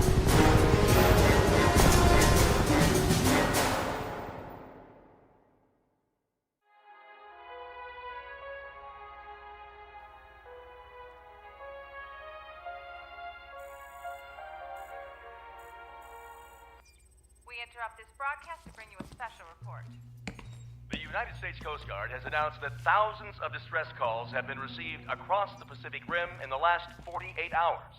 According to the Department of Homeland Security, the alert status in the United States is code red, as a combined Navy, Coast Guard, and international effort has been assembled to deal with the crisis. Latest reports indicate that numerous ships, yachts, and pleasure craft have sunk unexpectedly and abruptly along the entire Pacific coastline. All watercraft are being ordered to stay in port, with the exception of naval vessels involved in the search and rescue efforts. Stay tuned for further reports. So that's the official story? No explanation, no information, just don't go in the water? What do you want us to tell people? Isn't there enough panic for you media types to roll around in? Media types? We're the bad guys? I think you're the one who's got some explaining to do, sir.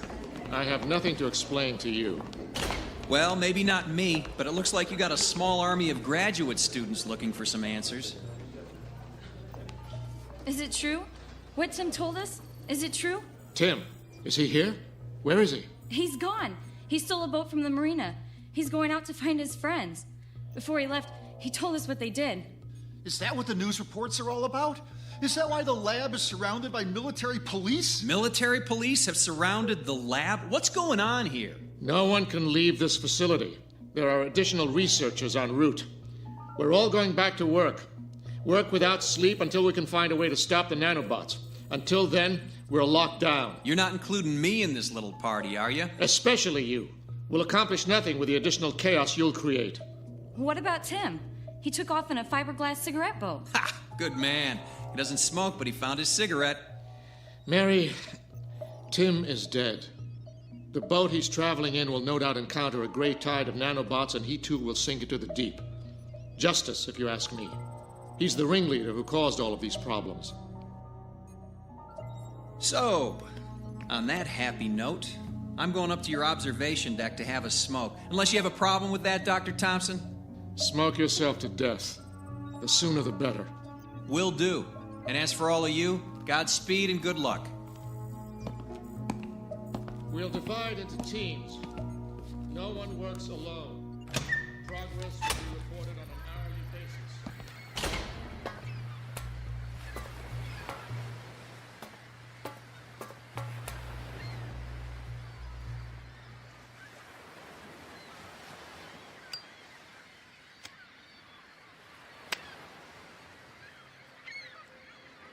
Excuse me. Can I bum a smoke off you? Hello, Tim. I heard you were dead. Sounds like Mary did her job. She's one of us, you know. I figured if Thompson thought I was dead, I'd have a better chance. It's one way of looking at it, but a better chance at what? Sounds like you and your friends have done enough. Getting away. Oh, nice. You and your beer-drinking buddies caused thousands of boats to sink, and all you want to do is get away. Yeah, that's saving the Earth for you. We didn't know. Thompson told us nothing. We thought the same thing you did. That he was trying to make a world-saving technology. And then we found out it was nothing more than a profit center for the companies and governments destroying the Earth. That may be true, but I gotta tell you, Timmy, there's a big target on your back these days. That's why I'm getting out of here.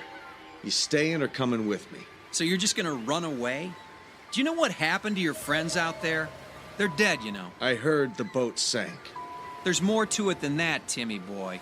Your nanobots can't seem to tell the difference between a plastic bottle and the plastic hull of a boat. If it means the end of plastic on the planet, who cares? You know, you need to work on that attitude. They knew what they were doing was dangerous. Oh, really? Did you tell them that before they left? Did you tell them they might find themselves in the water 1,000 or so miles out in the ocean? Why didn't you save them? Was that their punishment? Punishment? You want to hear about punishment? Listen, you hear that out there? That's the sound of billions of your little bugs out in the ocean. But hey, what are they eating? There's no oil slick, no boats out there, but the sound of them. More and more eating and duplicating. Your friends didn't drown out there, Tim, and we didn't abandon them. We watched as a gray stain in the water enveloped them. Your tiny little spiders consumed your friends alive right before our eyes until there was nothing left but clear water down to 1,000 feet. That's not possible. You left them to die. You talked them into it. You're the guy with the big ideas. You sent them out there and they were eaten alive by your little nanobot friends. I didn't know. I didn't know. Thompson never tells us anything. We tested them in the lab. All they ever consumed was petroleum-based products. They only consumed what you fed them. You had them in sealed glass tanks and tested for what you wanted to see. Too bad you didn't stick your hand in there just once. Things might be a little different now. Things don't sound like they're getting any better. We gotta get out of here. We? Aren't you confusing me with your co-conspirators down there in the lab? You stay if you want, but you're gonna die. Look. What the hell? The nanobots. They're crawling up on land. They're consuming the plant life and the bacteria in the sand on the beaches. Anything organic, anything that's carbon-based. They don't know the difference. Tim, we have to get out of here. Let's go. No, we can't go that way. They've invaded the lab. You! What are you doing here? Marine! What? Close the hatch. Maybe we can keep those things off the deck. Do you realize what you've all done? Look! They're spreading! Those people, the soldiers, the bots are all over them. They're approaching the foundation of the lab. Thompson, how do we get out of here? Unless you can fly, Mr. Harrington, I'm afraid you have no options. They won't get up here. They can't. Can they? No. The foundation and walls of the building are composed of stone, concrete, and steel. They need carbon and water to spread. So it's over? No, Mr. Harrington. I'm afraid it's just beginning. Do you see that creek over there? They're moving upstream. Like the veins and arteries in an organism. Consuming every carbon-based life form in their path across every continent, no doubt. We have to get out of here. We can't stay here. When Mr. Harrington sprouts wings, maybe he'll take you with him. Thompson, what are we supposed to do here? We wait for Mr. Harrington. You see, all humans are carbon-based life forms. It's not petroleum the bots are after. It's the carbon in the oil. That's the trigger. That's what I was trying to solve. But none of you could wait. So now we wait here. Wait until they move on. Or they die. Yes, that's also an option. Of course, given the fact that they have a life expectancy measured in tens of thousands of long years, that would be a very long wait.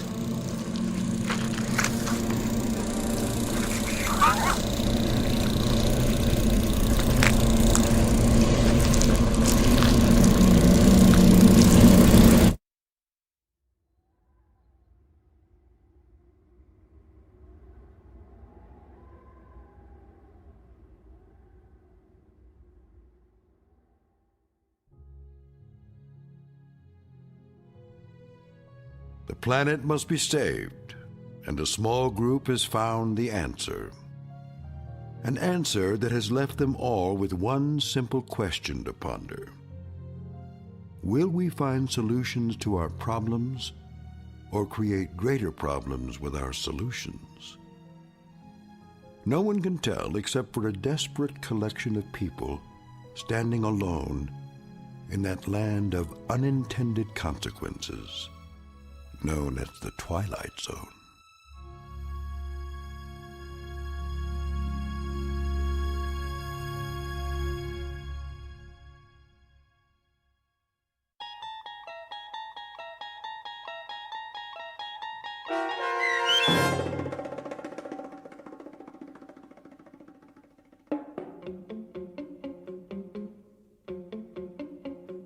The Nanobots, starring David Pasquesi with Stacy Keach as your narrator, was written for The Twilight Zone by Steve Newby. Heard in the cast were Christian Stolte, David Darlow, Joby Cerny, Lisa Wolfe, Doug James, Bree Swartz, Steve Newby, and Carl Amari. The producers of The Twilight Zone wish to thank CBS Enterprises and the Rod Serling Estate for making this series possible. This copyrighted radio series is produced and directed by Carl Amari for Falcon Picture Group. Sound design, custom Foley effects, recording, and editing are produced in the Cerny American Sound to Picture Theater by sound designers Craig Lee, Bob Benson, Todd Beyer, and Tim Cerny. Music for The Twilight Zone is provided by CBS and American Music Company Incorporated, New York. To learn more about the Twilight Zone radio dramas and to download episodes, including 3 free episodes on our homepage, visit our official website at twilightzoneradio.com. Doug James speaking.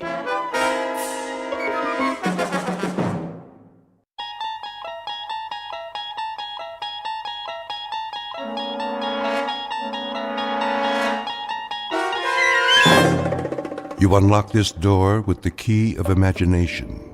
Beyond it is another dimension, a dimension of sound, a dimension of sight, a dimension of mind. You're moving into a land of both shadow and substance, of things and ideas. You've just crossed over into the Twilight Zone.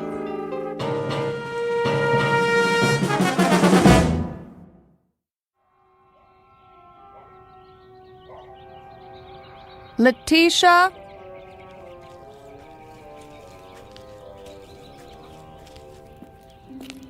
Yes, Miss Winter? Would you get me my sun hat? Right here. I knew you were going to need it, so I brought it from the house special. Thank you, Letitia.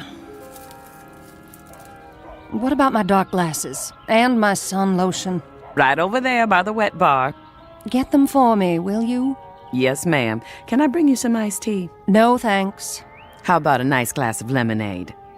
A vodka and orange juice would be more like it. Yes, ma'am.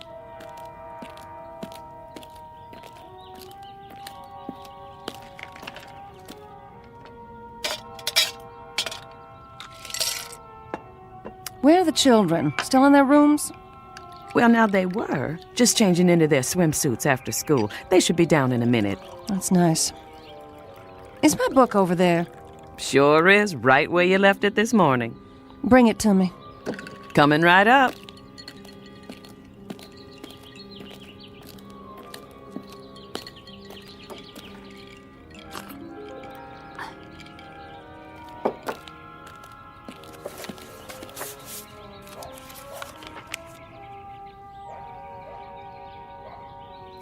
I don't know why I bother to read these things.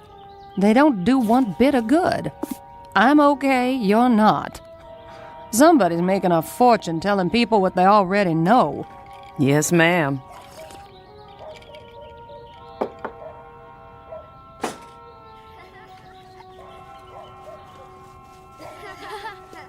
No running now.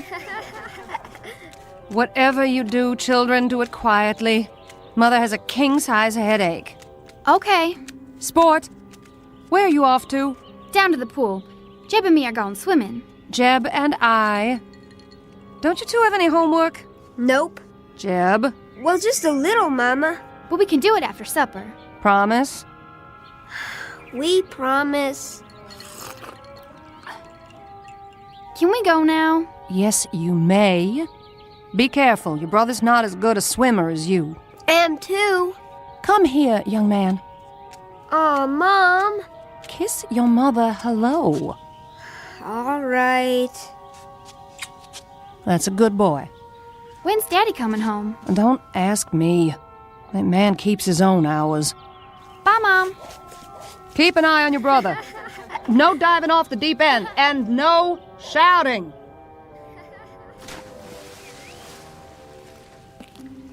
Will there be anything else, Miss Winter? Just one. Yes?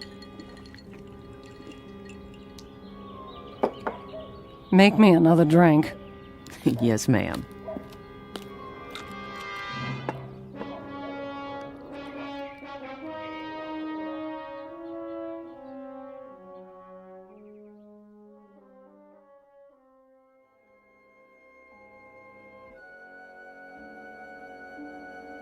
To have children, to love them and watch them grow, is the most precious gift life has to give. But to have children and not love them is a sad mistake, one that's not easily remedied. Because when left to their own devices, children may have no choice but to seek a world of their own. Meet Sport, barely 11, and Jeb, her younger brother. They don't know it yet, but they are about to be cast adrift in a mysterious place called the Twilight Zone.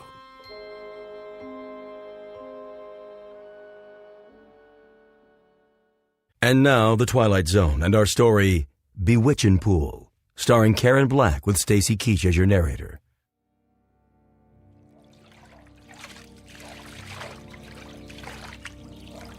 Jeb, what are you doing? Holding your breath? You're gonna suffocate yourself. What are you doing that for, anyway? It's the only way I can keep quiet. Mama didn't mean we couldn't talk. It was the yelling and hollering that made her have a headache. I'm just a natural-born screamer. Can't play unless I holler. I know a quiet game. Yeah? How do you play? Well, look down there, in the water. That's not a game. Jeb, come on. Okay, I'm looking. Now what? What do you see? A swimming pool. What do you think? Do I have to explain everything to you? It's a pretend game. Well, what do you see? A river. You and me floating on a raft, just like Tom Sawyer. No! Now we're coming to an island. What's on the island? It's all full of caves and rattlesnakes and pirates. And witches? Well, I guess you can have one witch. Just one. A fat one! Who ever heard of a fat witch? I don't like skinny ones. They're scary. They don't make fat ones. It's my witch. I can make her fat if I want to. It's my game. You loudmouth kids! Pipe down over there! I better shut up. Mama will get mad at me. No, she won't. She loves you. Then why does she yell like that? It's just the way she acts. 'Cause of her headaches. You know something, Sport? What? I love you. You're the best sister I ever had. You're silly. Come on, let's go swimming. Yeah!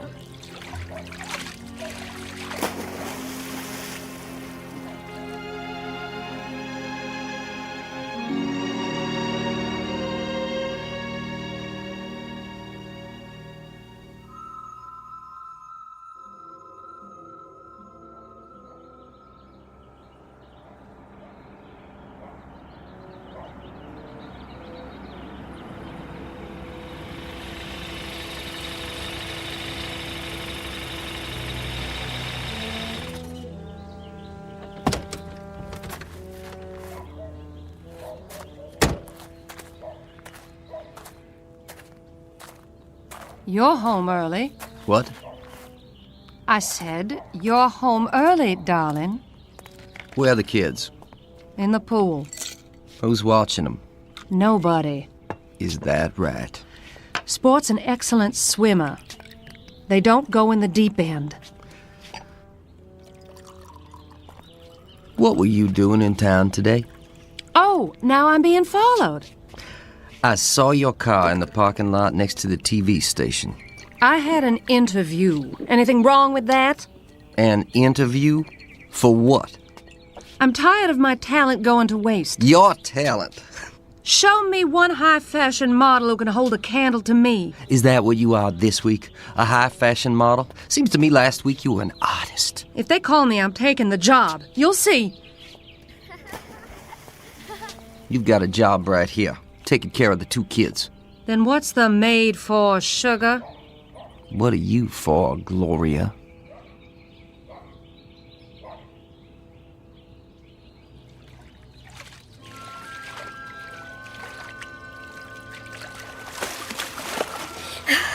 I can see it. Can you? Yeah. In the yard is a big old swing made out of a tire. You're good. Then what happens?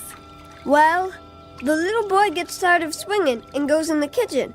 It smells like chocolate cake. There's a lady there. She picks up the little boy and hugs him. The little boy feels happy. The lady gives him a piece of cake and... You might as well know here and now I'm fed up with the whole mess. What mess are you referring to? I'm referring to the fact that I'm tired of footing the bill for your every little whim. Art school, modeling, dance lessons, guitar lessons, acting lessons. You've got time for anything and everything except being a mother. There's old Tom Sawyer again. He's in the cave trying to rescue Becky Thatcher from Injun Joe. See, Jeb? I think so. I got a business to look after. I know what kind of business you're looking after. Now Tom's leading Becky along the cliff. Must be about a 1,000,000-mile drop, but Tom isn't scared. Jeb, are you listening? If that's what you think, why don't you come on down to the office? Come down to the office. That's what you said when I married you. Well, I came down to that stinking factory of yours, and all I could see was pretty little secretaries flirting with everyone in sight. Are they yelling because we've been bad? Heck no. Maybe I was bad and I didn't know it. Don't worry. They'll stop in a while. I don't know why I bother even talking to you. Then don't. Hey!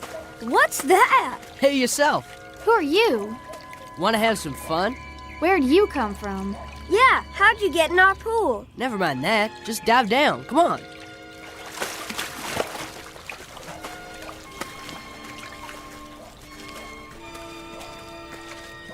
What is going on over here? Nothing. I can't even have a conversation without you brats yelling. We were just talking to this boy. What boy? In the water. He was here and then he was gone. There's nobody else in the pool. But he's gotta come up for air. No, Jeb. We were just playing pretend. Pretend? You fool kids. Where'd Daddy go? He went in the house. Supper will be on the table soon. You'd better be dried off and ready. Don't you go off and play. I mean it. Yes, Mama.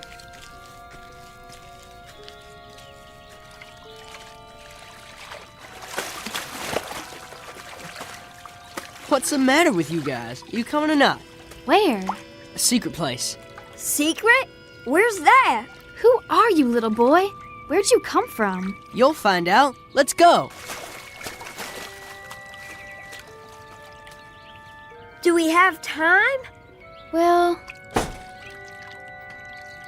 I'll have my supper now. You think I'd cook for you after the way you talk to me? You can drink your supper. Oh, like you? I wish I'd left you years ago. Well, what's keeping you? Come on, Jeb. Let's go with that boy. She said not to leave. When I think of the career I gave up for you, it makes me sick. Career? That's a laugh. I hate this house and everything in it. I hate you. They don't care what we do. What if they hurt each other? I'm older than you, and you have to do what I say. Now follow me.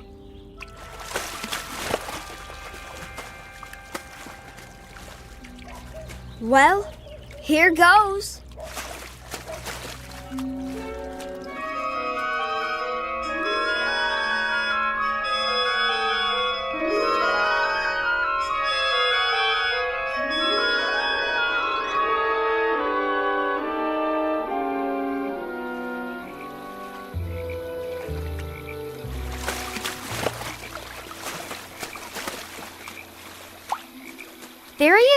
sitting on a rock. What's he doing? Fishing?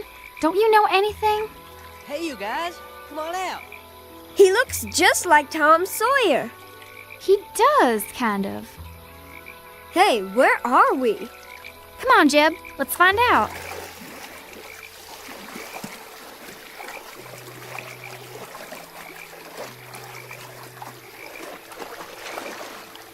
Grab my hand.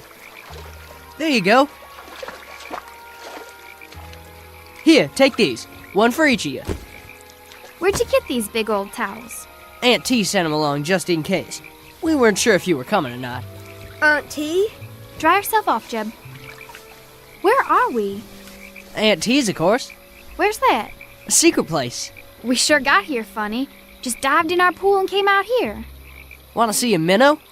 What's a minnow? A fish. Sure. I keep it in a jar over here. Where'd you get it? I caught him. You can catch all kinds of fish here. At least always when no one's swimming. Can I catch one? You don't know how. How do you know I don't know how? I saw where you live. Went to fishing hole for miles. I do too know how to fish. Don't die, sport. Boy, I want to know something. Don't call me boy. I got a name. What is it then? I told you. Wit. Wit who? Just Wit. I used to have a last name before I came to live with Aunt T, but I forgot it. What were you doing in our pool? Just looking. How'd you get there? How did you get here? I can't figure that out yet. I'm studying about it. Can I catch a fish, please, sport? We gotta find our way home. Aunt T will be mighty disappointed. Better stop in and say howdy. Well, I got no time to go around saying howdy to people. Sport, I'm cold. Yeah, the sun's going down. We can't be far from home. We'll get back there somehow. Sport, how did we get here? Well, the way I figure it, there's a hole in the bottom of our pool that nobody knows about. Maybe we got caught in the tide. That's a good one. Don't you laugh at my brother.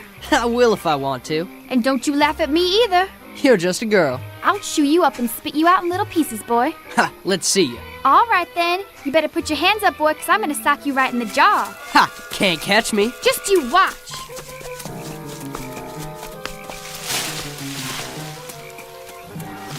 Sport, look. I'm looking. Where did all these kids come from? I don't know, Jeb, but I think this must be Aunt T's place.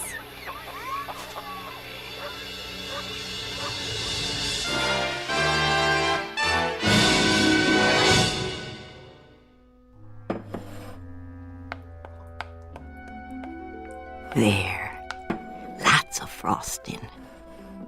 And a fine cake, if I do say so. Aunt T! Aunt T! Why, whatever's the matter with it?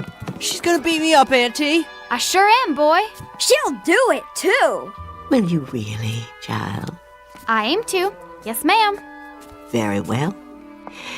But I'll have to ask you to fight outside and not in my kitchen. You're liable to break something here. Aunt T, it ain't fair. It is if it's a fair fight. Here now, you both take these boxing gloves. I'll keep some put away just in case. And remember, don't hit a man when he's down. No hitting below the belt. You know the rules. I do, but maybe she doesn't. My sister knows everything. Is that right, little man? What's your name? Jeb. Well, Jeb, I'll tell you what. While they're settling their grievances, you can finish icing the cake. Would you like that? Can I? And then, if those two have any teeth left in their heads, they can help us eat it. Go on outside now. Jeb and I have work to do. Is this real chocolate? Why, it sure is. Nothing but the best in my kitchen. Chocolate's my favorite. Mine, too. There you go. Use a knife and smear it right on. Oh, very accomplished. Have much experience frosting cakes? No, ma'am. This is my first one. Do tell. I'd never have guessed. Why, what are you two doing back here? Back already? We didn't go yet. No? Why not? May I try that too? And me? I thought you couldn't wait to beat each other up. Later. We'd rather do this. That right, Whit? Yup. I mean, yes, Auntie. Very well. Here's a knife for each of you. Take your time, Jeb. Do it right. I am. My, you are such solemn children. Don't you know how to laugh? Sometimes. But not now. What's there to laugh at? Oh, you have eyes. Take a look around. I'm a rather ridiculous old party, wouldn't you say? You could laugh at me. You're not funny. You're nice. Thank you. Out of the mouths of babes. Riddles, then. Who knows a riddle? I do. I do. Me too. You. Let's hear it. Why wouldn't the mommy horse let her baby go outside and play? That's a good one. Why? Because he had a sore throat and he was feeling a little hoarse. That's a good one, Jeb. Me next. Me. Young lady. What is the laziest mountain in the world? The laziest mountain in the world? Who has the answer? Give up? The laziest mountain in the world is Mount Everest. Oh. My turn. All right, Whit. What do you call someone who crosses the ocean twice and doesn't take a bath either way? Oh, that is a hard one. Somebody who crosses the ocean twice and doesn't take a bath. A dirty double-crosser. Oh. Auntie, all the frosting's gone. And just in time. What a handsome job you've done with the cake. Looks kind of lopsided to me. Nonsense. It's perfect. While it's cooling, I'll assign you new children your chores and show you where your rooms will be. Come along. This way. What's the matter? We didn't come here to stay. My dear, children always come here to stay. What? No. But I want to. Jeb. What are you hugging me for, boy? I want to stay. You come back here. I'm staying with Aunt T. She's a kidnapper. Oh, no, my dear. Mind you, I've seen children I would have stolen if I could. What for? To get them away from unworthy parents. But I've always resisted the temptation. Then why are all these kids here? Because their families didn't deserve them. All they wanted was to be loved, so they could grow up right and get out on their own. But some moms and dads didn't realize what they had. Somebody needed to give these little ones a chance. How about me? Oh, I found you on a doorstep when you were only a few hours old. It was a lucky thing I came along on that cold winter's night. What did I look like? You were as red as a beet. From crying, you know. But you were so cold. Somebody had to do something. Sport! Jeb! They're calling us. Who is? Our mother and father. I don't want to go. You darn kids, where are you? It's that way for a lot of kids. We better go home now. These voices you hear calling. At first they seem quite strong, but they get fainter and fainter, and after a while they fade out. And one day you simply cannot hear them anymore. Sport! I'm calling you, young lady. Don't pretend you can't hear me. We've got to go home. Can you tell me why? I've got everything you need right here. Why, there's the swimming hole down by the creek. And the days are long, with all manner of things to do and see. And then there's always a hot meal and lots of children to play with. Blind Man's Bluff, Ringalevio and the Red Rover, all kinds of games. Some I bet you never heard of. See that little girl out there with the pigtails? When she came here, she never had smiled. Not once. All that changed pretty quick, let me tell you. Now all she does is laugh all the livelong day. Makes my heart glad to see them so happy. That's why I bake a big cake every day, just the way they like it. We've just got to. Because that's where we belong. They're children and they love us. And well, we love them. In that case, you must go back. No. You too, little man. Your sister's reasons are good ones. I cannot argue with them. Can you tell us one thing? What's that? How do we get home? Oh, the same way you got here. But I don't know how we got here. I think you do. Try to remember. It isn't far. Come on, Jeb. We'll come see you again real soon, won't we, Sport? No, my darlings, I expect this is our goodbye. Finding your way back here would be difficult, if not impossible, but I want you to know that I consider it an honor to have met you, however briefly. You will always have a place here, in my heart.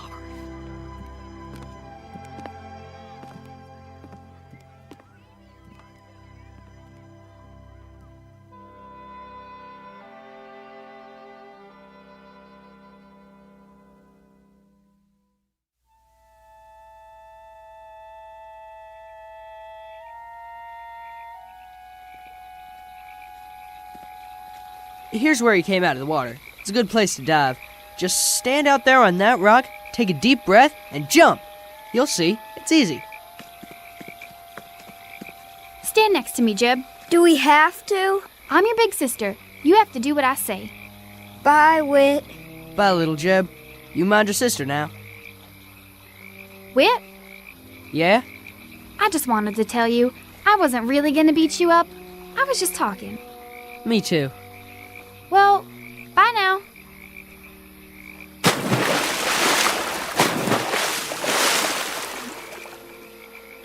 Bye, Sport. Don't let the bugs bite.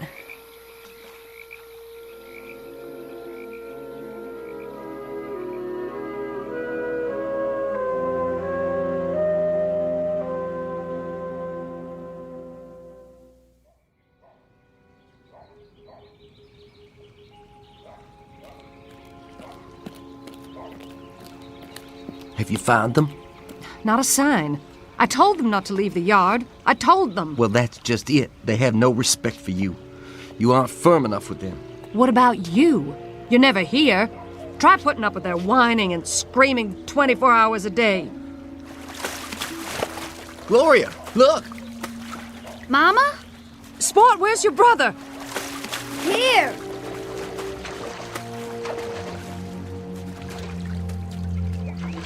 Where have you two been? We've been calling you for an hour. In the pool. You're lying. I looked in the pool. We really were, Daddy. And we came up on the other side, and we helped make a cake with Aunt T. What's he talking about? And we caught a fish. He's not making things up, Daddy, honest. He's lying to cover up whatever devilment the two of you have been into. Jeb, come here. But it's true, Daddy. Come here, I said. Look at me. I want the truth out of you.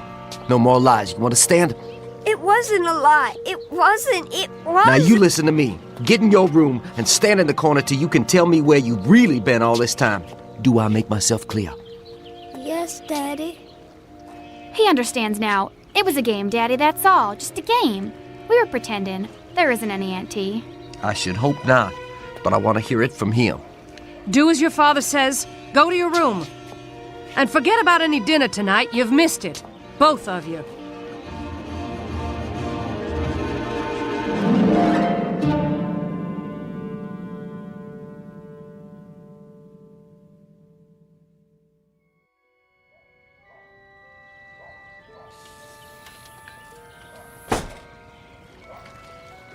Sport? Jeb? Over here, Mama. What are you doing by the pool? I got up early. I couldn't sleep. Where's your brother? In his room, I guess. No, he's not in his room. I checked. He's nowhere in the house. Well, I haven't seen him. Is breakfast ready? Not yet. Your father is waiting to talk to you. What about? I'll let him explain it to you. But there are going to be some changes around here. What kind of changes? You'll see. Things are going to be different. Will things be better? You bet your sweet life they will. Now find Jeb and hurry. All right, Mama.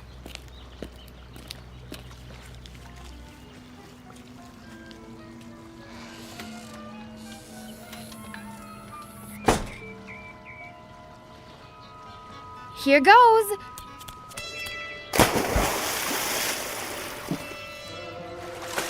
Whit, where are you? Auntie? Help me get back. I don't know how.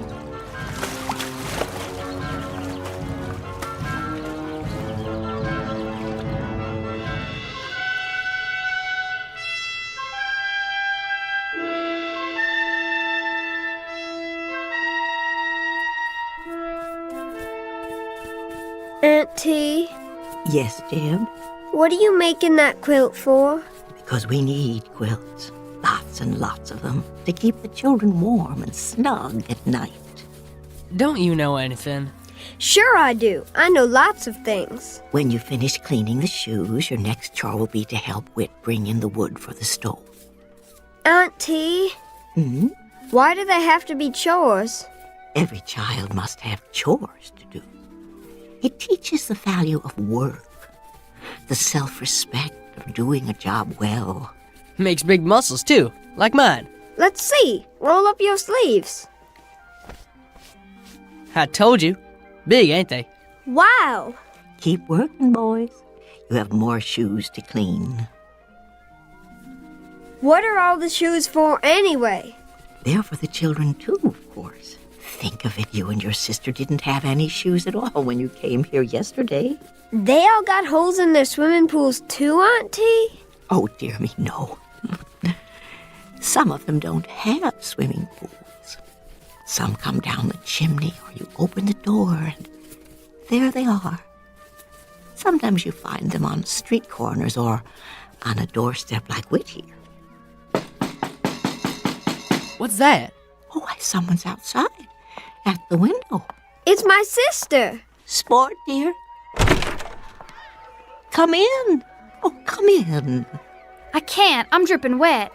Wait a minute. I'll get a towel from the cupboard.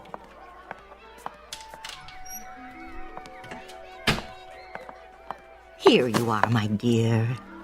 Thanks. I told you she'd come. I'm surprised that either of you made it. It's very rare for anyone to find the way here a second time. I'm sorry to bother you, ma'am. You're not bothering me in the least. As a matter of fact, I'm delighted to have someone here who can help me with the quilting. You do so. No, ma'am. Oh, well, you'll be surprised at how quickly you'll learn. I can't stay. Oh? I only came to get Jeb. I ain't going. It'll be different at home now. Mama told me. Told you what? They aren't going to yell at each other anymore. Is that all? We're going to take trips together. Where? Oh, everywhere. Disneyland and Ohio and Australia and the North Pole. Anywhere we want to go. I don't want to go to those places. Jeb Sherwood, are you coming, or do you want me to throw you over my shoulder like a sack of potatoes and carry you home? Have things changed where you live? Yes, ma'am. Everything's going to be better now. In what way? They're going to love us. Really? Mama told me, and she wants to tell Jeb too. You know, Jeb, it would look quite undignified if she threw you over her shoulder like a sack of potatoes. Don't you think so? If I were you, I would go willingly. I'm staying. If we live this time, we won't ever get back here again. Besides, I've got chores to do. If what Sport tells us is true, Jeb, then you are not meant to be here at all. You are meant to be home with your mother and father. Do I have to go? I strongly advise it. You'll see, Jeb. It won't be so bad. Jeb, listen closely. There is only one truly precious thing a person can give, and that is love. If I were a young person on his way to receive such a wondrous gift, I do believe I would go with a smile on my face. Much better. Now, don't dawdle. If love were waiting somewhere for me, I would run to it as swiftly as the wind. You ain't kidding me? I ain't kidding. Then, bye, Wit. Bye. Don't worry about us, Aunt T. Everything's gonna be just fine. I sincerely hope so. Goodbye, love.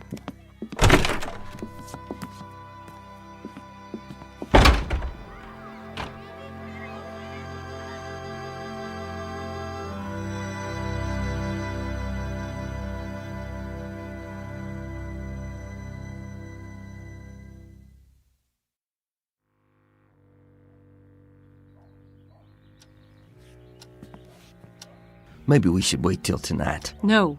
You said you'd talk to them. Let's get it over with. I've got a half-dozen people waiting for me at the office. For once. Just once. Would you mind putting your family ahead of your work? I'm not the one, it's you. Lower your voice. Here they are now. Sorry. You're wet. I sent you to find your brother, not to play in the pool. That's where he was, in the pool. Do you know what happens to children who tell lies? We go to hell and get burned up. Well, you're here now. Sit down. Your father has some good news to tell you. Sport already told me we're all gonna be happy again and go on trips and... I can't do this, Gloria. You tell them. Very well. Your father and I are getting a divorce. If you don't know what that is, it means he's going to live in one place and I'm going to live in another. Where? As far apart as we can get. But... What we want to know is, do you kids want to live with me, or do you want to live with her? I suppose we could split you up if you'd prefer. No, I want to be with Sport. It's up to you.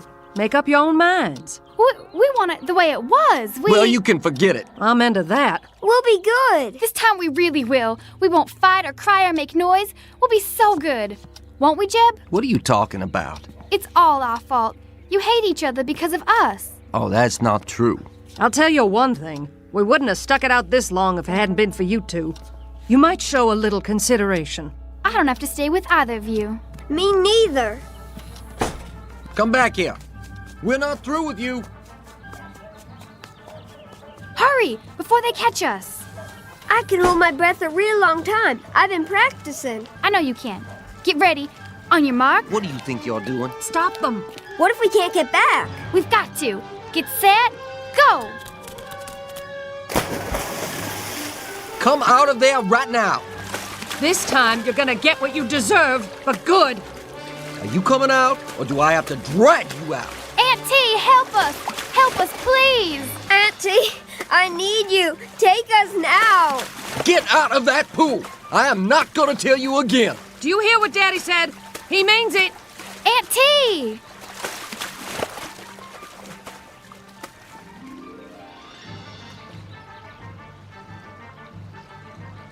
Gil, they're staying down there a long time. I know. Do something. They're drowning. All right. Don't let them drown. Don't let them drown. They're not down there. But they've got to be. It's broad daylight. They can't just disappear. Where could they go?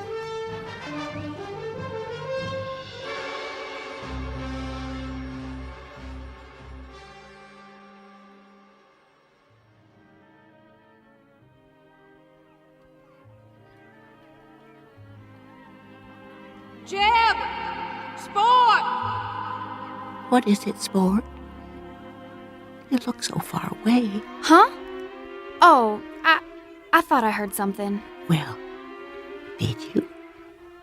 I guess not. Children, where are you? Come back. Please come back. Don't you want any? What, Auntie? Oh, I asked you, child, if you'd like a piece of chocolate cake. Oh, yes. May I, please? Why, you certainly may. Me too.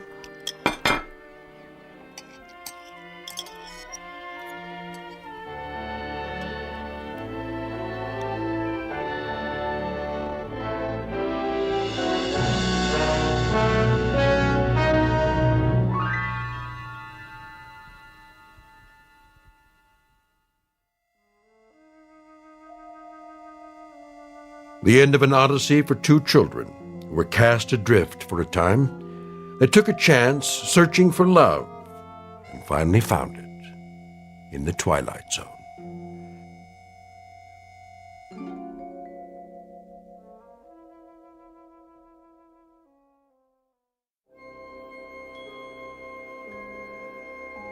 Hi, this is Carl Amari, producer of the Twilight Zone radio dramas. I'd like to take a moment to tell you about our official website at twilightzoneradio.com, where you'll get the latest news and information on these Twilight Zone radio dramas. Plus, at twilightzoneradio.com, you can digitally download 3 free episodes or any of our episodes for only $1.95 each. In this age of ever-changing technology, we've decided to make these episodes instantly available to you by making the Twilight Zone radio dramas a digital download-only series. This means that this series will no longer be offered on CD. The CD collections at our website are now being offered while supplies last at buy one, get one free. So be sure to get your favorites before they're sold out. Be sure to visit us often, and I'll see you in the zone.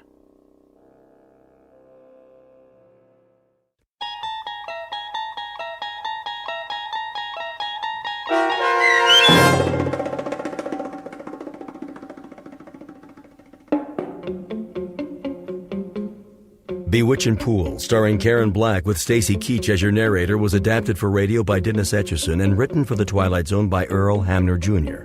Heard in the cast were Haley Nabig, Eli Newman, Evan Armacost, Kurt Nabig, Regan Alte, and Ora Jones. The producers of The Twilight Zone wish to thank CBS Enterprises and the Rod Serling Estate for making this series possible. This copyrighted radio series is produced and directed by Carl Amari and Jeff Lupetin for Falcon Picture Group and Westwood One. Sound design and custom Foley effects for The Twilight Zone by Cerny American creatives Bob Benson, Craig Lee, Matt Sorrow, Tim Cerny, and Todd Beyer. To learn more about the Twilight Zone radio dramas and to contact us, visit our official website at twilightzoneradio.com. Doug James speaking.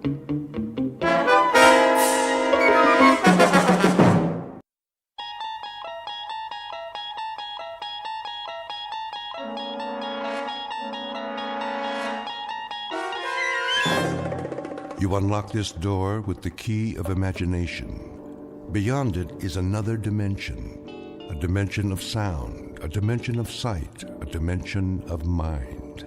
You're moving into a land of both shadow and substance, of things and ideas. You've just crossed over into the Twilight Zone.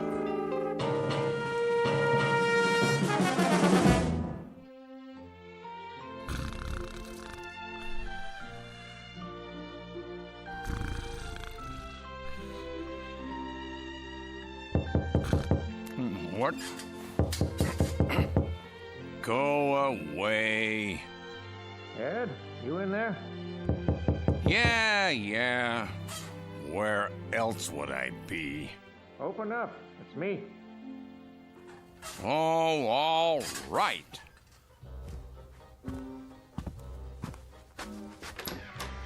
There he is. What do you want, Professor? What do I want, he says. I was hoping to catch a little nap before supper. Look what I got here. Don't tell me. Let me guess. New checkers and checkerboard. That's what. My niece brought 'em when she stopped by. How about a rematch? You took all my money yesterday. Maybe so, but that was the old set. What difference does it make? Well, now, some people say there's a field around things, like magnetism. That's the latest research, a kind of memory. You tap into the field, the old pattern repeats, no escaping it. Ha! A cockamamie theory if I ever heard one. But this is a brand new game, in more ways than one. That means you've got a chance. Wipe the slate clean, build new memories, start from scratch, so to speak. Best 2 out of 3? We'll play for the fun of it. How's that sound? You gonna talk my ear off if I say yes? My lips are sealed. Where? Sitting room's available. The television's in there. Nobody's watching it. Too early yet. You sure? Last time I looked. Of course, the longer we stand here talking. All right, Professor. You're on. Good man. Just give me a minute here. You got rid of the old radio, I see. No, I didn't. Just put it down in the basement for safekeeping. Till you get it fixed, huh? It doesn't need to be fixed. Works fine. Oh, I thought... Well, I haven't heard you play it for years. That's because there was never anything on.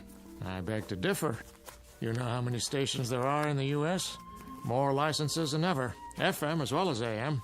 Yes, and none of them worth listening to. Talk shows, rock and roll. Huh. Well, I don't know what stations you were listening to. All the same nowadays, it's a disgrace to a radio like that. The craftsmanship. You don't see fine cabinets anymore like that. Wood veneer, and the speakers inside, 12 inches. Bass you could feel. Puts those dinky little jobs to shame. Too bad it's in storage. I might just get it out of storage so you can hear what a real radio sounds like, huh? Of course, you'll need an antenna. Why? I never needed one before. Can't get anything upstairs. It's the angle to the transmitter. You see the radio waves... Yeah, sure. You'll see, Professor. One of these days, if you're lucky, I might let you listen in. I look forward to it, Ed. I really do. But for now, how about some serious checkers? Unless you're chickening out. Not on your life. Let's go. Heck of a console, I'll give you that. Never saw one quite like it.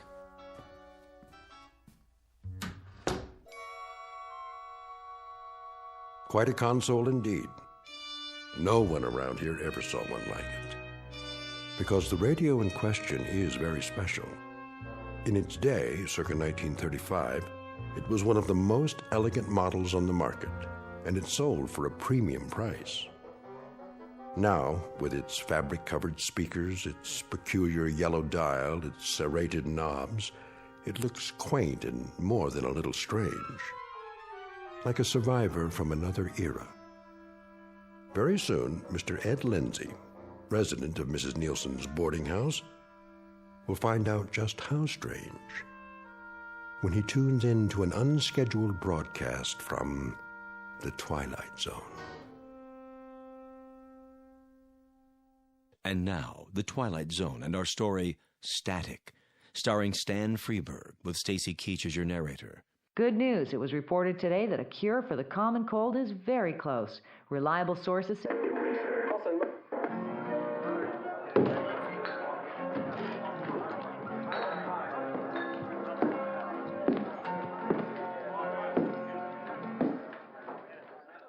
All right, lads. Move away from the bar. I've had all I can take from you. Everybody ready? Whatever you say, Father. What did you say, Mrs. Nielsen? Dinner. It's almost ready. Boy. You hated your brother. Not for a few more minutes. The program isn't over yet. How about you, Vinny? Any time at all, Ruth. I'm not particular. Besides, I have my knitting to finish. Very well, then. But I understand. It's pleasant just to sit here, don't you think? All of us together, like a family. You're gonna draw her, ain't you? Now you're a man, Lance. Your move, Professor. Face up to the How's that? Your move.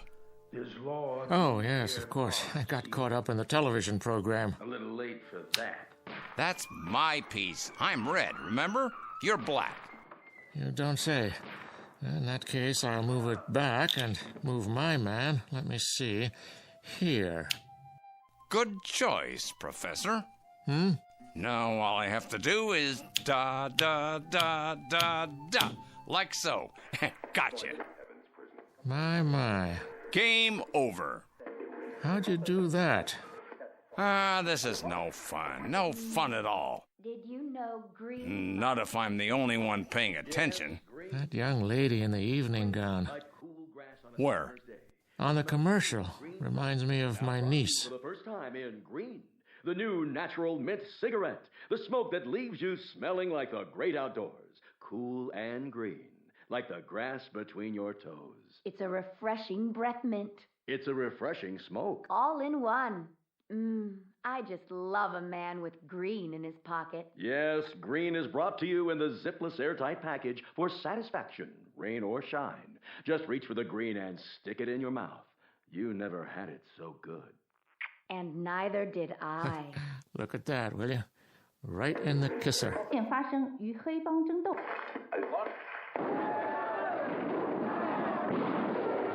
What's the matter with you, Professor? What's the matter with all you people? Speak for yourself. Are you hypnotized? Have you gone out of your blessed minds? Hey, I was watching that. Stupid commercial. If you don't care for the program, Mr. Lindsay, you can request another channel. What difference does it make what channel it's on? They're all the same. And it's a beautiful day at the Green 500. Another lap, and number 54, Jeremiah Jones, takes the lead. Jeremiah Jones, my favorite reckless driver. Oh, can't you see, little brown jug is driving me so crazy. Oh, oh, oh, so crazy. Little brown jug. And again, it's hammered. America's leading vacation development. A spectacular golf course with challenging sand traps, a beach-like atmosphere, rainfall of less than 1 inch a year. Fine, if you're a hermit crab. Soon to be constructed. What are you doing there? At the Green 500. Where's my program? Right here. Nowhere. And that's where you'll all be if you keep watching this pap. See here, Mr. Lindsay, you've no call to say a thing like that. If you don't enjoy the programs, you can keep it to yourself. That's the least you can do. You're right, Mrs. Nielsen. That's exactly what I plan to do from now on. I'm going to find some real programs to listen to. And if I can't, well, I'll listen to nothing.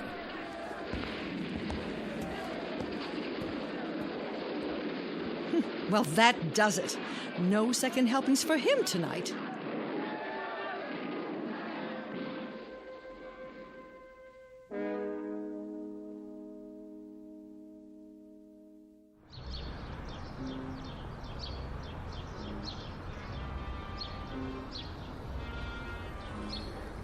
Hey, Tommy. Hi, Mr. Lindsay. Tommy, come over here, will you? I gotta get home. Now, this'll just take a minute. My mom's got dinner ready. How would you like to make 50 cents? Gee, 2 whole quarters? All right, I'll make it $1. I need your help with something. Like what? There's a box down in the basement. Yeah? I'm not so good at lifting anymore. Oh. Leave your skateboard by the porch there. Okay.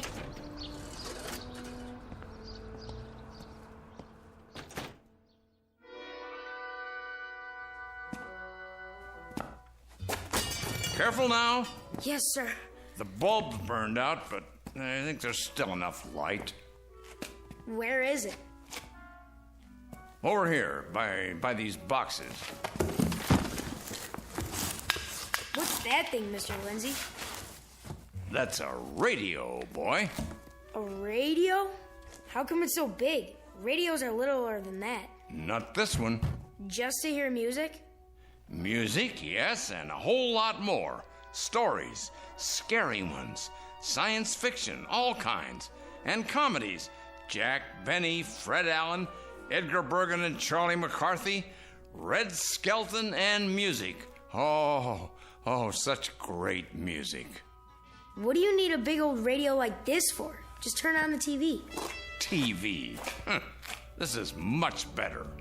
Yeah? What's it do? It does everything a TV does, and then some.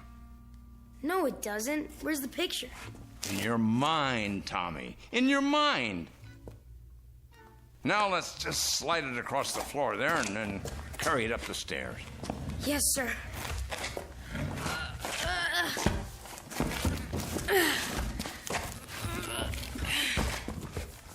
This is heavy.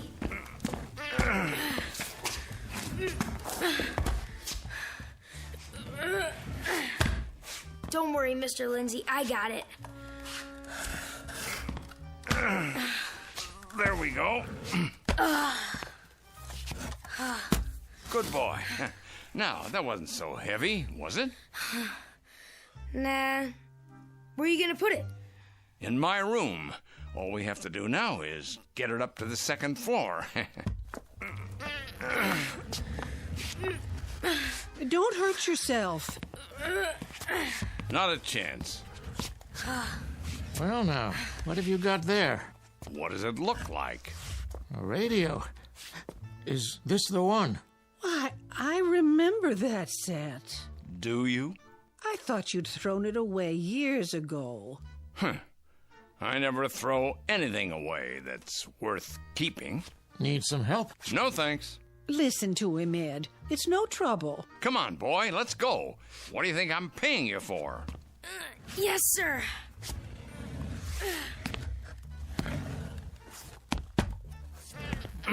All done. All done. I can take it from here. Think it still works? I know it does. They built things to last in those days, boy. Now, plug the cord into the wall, will you? Whew. Like that? Perfect. Now let's turn it on.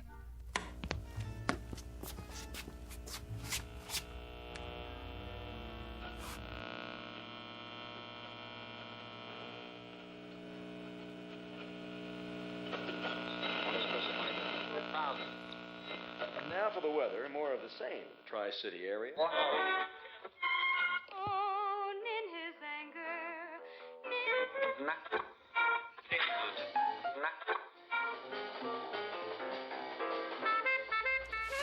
Hey, that's cool.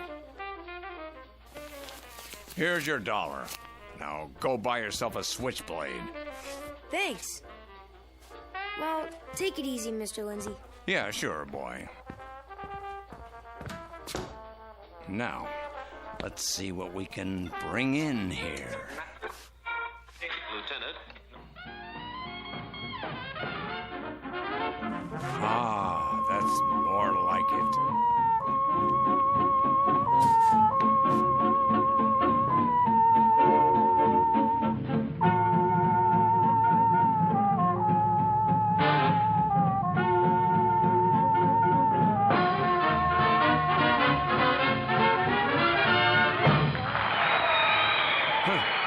Shame I missed that. And now, here is Major Bowes. Now you're talking. Good evening, friends. On this opening day of autumn, we spin... This is station WPDA in Cedarsburg, New Jersey. Returning. Wait, not now. Come on, come on. Are you in there? Yeah. Perfect timing. Perfect, I tell you.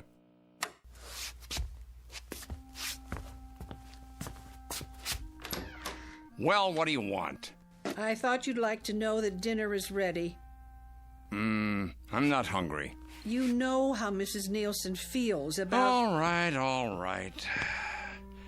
Ever since I can remember, women have been running my life. Do this, do that. Come to dinner. Frankly, Mr. Lindsay, I don't care if you starve to death.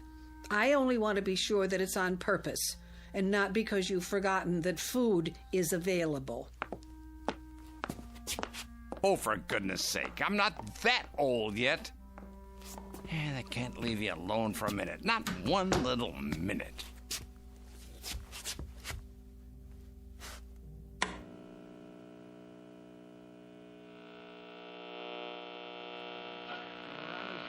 Mansfield, Helen Dixon, a coloratura soprano, a hot but free. There we go. That's good the old name of the Major song. Bowes. Your home is in Mansfield, Helen. I was born there, Major Bowes.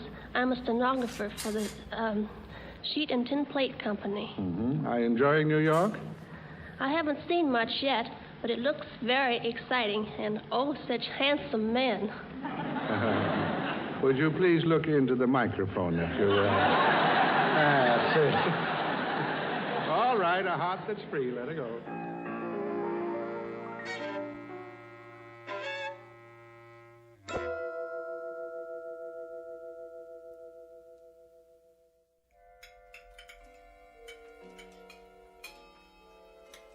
Nice Swiss steak, Mrs. Nielsen. Very nice, Ruth. You're a good cook. You don't need to bring the dessert out. I'll get mine in the kitchen. Now hold your horses, Mr. Bragg. What's the hurry?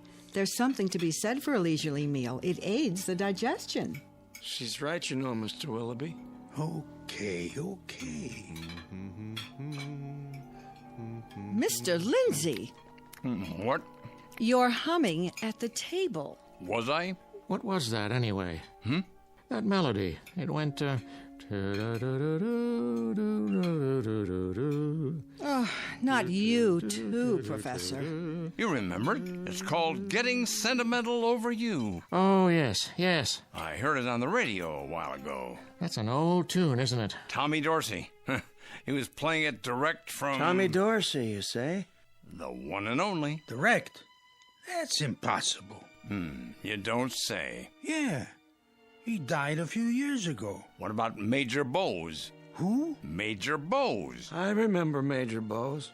Never heard of him. You wouldn't. Well, he's dead too. But I heard both Major Bowes and Tommy Dorsey this afternoon, live on the radio. Couldn't be. Bragg, how is it that a man with such a tiny brain can have such a big mouth? Now, wait a minute. Please, Mr. Bragg, I think what Mr. Lindsay means, what he intended to say, is that a local radio station was broadcasting recordings of some of the old programs. Isn't that right? They didn't have tape back in those days. No, but they had wire, and before that, discs. And I'll tell you what else they had. Good music. Plays that meant something. Comedians that made you laugh. Magic. Real magic. I doubt it. Oh, you do you? You doubt it. Hear that, everybody? Mr. Bragg doubts it. Mr. Bragg, who watches television until his mind turns to oatmeal, until his eyes roll down his face into his beer. Mr. Bragg, the modern man, doubts it. Now. Well, I'll show him. I'll show you. Where's the portable radio? Really, Mr. Lindsay, I don't know what you're so... Where's the portable radio, Mrs. Nielsen? In the kitchen, but... He's nuts. Now, really. Nuts, that's all. Miss Brown, you may thank your lucky stars that you never married that man. Ruth! Here, this'll settle it. Listen, Mr. Bragg. Time, weather, and... Well? Right around here on the dial. Sorry. I gotta watch Gunsmoke. It's on in 4 minutes. So soon? That's our show. Oh, come along, then. We'll get our regular seat on the sofa. Do you remember what station it was? Station? No. Wait a minute. Yes. The announcer said... what was it? Oh, yeah. WPDA. WPDA. This little radio won't pick it up, see? What do you expect on such a dinky rig? Come on up to my room and listen to it on a real set. Ed, are you sure? Sure, I'm sure. Come on, the more the merrier. Might as well, hey, Vinny? I'd like to hear that station, if it's still on.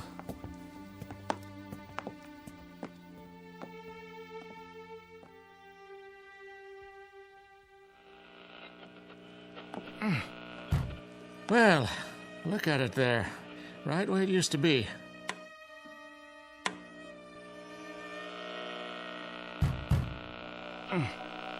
I can't seem to get it, but I'm positive, I tell you. Maybe they're having some kind of transmitting trouble. Do you really think so, Professor? Why don't we call the station? Yeah, that's a good idea.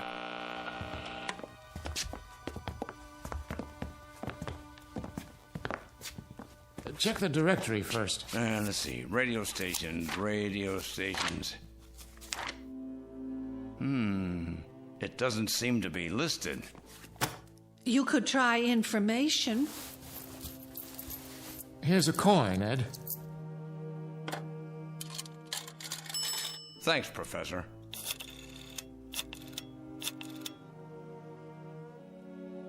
Hello? Information? Could you please give me the number of WPDA? That's a radio station. Yes, WPDA in New Jersey. Right. Yes, I'll hold on. You say you heard Major Bowes. Major Bowes, that's right. Round and around she goes. And where she stops, nobody knows. Yes, hello?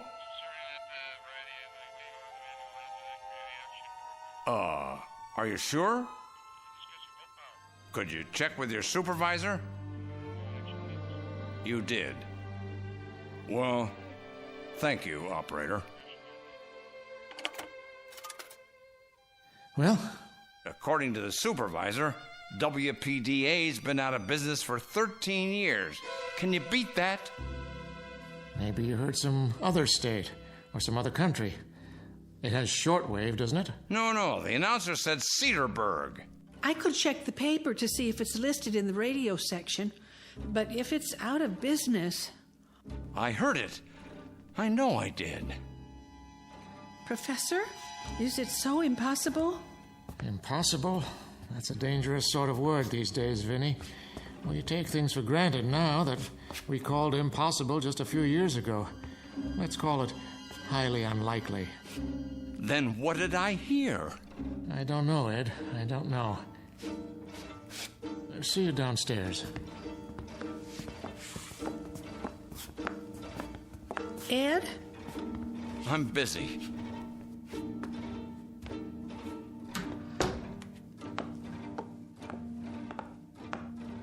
Professor?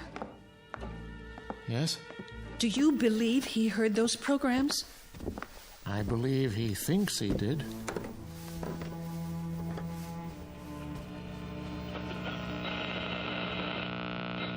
The policies of the United States. Tonight, the President of the United States delivers his fireside chat, which has long been awaited as a clarification of national policy. Vinny? Professor Ackerman! Professor! You really are a marshal. You want to go with him, Abby? Or you want to stay here and dodge? Professor Ackerman! Come back up! Quick! I've got it! Okay, Ed. We're coming. Why bother? You ain't gonna hear nothing but static. Come on, Vinny. Really, Professor, you shouldn't encourage the poor man. That's enough, Ruth. I'm right. You'll see. He's gone completely psychological. I want to teach you a lesson. That's why you made your mistake.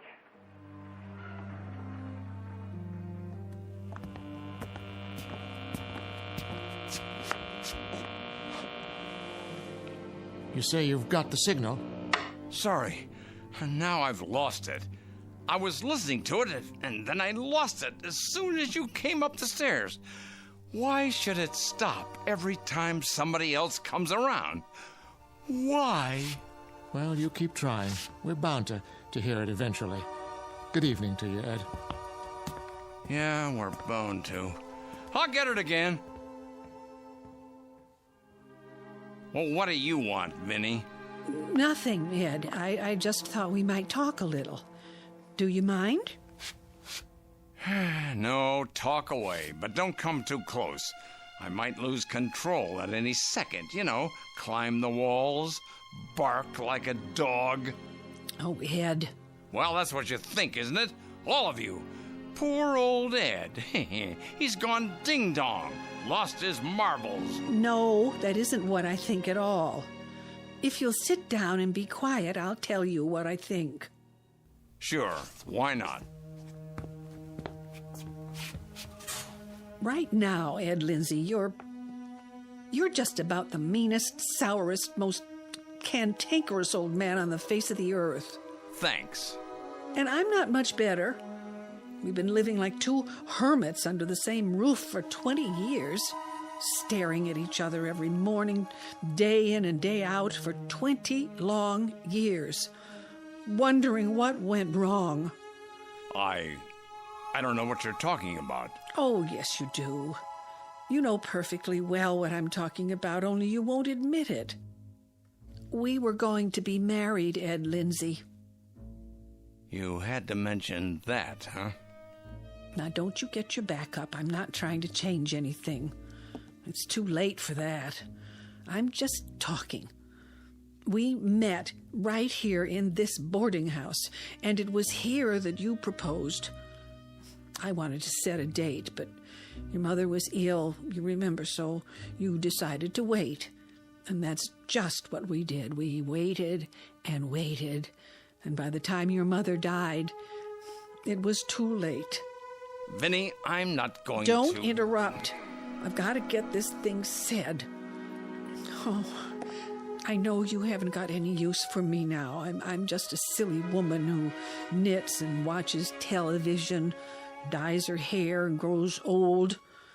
You don't even like me anymore. And I don't blame you. You're a bachelor set in your ways. You can't change what you are, and neither can I. We had our chance and missed it, Ed. But I'll tell you one thing that's true, and I know it's true. You did love me as much as a man ever loved a woman, didn't you? Yes, Vinny. That's true. I did. And now you love what we were, what we might have become together. So just about this time every year, it would have been our anniversary.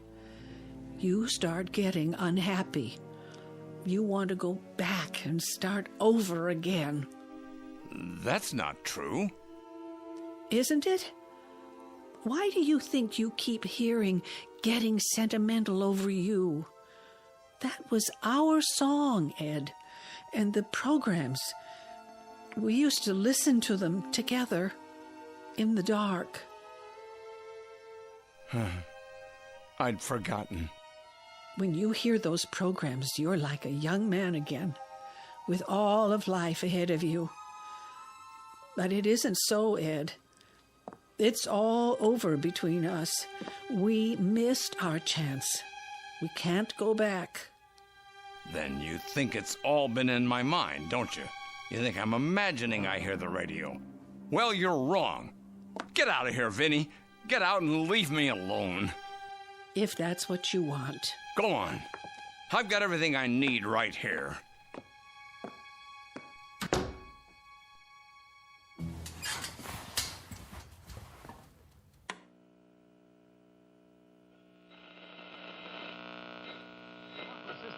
And Al Goodman and his orchestra. Mr. Allen! Fred Allen. Attaboy.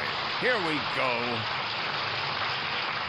Well, how about joining Portland and me? Now, we're walking down Main Street. Which way? Well, we're going over to buy a DeMarco Sisters record. You'll get a kick out of this tune. What number is it? Well, it's down by the station. And Earl, with Al Goodman and his orchestra and the 5 DeMarco Sisters, down by the station comes out something like this.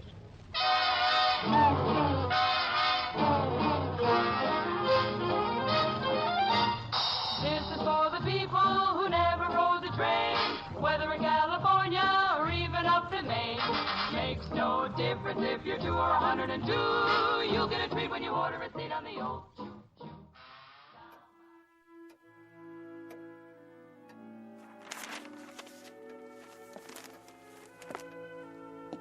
Hello, Professor. Oh, hello, Vinny. Just catching up with the newspaper. Anything new in the world? No, not really. More of the same. Prices are up, a storm in the wings, an election coming up, a debate in Washington. The more things change, eh? How are you today?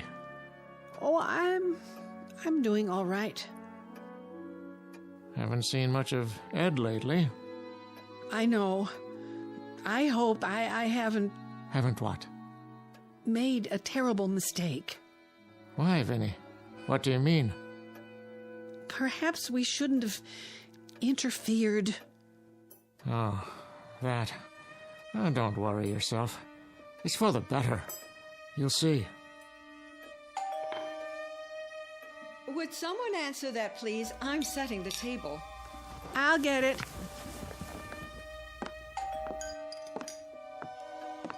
Who's there? Delivery.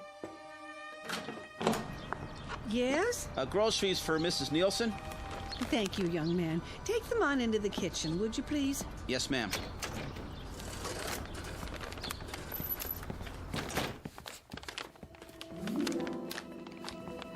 Here, I've got it, boy. I can do it. So can I, son. So can I. Here's a tip. Gee, thanks. Make it $1. Now, give me those bags. Here we go. I'll carry one, Ed. You'll hurt yourself. Not a chance. I'm not under the ground yet. Why, Mr. Lindsay. Morning, Mrs. Nielsen.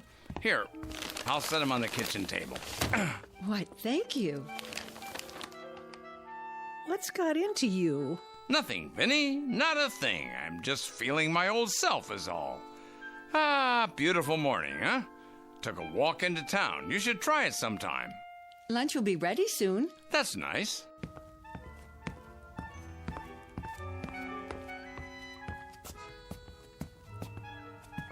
How about a game of checkers, Ed?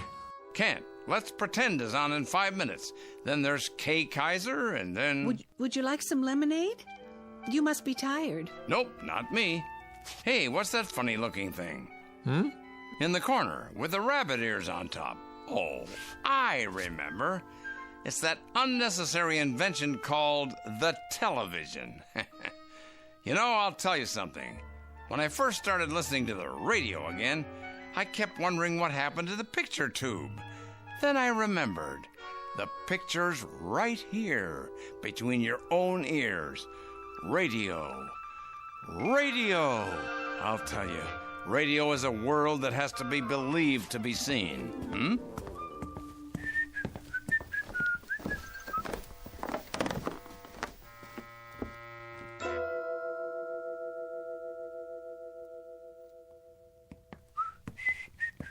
Now, let's pretend. Let's see. What? Who's been in here?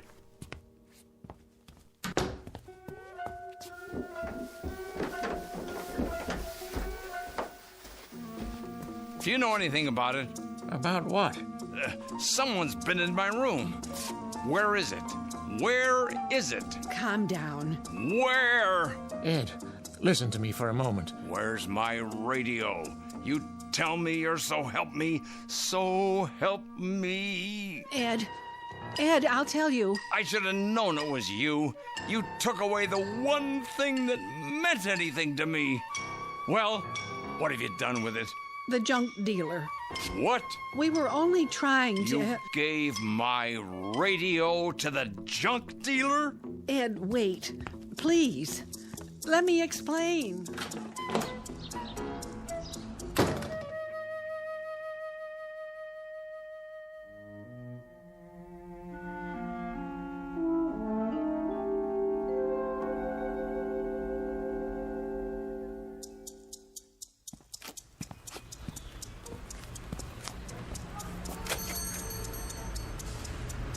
Look at all this. Ye old junk shop. Help you? You'd better hope you can. What's that supposed to mean? It means you've got something of value here, if I can find it. It's all valuable. Oh, is that right? I see.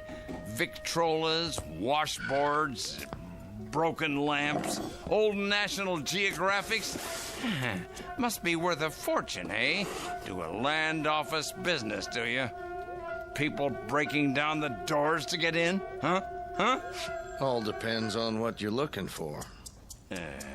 Get many radios? Sure do. What's your pleasure? Philco, Crossley, RCA Victor, take your pick. Great pieces of furniture. I'm looking for one in particular. Which brand? I'll know it when I see it. Had it for years and years. Big floor standing model. Fabric grill. A big yellow dial that lights up. Ever see one like that? Huh? Plenty. Take a look around. I shouldn't have to look far. You just got it in today. Say, what are you getting at, mister? My radio, that's what. Don't tell me you got more than one in this morning. Oh, I get it. Change your mind, did you? No, I didn't change my mind. I never made the decision in the first place. There it is. Move that dirty old box off the top. Careful, fella. It's not yours now. No, it's yours, is it? Don't even have a price tag on it yet. Oh, say $50. Let me get this straight. A couple of misguided friends think they're doing me a favor. You hold it for a couple hours, and you want to charge me $50 for the privilege? Make it 40. $40 for my own property. Not anymore. And you're determined to make a profit, huh? I might go down to 25. You might go down to 0, because that's what it cost you. Nothing. A man's got to make a living. Oh, he does, huh? Well, not this time. Consider it a public service. Returning property to its rightful owner, that's what. Hey, what do you think you're doing? Well, just what do you think? Taking what's mine. My man picked it up in the truck, signed a receipt. Yes, but I didn't get the receipt. And there's only one rightful owner, me. Now, if you don't want to get reported for trafficking in stolen goods, you'll put it right back on that truck and deliver it to the same address by the end of the day, no later. Carry it upstairs and install it exactly where you found it. Is that clear? $10 for the delivery. Where's the phone? I'll call the cops right now. Hold on, old man. And it better still work. I'll tell you that. If it don't, it's gonna cost you. It's gonna cost a lot of people.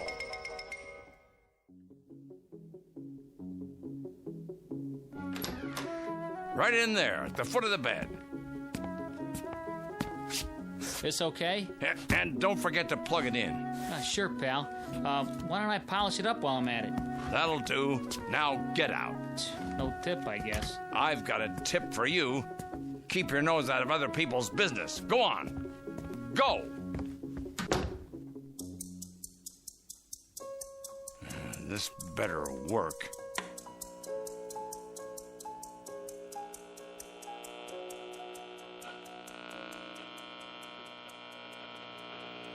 Right on the beam, it's the Tommy Dorsey Show. Oh, thank God. Vinny! Vinny! Vinny, come up here quick! I've got it! I really got it now! Ed, what's the matter? What's wrong? Vinny, do you hear that? What? The radio! Come up here! December 7, 1941. America is at war. This is the great 1940 Plymouth.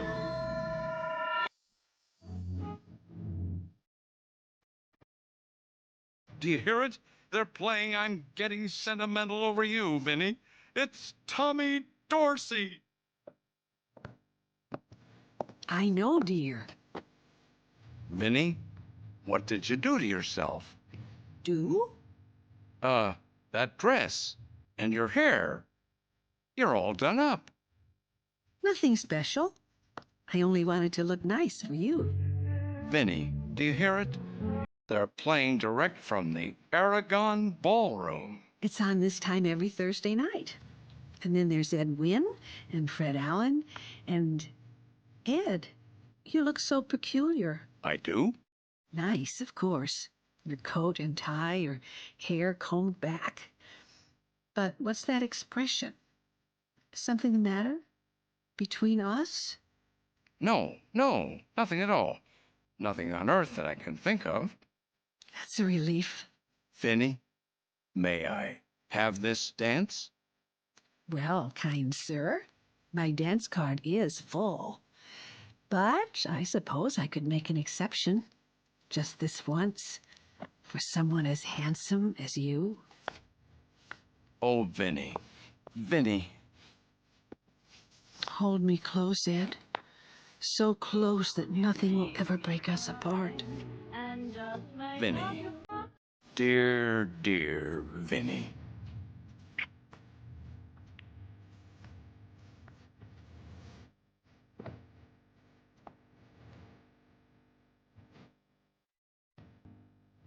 Round and around she goes, and where she stops, nobody knows. All Ed Lindsay knows is that he desperately wanted a second chance and was too proud to ask. But he finally got it through a strange and wonderful time machine called a radio in the Twilight Zone.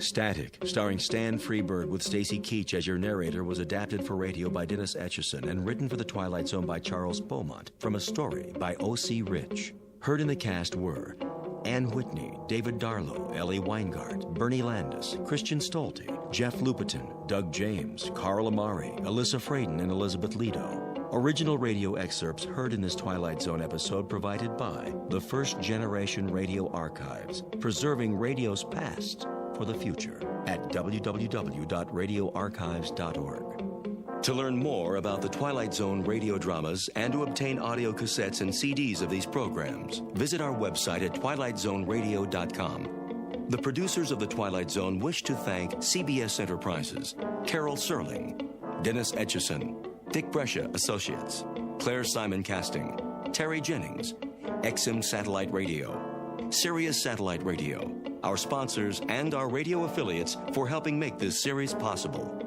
This copyrighted radio series is produced and directed by Carl Amari for Falcon Picture Group. Audio editing, sound design, Foley effects, and mix for the Twilight Zone radio dramas are by Cerny American creatives Craig Lee, Michael Slaybach, Bob Benson, and Jason Rizzo. To learn more about the Twilight Zone radio dramas and to contact us, visit our official website at twilightzoneradio.com. This is Doug James, transponding. The Tommy Dorsey Show was brought to you, men and women in the armed forces of the United Nations, by the Special Service Division of the War Department of the United States of America.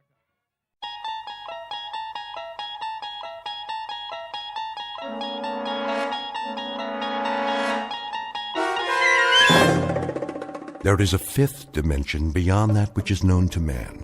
It is a dimension as vast as space and as timeless as infinity. It is the middle ground between light and shadow, and it lies between the pit of man's fears and the summit of his knowledge. This is the dimension of imagination. It is an area which we call the Twilight Zone.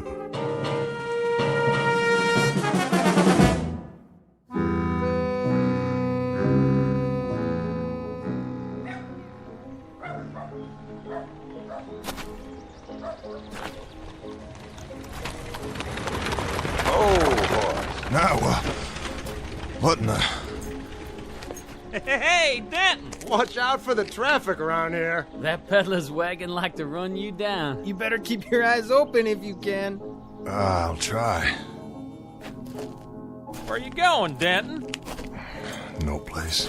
That right. Let's see, to get yourself a haircut. Just let me pass. Or a shave, maybe. Yeah, that'd be a good idea, wouldn't it, boys? Please. Or a bath.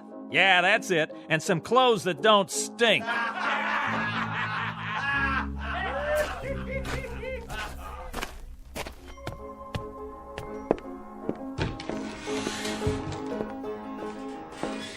That'll be a nickel. Here you go, Charlie. Al? How about a drink, Charlie? Well... Please, dry as a bone. You got any money? Can't you put it on my tab? Well, see, Al, it's like this. You didn't pay last time, or the time before that. Matter of fact, you haven't paid all year. You know I'm good for it. Afraid it's cash on the barrelhead from now on. I need a drink, Charlie. Just one. Not today, Al. Who'll cover me for a shot at rye? Don't do this to yourself. Somebody? Anybody? Don't, Al. Just don't. One drink. That's all. How about it, Miss Smith? No can do, Al. Liz here don't pay for drinks. Other people pay for her drinks. You see what I mean? Go get yourself cleaned up. I'll stop by if I can and see how you're doing. Sure. Yeah. But I need one thing first. I'm thirsty. I can't make it if I'm thirsty. Just go. Do it for me. For old time's sake. That's how it is then. I'm sorry, Al. It's the way it has to be. If you say so. See you later, everybody. Well, hello, Denton. Get what you need in there? No. I'll bet you didn't. But I'll tell you something, Denton. I know how you can get yourself a drink. Yeah? How? You see that peddler's wagon come through? Well, he's setting up in front of the hotel. Why don't you go ask him if he's got a drink? Go on, ask him. Maybe he's got what you need. Oh, okay, I'll do that. Oh. Whoops. Did you trip, Al? Ought to pay more attention. My boot was right in front of you, and you didn't even see it. I'll try and be more careful.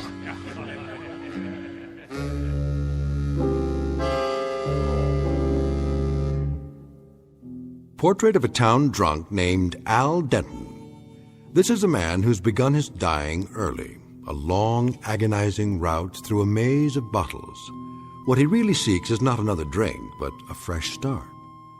Al Denton would probably give an arm or a leg or a part of his soul to have that. The question is, where does a man turn when the last of his luck finally runs out?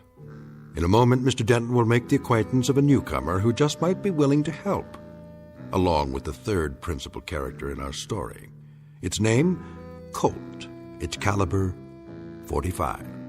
Mr. Denton hasn't met either one yet, but when he does, he'll find that their true function is to give him what he needs more than anything else: a second chance. And now, The Twilight Zone and our story, Mr. Denton, on Doomsday, starring Adam Baldwin, with Stacy Keach as your narrator. Hey, Al, I just thought of something. You want a drink so bad? Well, guess what? I got me a bottle here, and it's still half full. Be ashamed to let it go to waste.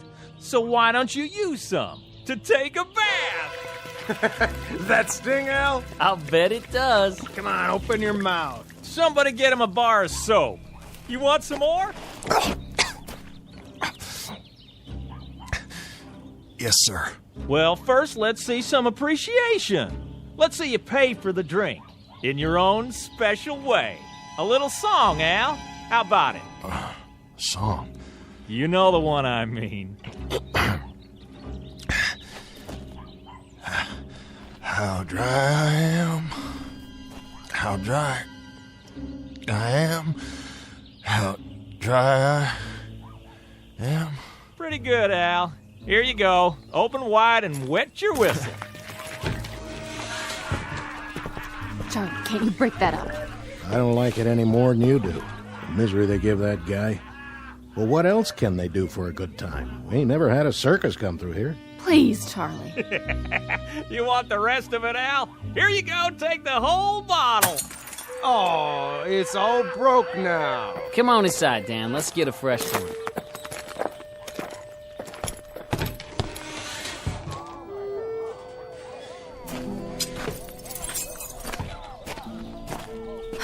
Please, Al, just leave it. There's nothing left. Here, can you stand up? Oh. Thank you, Miss Smith. What's that? Huh? On the ground. Oh. You mean this? That's a nice-looking gun. Colt 45 Peacemaker, that's what it is. You packing a gun now, Al? Oh, it's not mine. Well, whose is it? I don't know. Somebody must have dropped it in the street. You weren't so bad with a gun in your day, were you, Al? Well, that was a long time ago, Miss Smith. A very long time ago. Well, you know something? This is the very first time I've held a gun since... well, I can't remember how long it's been. Too many bottles, Al. Yeah. Way too many. Come on inside. I'll get you a towel so you can wipe your face. Thank you kindly. Will you tell me one thing? If I can. Why do you drink so much? I don't really know. I just got in the habit one day and then kept to it. Kept to it till I ended up like this. I didn't used to. I always had a clean shirt, hair combed. That could change, you know. A shave, a bath, some different clothes. You don't have to go on this way. I want to change. But you don't know how hard it is. Here we go again, boys. Well, looky. He's still here. Got a girl to help him. No more trouble, fellas. Let's hear our little songbird one more time. Charlie, will you give me a hand? Hold on. Didn't you hear what the man said? Hey, Denton, I got a new bottle here, and it has your name on it. Only first, I want to hear 3 more choruses of How Dry I Am. Let's have it. No, Al. But if I do, he'll give me a drink, Miss Smith. The devil with him. I'll give you a drink. You won't have to do this for it. How dry. How dry I. Al. All right, Rummy. Now you can come in and get your drink. Tell Charlie to set one up. You've been a good boy. Thank you. Wait a minute, Denton. Huh? Hey, gunfighter. What do you... Where'd you get the gun? Oh, you mean this? I found it. I found it over there in the street. That a fact? Maybe it fell off the peddler's wagon. Looks good in his hand, don't it? Yeah, like it fits. Been a while since you used one of those, hasn't it, Rummy? Well, yes. Speak up, Rummy. I can hardly hear you. Been quite a while, hasn't it? Quite a while. What say? A long time. Well, maybe you'd like to try it out. Maybe you think you could even outdraw me. That'll be the day. Sure will. No. Know what? No, I don't know how to use it anymore. But the time was you did. Let's see you try. I told you I wouldn't know how. Stop it. Come on. You and me, Denton, will draw. Whenever you're ready. That's enough, Dan. It's not funny anymore. Out of the way, miss. The gunfighter and me. We're gonna have a little showdown. Charlie, where are you? Come on, Gunner, right here. Let's pull. I'll give you first chance. How about it? Dan, stop this! Come on, boys. She's right. This ain't a joke. Go back to the bar, Charlie. Can't you see we got private business out here? Listen, Dan, I put up with a lot from you boys, but... Here, I'll give you a break, Rummy. I'll do it left-handed. What do you think of that? I'm telling you to break it up. Now, we both got our guns in our hands, okay? Nice and easy. That fair enough for you? Miss Smith, Charlie, tell him... please tell him... Ow! I'm bleeding! You see that? He shot the gun right out of his hand. I don't believe it. Al, are you all right? Oh, Miss Smith, please tell him it was an accident, will you? I don't want any trouble. No trouble here anymore. No trouble at all. Now, please, mister. What? Listen, I didn't mean for it to go off. Must be a hair trigger. I just wanted you to know that. Well, you gotta understand, it was an accident, pure and simple. Come on. Let's get out of here. Better get that hand looked at. That was no accident. That was some real shooting, Al. Come on in. Get a drink of the good stuff. I don't know what happened. Go on. You're entitled. But I wasn't even aiming. Well, however you did it, I'd say you got your eye back today. I don't think so. You must have been practicing or something. I ain't seen shooting like that since... I can't even say. And against Dan Hodling, too. It isn't even my gun. I just found it. Have another drink. All you want, on the house. Hey, Rummy! Mr. Hodling, I swear it was an accident. I didn't even draw. I sure didn't mean to... Put that glass down and face me, Denton. I want to see you take a bullet in the stomach. Dan, it's over. Give the guy a break, will you? Charlie, take this gun quick here. I don't even want it. Did you see that? Shot the lamp off the ceiling. without even looking. Fell right down on him. Knocked him out cold. I ain't never seen nothing like it. Well now, Al, I'd say you got your eye back all right, in spades. I wasn't even aiming. He don't need to. He shot over his shoulder. How'd you do that, Al? I can't really say. He was looking in the mirror, behind Charlie. How's that for a trick shot? Mr. Denton, maybe you let us buy you a drink. What? Take the bottle. What did you call me? I didn't mean no offense. No, I asked you what you called me. Nothing, Mr. Denton. I didn't call you anything. That's what you called me. Mr. Denton. You hear that, Charlie? He called me Mister. Go on, have all you want. No, thank you, Charlie. I've had enough. Al, are you all right? Oh, yep. I'm just fine. I think I'll go across the street and have a shave. Where's my gun? Leave it, Dan. Come on, let's go. Get away from me. Hey, Rummy! What did you say? Get that player piano going. Leave it be, son. I said start it up again. I want to hear some music with singing. What's the matter, boy? Too quiet for you? Well, let me give you a hand. Didn't you hear me? I said... You're the one that's going to be singing from now on.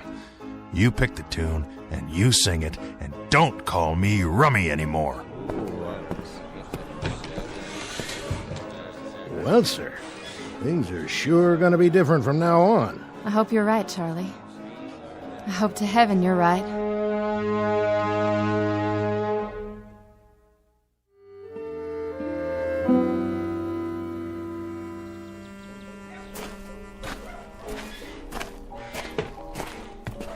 Al! Oh, hello, Liz. I just wanted to tell you, I think things are going to be all right from now on. I believe that. What things? Don't you understand? You don't have to worry about bullies like that anymore. I heard what Charlie said. Charlie? You're as good with a gun now as you ever were. Well, that's what he says. I remember too, Al. And I think he's right. Oh, I was good. I was real good. I was so good that once a day somebody would ride into town and make me prove it. And every morning I'd start my drinking a few minutes earlier.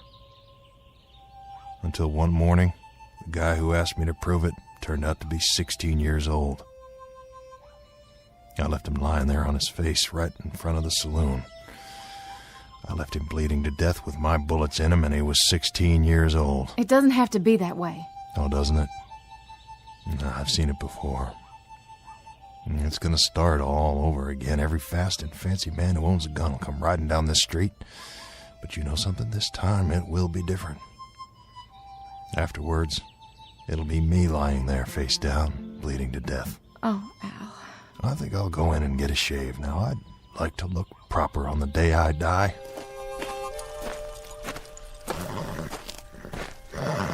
Afternoon, Mr. Denton. I don't want anything. How's that? You're a peddler, aren't you? I can't use anything you've got. Oh, yes, I'm a peddler. Pots and pans, utensils, herbs, medicines, liniments and tonics, men's, women's, children's clothing, farm implements and what have you. Little bit of everything, you might say. Well, nothing for me, thanks. No? Well, what I need, you don't have. Are you sure? I'm positive. Excuse my bad manners. Fate's the name. Huh? What? Henry J. Fate, like it says on the wagon. And you're Al Denton. How do you know that? I couldn't help but overhear. The trouble you had a little while ago? Hope it worked out. It did, for now. I knew it would. You knew? Oh, it always does, one way or another. The way it was supposed to all along. You see, I meet a lot of people. They all have different needs. I've learned to read them. Try to have something for everyone. Is this yours? What's that, Mr. Denton? The .45 Peacemaker. It's an expensive gun. Yes, I'm sure it is. It was lying in the street when I came out before. I was thinking maybe it fell off your wagon. Oh, no. That doesn't belong to me. It's yours now. Yeah.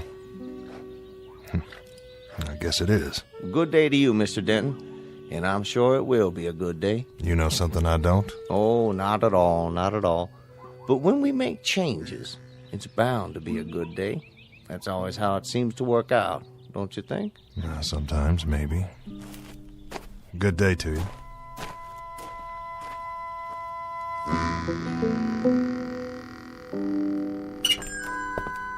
Well, hello there, stranger. Sorry to bother you, Ned. Bother me? Why, you couldn't bother me, Al.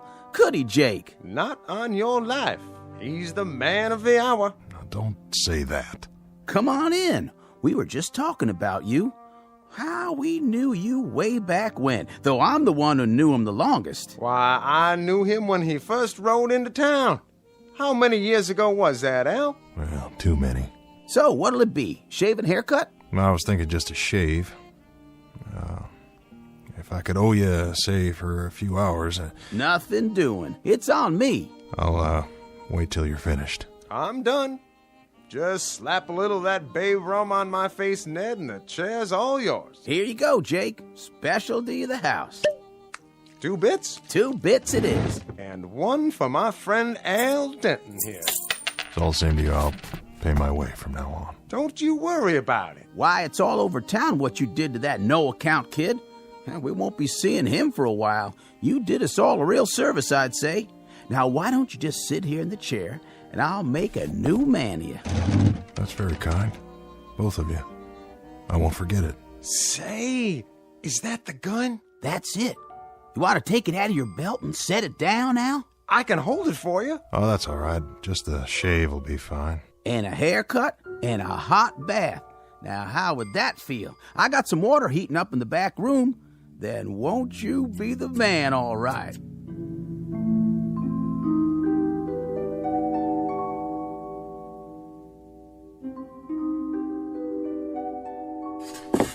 There. Clean boots.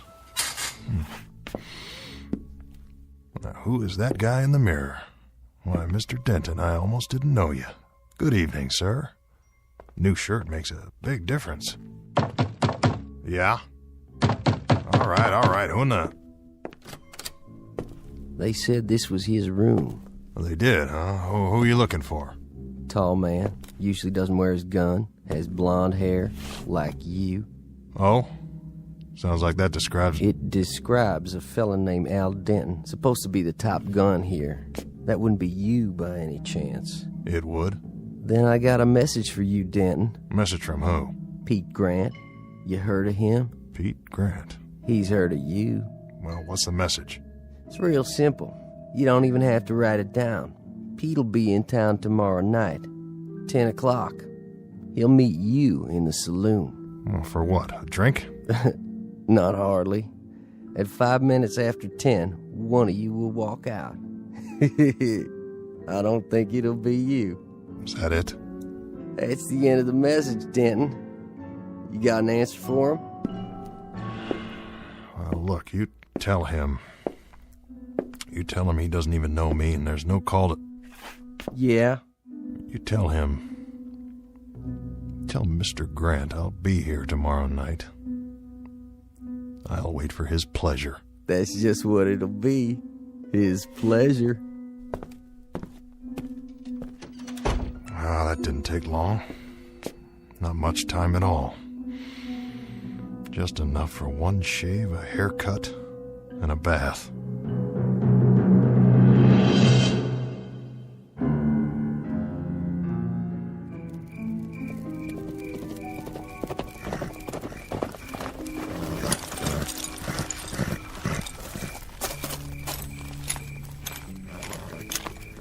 Back already?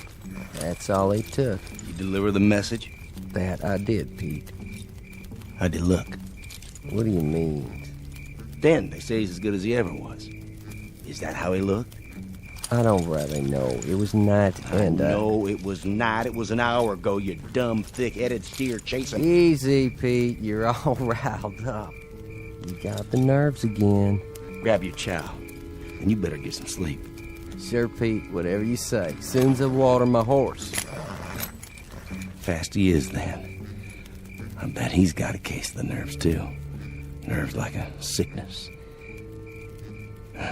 I'm glad I ain't him tonight.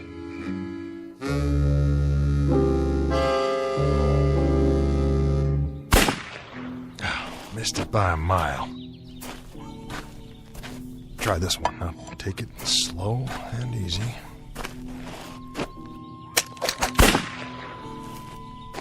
10 feet off at least if I could just stop my hand from shaking. Al, Oh, it's no good. you'll get it back. You just need to practice. It's too late for that. I should have known. It takes more than a shave and some new clothes. It takes more than a hot bath and a shine on my boots. That takes care of the outside, Miss Smith, not the inside. I don't believe that. You're sober now and your eyes are good.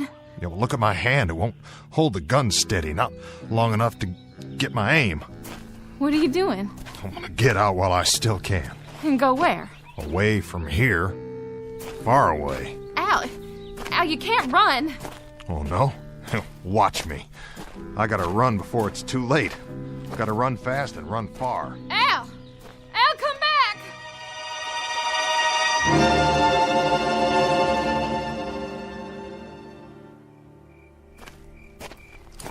Evening, Mr. Denton. Who are you? Oh, it's you. Mr. Fate. That's my name, and peddling's my game. Yeah, sorry, but I don't got no time to talk. You shouldn't, you know. Shouldn't what? You shouldn't run away. That's what you're doing, isn't it? How do you know that? I told you I learned how to read people, what they need. And you don't need to run. I don't. No, I guess not. I should stay here and get shot to death for no reason at all. I guess that's what I should do. Curse this gun. Curse the moment I found it. Oh, my, no. Don't curse it, Mr. Denton. Use it. Well, I would if I could. And now, if you'll excuse me, I've got some packing to do. Now, hold on. I think I might have what you need. There. Yes, indeed, Mr. Denton. I'd say this is exactly what you need.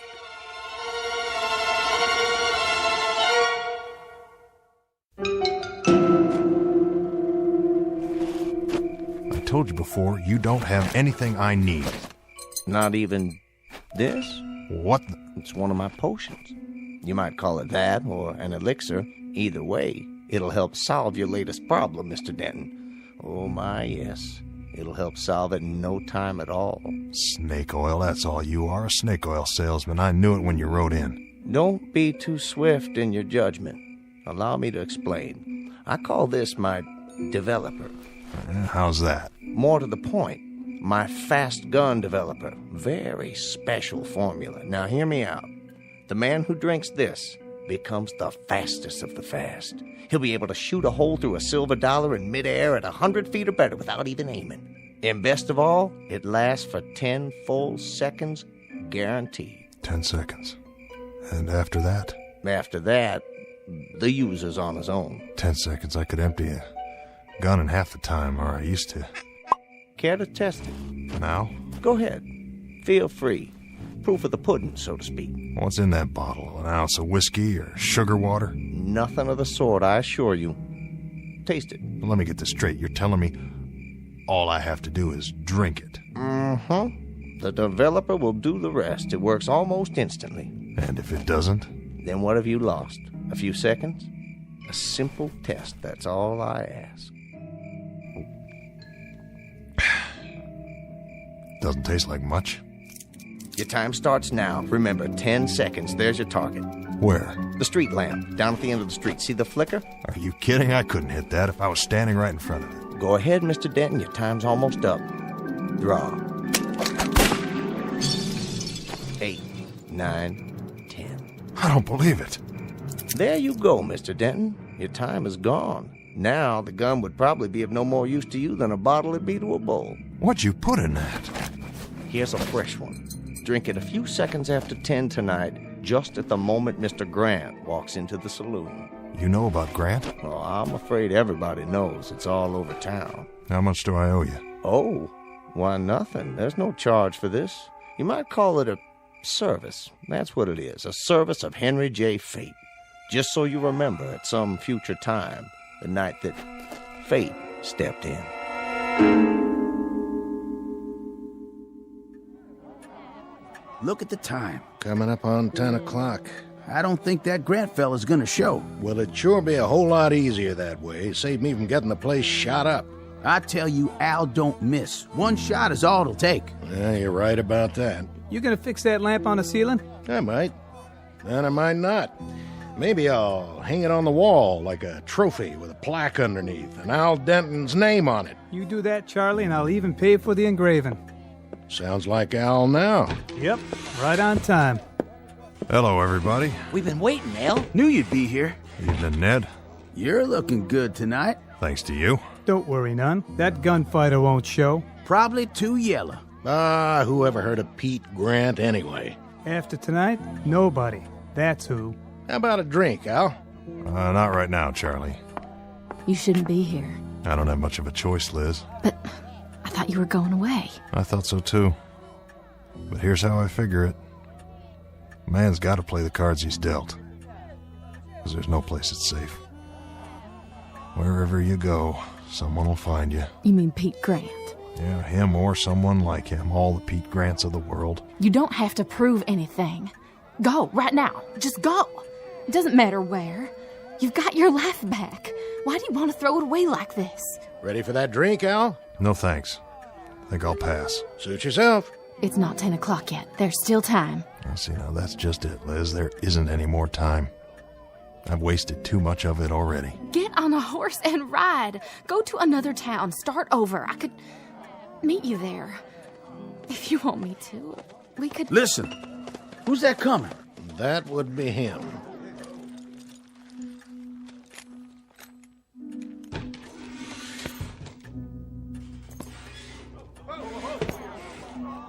Liz, do one thing for me. What, Al? This little bottle, it's my medicine. What kind of medicine? Never mind. When he calls me out, you pull a stopper and hand it to me before I turn around. Then get rid of it. I don't want anybody to see. But what is it? A chance. About the only chance I've got. What'll it be, mister? I'm looking for somebody. Who might that be? At the end of the bar. You Denton? That's right. I heard about you. Oh, yeah? What did you hear? Heard tell you're supposed to be fast with a gun. Well, I'll tell you something, son. You got a good chance to find out. I aim to do that. Now, look, I got no quarrel with you. That's not all I heard. I heard you were a low-down, dirty coward. You shouldn't believe everything you hear. Turn around and step away from the bar. You sure there's no other way to settle this? I'm plenty sure. Well, all right, then, if that's your pleasure. Now, Liz. I'm ready. What's that young fella doing? Sneaking some kind of drink. Al, look! He has a medicine bottle, too, just like yours. Go ahead. Make your move. Al! I got you, Denton. And I got you. But that can't be. You're both right. You shot the guns clean out of each other's hands.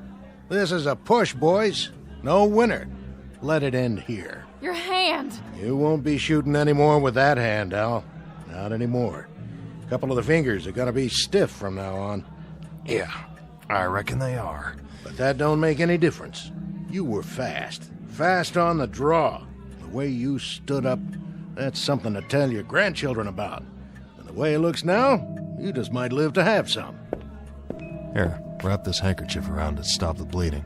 I don't need your help. No, I guess you don't. Not now. You know, you won't understand this right away, son, but you just got a blessing. 2 fingers stiff like mine, for good and all. That's what it is, a blessing. Took me a whole lot of years lying dead drunk in the street looking up at the sun before I learned it. And you won't have to go through that. Get away from me.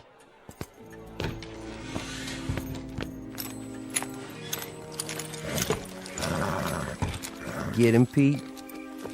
No more than he got me. Then it's over and done. Yeah, it's over and done. Let's ride.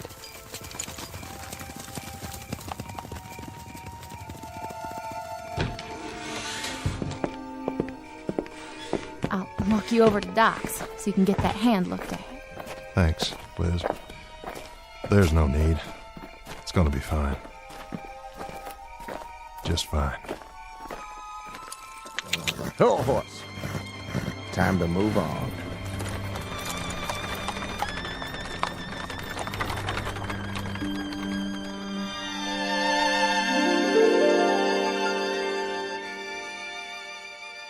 Mr. Henry Fate, like his wagon says, a dealer in everything.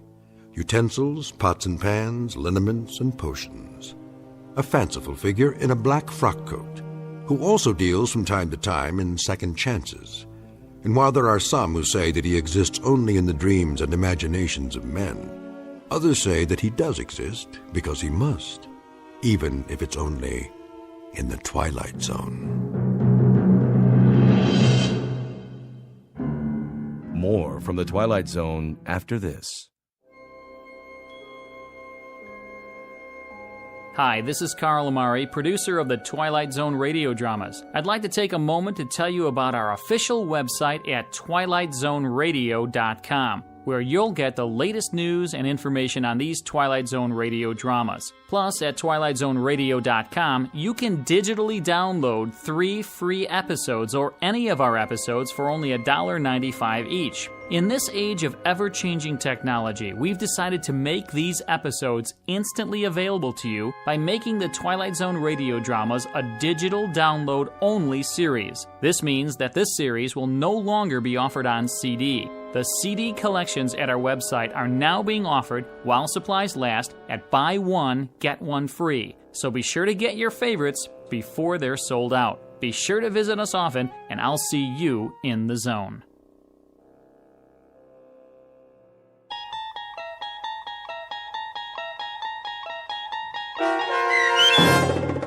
Mr. Denton on Doomsday, starring Adam Baldwin with Stacy Keach as your narrator, was adapted for radio by Dennis Etchison and based on a script by Rod Serling. Heard in the cast were Christian Stolte, Jeff Lupetin, Richard Shavsden, Craig Brawley, Brooke Sanford, Kurt Nabig, Doug James, Roderick Peoples, Lynn Foley, Carl Amari, Roger Wolski, and Vince Amari. To learn more about the Twilight Zone radio dramas and to obtain audio cassettes and CDs of these programs, visit our website at twilightzoneradio.com.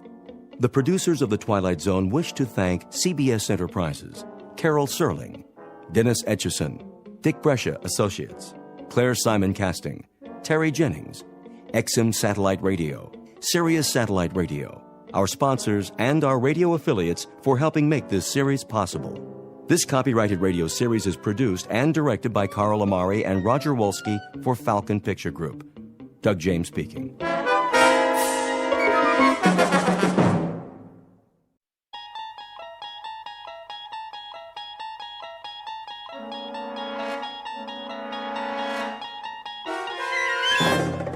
You unlock this door with the key of imagination. Beyond it is another dimension, a dimension of sound, a dimension of sight, a dimension of mind. You're moving into a land of both shadow and substance, of things and ideas. You've just crossed over into the Twilight Zone.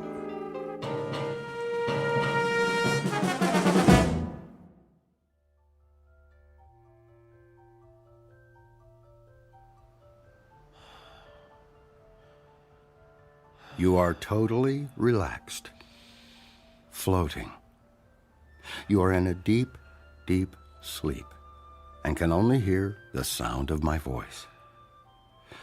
You are safe, relaxed, and at ease. Can you hear my voice, Alex? Yes. I would like to continue where we left off last week.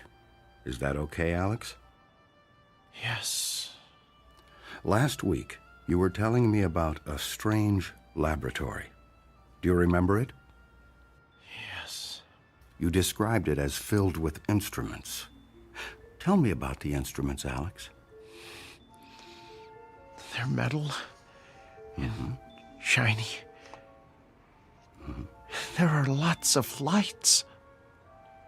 Tell me about the lights, Alex. Are they bright? Yes.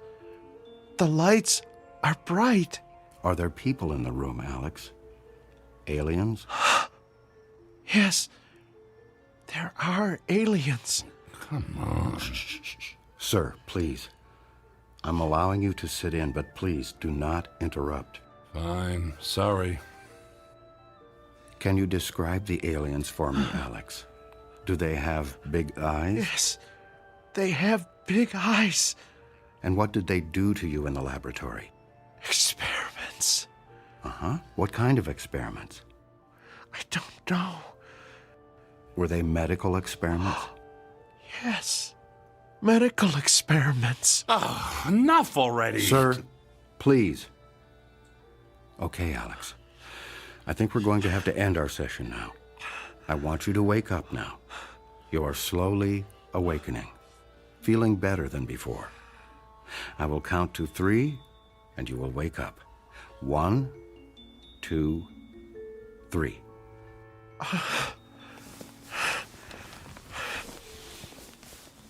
Did I talk about the aliens again? Yes, Alex, but I must say I think we are making progress. Yeah, right. Alex, let me introduce Tom. Tom is an author researching a book on alien abductions, and he is very interested in your case. Have you ever been abducted? Can't say that I have. You should have Dr. Heisenberg hypnotize you. You never know. I think I'll take a pass on that one. Okay, then. Alex, I think we still have much work to do. Can I count on seeing you next week for our next session? Yeah, sure. I really appreciate all your help. That's fine, Alex. That's really fine. Now, remember to give a check to the receptionist on your way out and schedule your next week's appointment. Sure. Okay, I'll see you next week, Dr. Heisenberg. Yes, next week, same time. Make an appointment with the receptionist and give her your check. Bye. Oh, it was nice to meet you, Tom. Yeah, good luck out there and in here. Sir, I must ask you to never disturb a session like that again. Session? You call that a session? You essentially told him what to think and say. This is not the first time I've met with Alex. He and all of my other patients have been seeing me for years, and I have their experiences with abduction memories well documented. You can't expect me to start over with a patient just because you are here. Look, I appreciate the time, but I need hard evidence. All you seem to have are stories from people extracted with a methodology that looks to be anything but scientific. If you have nothing better to do than question my integrity, you do not need to return to this office. I don't even know you, and I thought you had a serious interest in this subject. Dr. Heisenberg, I'm sorry. Thank you for letting me sit in the comfortable chair and study your methods. And yes, I can guarantee you that I will never return to this office. I just hope that someday you tell that poor sap he's cured. Goodbye, Dr. Heisenberg. Hello, friend. Here is your invoice for today's session. And should I schedule you for the same time next week? Whoa, slow down. I'm not a patient. I'm researching a book. There's no reason for a bill here. You can pay with a credit card or debit card if you wish. $500? Is that what he charges for that scam he's got going in there? This is a racket. We could send the bill to your home if you prefer. With a proper diagnosis, your insurance may cover part of the treatment. I'm not a patient. I'm not paying $500. I'm not coming back. Goodbye. Goodbye, friend. We'll see you next week, and I'll mail your invoice.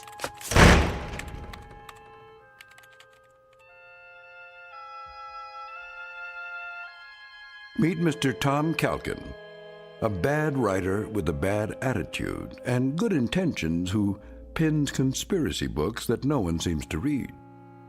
He speaks to an audience driven by paranoia and does his research in a land of charlatans, frauds, and fakes. A man without money, without fame, searching for the story that will make his name and his fortune. His biography is as boring as his work, and his next contract may be his last. Desperation drives him, and lies define his truth. At least, until he finds his story in that place where all lies fail, a place where even the bright light of truth isn't always what it seems. A place called the Twilight Zone.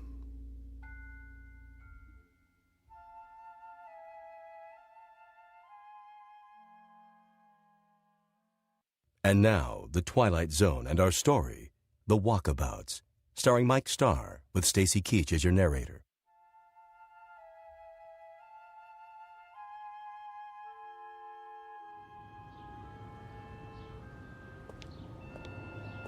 Unbelievable.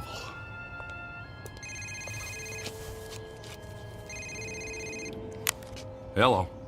Tom, it's Maria. Oh, hi. Where are you? I'm sitting in your restaurant. We were supposed to meet today for lunch. Oh, sorry.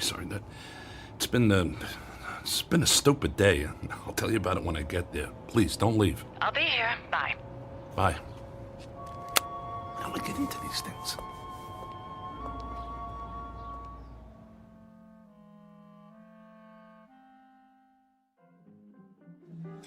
Sorry I'm late. I was meeting with the psychiatrist who specializes in alien abductions. Sounds fascinating. How did it go? It's all crap, Maria. The guy is an absolute charlatan. He's probably had more to do with creating the idea of alien abductions than helping the people who think they've been abducted. Okay, look. We've got a problem. I've edited many books in my time, but I have never worked with an author who made such big promises and delivered so little. Wait a minute. Are you talking about me? Yes. Look, you pitched us an idea for a book about UFOs, and you said you had some evidence that was going to blow the lid off of Roswell, UFOs, and everything people have wondered about and feared on this whole subject of flying saucers.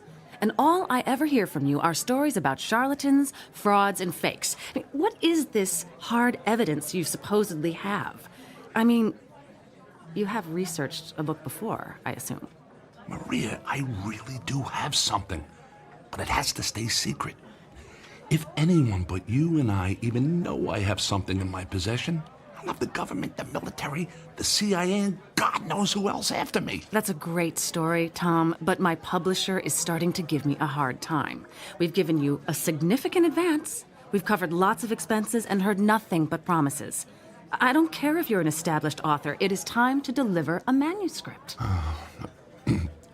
Speaking of expenses, I think I owe that psychiatrist $500. What? His receptionist said they were going to mail me a bill for $500. Okay, this is what I mean. All I ever get from you are excuses, apologies, and bills. Where's the manuscript and where's the evidence? Look, you're the one pushing me for this whole alien abduction angle. What do we need it for? That's the hot topic right now. I have to have that component. You're the one making this difficult, not me. I knew you'd say that. It's always about someone else with you, so I'm going to help you out. I found a guy you need to meet. I mean, if you can't find good sources, I'll find them for you. Who? He's a UFO researcher. Great. Just what the world needs, another UFO researcher. I'm only going to say this once. You are going to meet with this guy, and you will present your manuscript and evidence to me in 1 month. Fine. I'll meet with him. What's he do? He's a hypnotist. Oh, you gotta be kidding me. Have you listened to anything I've said? This guy is different. He goes out with small groups of UFO abductees, and they revisit the site of the abduction. He engages in hypnosis on site, in the field, and he has supposedly uncovered some hard evidence. He calls them walkabouts. Huh. Is he Australian? No. Oh, and let me guess.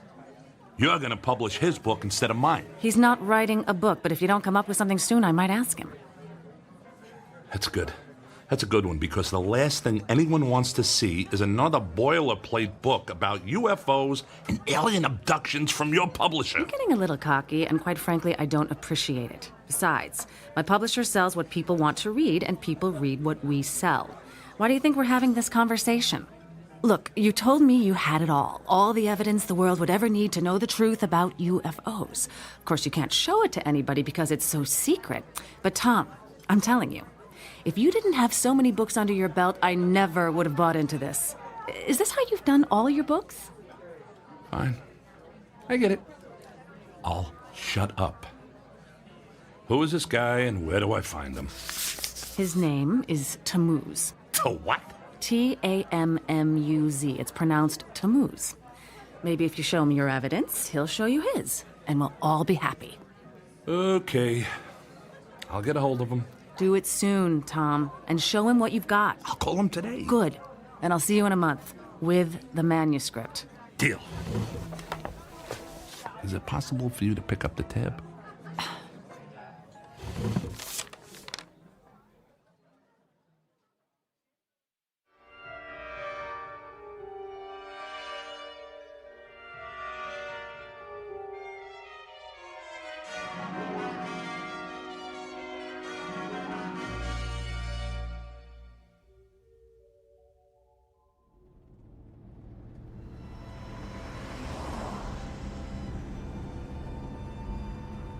So, how do you know Maria? I'm a writer. She's my editor. I'm writing a book, and she suggested I meet with you. Let me guess, a book about alien abductions? Actually, it's about UFOs in general, but this alien abduction thing is a hot button with her, so here we are. How did you get interested in UFOs? Actually, I never gave them a thought until I had a little encounter. A close encounter? That's an understatement. Any abduction flashbacks? Nope. Wasn't that kind of thing. I was fishing, hiking actually, in the Rocky Mountains. That's when a meteorite flashed across the tops of the trees and hit the side of a mountain. Let me guess, it wasn't a meteorite. It sure wasn't. I climbed up there to get a look at it and could see it was metal and aerodynamic. I thought it was a jet. Figured I'd climb down and tell the police about a plane crash until I started to look closer at the thing. And that's when you saw a flying saucer? Didn't look anything like a saucer, flying or otherwise. Just a tangle of mangled metal. But it sure wasn't a plane. That's when I heard a sound inside. I thought it was a survivor of the crash. It turned out, it was. A little gray man with a big head and large eyes? Didn't look anything like what you hear about. It was kind of mangled, actually. It stopped moving as I looked inside, and I could see pools of blood. Clear, blue blood. Sounds like alien royalty. Look, this may sound funny to you, but I know what I saw. Sorry, it's just that I've heard so many stories it starts to get old. Although yours has some new characteristics. It's actually a good story. Doesn't sound like much of a book, though. That's because it's more than just a story. Like what? I got pictures. That helps. And video. And parts of the wreckage, and I even wiped up a sample of the blood and put it in a plastic bag. In my freezer at home is a sample of alien DNA. In a box under the bed are parts and instruments from the craft. And on my computer are pictures and videos of the inside and outside of the craft. You're not making this up, are you? Nope. It's all real, and I got it all. Now, what do you got? What do you mean? That was a deal I made with Maria. I would tell you all about my evidence, and you would tell me all about yours. My friend, I don't think anyone on the planet has evidence like yours. Well, maybe at Area 51, but not in a box under a bed or next to the frozen pizzas in the freezer. Damn it, Maria! What? She told me you would help. That you would share your evidence. Let me guess. You got nothing. Hey, slow down, my friend.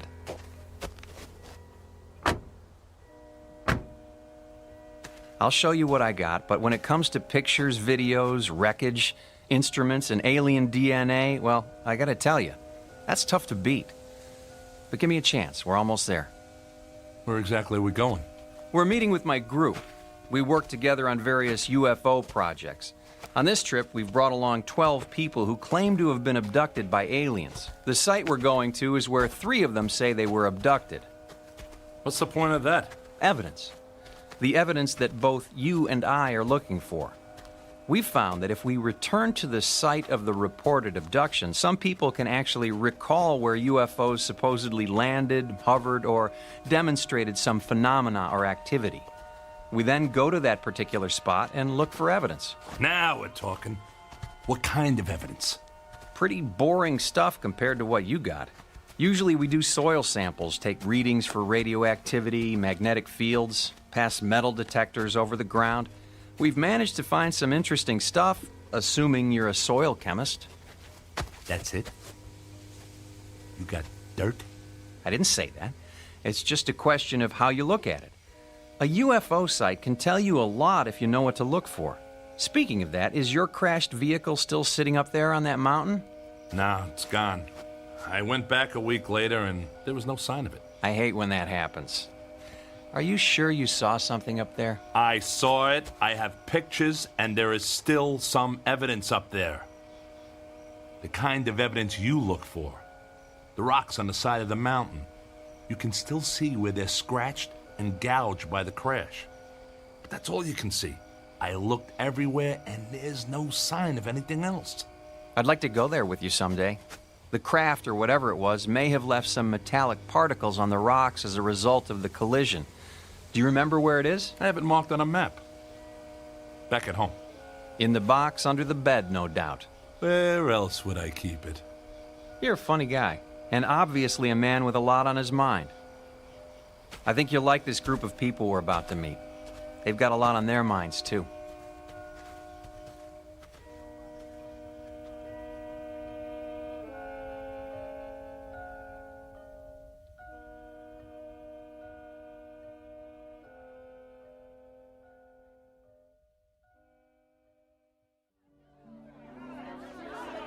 Settle down. They'll be here soon. Hello, Tammuz. I was beginning to worry you were lost. It's going to be dark soon. I wouldn't have gotten lost, not with all the racket this bunch is making. Enki, this is Tom. He's a friend of a mutual friend. Tom is writing a book about UFOs, and he's interested in our work. It's nice to meet you, Tom. We have extra tents for unexpected guests, and I trust you'll be comfortable. We're about to eat. Please, both of you, join us. Quite a setup you got here. You planning to stay a while? Some of us, although I'm sorry to say the abductees only last a day or two on site. It can be a bit overwhelming for them, especially for the 3 who feel they were abducted at this place. You know, I don't know how to tell you this, but I had no idea this trip would involve camping. Sorry about that. We'll take care of you. I think we might even have some extra clothes for you, although it's more of a jumpsuit. That's okay. I'm not planning to stay that long. Just long enough to see what you got. Fair enough. Let's have something to eat, and then we'll figure out how we're all going to proceed.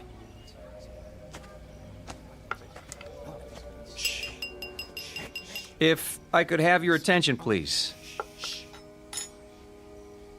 Thank you all for joining us. I know this is difficult for some of you, but I can assure you you're in good hands, and my hope is that our walkabout will be brief and uneventful. I'd like to introduce a special guest.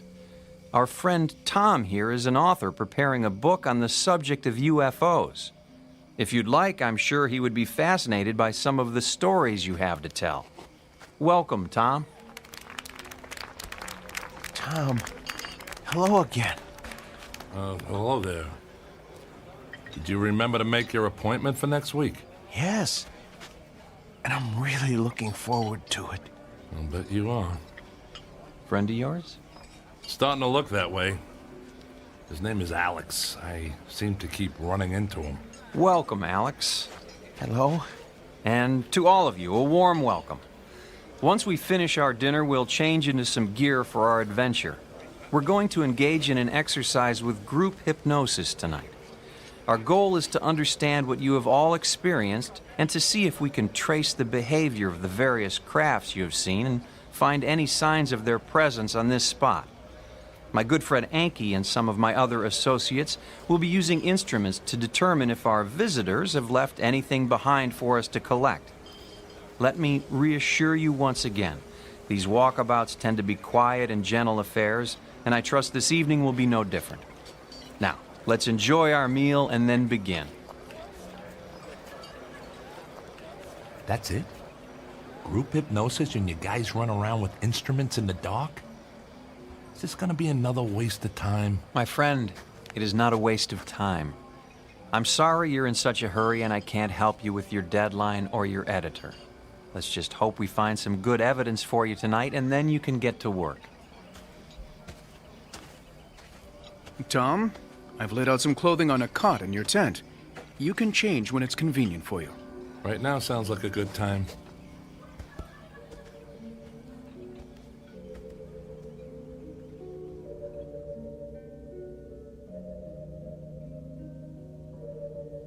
Tom? Hey, Tom! Wait up. Oh, it's you. Is this how you spend most of your time? Oh, Dr. Heisenberg recommended I try this form of therapy. Heisenberg? He doesn't seem like a guy who would want to lose a paying customer to a competitor. What? What are you talking about? That's not important. So, are you one of the people abducted from this place? No, I don't remember where my abduction happened. Dr. Heisenberg is trying to help me remember. I'll bet he is. Wonder how much that's gonna cost you. Oh, it's not about the money. It's about finding the answer. Well, that's one thing we both agree on. Well, this looks like my tent. You were doing the camping thing too? Oh, we all are. I don't think we have a choice. We walked here and I have no idea how to walk out. Yeah, I know what you mean. Some reason I don't like the way this is set up. Do you know anything about these people? No, Dr. Heisenberg set it all up.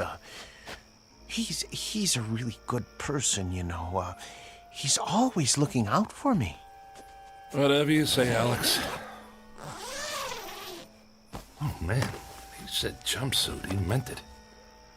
Looks like something you wear in jail. I think it's to protect us from dangerous chemical residue in the soil. You're starting to sound like Tammuz. Oh, actually, Enki told us that, and I'm not taking any chances. I'm going to put mine on now. I'll see you again, okay? Yes, I'm sure you will see me again.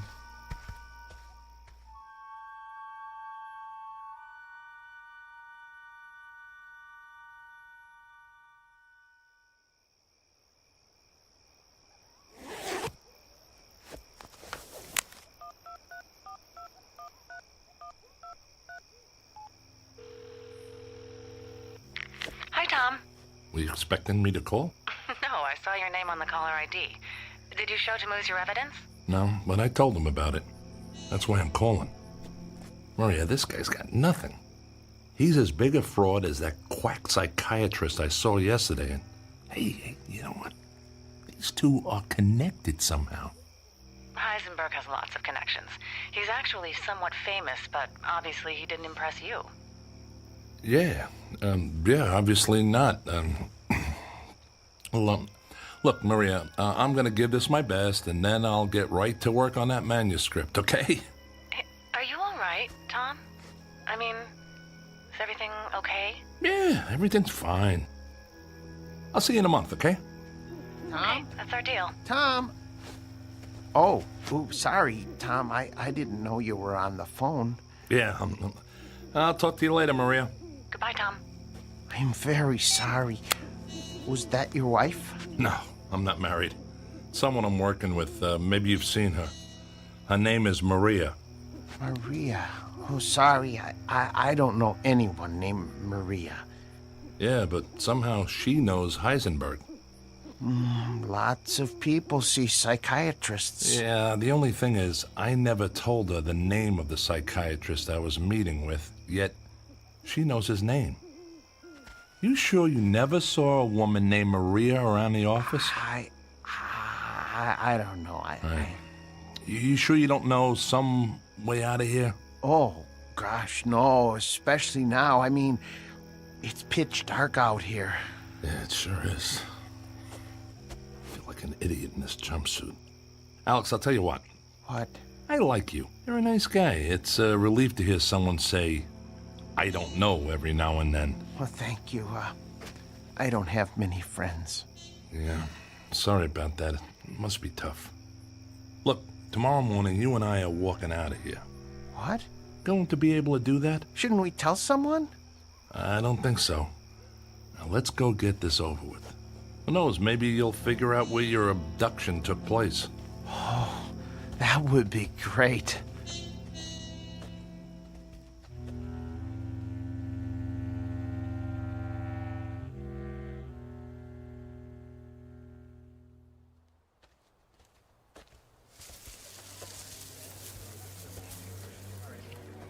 Hello, my friends. I see you're wearing our group attire.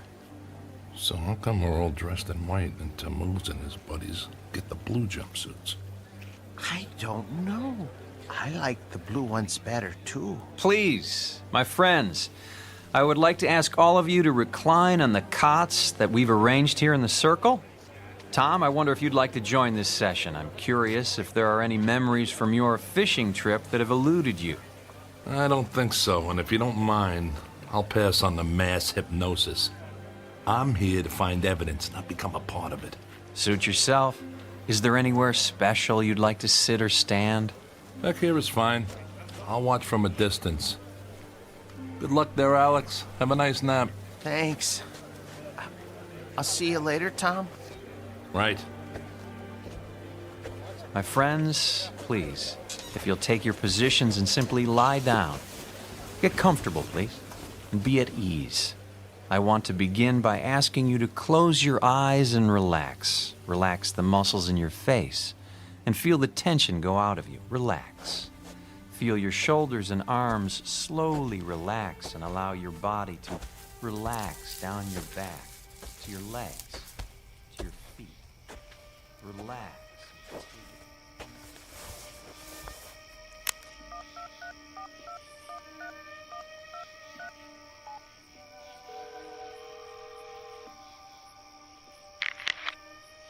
Hello? Maria, it's Tom.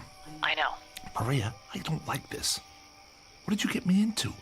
And by the way, how do you know Heisenberg? What exactly am I doing here, Maria? What are you talking about? This outfit is like a cult. There's no science here, and there sure isn't any evidence. And how do you know Heisenberg? Maria, I never told you his name, but you knew that's who I was talking about. And he's connected to this Tammuz guy somehow. Tom, you're starting to sound like a conspiracy nut. Maria, I am a conspiracy nut. I'm writing a book about UFOs, remember? You publish books about UFOs. Your business is built on paranoia. So spare me the lecture and tell me how you know Heisenberg. So maybe I need counseling from time to time. Tom, get over it. You're looking for monsters in the closet, and I'm not one of those. I'm starting to wonder if any money is worth all this. Hey, if you want to bail on the contract, be my guest. We'll total all the money from your advance and all of your expenses and subtract it from the royalties of your other books. But get this in your head right now. This is the last book you will never write. I'm sorry. I don't know why I called. I guess I just don't know what to believe anymore or who to believe. Look, when I get out of here, I'll finish the book. If I learn anything tonight, I'll add that as well. Tom, do me a favor. Don't call me again until you have the evidence and the manuscript in hand. I don't need the aggravation. I need the story you threatened to tell and the evidence you found to support it. Got it? Got it. Bye. Come on, babe. It was just a book proposal.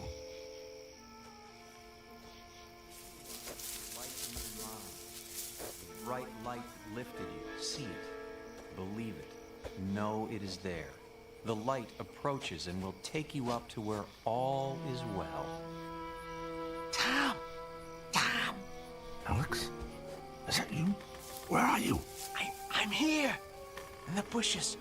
You said to be comfortable, and I'm comfortable when you're around, so I had to find you. Alex, you're missing out on your session. I don't want to do this. This is bad. Good. Alex, you're starting to get it. This is a scam, and that's bad. No, I mean really bad. Look. Oh my God! What is that?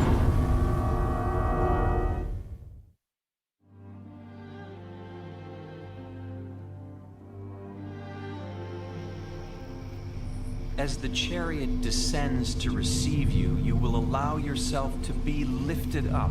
Feel yourself rising into the light. This is the place. This is where I was abducted. This is where it happened to me. I was lifted up into that circle of light. Alex, they're faking this. No. It's a spotlight in a hot air balloon and a lot of reverb through a speaker. What? It's all cheap theater and just another way to get money out of people.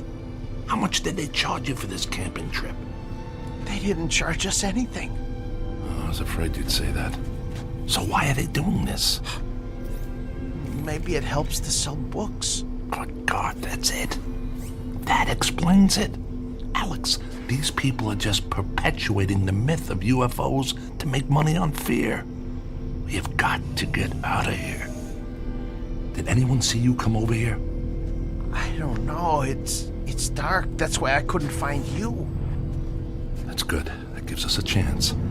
They're not gonna want to write us saying all this. Come on. Go slow, go quiet, and follow me. I'm afraid. Don't worry about the light. It's just a spotlight. What we have to worry about is what your friends will do to us. They're not gonna want people to know about their little ruse. It would put them out of business. including you, Dr. Heisenberg. I don't think they're ready to go out of business yet.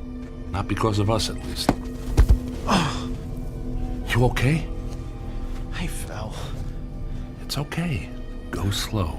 Stay with me. Tom, look. All right, they're ballooning their lights coming our way. I don't remember this part. This isn't about aliens, Alex. I don't want to go up there again. I don't want to go up there again. You won't. Follow me. Go slow. Don't talk. Alex, we have to run. They're coming our way. We won't get away. We will if they don't find us. Look. What's that?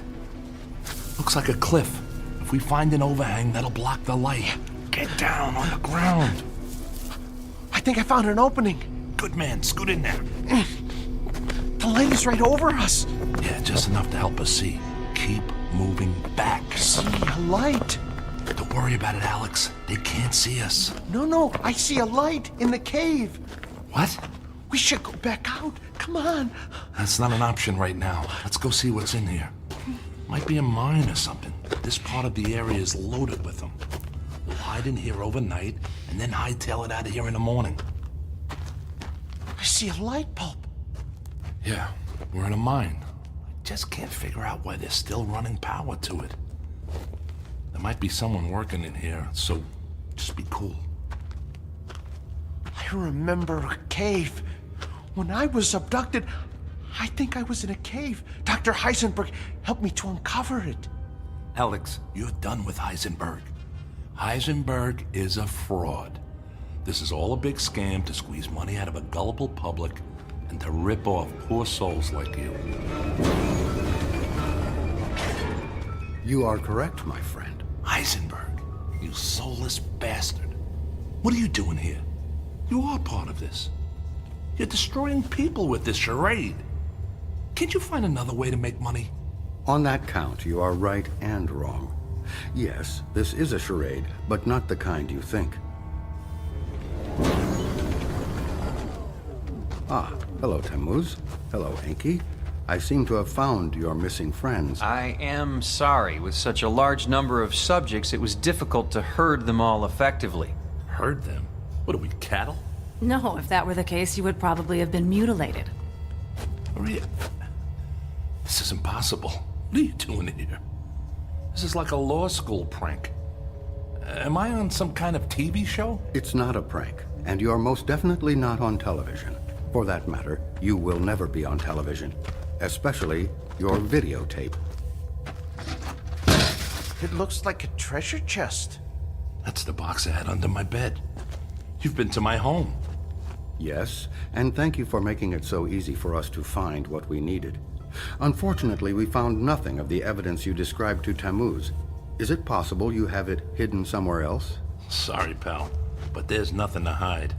I made it all up. Sorry, Maria, but it's a tough game out there for writers, and you editors aren't exactly easy to please. By the way, Maria, how did you get hooked up with these crooks anyway? Let's just say we have common interests. So, this is how you know Heisenberg? You're all part of a money-making machine that preys on paranoia. Your publisher, his practice. How long have you people been in business? Actually, we've been in business, as you say, for about 50,000 years. I must say it used to be much easier, but as your species and technology has improved, we've had to improvise some interesting new solutions to cover our tracks. You people are crazier than Alex.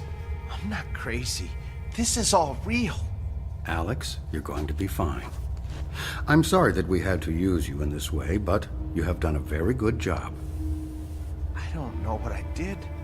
That's because you were under the influence of a very powerful hypnotic suggestion. Sleep now, Alex. Sleep. Alex! It's okay, Tom. Just relax. Tammuz, Enki, please carry Alex outside and send him aboard. It is his time. Who are you people? Well, for one, we are not people. We are, in fact, those aliens that you're so skeptical about. We are the Anunnaki. Many of us have been genetically modified to fulfill our mission on your planet. Now this is the book I should write. What do you say, Maria? This would be a hell of a story. I'm afraid this is a story that can never be told, my friend. Friend. I've been hearing that a lot. What's the story with this friend thing, and what are you going to do? Kill me? You kill your friends? That's a little serious for scam artists, don't you think? Now, who are you, really? It would have all been so much easier if you'd just told me you'd fabricated the evidence. Tom, we believed you. Are you kidding? You actually thought I had evidence of UFOs and aliens? Come on. We're all in the same business here. So I had my little scam with the book, and you got this deal going on. We can work together here. But hey, no more of this messing around with people's heads like you did with Alex. Let's just be cutthroat editors and writers. Maria, I'll be a top writer. In fact, I can write this stuff better than you folks are doing it right now, if you want to know the truth. Ah, yes, the truth. You know, my friend, maybe it's time you did learn the truth. It's obviously something you have had little experience with. Take Maria, for example. Oh, yes, she does publish books. Books that we approve of course. Books that make the authors seem like madmen and lunatics. Quite frankly, if you had come to Maria with a book claiming to have visited Venus, you would be in print by now. But instead, you really got our attention. Every now and again, someone like you shows up with some real evidence that we missed. That's when we have to take action. You see, that's one of our secondary missions, making sure that our experiments are not discovered. That's why we assume the role of UFO researchers and experts on abduction. You see, Tom, we found that the best way to obscure the truth is to pretend to seek it.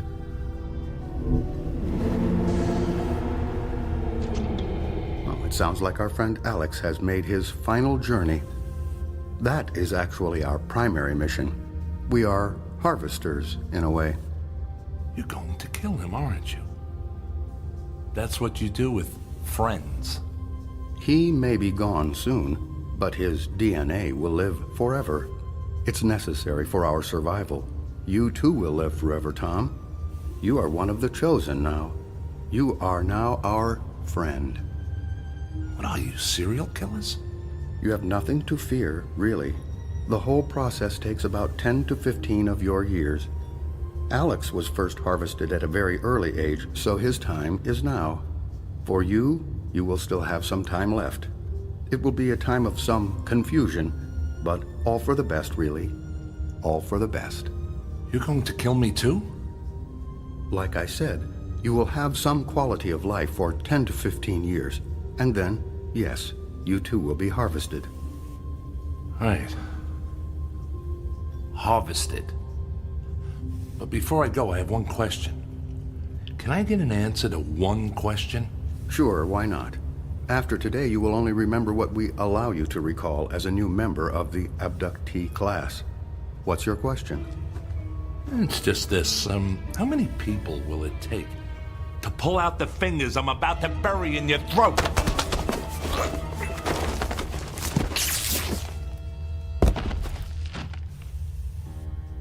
It's all clear. He is unconscious. This was a difficult one. They are proving to be a greater and greater challenge. The growing sophistication of their technology, their increased awareness of our presence. We may need to initiate another world war or create a new pandemic. We can't allow them to have too much time to think. Does that mean we should terminate the terrorism initiative? It's quite possible. In the meantime, let's increase the number of stories about supervolcanoes, asteroids striking the Earth, and global warming. Keep the fear alive. And Maria, you seem to have developed some affection for this one. That can't be allowed. I know, I will do better. Sometimes they're like pets to me, and I just seem to become attached. Ha. Spoken like a true editor. But you may have to have additional contact with this one, so keep your perspective. Okay. Now, back to work. We are staging a UFO convention in Mexico City, and I am recommending additional investment in the Alien Museum in Roswell. Enki, we will need your banking network to provide some additional funding for a documentary on a coming ice age. Let's really mix it up out there and keep these animals off balance. Tammuz, if you could clean up the campsite and sanitize any evidence, we can all get back to work. Do we have a site for the next harvest? Chicago, Illinois. Make the necessary arrangements.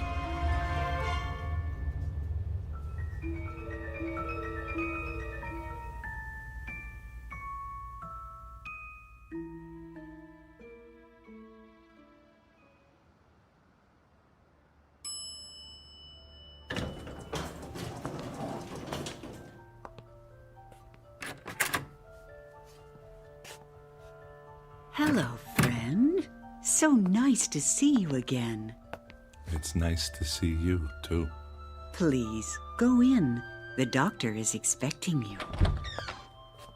Hello, Dr. Heisenberg. Hello, Tom. How are you feeling today? I think I'm getting worse. I think I need more sessions with you. Let me ask you something, Tom. Do you still believe you have been to Jupiter? I don't know. It doesn't make any sense to me. It's a gas giant. You can't breathe there. Well, if the alien technology you have described in our sessions is as advanced as you believe, anything would be possible, wouldn't it? I think you're right, Dr. Heisenberg. Tom, I must tell you, you have a way with words. Have you ever thought about writing a book about your adventures? No one would believe me. People want to believe, Tom. That's all that matters. I know an editor who I think would be very interested in your story about Jupiter. Why don't you meet with her? I could set it up for you. Okay. Then it's settled. Now, let's begin our session. Close your eyes, and you will go into a deep sleep. Deep, deep, deeper, deep, deep.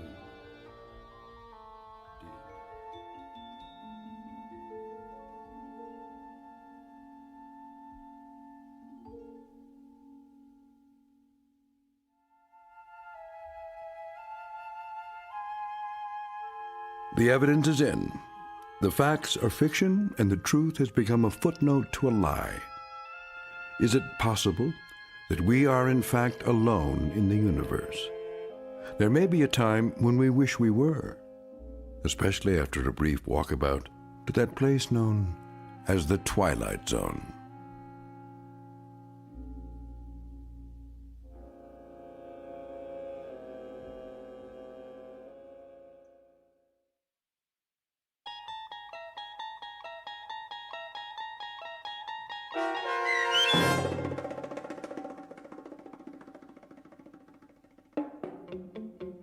The Walkabouts, starring Mike Starr with Stacy Keach as your narrator, was especially written for The Twilight Zone by Steve Newby. Heard in the cast were David Pasquesi, Joby Cerny, Leah Mortensen, Richard Hensel, Linda Kimbrough, and Tim Dadabo. The producers of The Twilight Zone wish to thank CBS Enterprises and the Rod Serling Estate for making this series possible. This copyrighted radio series is produced and directed by Carl Amari and Joby Cerny for Falcon Picture Group. Sound design, custom Foley effects, recording, and editing are done in the Cerny American Sound to Picture Theater by sound designers Todd Beyer, Craig Lee, and Tim Cerny. To learn more about the Twilight Zone radio dramas and to contact us, visit our official website at twilightzoneradio.com. Doug James speaking.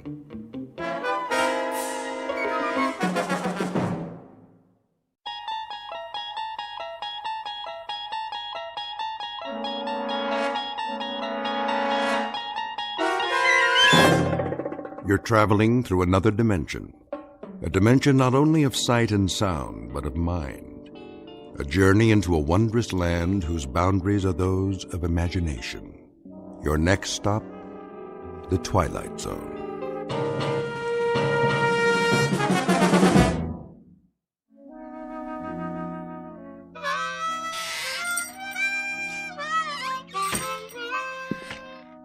Oh, hi, Hi there, Pete. Didn't hear you come in. Why don't you join us? Set a spell. That's all right. I wouldn't want to interrupt you. Well, all right then. Where was I? General Pershing. Oh, yeah. So I said to Jack Pershing, General, I said there ain't gonna be no artillery support. They're dug in too deep. When was this now? First World War, of course. The Great War, we called it. Yes, sir. So I says to General Pershing, Jack, what we gotta do is we gotta enfilade. Know what I mean? Do what? Enfilade 'em. That's what we're gonna do. Ha ha! Enfilade 'em to beat the band. Frisby, when are you going to put that mouth organ of yours out of its misery? How's that? Or at least learn how to play it. Helps me relax. Well, sir, old Blackjack knew who he was dealing with. And that was? They didn't call me old Enfilade Frisby for nothing. Horseradish? Huh? Where do you keep the horseradish, Frisby? Right where it always was, Pete. Third shelf down. Down where? On your left there, next to the pickles. You got catsup? Underneath the cash register, behind the beans. What's your hurry? Come on over. I got another chair. No thanks. I'll put a new log in the stove. If it's all the same to you, Frisby, I'll just collect my goods and get on home while it's still daylight. Suit yourself. Oh, well, where was I? Oh, yeah.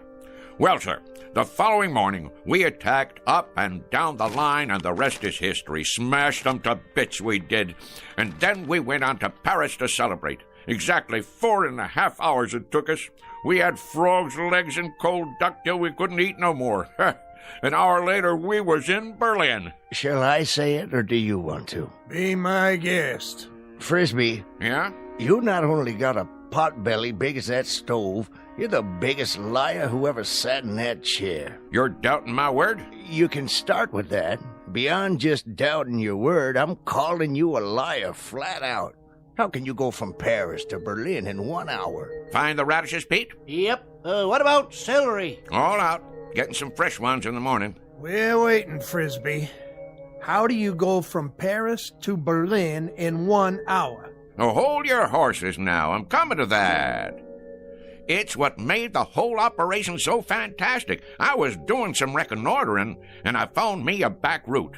That's very interesting, Frisby, except last week you sat right there, big as life, and told us you were in the Balloon Corps. You sure did. And that over the Battle of Marne, you shot down 3 German Fokkers with a pistol and personally directed the artillery so the Marines could win. Oh, I did that too.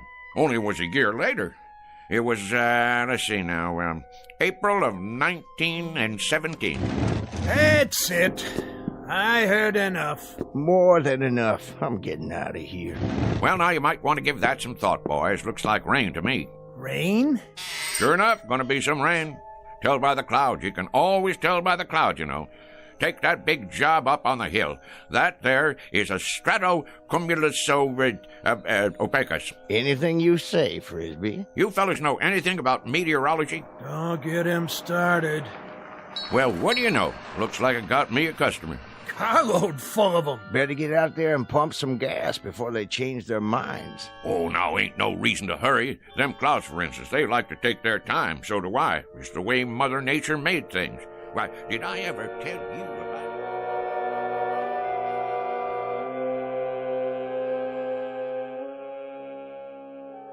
The slow-moving gentleman with the sizable mouth is Mr. Frisby, proprietor of Frisby's General Store, the local version of Gimbel's and Macy's. He has all of the drive of a broken camshaft and the aggressive vinegar of a corpse. As you've no doubt gathered by now, his stock in trade is the tall tale, the outrageous falsehood, the bending of truth up to and beyond the breaking point.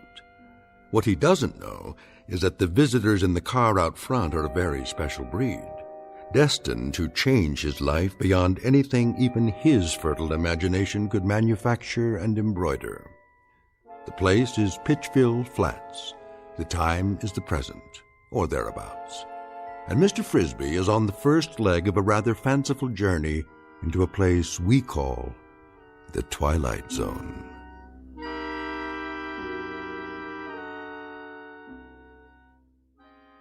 And now, The Twilight Zone, and our story, Hocus Pocus and Frisby, starring Shelley Berman, with Stacy Keach as your narrator.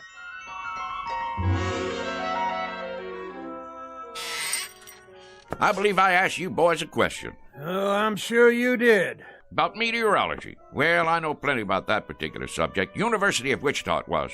Got my doctorate in it. Did a treatise at the age of 13 that still uses standard text. Meteorology and You was the title.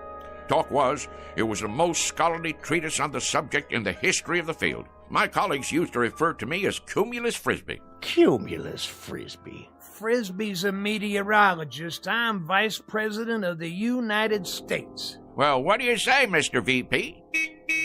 Better get out there, Cumulus. I'm coming. All finished, Frisby. You want to add it up? You do it, Pete. There's a pencil and paper right on the counter there.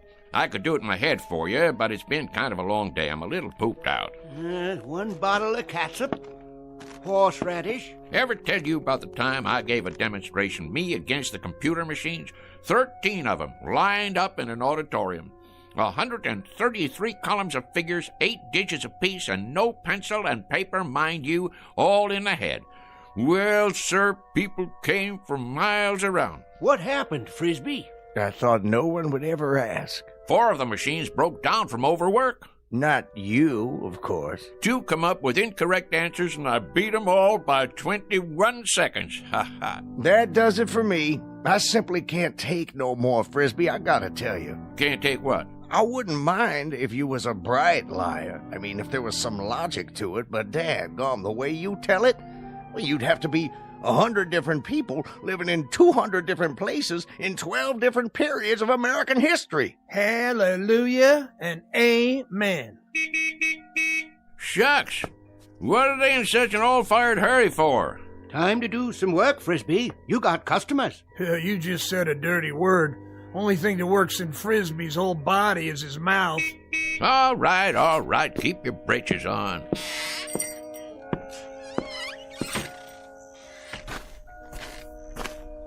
Howdy, gents. Hello. Want gas or something?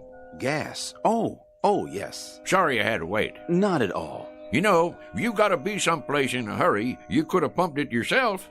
We could. Didn't you hear me yelling? Oh, we heard you. Definitely. We're not too familiar with this kind of car. No. Say, how many of you was in there? 4 of us. It's a bit of a tight fit, I'm afraid. Sure it is. One of them foreign jobs. Not much room inside, huh? We don't know where to put the gas. We aren't familiar at all with these foreign jobs. You ain't? Well, this is your lucky day, 'cause I am. A matter of fact, I'm the one responsible for them. For a while there was all rear engine, only in the back. You developed them, did you? Oh, indeed I did. Got a phone call from old Henry Ford one time asking me to fly out to Detroit. Henry Ford? Sure. Well, I did that little thing, and next thing you know, in 48 hours, I went and designed the first rear-engine automobile. Advantages are fantastic, Is that right? Sure. All the weight on the driving wheels gives her better traction, eliminating the drive shaft, lowering the whole car. There's a whole lot better visibility, plus the heat and gas fumes go right on out behind. You're quite familiar with the internal combustion engines, then. That sort of thing. Familiar with them? Why, mister, you're looking at the granddaddy of the modern-day automobile. Henry said to me when I finished that there designing job, rear engine, he said, that's what he called me, old rear engine Frisby. He says, rear engine, you're an automotive genius. That's what you are. Hey, well, I couldn't very well argue with him, being as how he was Henry Ford. I guess not. Now, where was I? Say, you want it filled up? If you don't mind. Not at all. That's what made this country work, and more work. Me, I done more of it in my life, more different kinds of work than most people ever even heard of. Of course, I had more than my share of ingenuity, too. I took this little old business here and made it a success, just like I did for, well, you might say everything I laid my hands on. Gas tank. Would it be on The other side? Oh, I knew that. Why don't you boys go ahead and stretch your legs? Take your time. Mighty pretty country around here.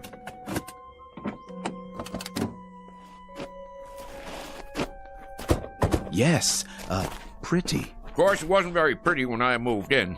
First thing I did was plant all these trees, hundreds of them. I had to import them from my old friend Luther Burbank. You gotta give them just the right amount of water and a special kind of plant food I cooked up.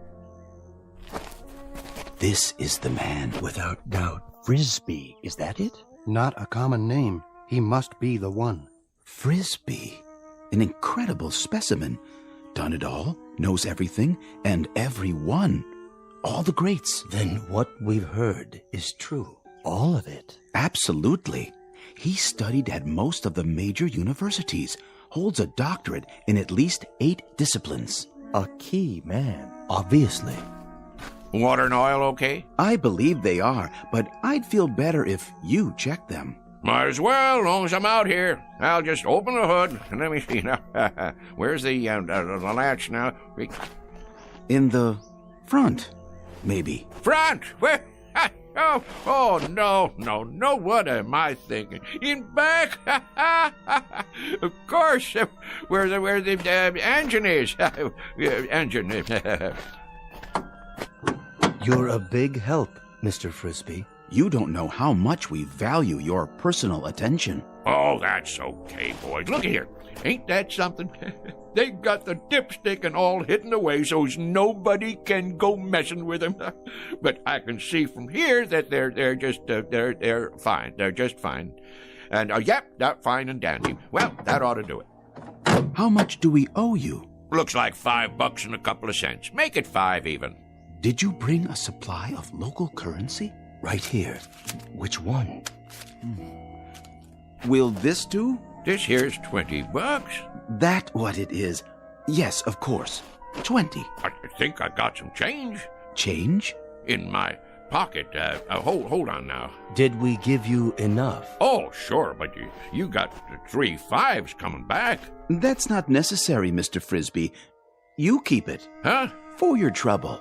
We have no need of it. That's mighty decent of you.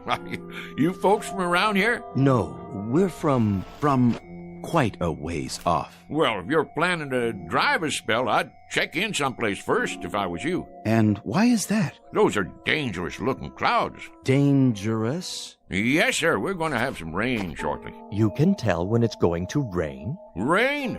Mister, I can tell when the humidity drops 0.5%. I can predict fog, smog, hail, sleet, snow, dew, and freezing 24 hours before it happens. Really? Well, I was working on a perpetual motion machine in Sioux City, Iowa back in 1921 when I got a call from President Harding. He was begging me to fly to Washington, D.C. and help him set up their meteorology department. Is that a fact? Not only is it a fact, but I'm giving it to you oversimplified, kinda. 'Cause I'm too modest to say what they put on the medal they gave me after I got 'em on the right track. That's how come you have weather predictions on the news. Mr. Frisby, we were wondering if... Not yet. We'll see you later, Mr. Frisby. You will? You may rely on it. Well, that'd be real nice. Stop on back and we'll sit around and talk some more. But mind what I told you about the weather. Best check into a motel or something till she blows over. We'll do something like that. Thank you so much, Mr. Frisby. Into the car now, gentlemen. Well, you take care now. Oh, we will. We will.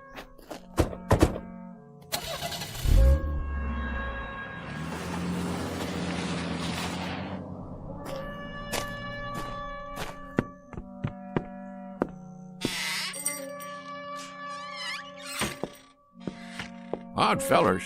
Why, didn't they believe what you were saying? It ain't that. They just seem kinda odd. Wearing suits like business fellows from the city. handed me a $20 bill like they didn't know what it was. Well, how come you didn't tell them you was Andrew Jackson and that was your picture on it? That's one of the few things I ain't heard 'em claim. Wait around here long enough and you will. Well, we'll see you tomorrow, Frisby. Yep, see you tomorrow. Sure enough, boys. I'll be here, same as always.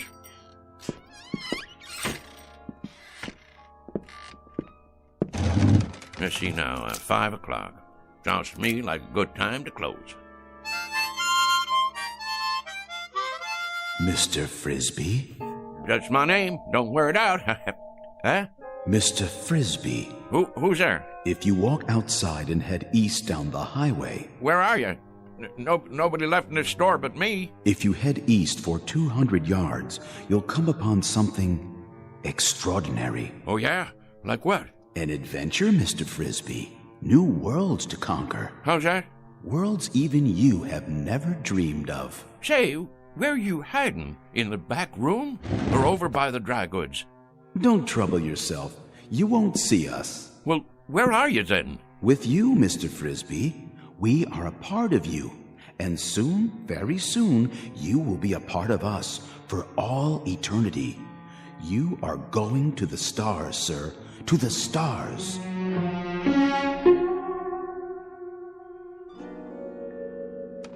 What do you mean, the stars? You talking about going to Hollywood? The stars in the heavens. You're not afraid, are you? Afraid? Me? Stonewall Frisby? Dwight David Eisenhower said to me back when I got onto the very first landing craft on D-Day, Stoney, he says to me, Stoney, you lead the invasion.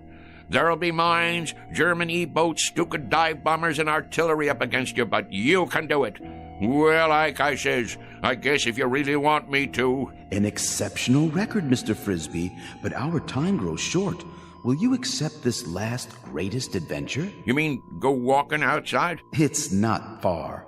Just beyond the first grove of trees. Afraid I can't take you up on that, seeing as how it's going to rain. Then you are frightened. We had thought you'd be the one man willing to take almost any risk. That may be, but who, may I ask, is telling me all this? If you'll walk on down the road, as I suggested, you'll find out. Well, rain or no rain, I never was one to turn down a little excitement. Who'd you say you was? Your questions will be answered soon enough. Well, all right then. Just let me lock up. That won't be necessary. Why not? Because, Mr. Frisby, you won't be coming back.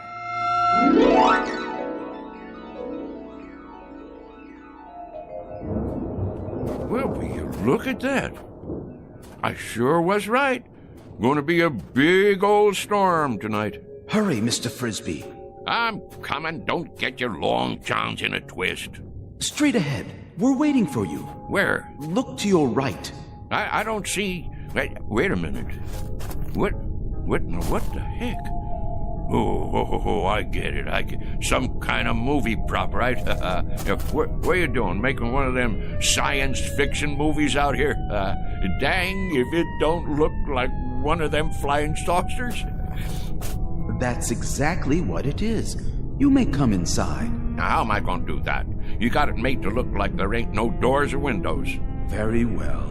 In the interests of time, I suppose we can give you a slight assist at this point. Hey! Hold on, Mr. Frisby. Whoa, Nellie! How'd you do that? Teleportation, Mr. Frisby, but I'm sure you know all about it. Well, what do you know? You got a nice setup in here. I'll give you that. What's underneath all that aluminum paint? Wood frame or drywall? I assure you, it's all quite authentic. Impressed? Me? Impressed? With this rinky-dink set? Why, shucks, it looks like a flea on a doll compared to the one I designed for the United States Space Agency. Oh, we didn't know they had flying saucers yet. Apollo, of course, and Viking. Well, mine was called a Buzzard. Biggest span you ever saw. And that was back in 51. Old Rocket Thrust Frisby, they called me. Please, Mr. Frisby, be good enough to follow me. Well, don't this take all? How do you do, Mr. Frisby? Welcome, Mr. Frisby. How do you... So this is part of that movie prop. That's it, ain't it? Some kind of Hollywood thing. Advertising a flying saucer picture, huh? In a word, Mr. Frisby, no. This is an actual spacecraft.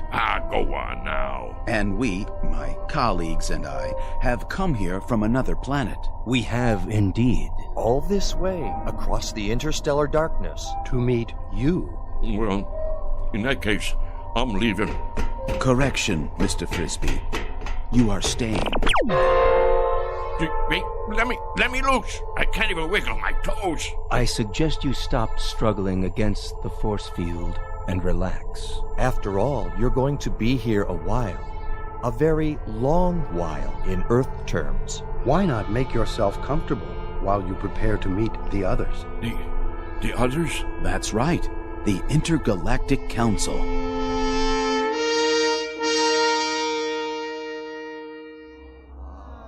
Well, sir, the government already knew about my research in atomic energy.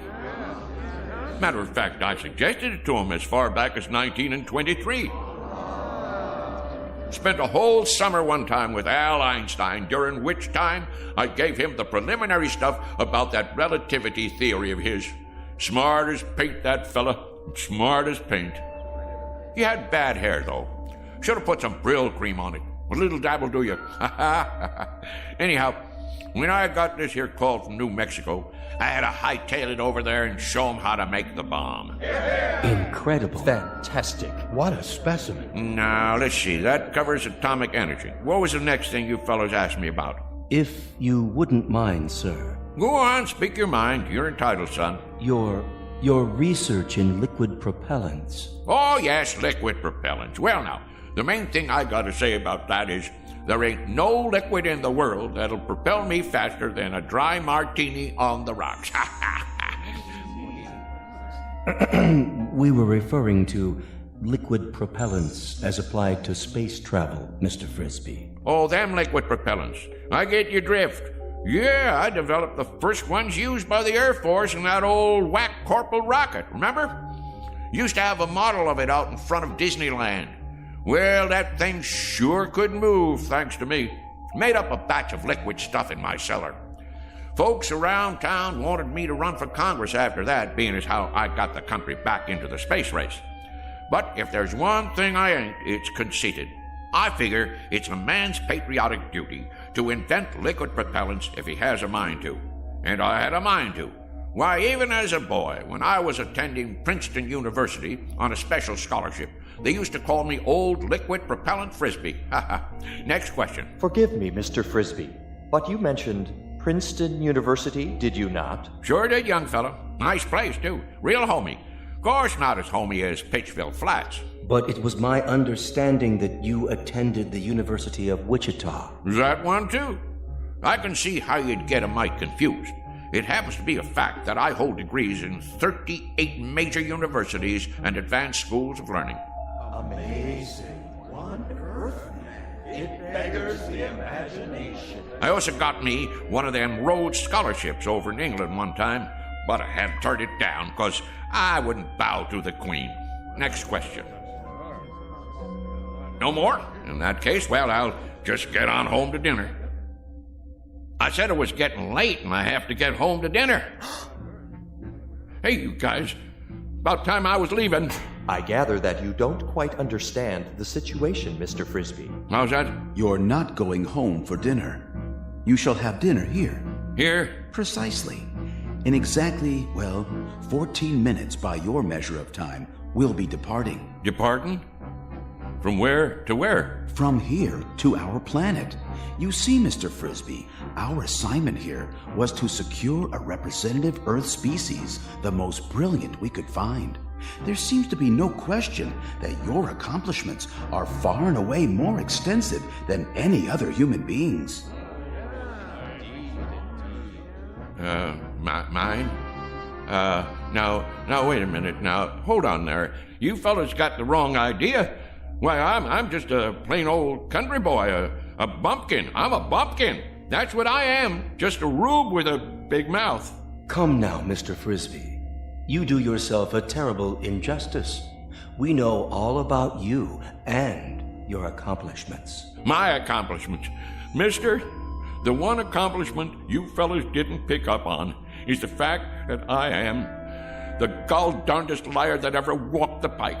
I spin the longest yarn west of the Rockies, and I'm not talking about exaggerating. I'm talking about lies. I mean lies. Mr. Frisby. Don't you get it? I'm a liar. I ain't got enough truth in me to raise a bump on a bee. There are some terms that have no equivalent in our language. This word, lie, that you mentioned. Dang right, lie. That there is the opposite of the truth. Don't you have that on your planet? Have what, Mr. Frisby? Have a fella that runs around talking the bull off a nickel? I'm afraid not. We have no concept of this term. You mean whatever somebody says goes without saying? That it's the truth? So everything I told you, every doggone piece of harebrained guff I've been throwing at you, you believe it? And now you're taking me up to your planet so you can stick me in a cage? Oh, hardly that, Mr. Frisby. It won't be a cage. We'll naturally have to keep you confined, much as we do the other specimens we've collected. We've got a marvelously entertaining Venusian. He sings simultaneously in 8 different octaves, and he accompanies himself on percussion with his tail. Now, you listen to me. I'm a bona fide American citizen, and I got my rights. And furthermore... Please contain yourself, Mr. Frisby. Since we'll be departing very shortly, you have your choice of dinner now or later. Perhaps you'd prefer waiting. What is your pleasure? I'll tell you what my pleasure is. My pleasure is to punch you right smack dab on the jaw. What the... Don't be alarmed, Mr. Frisby. That was only a mask, a disguise we use to pass among Earthlings. This is my real face underneath. I hope its appearance doesn't unduly disturb you. Mr. Frisby? Whoa, whoa! Mr. Frisby!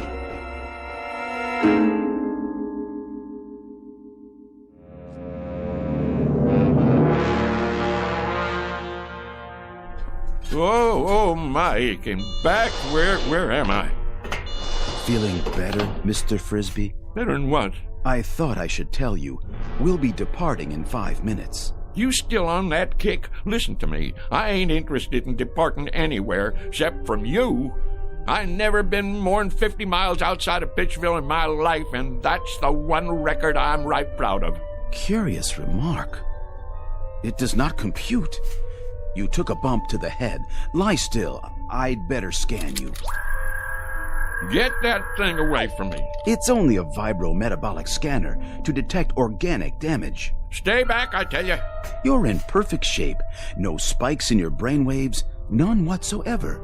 Remarkable, I must say, for someone with such active cranial matter. Man, the last time I saw something like you, I'd been 4 days on a corn jug. And even at that, what I thought I saw was a whole lot prettier than you. I'm sorry you find my features distasteful. On our planet, my appearance is considered quite satisfactory. But if you prefer, I could wear another one of those pseudo-faces. This place where you're from, do the girls look like that too? The females? Why do you ask? Because if they do, it's a downright wonder you ain't extinct. Please try to accept my true appearance, Mr. Frisby, much as we have become accustomed to yours. Some effort is required on both sides. Shall we, I believe the customary phrase is, shake on it? Don't point your finger at me. What you got there, a claw? A gesture of friendship, Mr. Frisby. Hands across the galaxy and all that. Well, okay, but don't you go pinching me. You're built hard as a crawfish, I'll say that. Oh, we are indeed, by your standards, which is quite fortunate for us, considering the gravitational pressures on our home planet. You have a match on you? Pardon? For my pipe. Hold on, I gotta light my overalls. What are you doing? Helps me relax. A pinch of Prince. One time a guy come in my store and he says, "You got Prince Albert in a can?" And I says, "No, already went and let him out." Never mind. You boys wouldn't understand.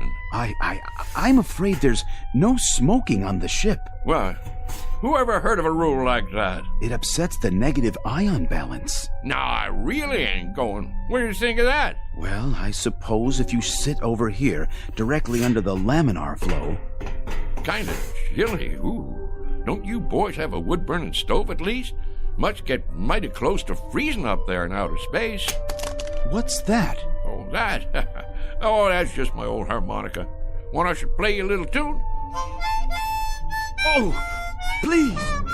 Please, Mr. Frisby. I've been meaning to give a concert one of these days. Maybe Carnegie Hall or over in Branford. Oh, attention. X10 and X12. I need you here at once. Most beautiful sound there is, huh? They have harmonicas where you guys are from? Well, do they? I ask you a question. Do you have harmonicas up there where you Help! Help! You don't look so good. Kind of green. Whoa, well, let me play some more for you. Ain't nothing like a little tune before dinner. That's what I always say. What's that horrible sound? It's that object. I've got to get it away from him before it's too late. Back. It's dangerous. Stay away from it. Save yourselves.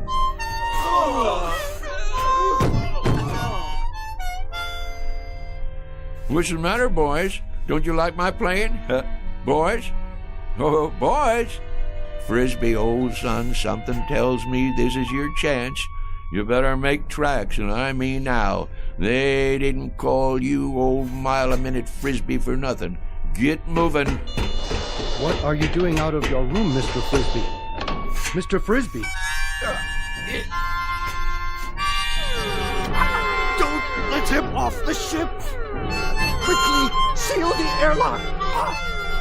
No, you don't, boy. Get out of my way. No. Don't go after him. He has some sort of fantastic instrument that emits a death sound. I've never heard a pitch like it. It's powerfully destructive. We'd best take off before he warns others of his kind. They may have the same weapon.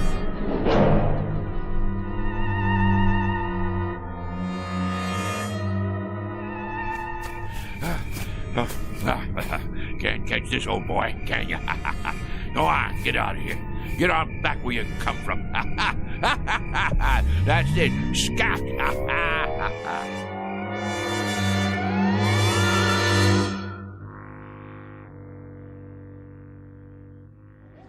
Shh, quiet. Douse the lights. Here he comes.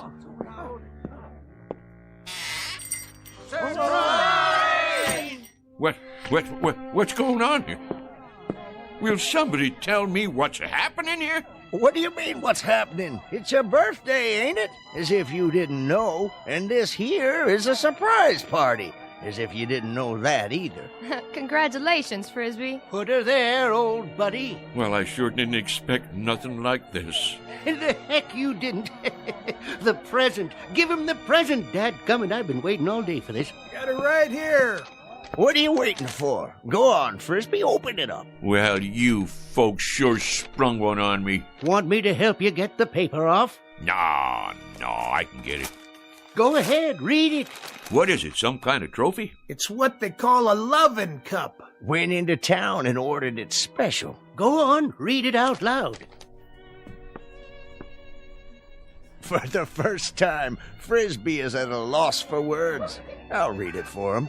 World's greatest liar, Mr. Somerset Frisby, presented by his friends on the occasion of his 63rd birthday. Folks, all I can think to say is, mighty nice of you all. Mighty nice. Ain't you gonna make a speech? Yeah, Frisby. Tell us one of them real whoppers. Like where you been the last couple of hours? Was you inventing something? Or maybe you just took a quick trip to the moon? Well, you ain't far wrong, and that's a fact. I knowed it. I've been waiting for this all day. First off, you know who them fellas was in that car? Which car? That little foreign job come in here for gas, remember? The President of the United States and the Secret Service. Well, I'll tell you who them fellas was. They was from outer space. Oh, isn't he the living end?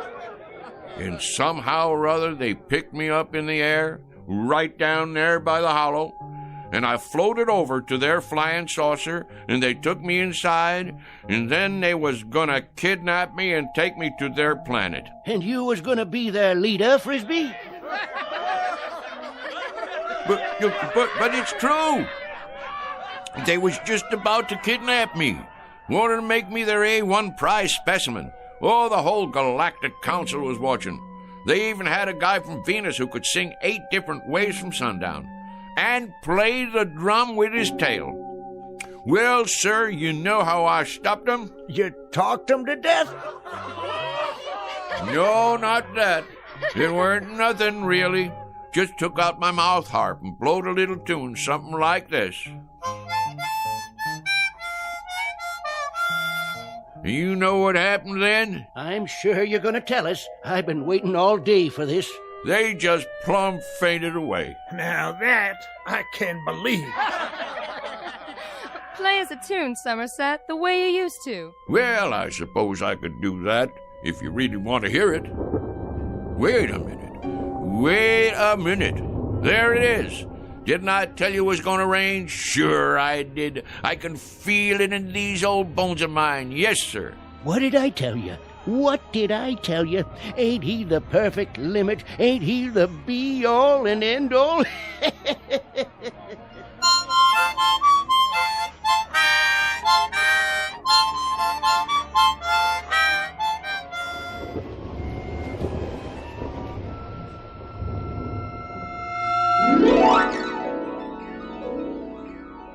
Mr. Somerset Frisby, who might have profited by reading an Aesop fable, the one about the boy who cried wolf.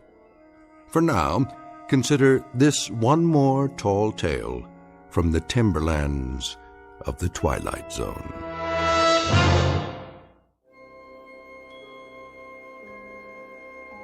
Hi, this is Carl Amari, producer of the Twilight Zone radio dramas. I'd like to take a moment to tell you about our official website at twilightzoneradio.com, where you'll get the latest news and information on these Twilight Zone radio dramas. Plus, at twilightzoneradio.com, you can digitally download 3 free episodes or any of our episodes for only $1.95 each. In this age of ever-changing technology, we've decided to make these episodes instantly available to you by making the Twilight Zone radio dramas a digital download-only series. This means that this series will no longer be offered on CD. The CD collections at our website are now being offered while supplies last at buy one, get one free. So be sure to get your favorites before they're sold out. Be sure to visit us often, and I'll see you in the zone.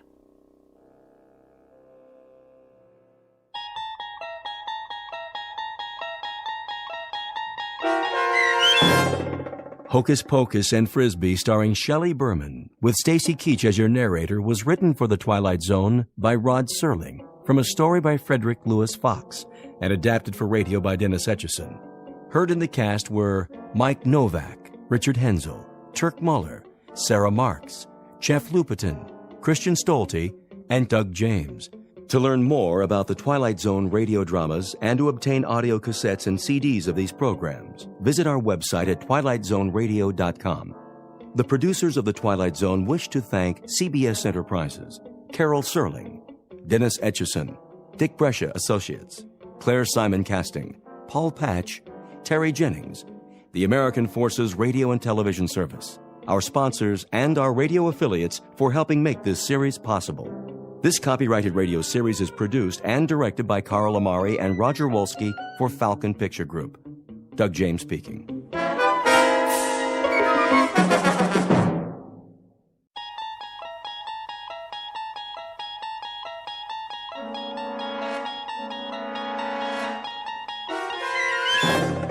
You unlock this door with the key of imagination. Beyond it is another dimension, a dimension of sound, a dimension of sight, a dimension of mind. You're moving into a land of both shadow and substance, of things and ideas. You've just crossed over into the Twilight Zone.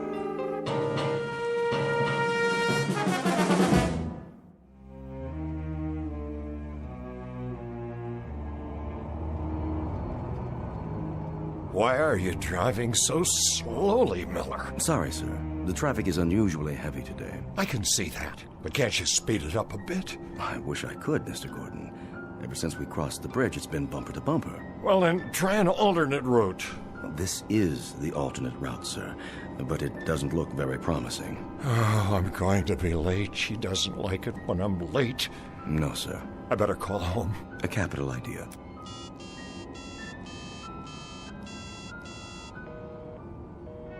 It's busy again. Yes, sir. There's something wrong with this phone. The batteries are going haywire. Would you like to try mine, sir? Yes. Pass it back to me. I'll dial if you like. What number? You know the number. My apartment, of course. I'll give it here. Very good, sir.